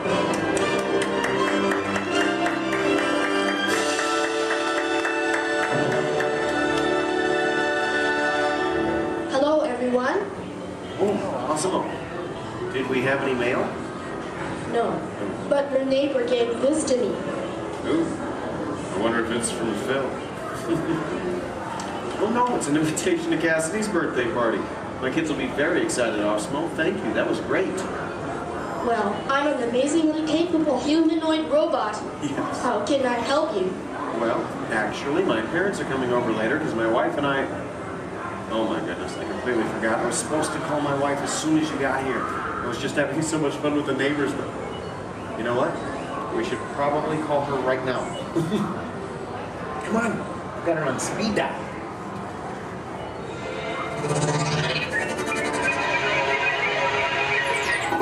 Hi, honey. Hi, hey, look what just arrived. Awesome-o. Yeah. Can I keep it? Sure. Hello. Hi, Osimo. I'm leaving work early today, and I'll pick up the kids. Okay. They are so excited. So I'll see you in a while. Oh, and honey, don't forget we're going out tonight. So remind your parents that they're babysitting and order pizza. Oh, yeah. Thanks. See you. Bye, honey. Bye. Bye, Osimo. Goodbye. Well, Osimo, welcome to the family. Thank you. I just need to remember to order that pizza. What do you think, sausage or pepperoni? What am I talking about? Now, developing the world's most advanced humanoid robot didn't happen overnight. It took teams of Honda experts over 20 years to create this amazing piece of technology. And we're talking about experts in the fields of physics, anatomy, mathematics, computer sciences, chemistry, mechanical, and electrical engineering. Oh, check this out. Osimo? Come this way, please. Now, if I'm sitting down, or in a wheelchair like my wife, Osimo's camera eyes are at about the same level as my eyes, and this makes communication very simple. In fact, if you take a look at the screen, you can see Osimo looking at me. Hello, Osimo. Hello, Kevin. Oh, Osimo, please turn out to all of our new friends. And everyone, wave and say, hello, Osimo. Hello, everybody. And there you are. Now you might be wondering why Osimo isn't on wheels or treads or something like that. Well, Osimo is designed to help people and to be a helper in our world, a world where we need to reach for things and pick things up, or to navigate along floors and sidewalks, even just to climb a set of stairs. What better design than that of a humanoid robot? One that has 2 arms and 2 legs. And Osimo? How tall are you? I'm 4 feet and 3 inches tall. Which is the perfect height for opening and closing doors, or turning lights on and off, even working at table surfaces, or just moving things around the inside of a house. And Osimo, how much do you weigh? I weigh 119 pounds. And I wonder what all that would be in metric. Carry the one. I'm 130 centimeters tall and weigh 54 kilograms. All right. Oh, and how fast can you walk? I can walk about 2 miles per hour. And in metric, that would be about... That would be about 3 kilometers per hour. Yeah, that's great, Osimo. Thank you, Kevin. Now, in order for a robot to operate in our world, it must have the ability to walk. And walking can be very complicated. Follow me on this. You see, with each step that I take, my brain sends thousands of signals at lightning fast speed throughout my nervous system. Now these signals travel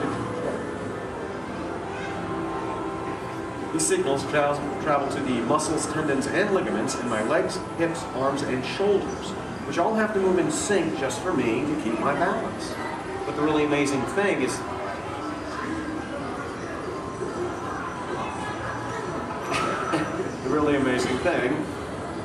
that Osmo does something very similar to this. It uses motors, sensors, and computers to keep its balance and walk like a human. Now Osmo can also sidestep in a straight line or on a curve.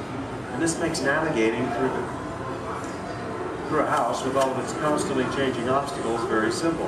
And believe me, Osmo, that move's going to come in very handy with my kids and all of their constantly changing obstacles. But what's even more impressive, not only can Osmo walk forward,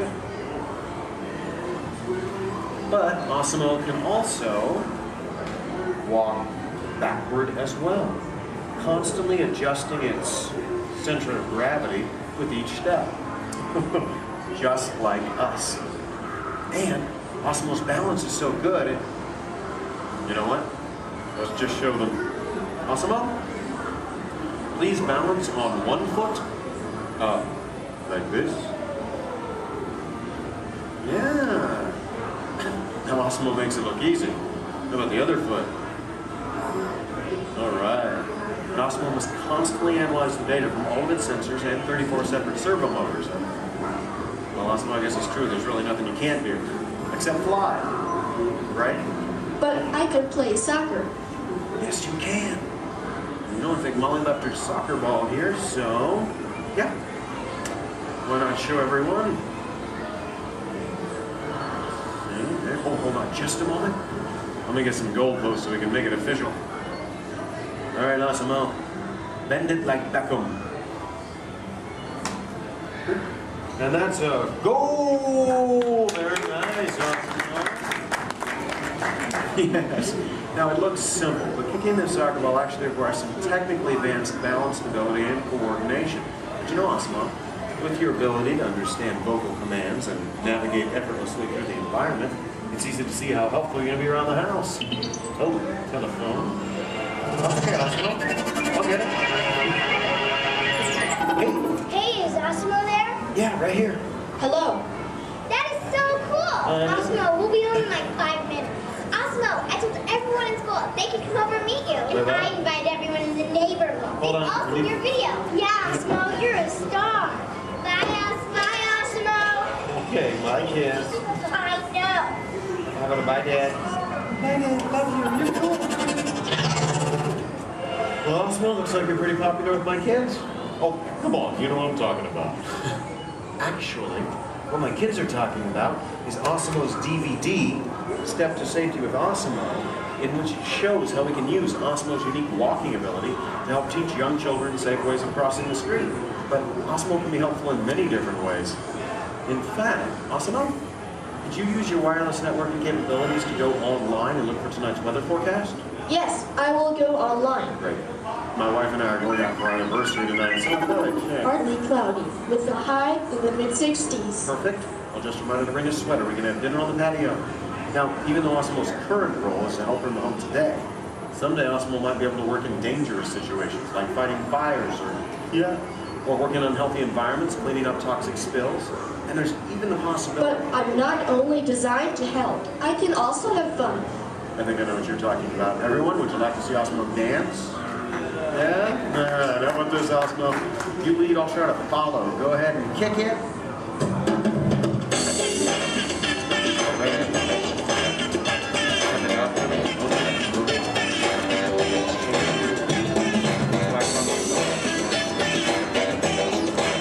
I have no real sense of rhythm. Maybe I don't have it.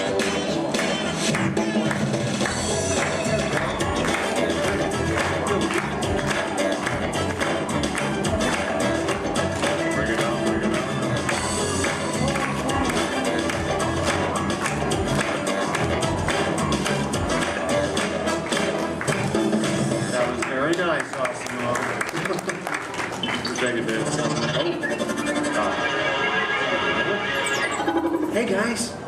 It's on, Dorothy. Hello. Oh, hi, dear. Hi, Mom.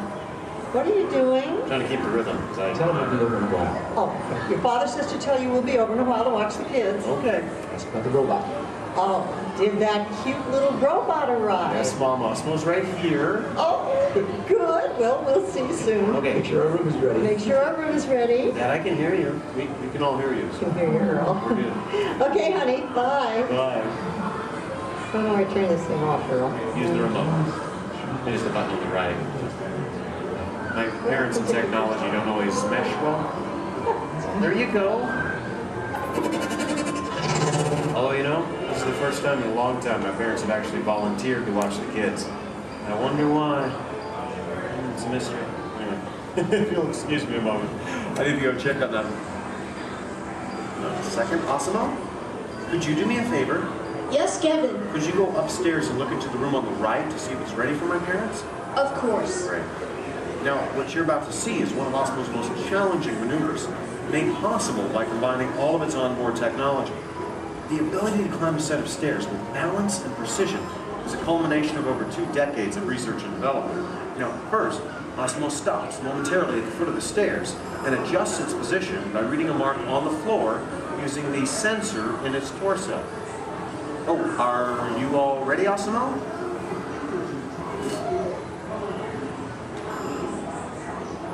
I am ready. Okay, then. Go for it. Now, with each step, Osmo must adapt and constantly counterbalance using all its computing power to remain upright all along the way. Way to go, Osmo! Now that is truly a historic step forward in human technological progress. Okay, Osmo, go ahead and take a look into the room and see if it's ready for my mom and dad, please. And that looks perfect. Thank you, Osmo. You're welcome. Now, if you thought going up the stairs was difficult, it takes even more balance and coordination to make it back down whenever you're ready, Osmo. Once again, Osmo will find its position by reading a mark on the floor using the sensor in its torso. And when it's ready, it will descend the stairs, constantly adjusting with each step.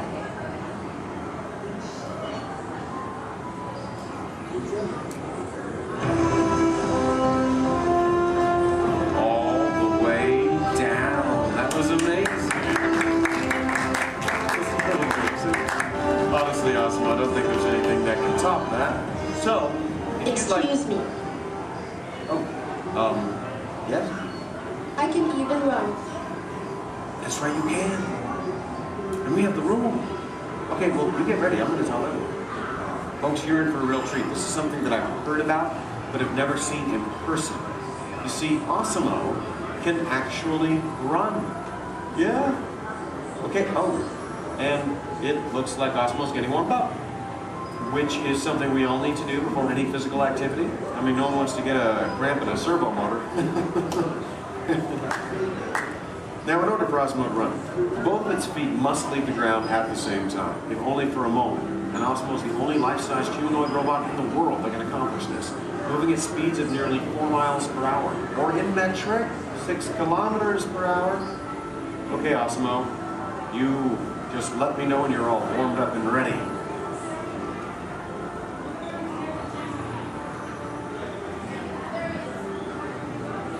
I am ready. Alrighty then. On your mark, get set, go!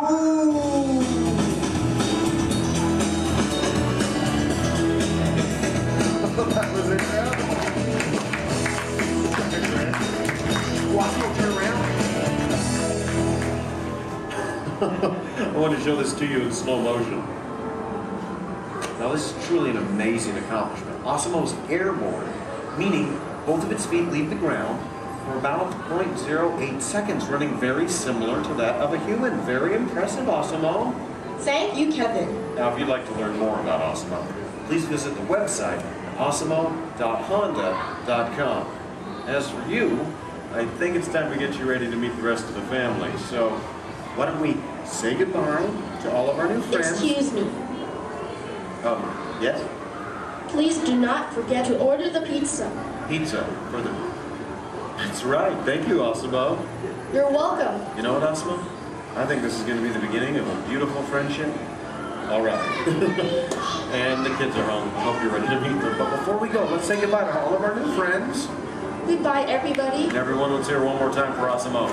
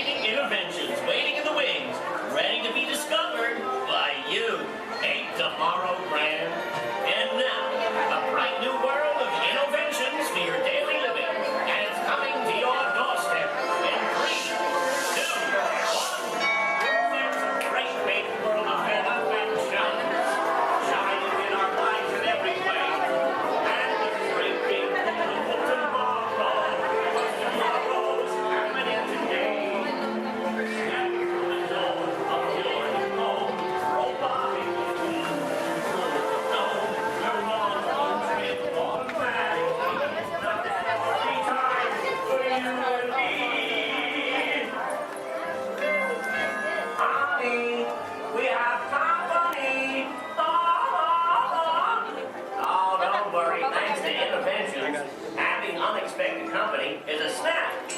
But getting them to leave is still a nightmare. We're still working on that. Yes, sir, we've got all the latest things. And I'm not talking Mr. Coffee, whose work I admire, by the way. I'm talking smart relatives of mine. Genius gadgets that take the hard work out of housework. You want digital, analog, interactive, hyperactive, radioactive. Can you believe it? It's all here. You're gonna love it.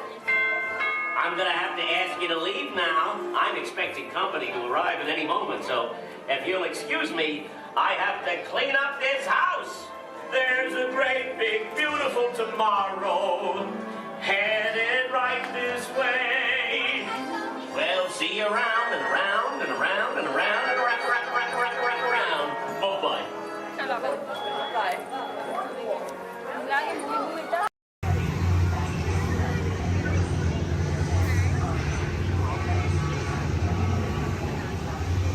Time travel commencing in T-minus 10 seconds and counting. This is Seeker. Listen up. We've got to get in, grab the iguanodon, and get out before that asteroid hits. Let's roll!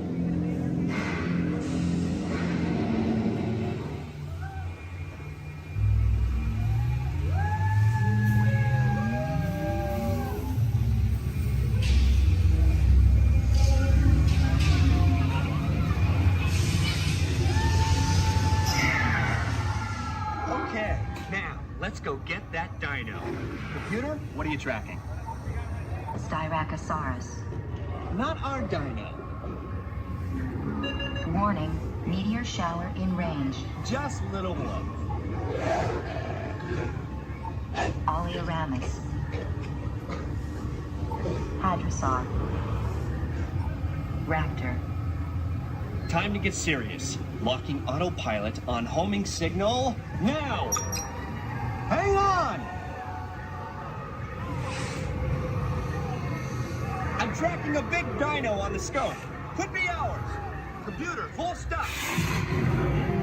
Identified. Carnotaurus.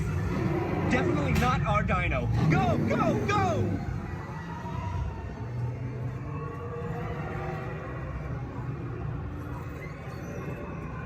Another big guy coming up.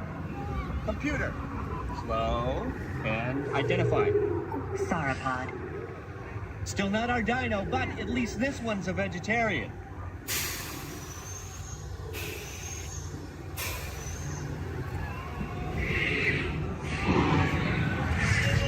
Asteroid impact in 90 seconds. We better move it. Pterodactyl. Incoming! Asteroid impact in 60 seconds. We can't stop now. Keep going, keep going. Compsognathus. Computer, what's happening? Loss of traction. Four-wheel drive, move it!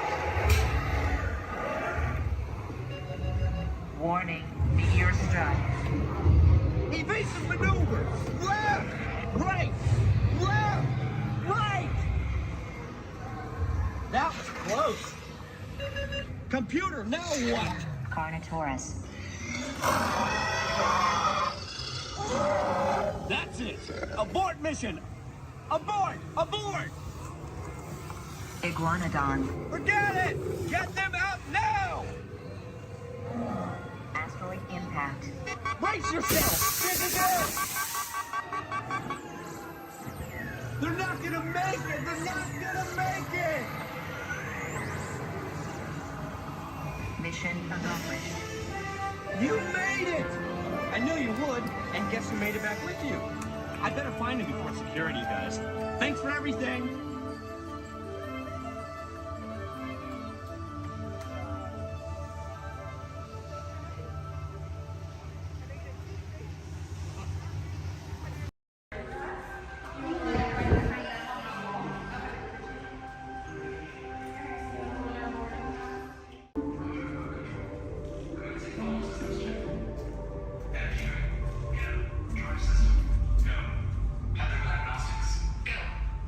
Field.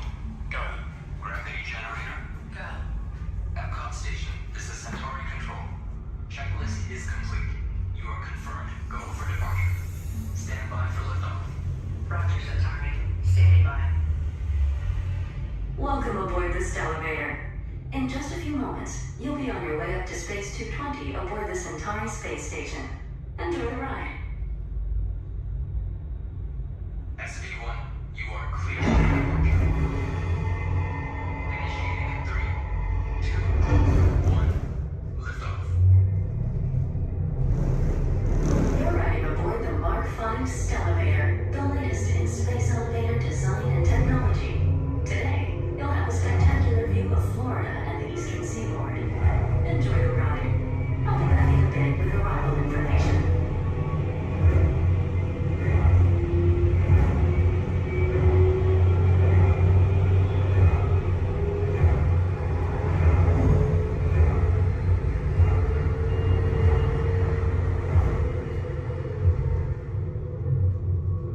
SV1, we are on our final approach.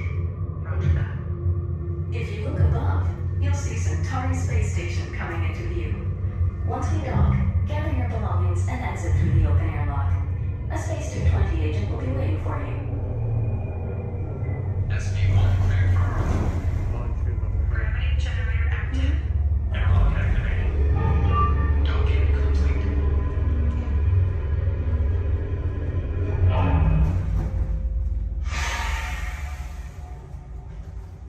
Welcome aboard. Is where we go down? Yeah. Give me one moment. You guys are gonna head right down this way. Somebody should meet you there.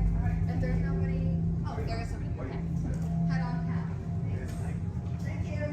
All right, guys. Woo. You're slow. Is it okay? Good. We're safe.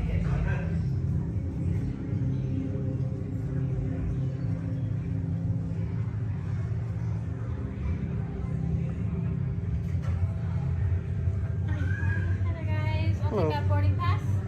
And what's the last name? Nice. All right, for Joffrey. Yes. All right, you guys can call me. How was the trip up today? Was it good? Very good. Awesome.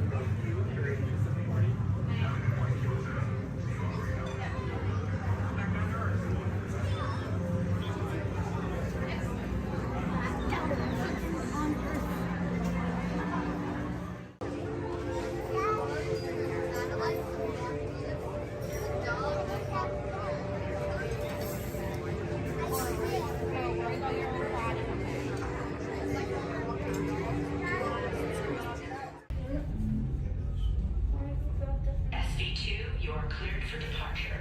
Initiating descent in 3, 2, 1. Your journey back to Epcot will be a smooth and quick one today, so enjoy the ride.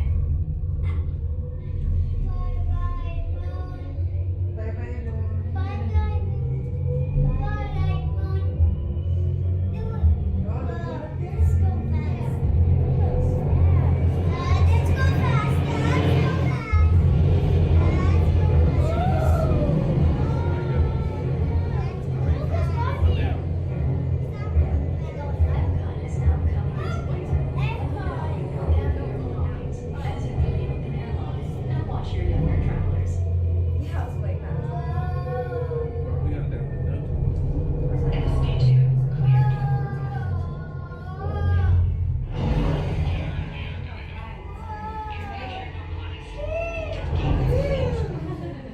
We hope you enjoyed your visit to Space 220 and look forward to seeing you again The soon. ground is on this in the sky.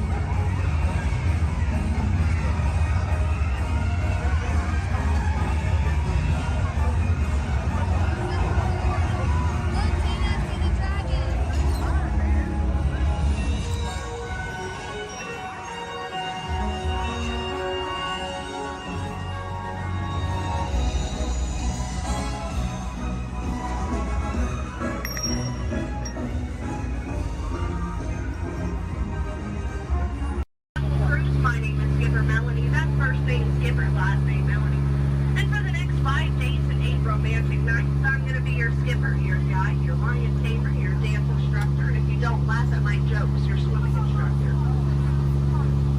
Off to a long ride. We're going to start our journey here in the Amazon rainforest, where it rains 365 days a year.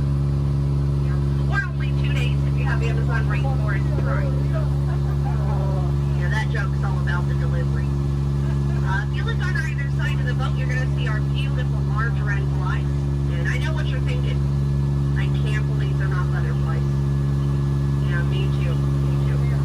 Right over here to the left, we have Inspiration Falls. Now, you know, a lot of people wonder why it's called that. And that's because the longer you stare at it, the more it inspires you to go. Yeah, that's our number one joke here. Well, we're now turning down the Congo River, so we'll see how far this boat can go. It's probably not very far with my driving. Has anyone ever seen The Jungle Book? Yeah. All 4 people. Wow. And if you haven't, don't worry. It's right there.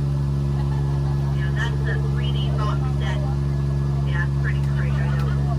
And up ahead, we have a great little boat rental place. Although I can't see anyone over there. Canoe. Cannot. Something must have scared them off. Might have been the giant snake over there. Does anyone know what kind of snake that is? It starts with a P. Plastic. It's a good guess. It's actually plastic. Sorry, kid. Oh, no. Looks like I have some uninvited house guests. But, you know, it's not all bad. I could not get that Jeep started this morning. Yeah, looks like they got it to turn over. Yeah, probably called AAA. I should have thought of that. Yeah, or use that monkey wrench, I don't know. But we're now turning down the Nile River. It's the longest river in the world. It goes on for miles and miles and miles and miles and miles and miles and miles. And if you don't believe me, you're in disbelief. Right over there, we have an African bull elephant.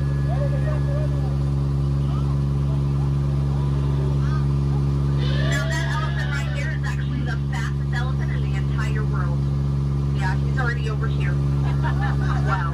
Disney magic, right? And right in front of us, we have the star of the new Jungle Cruise movie.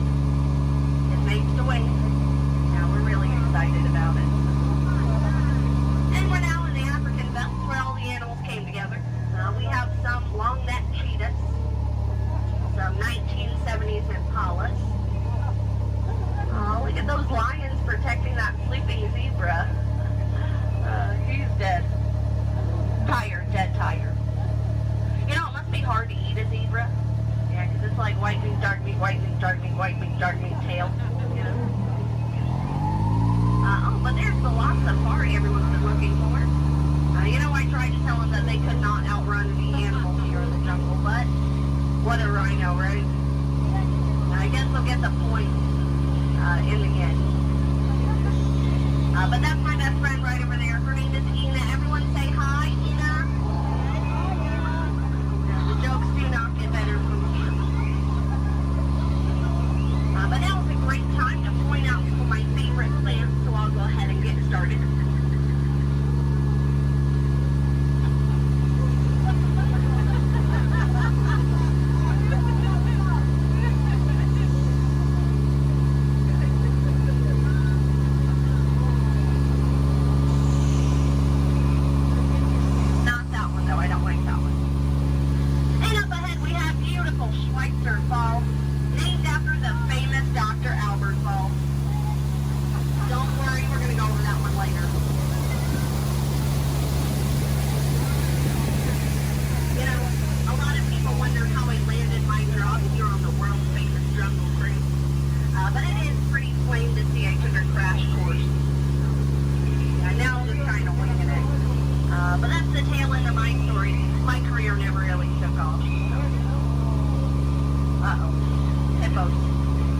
Hungry hippos, and they have lost their marbles.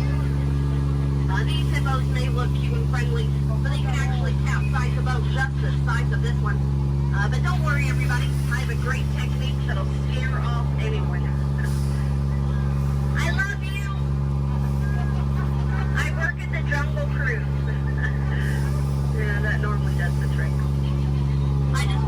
happily ever after, whatever. Someone once told me that my job was so easy a monkey could do it. Yeah, I only halfway believed him. I didn't really find it too appealing, so let's just banana split out of here. And if you look right over here to the right, you're going to see absolutely nothing. Yeah. Well, guys, stop monkeying around. This right over here has been really bugging me. Those butterflies are just not what they used to be. Yeah, caterpillars, But now it's the moment you've all been waiting for. It's not the exit, it's the eighth wonder of the world. It's the one, the only, the amazing, the stupendous. It is the backside of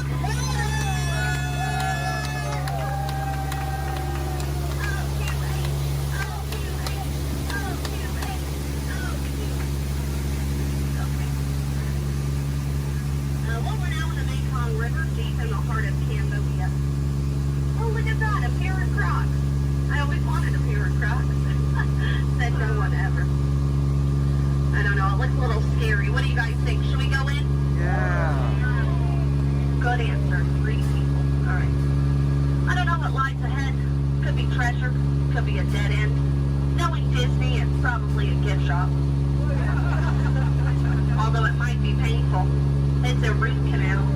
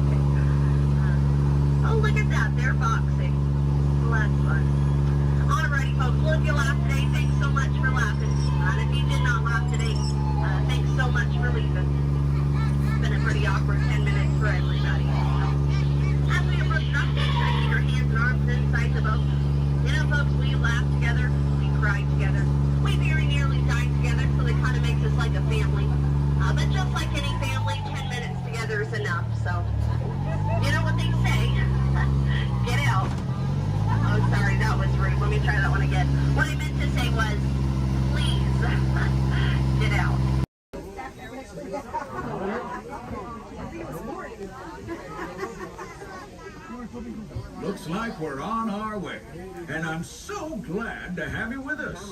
The next leg of our journey takes us to Main Street, USA. We'll head for Frontierland after that. Stay seated and keep your hands and arms, feet and legs inside the train at all times. Oh, and please keep an eye on your children. Para su seguridad, permanezca sentado y mantenga las manos, brazos, pies y piernas dentro del tren y cuide a los pequeños. Gracias. Next up is a place that's always ahead of the curve, and not just because we're on the straightaway. Our metropolis of metallic marbles, Tomorrowland.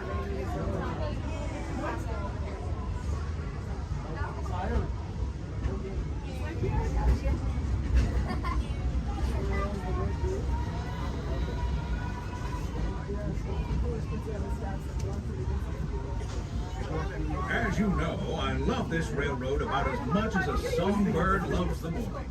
But I'm still awed by the rockets and space.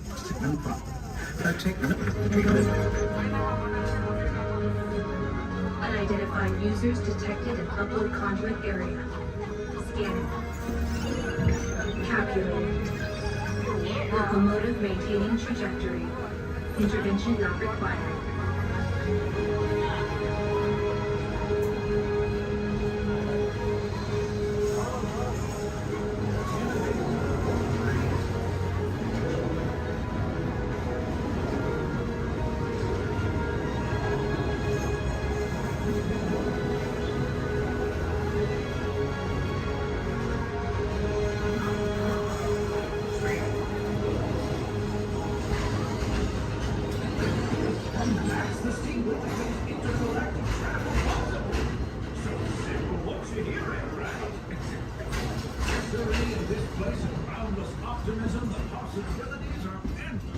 You might say the sky's the limit, but even that is no obstacle in Tomorrowland.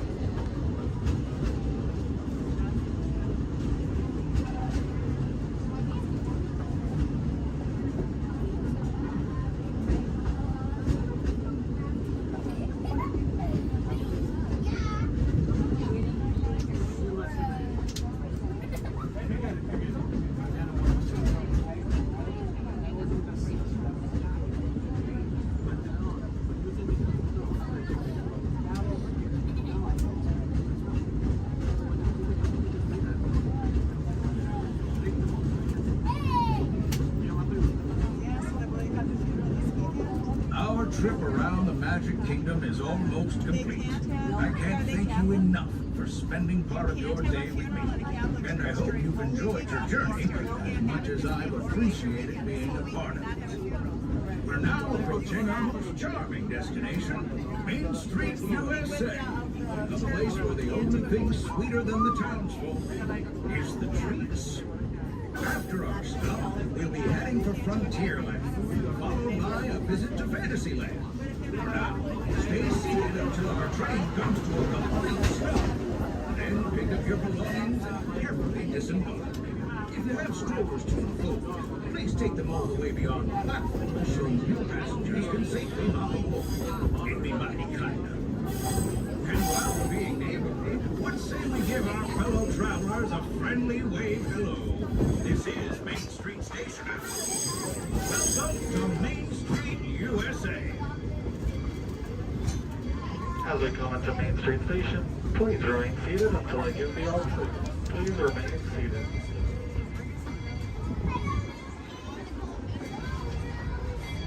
Please remain seated, everybody. Please remain seated until I give the all clear.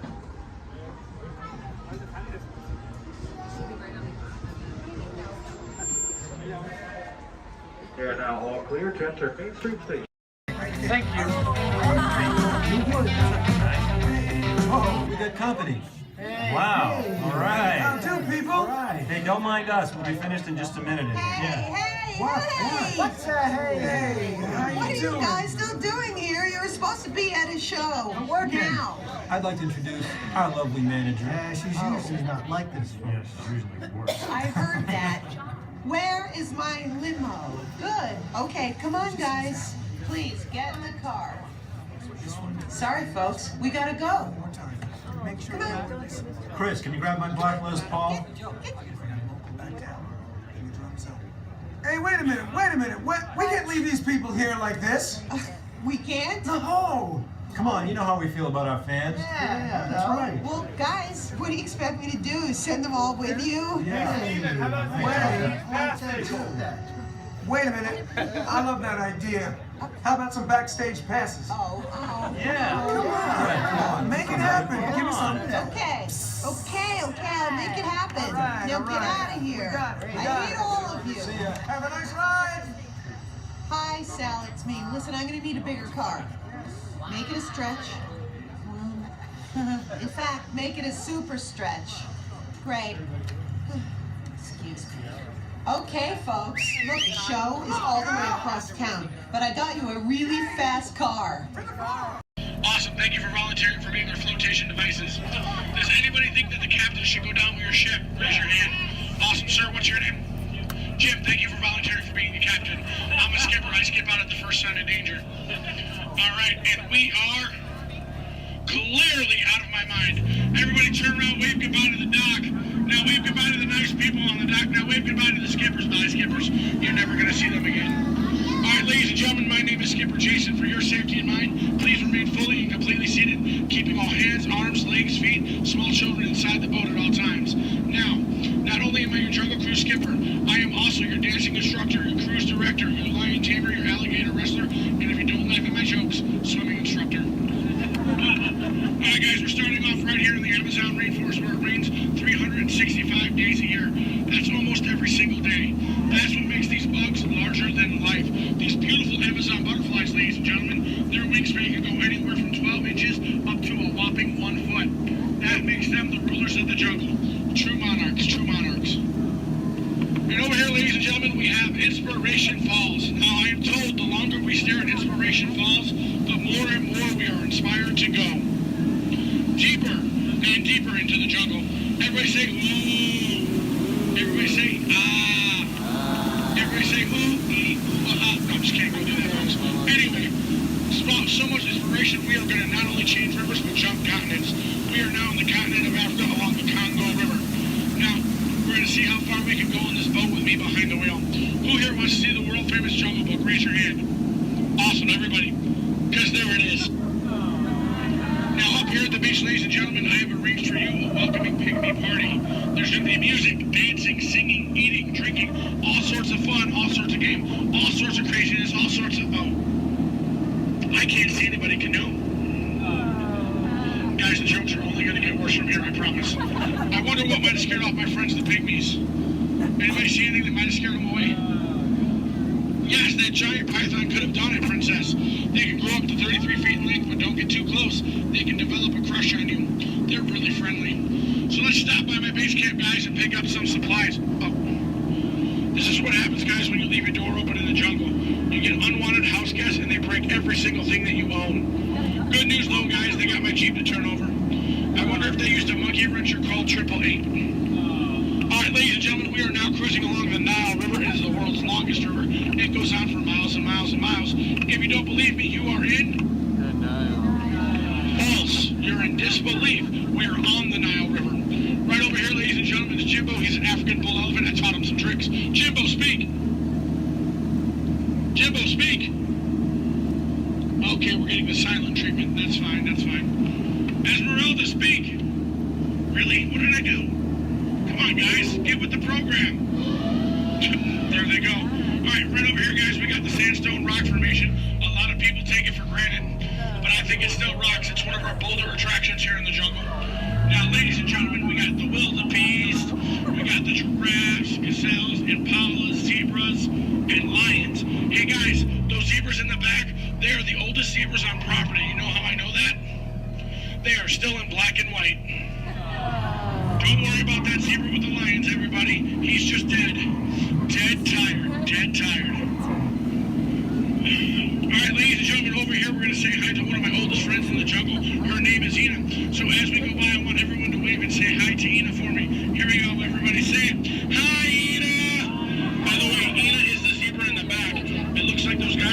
we are in some trouble. Oh boy. Alright, ladies and gentlemen, we are now cruising along in Crocodile Country. Crocodile Country, there's a lot more dangers than just crocodiles. There's monsoons, there's rapids, and there are these giant things called waterfalls. So if you guys see a waterfall, point it out for me so we can avoid it. We don't want to go over it just yet, we want to go through it later. What's that? Where? Oh, that is Schweitzer Falls, ladies and gentlemen, named after the late great Dr. Albert Falls. As we go by, I want everyone to lean. Don't worry about looking stupid, I'm doing it for you. Lean, and we will make it. All right, ooh, that was close. Man, I know a lot of people will ask me, Skipper Jason, how is it you became a world-famous Jungle Cruise skipper? And I tell them, quite frankly, isn't it plain to see I took a crash course? Toughest thing about flying, ladies and gentlemen, is the ground. It's totally the ground. So we're going to keep cruising right along, people, into this pool full of hippos. It had to be hippos. All right, guys, cover your ears. This is going to get loud. They gave me something to scare away the hippos. Cover those ears. Shoo, hippos, shoo! Make way! Be gone! Be gone, hippo, be gone! I showed those hippos who's boss. All right, guys, we're now cruising out of this hippo pool and right into headhunter territory. It is not the greatest of places to be headed. If you don't believe me, you can ask my last crew. Those boneheads did not believe me. Wait, you guys hear those drums? Are those warriors dancing? Yes, they are. That can only mean one of two things. They're either going to attack the boat or they've lost the key to the men's room. Do me a favor, guys. Keep your eyes peeled on this side of the boat for an ambush. If you see an ambush, point it out and let me know. I'm going to look over here. Where? Princess, that's not an ambush. That's an ambush. You can tell by its leaves. Alright, ladies and gentlemen. This is what everybody got up early to come to Disney for. Are you ready? Are you ready? Here we go. The eighth wonder of the world. The backside of water. Kids, do not try this at home. You'll hit your head on the faucet and that hurts. Don't ask me how I know. Alright guys, we're now in the Mekong River here in Southeast Asia. There's this really cool temple I want to show you guys. It's awesome. It's amazing. The entrance is just up over here. Oh. It looks like there's been an earthquake since the last time I've been through. What do you guys say? Do we go in? Yeah. There could be danger. There could be adventure. There could be treasure. Or worst of all, it could be another Disney gift shop. Alright guys, stay seated, keep your eyes open. I'm gonna stay seated and keep mine closed. Oh wait, it's just a root canal.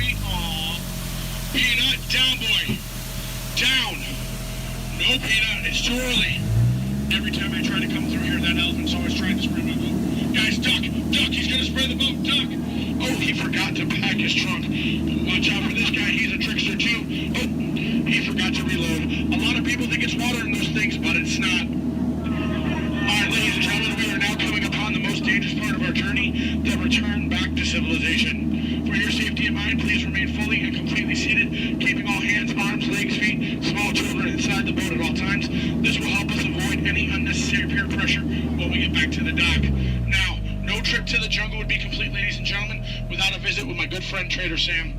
Trader Sam, ladies and gentlemen, is our head salesman of the jungle. Now, sales have been shrinking, but he's got a great deal for you.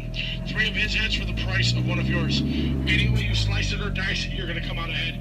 Do we have any takers? No? It's all right, guys. It's all right. Now, ladies and gentlemen, when we get up to the dock, we're going to rope this boat. When we rope this boat, stay seated till I give you guys the all clear. When I give you guys the all clear, then I want everyone to stand up together. That does 2 things. 1, keep the boat balanced, and 2, look like you're giving me a standing ovation.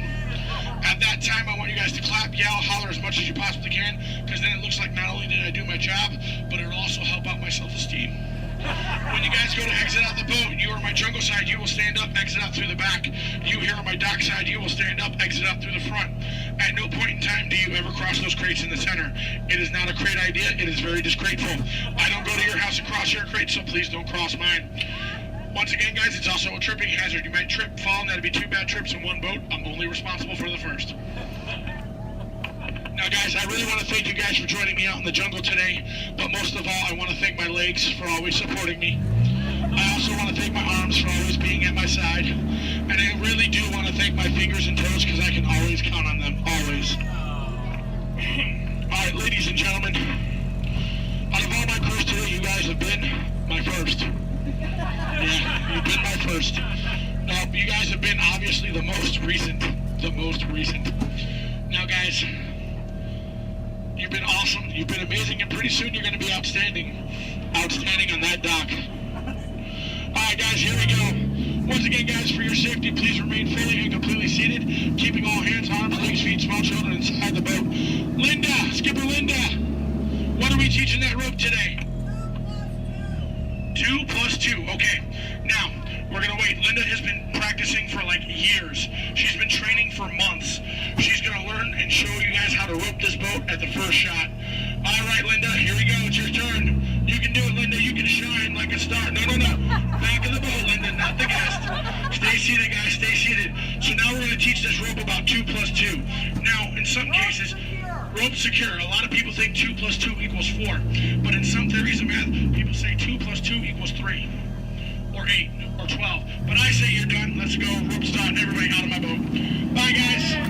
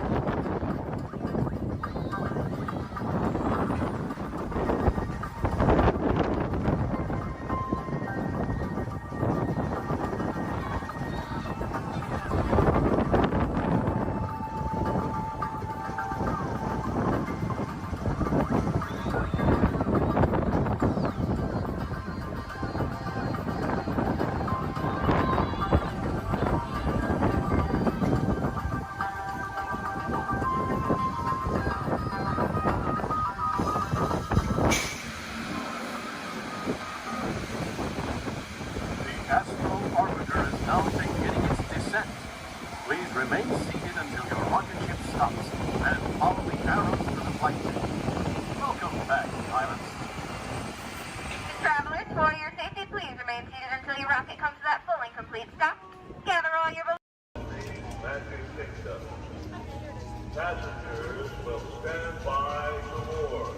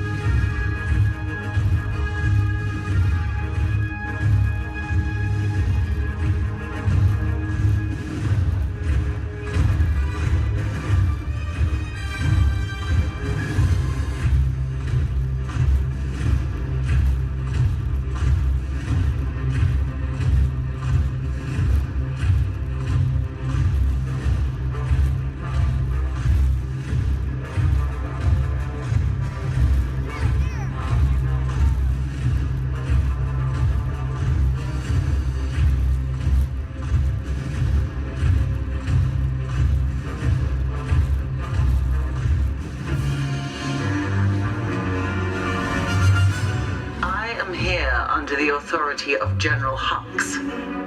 You are here under the authority of me. Stand proud.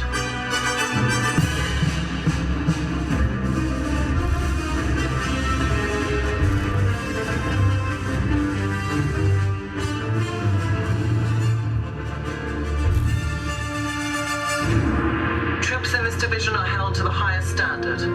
Mine. Show me fearless.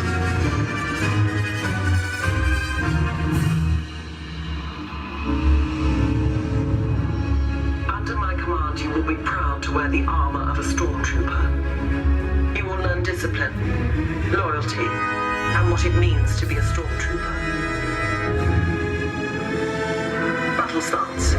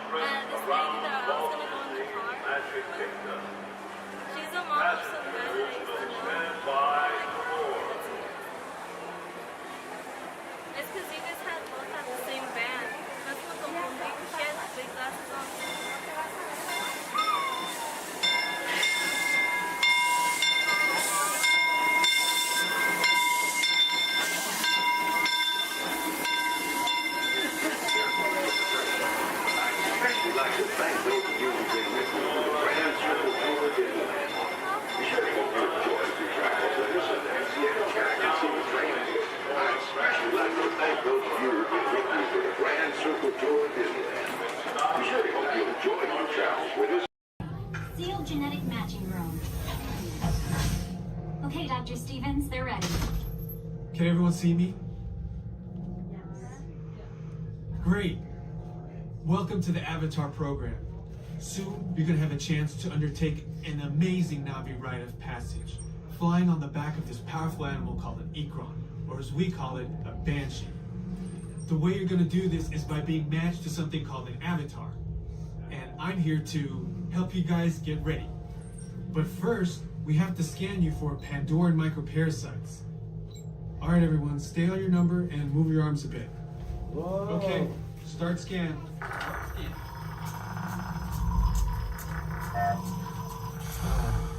You've all got them. But don't worry, they're very common around these parts. Let's start the decon. Initiating GMR decon. Stay still over your number. You're not going to feel a thing. Ow! You're doing great. Almost done, You're all clear. Great. Now let's go over how all this works. Like I said before, you're going to be matched to these things called avatars, which look a lot like the Na'vi. They're created by blending human DNA and Na'vi DNA. Once we match you to an avatar, thanks to a special link chair, your mind will be able to control that avatar. Using avatars to fly this way was all figured out by my boss, Dr. Jackie Ogden. She leads our science team, which is part of the Pandora Conservation Initiative, and we're here in the Valley of Moara studying banshees and their environment. Over a generation ago, this enormous company called the RDA created a lot of damage to the area through their bad mining practices and conflicts with the Na'vi. Just like on Earth, it can take decades for ecosystems to recover. Okay, to get you flying on a banshee, we need to find each of you an avatar. Let's prep the genetic sampling. I'm on it. Okay, first we need to find the compatible match of your genetic material with the genetic material of one of the avatar bodies that we already have. Once we do that, you'll be able to link to that avatar and fly. Help us out and move around a bit. Almost. Yes, got him. Now, let's find you your avatar matches.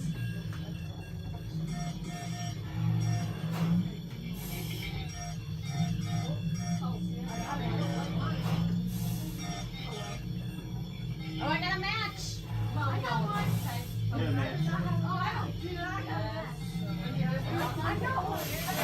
All right, you've all been matched with avatars. I have purple hair. Looks like they're ready for you in the next room. When the door opens, please go inside, all the way in, and stand over the same number that you're standing over now. And I'll see you in there. Remain seated throughout your journey, keeping your hands, arms, feet, and legs inside your car. And please supervise your children. Stay clear of the doors which will open and close automatically. Enjoy the trip. Para su seguridad, permanezca sentado y mantenga sus manos, brazos, pies y pies dentro del car. Vigila sus niños.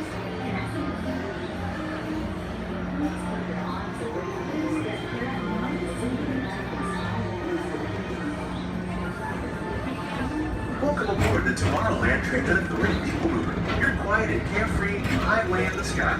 We invite you to sit back, relax, and enjoy your planned journey. Along the way, you can preview many of the exciting places you'll want to be sure to enjoy today while visiting this land of tomorrow.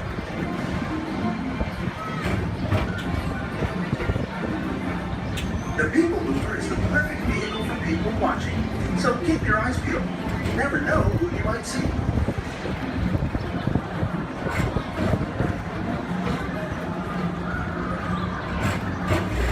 Coming up, Stitch's Great Escape, where you can report for duty as a security agent for the Galactic Federation.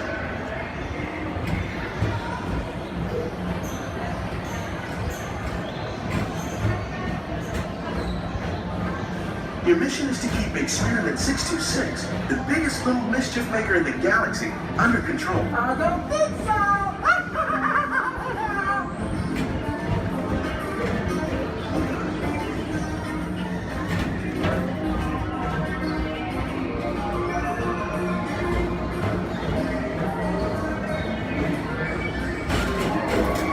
And now, Tomorrowland Transit Authority proudly presents Progress City, Walt Disney's dream for an experimental prototype created in tomorrow. Progress City was the inspiration for everything.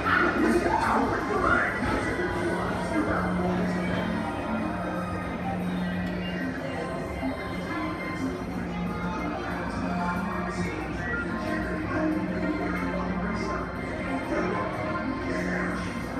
If your future includes shopping, then you'll want to visit Movie Star Traders, where you'll find the greatest goods from around the galaxy.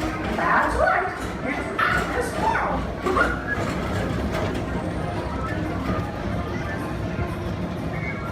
At the Tomorrowland Speedway, put the pedal to the metal and speed towards the checkered flag in your very own race car. Young or old, this is your chance to drive in the fast lane without worrying about getting a speeding ticket.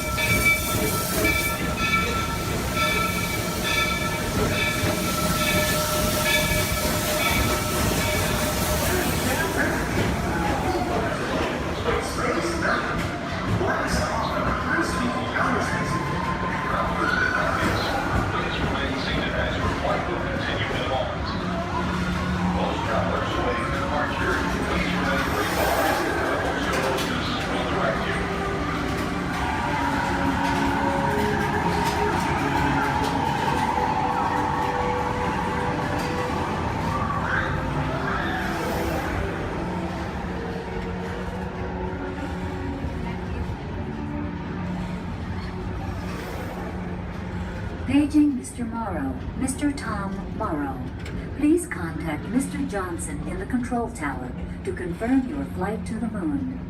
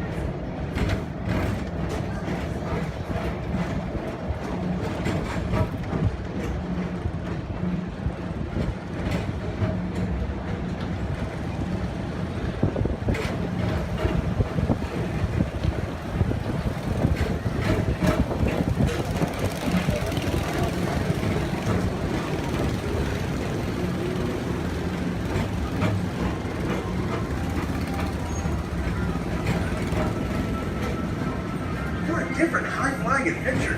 Hop on board the Astro Orbiter. I think your own spacecraft as you take a spin around the planet and ascend to otherworldly heights.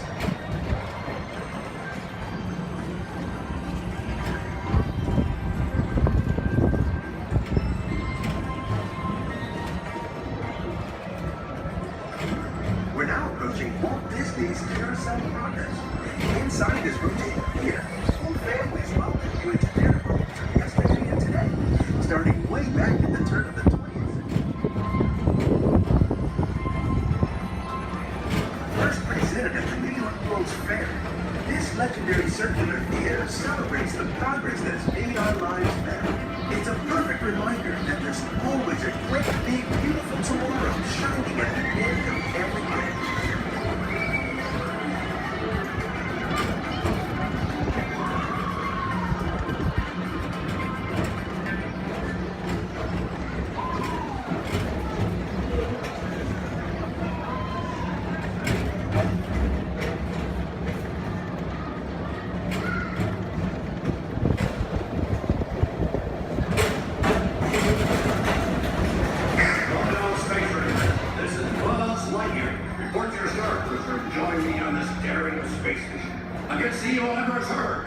As an honorary space ranger, you'll use your own personal laser cannon to save the entire galaxy.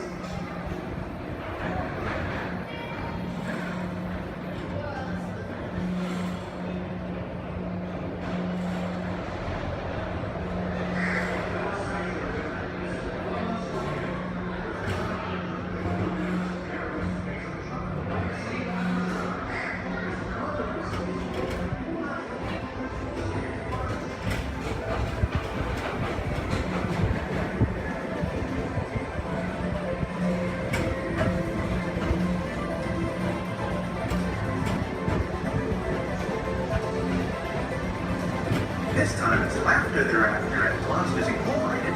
So drop in and join Mike Wazowski and all his pals at Monsters Incorporated platform. Share the fun. Yeah, very good. Keep it moving. We're on a tight schedule here.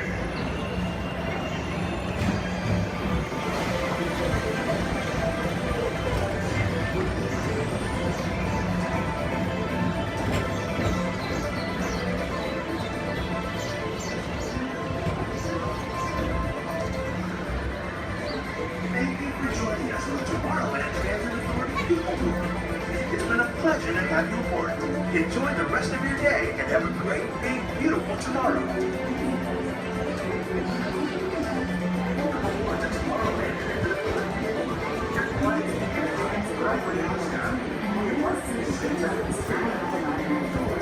Step onto the moving platform with caution and exit by stepping away from the car. Thank you.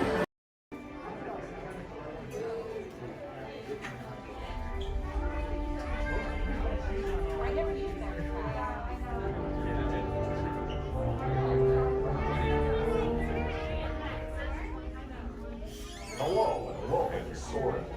My name is Patrick and I'll be your chief flight attendant today. We'll begin boarding in a few minutes, but first I'd like to acquaint you with some important safety information. When the doors to your flight open, please take a seat and store all carry-on items in the under-seat compartment. This includes cameras, purses, hats, and of course, these little beauties. Next, fasten your seatbelts, inserting them into the buckle on your right. If smaller aviators don't measure up to the height indicator on the seat, just put the belt through the loop in the center strap before buckling it.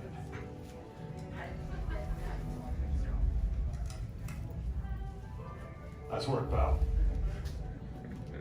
Soon you will be airborne. So if you or your little aviators have a fear of flying or of heights, you might want to wait for your party if you like it. Okay, let's review. That is seatbelt, carry-on item, safety strap, fear of heights, keep your hands and arms inside at all times. Anything else? Yeah. Have a nice flight. Alright, my friends, we're gonna load row 3, followed by 2, then 1. Row 3, please follow me. 2, you're gonna follow 3. 1, you're gonna follow 2.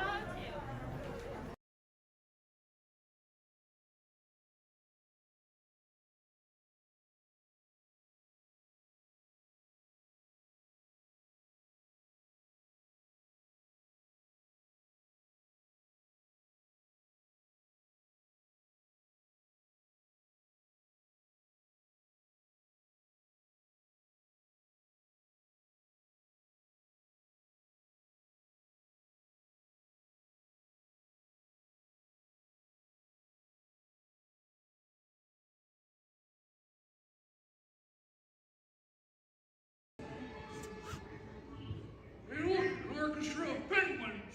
Yeah, probably took the job for the hell of it.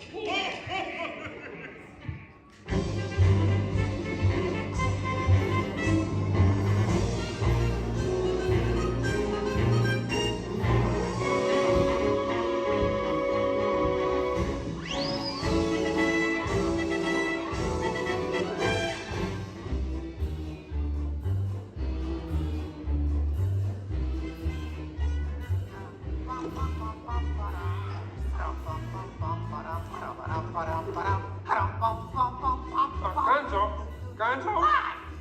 Oh. Sorry, boss. Hi-ho, Kermit Frog here, and welcome to Muppet Vision 3D. Now, let me show you around our research center. See, here in this modern high-tech facility... Hey! Careful! Here in this modern high-tech facility, we have perfected Muppet Vision 3D. A new film process which we're about to demonstrate. Now, working the projector is an old friend of ours, the Swedish Chef. Chef, everything okay? Exactly. And our demonstration includes a little song from Miss Piggy. Little? Did I say little? I meant to say it's a huge, show-stopping, major song from Miss Piggy. That's more like it. Good. And we've also got a big musical finale from Sam Eagle. Sam, what's it about? It's called A Salute to All Nations, but mostly America. Great. So it's going to be a swell demonstration, and at no time will we be stooping to any cheap 3D tricks. Did you say cheap 3D tricks?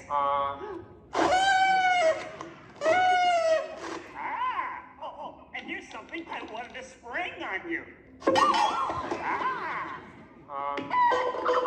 Walmart, it's that dumb bear again. Yeah. Hey, Bear, you're not even funny in 3D. Oh, not you guys. How did you get here? We entered a contest. Yeah, we lost. Oh, yeah? Well, my new 3DX gonna shower you all with humor.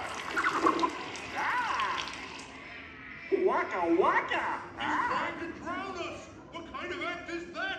An act of mercy! Listen, better luck next time, Posse. Okay? And now, if you'll come this way, I can show you our secret laboratory. You see, we invited distinguished scientists from all over the world to come and work here. Unfortunately, none of them showed up. So instead, I'd like to introduce you to the guys who invented Muppet Vision, and they can show you some of their... right now, I'd like to turn you over to Dr. Bunsen Honeydew and his assistant, Beaker. Well, thank you, Mr. Kermit. Today, let's look at the advancements we've been working on for Muppet Vision. Beaker, would you turn on the machine?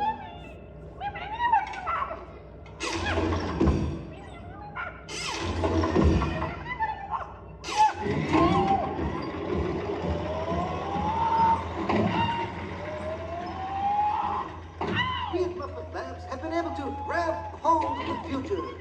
The wheels of progress turn swiftly here as we strike upon ways to bring science safely to you. This user-friendly machine will now generate the first living 3D effect just by flicking a simple switch.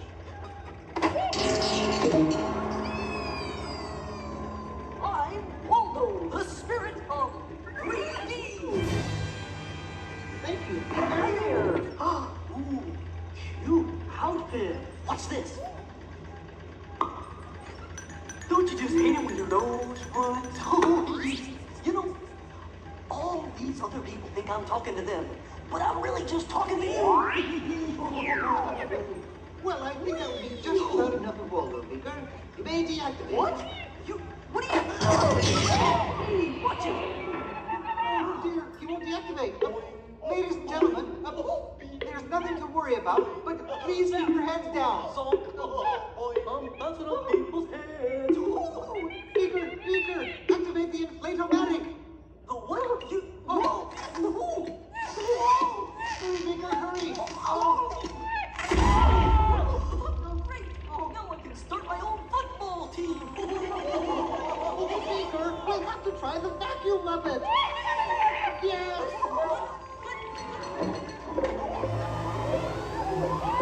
Ladies and gentlemen, we're all deeply pleased with the Armrest family.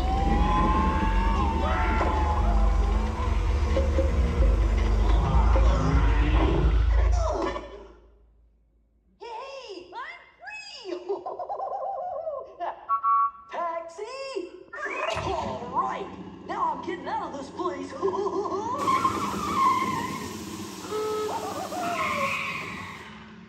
This way, folks.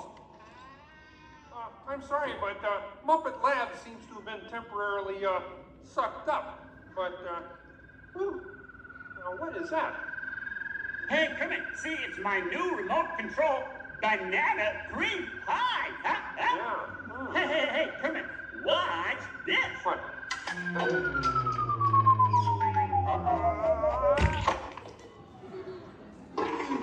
Ozzy, that's terrible. You're right. Needs more sugar. And now, ladies and gentlemen, for the first musical portion of our demonstration, we have Miss Piggy in a wonderful 3D number. That's you, penguins.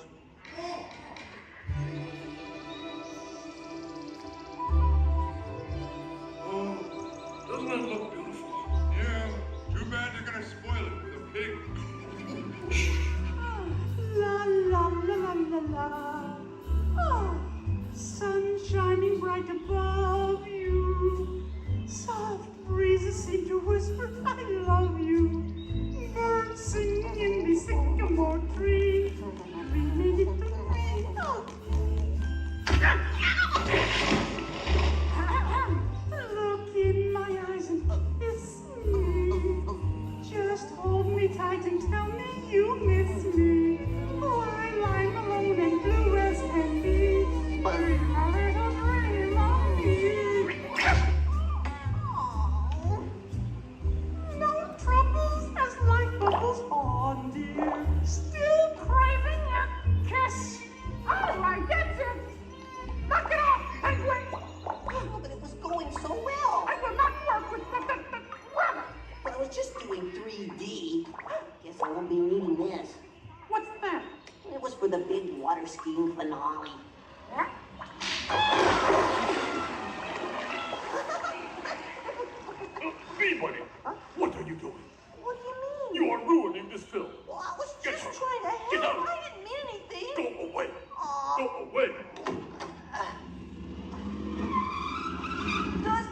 Everybody know the way out of this film?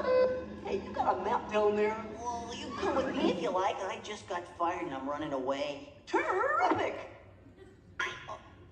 Let's go. Okay. Hey, Bean, what's up? I'm going away. Forever. Oh, great. Could you give me a sandwich? Would any of you people like anything? I mean, since he's going out, he could forever? Bean? Bean? Oh, Kermit! Kermit!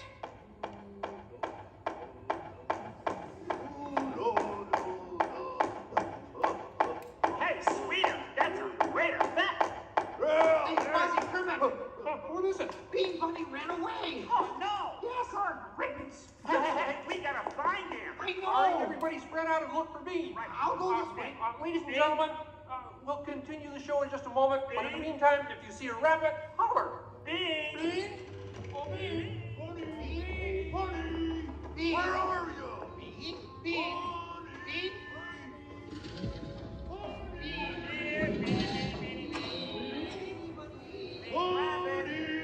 Hey, what's all the commotion about? Bunny ran away. Well, you know what that makes him? Smarter than us. Hey, anybody seen a bunny? I don't see a bunny. Where? Where? Oh, nothing up there but a bunny. A bunny? Bean! Hi, sweetie. Hey, Kermit, look! What?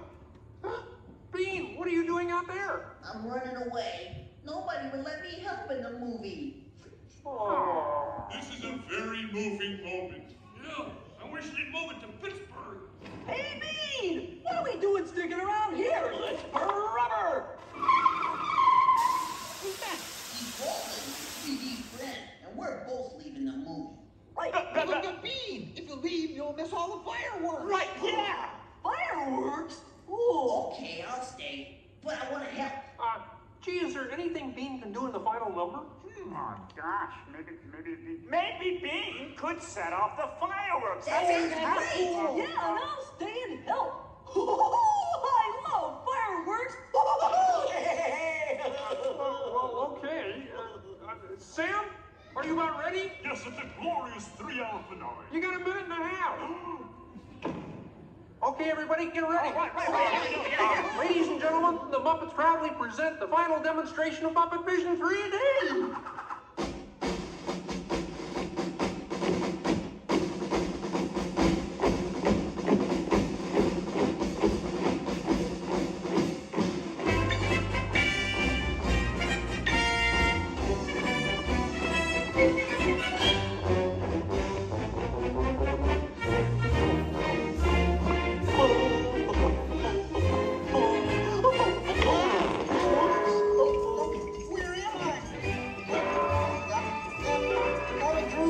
What are you doing?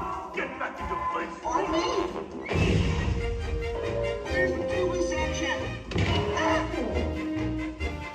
Oh boy. Whoa! Is it over yet? Can we start again? Sorry. Speed! The fireworks!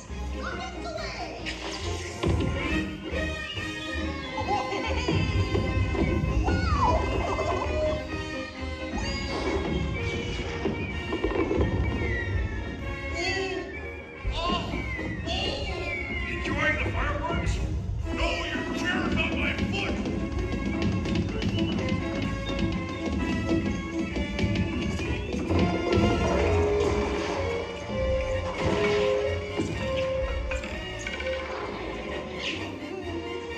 What's this?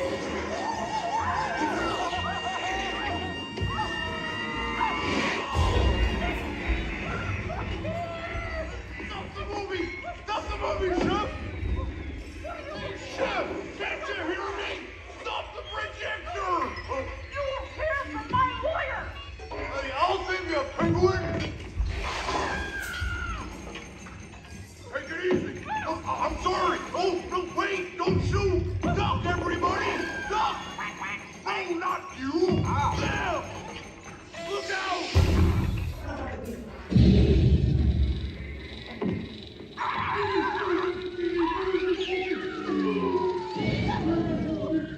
At last, I'm out of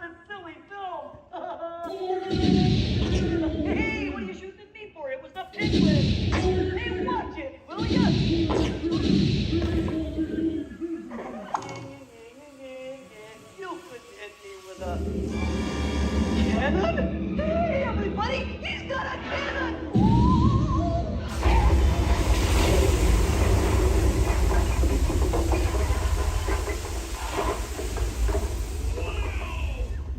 Everyone okay in here? We surrender! We surrender! What an explosion! Ladies and gentlemen, I'd like to apologize for our slight technical difficulties, but I do wish to assure you that no one was hurt and this theater suffered only minor damage. So thank you very much for coming to see this demonstration of Muppet Vision technology, and enjoy the rest of your stay and come see us again sometime.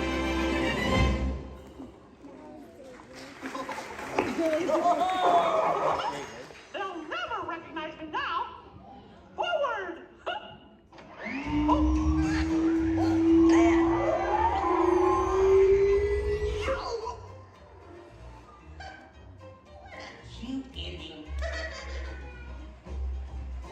Well, what do you think? We have time to go to the bathroom before the next show? We can't, you old fool. We're bolted to the seats. On behalf of Kermit the Game, thank you for joining us. Now please gather your personal belongings and waka waka. Uncle says the doors to your right. First thing I need to do here is a quick sound check. You can hear me up and down the shuttle waves. Give me a wave if you can hear me. All right. Thank you. It's important that you need to pass along a few safety reminders here. Please be sure hands, arms, and feet remain inside the vehicle at all times this morning. Most importantly, that you remain fully seated throughout the entirety of our tour. And for the courtesy of those around you, we do ask that please be no smoking at any point. Now we also have just a little word of caution as well. For those of you on the right side of the shuttle, and that's the side I'm on this morning, now be aware we could be getting a little bit wet on the tour today, okay? However, for those of you on the left side of the shuttle who are smiling about that situation, now realize on the left side you could get soaked. On the left side is the wet side. In reality, if you do need to do any seat rearranging, please go ahead. Do that right now before we get underway. Once our shuttle goes into motion, I will ask everyone to remain fully seated throughout the tour. The left side is the wet side. The left side. I won't promise you so necessarily. However, the best chance to get a little bit wet on this tour is on the left side of the shuttle, so please take that into account. For those of you wanting to get wet today, that'll be your best opportunity. And I'd also like to take the opportunity to welcome you here to Disney's Hollywood Studios, the Florida counterpart of Walt Disney Studios in Burbank, California. My name is Jerry, and I'll be your guide on the tour today. Behind me at the wheel of our vehicles, our driver Ashley, and she'll be steering us behind the scenes of our working production facility. We'll be getting underway here in just a few moments. If you would, please listen to these additional safety announcements. Welcome to the Studio Backlot Tour. For a safe trip, please remain seated with your hands, arms, feet, and legs inside the tram. And be sure to watch your children. Thank you. Bienvenidos.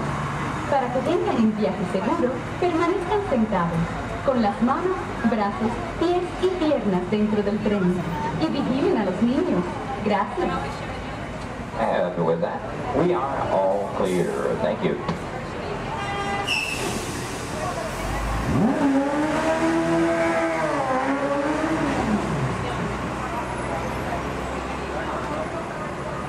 Once again, a very good morning, ladies and gentlemen. Welcome to the second portion of the Studio's Backlot Tour. Might also mention there are no photo restrictions of any type on the tour, so please feel free to shoot as much film and video as you like. Go ahead and get those cameras out and ready. Matter of fact, that first photo opportunity is coming high in the sky. Take a look up toward the front of the shuttle. As you round the corner toward the front to your left, you'll see the symbol and the landmark of our studios, our award-winning year-old tower. Now that tower takes its inspiration from the design of a water tank that Walt Disney had constructed for our Burbank Studios in 1939. The Eiffel Tower stands in at 13 stories tall, topped off by a set of Mickey Mouse ears weighing 5,000 pounds apiece. And for anyone who might be curious, that's also a hat size of 342 3/8. Also off to your left, you see some automobiles, ramps, and so on. This is the rehearsal and staging area for our Lights, Motors, Action Extreme stunt show. We'll talk more about that show as we pass by its arena further along in the tour. Now here at the studios, we do feature sound stages, outdoor sets, state-of-the-art editing facilities, recording studios, just about anything else needed for the production of radio programs, television shows, and motion pictures. And over the years, we've had quite a lot of activity taking place. Now, for example, Anthony Hopkins and Cuba Gooding Jr. made use of our sound stages filming Instinct. And Tom Hanks was here, producing, directing, and starring in the 13 episodes of the HBO Emmy Award-winning miniseries From the Earth to the Moon. Our backlot has been used for exterior shots for such shows as The Golden Girls and Empty Nest, and for 5 years, from 1989 to 94, our sound stages were home to the new Mickey Mouse Club. Now that show, by the way, served as the launching pad of several of today's young stars, including Justin Timberlake, Christina Aguilera, Britney Spears, Ryan Gosling, and Felicity's Kerry Russell. They all got their start right here on our sound stages. Now, as you make your way around this turn off to the right, you'll see 2 surviving P-40 aircraft from Touchstone Pictures Pearl Harbor, starring Ben Affleck and Josh Hartnett. Taken from the mold of a real P-40 Warhawk, these full-scale replicas are produced in fiberglass over a steel frame. You might be interested to know there were actually only 16 of those full-scale replicas produced for the filming of Pearl Harbor. If you've seen that movie, you know there were a lot more P-40s than that on the screen. The remainder were all computer-generated. We're now entering one of our most glamorous departments. This is the world of creative costuming, and notice the window displays on the left. Now here in costuming, the process begins with artist designs. From there, our seamstresses and tailors take over. They may use as much as 1 1/2 million yards of fabric each year to produce more than 25,000 garments. In the display cases, you see original costumes from such films as National Treasure, Book of Secrets, Disney Channel's High School Musical 2. Costumes from Step Up to the Streets, and in Real Life, and from Enchanted with Amy Adams and Patrick Dempsey. Also coming up ahead on the left, a special display of both costumes and props from Walt Disney Pictures, Pirates of the Caribbean at World's End. We have more than 250 artists involved in the design and manufacture of costumes for motion picture, television, and live entertainment needs. And I'm proud to say that here in Florida, we have the largest working wardrobe in the world. Now, when an art director needs to create a specific look for production, they may begin with a props department. Here, scenic designers buy and in some cases build everything they need to create the exotic world in which their stories take place. On either side of the show, we're passing through a series of prop storage areas, but also to the left, the final large room we pass by is the scenic shop. Now that's where carpenters construct to maintain the sets to be used on the sound stages or of a location. Over the years, these talented artisans have created sets for such shows as The Rosie O'Donnell Show, Wheel of Fortune, Live with Regis and Kathy Lee, and more recently, Live with Regis and Kelly, all when they were here at the studios filming on location. Also off to your left, we pass by 2 set pieces from Pirates of the Caribbean, Dead Man's Chest. You may recognize those as the bone cages from that film. And as you make your way a bit deeper into the back lot, oddly enough, the next area we approach is known as the studio boneyard. Now, most studios have boneyards, simply areas where we can store oversized props such as vehicles, aircraft, anything we may need to reuse or refurbish for another production. The large steamroller, for example, appeared in the film Who Framed Roger Rabbit, starring Bob Hoskins and Christopher Lloyd. We also passed by a Venetian gondola here from the film Casanova with Heath Ledger and Sienna Miller. And that's followed by 2 model airplanes. Now the first of those 2, the larger, used in the filming of exterior shots for Flight Plan, which starred Jodie Foster. The second one, you may notice the wording The Jailbird on the nose from the 1997 film Con Air with Nicolas Cage and John Malkovich. The new period motorcycles on the end used by director Steven Spielberg and Indiana Jones and The Last Crusade, starring Harrison Ford and Sean Connery. Now, anytime a production team has to travel to a city or town to film on location, they have to deal with a lot of problems they have little or no control over. Things like crowds, traffic, and noise. To avoid that, they often prefer to film on a studio backlot.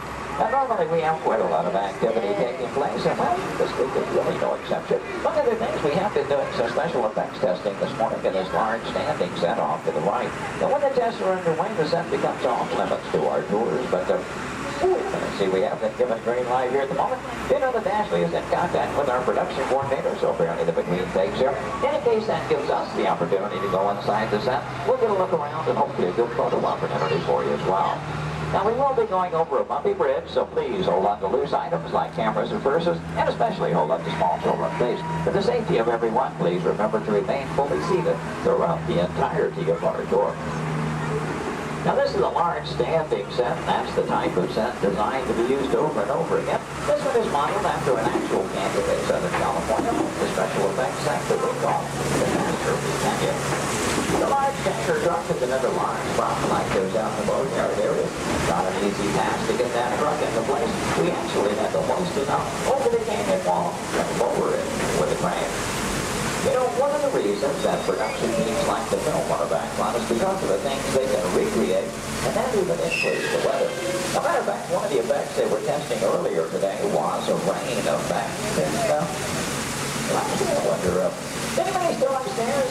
You might run the canyon's rain effect for us? We would appreciate that. Now, why might we need such an effect? Well, let's say that our script calls for a real downpour and it happens to be a nice, bright, sunshiny day. Time is money in the movie-making industry, and camera crews can't just wait around for Mother Nature. When it starts to cameras to roll, that has to be ready to fall. Well, thank you very much. We appreciate that. Now, this effect is being created by some high-pressure water spots over in just out of the camera rain. Bringing that water up over top within a circular motion, giving it another downpour to the fall. Now, we wanted to create a comfort zone effect. We could add some strobe lighting and one in the No, I'm sorry. No, wait a minute. Stop. Hold on, everybody. Looks like we're going to be in.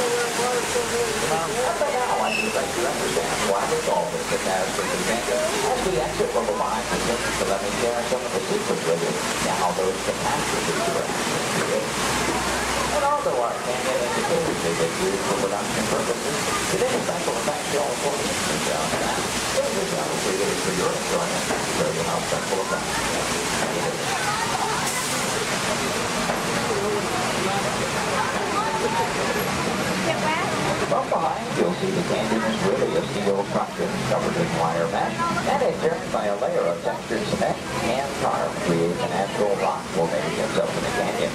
The small yellow pipes carry the gas to the fires on the bottom. The large gray pipes the water to the flying blind. Now to start that flood in motion, you'll see 3 large holding tanks up at the top of the canyon. When we open the gates to those tanks, that allows 70,000 gallons of water to come right down toward our tunnel. And we have even more dramatic impact. Some of that water was blown at you by hurricanes. The earthquake effect created by large hydraulic sugar minerals underneath the bridge. The Astrophy Canyon was originally put together with the help of a Hollywood special effects team, so that what seemed to be an out-of-control disaster was really a very safe, computerized sequence of events. The entire sequence can reset in just 3.5 minutes. During that amount of time, the 70,000 gallons of water gets recycled to begin our show all over again. Now, as you make your way out behind the canyon, take a look ahead and off to the right. You'll see a special aircraft too, as here in a bit of Disney history as well. This one is not a prop, it was an actual aircraft, known in airports throughout the country simply as the 234 of Mickey Mouse. Among some of its earliest assignments were to shuttle Walt Disney and his Imagineers from Los Angeles to New York for the final planning stages of the 1964 World's Fair. That's where we premiered It's a Small World. Great moments with Mr. Lincoln and the Carousel of Progress. Then during the mid-60s, Walt made use of that aircraft on scouting missions over Central Florida, seeking the ideal location for our Walt Disney World resort. Now with a little movie magic here, we'll make our way from the canyons of California to the streets of New York City just by crossing our backlot area. As we do so, we'll also be passing by our newest attraction here on the back line. You saw some warm-ups going on earlier. Now up ahead, the Mediterranean Village set in the large grandstand is a site of Lights, Motors, Action Extreme Stunt Show. That show is based on one of our most popular attractions in Walt Disney Studios Park in Paris, France. Lights, Motors, Action takes you behind the scenes. We show you how we create vehicle action stunts for the movies. Now you feel like you're right here on our set as the film crew shoots a series of highly orchestrated stunts using custom-designed vehicles and carefully controlled pyrotechnics. The resulting footage has been edited, mixed with visual effects and audio effects. We show you how we create a dramatic action sequence on film. To make that all possible, we worked with some of the world's top stunt directors and designed some high-performance vehicles capable of some pretty evasive maneuvers.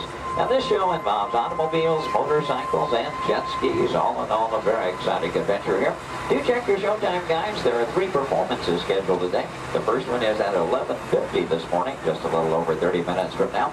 One at 2:45 this afternoon, and the final show of the day at 5:30 this afternoon. So if you've ever wondered how they create vehicular stunts for the movies, try to work one of those shows into your schedule today. Now they will start loading that show a good 30 minutes before those scheduled showtimes. Off to the left, we'll pass by another series of props. Miniature cattle cars, small jeep, both unique props from the filming of Mighty Joe Yacht. The Acme Waste Disposal truck from the live-action version of 101 Dalmatians, and the large silver space pod from the 1986 Disney film, Flight of the Navigator. Star Wars fans may recognize the sand skip from Return of the Jedi. The bright yellow submersible and mini helicopter both appeared in the Life Aquatic with Steve Zissou, which starred Bill Murray. This version of the Love Bug is Demolition Derby Herbie, currently appearing in Herbie Fully Loaded. And at the end of the grouping of vehicles, the large red space pod made its appearance in The Hitchhiker's Guide to the Galaxy. Now, from the opposite side, you may notice that we're still circling around our Lights, Motors, Action set. It does, in fact, take up about 8 acres here on our back lot, premiered here on May 5th, 2005. Might also notice it looks very different from this side. From the opposite view, you were seeing all of the detailing of that Mediterranean village. That, of course, was the audience or the camera's point of view. From this side, simply the steel structures that keep our back lot standing. We're only going to build what that camera needs to see. I might also take the opportunity here to mention our Fantasmic show tonight. That's our nighttime spectacular here at the studios. Fantasmic will be presented twice tonight. That will be at 9 p.m. and again at 10:30 p.m. this evening. Now, Fantasmic is an excellent and very popular show, also a limited capacity show. So I do recommend, especially for that 9 o'clock show, want to be there a good 45 minutes to an hour prior to showtime, proceeding in the amphitheater area. Once it fills up, it's all the folks who can see the show for any given performance. And as you make your way on around the turn, off to the right, see the entrance to Lights, Motors, Action. Looks like they're beginning to preload for that 11:50 show at the present time. You can work that one in your schedule. That'll be the easiest show to get into here today. And as you make your way on around the turn, take a look down the street. Get a view of our very own New York skyline right here in Central Florida. Now, this illusion is created by an old movie trick known as forced perspective. The skyscrapers at the end of the street are actually just painted glass. The tallest of which is about 4 stories tall, a block and a half away. You might also be interested to know we recently redeveloped this entire section of the back lot. In addition to Lights, Motors, Action, we've added a skyline of San Francisco, soon to come one of Chicago to join our existing New York City skyline, renaming the entire area Streets of America, but all with the idea, of course, giving producers more locales to choose from when they're filming here on our back lot. Now this also signals we are coming to the end of our tour today, so please take a moment, check around, be sure you have all your personal belongings gathered up. As you exit the shuttle today, you'll take a stroll through the American Film Institute showcase. There you'll see a themed exhibit titled Villains, movie characters you'll love to hate. Now if you're heading for that Lights, Motors, Action show, your one and only exit is still through the sliding blue doors and straight on through the showcase, then around the loop, the Lights, Motors, Action. Once again this morning, your driver was Ashley. My name is Jerry. We both thank you very much for joining us today on the Studios Backlot Tour.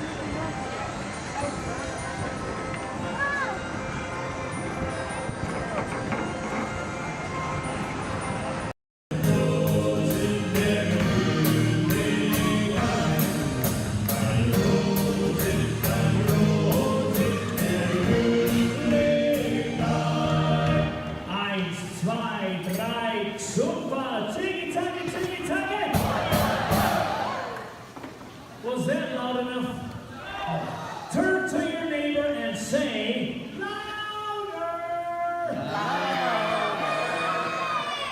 drinks up, thumbs up, here we go.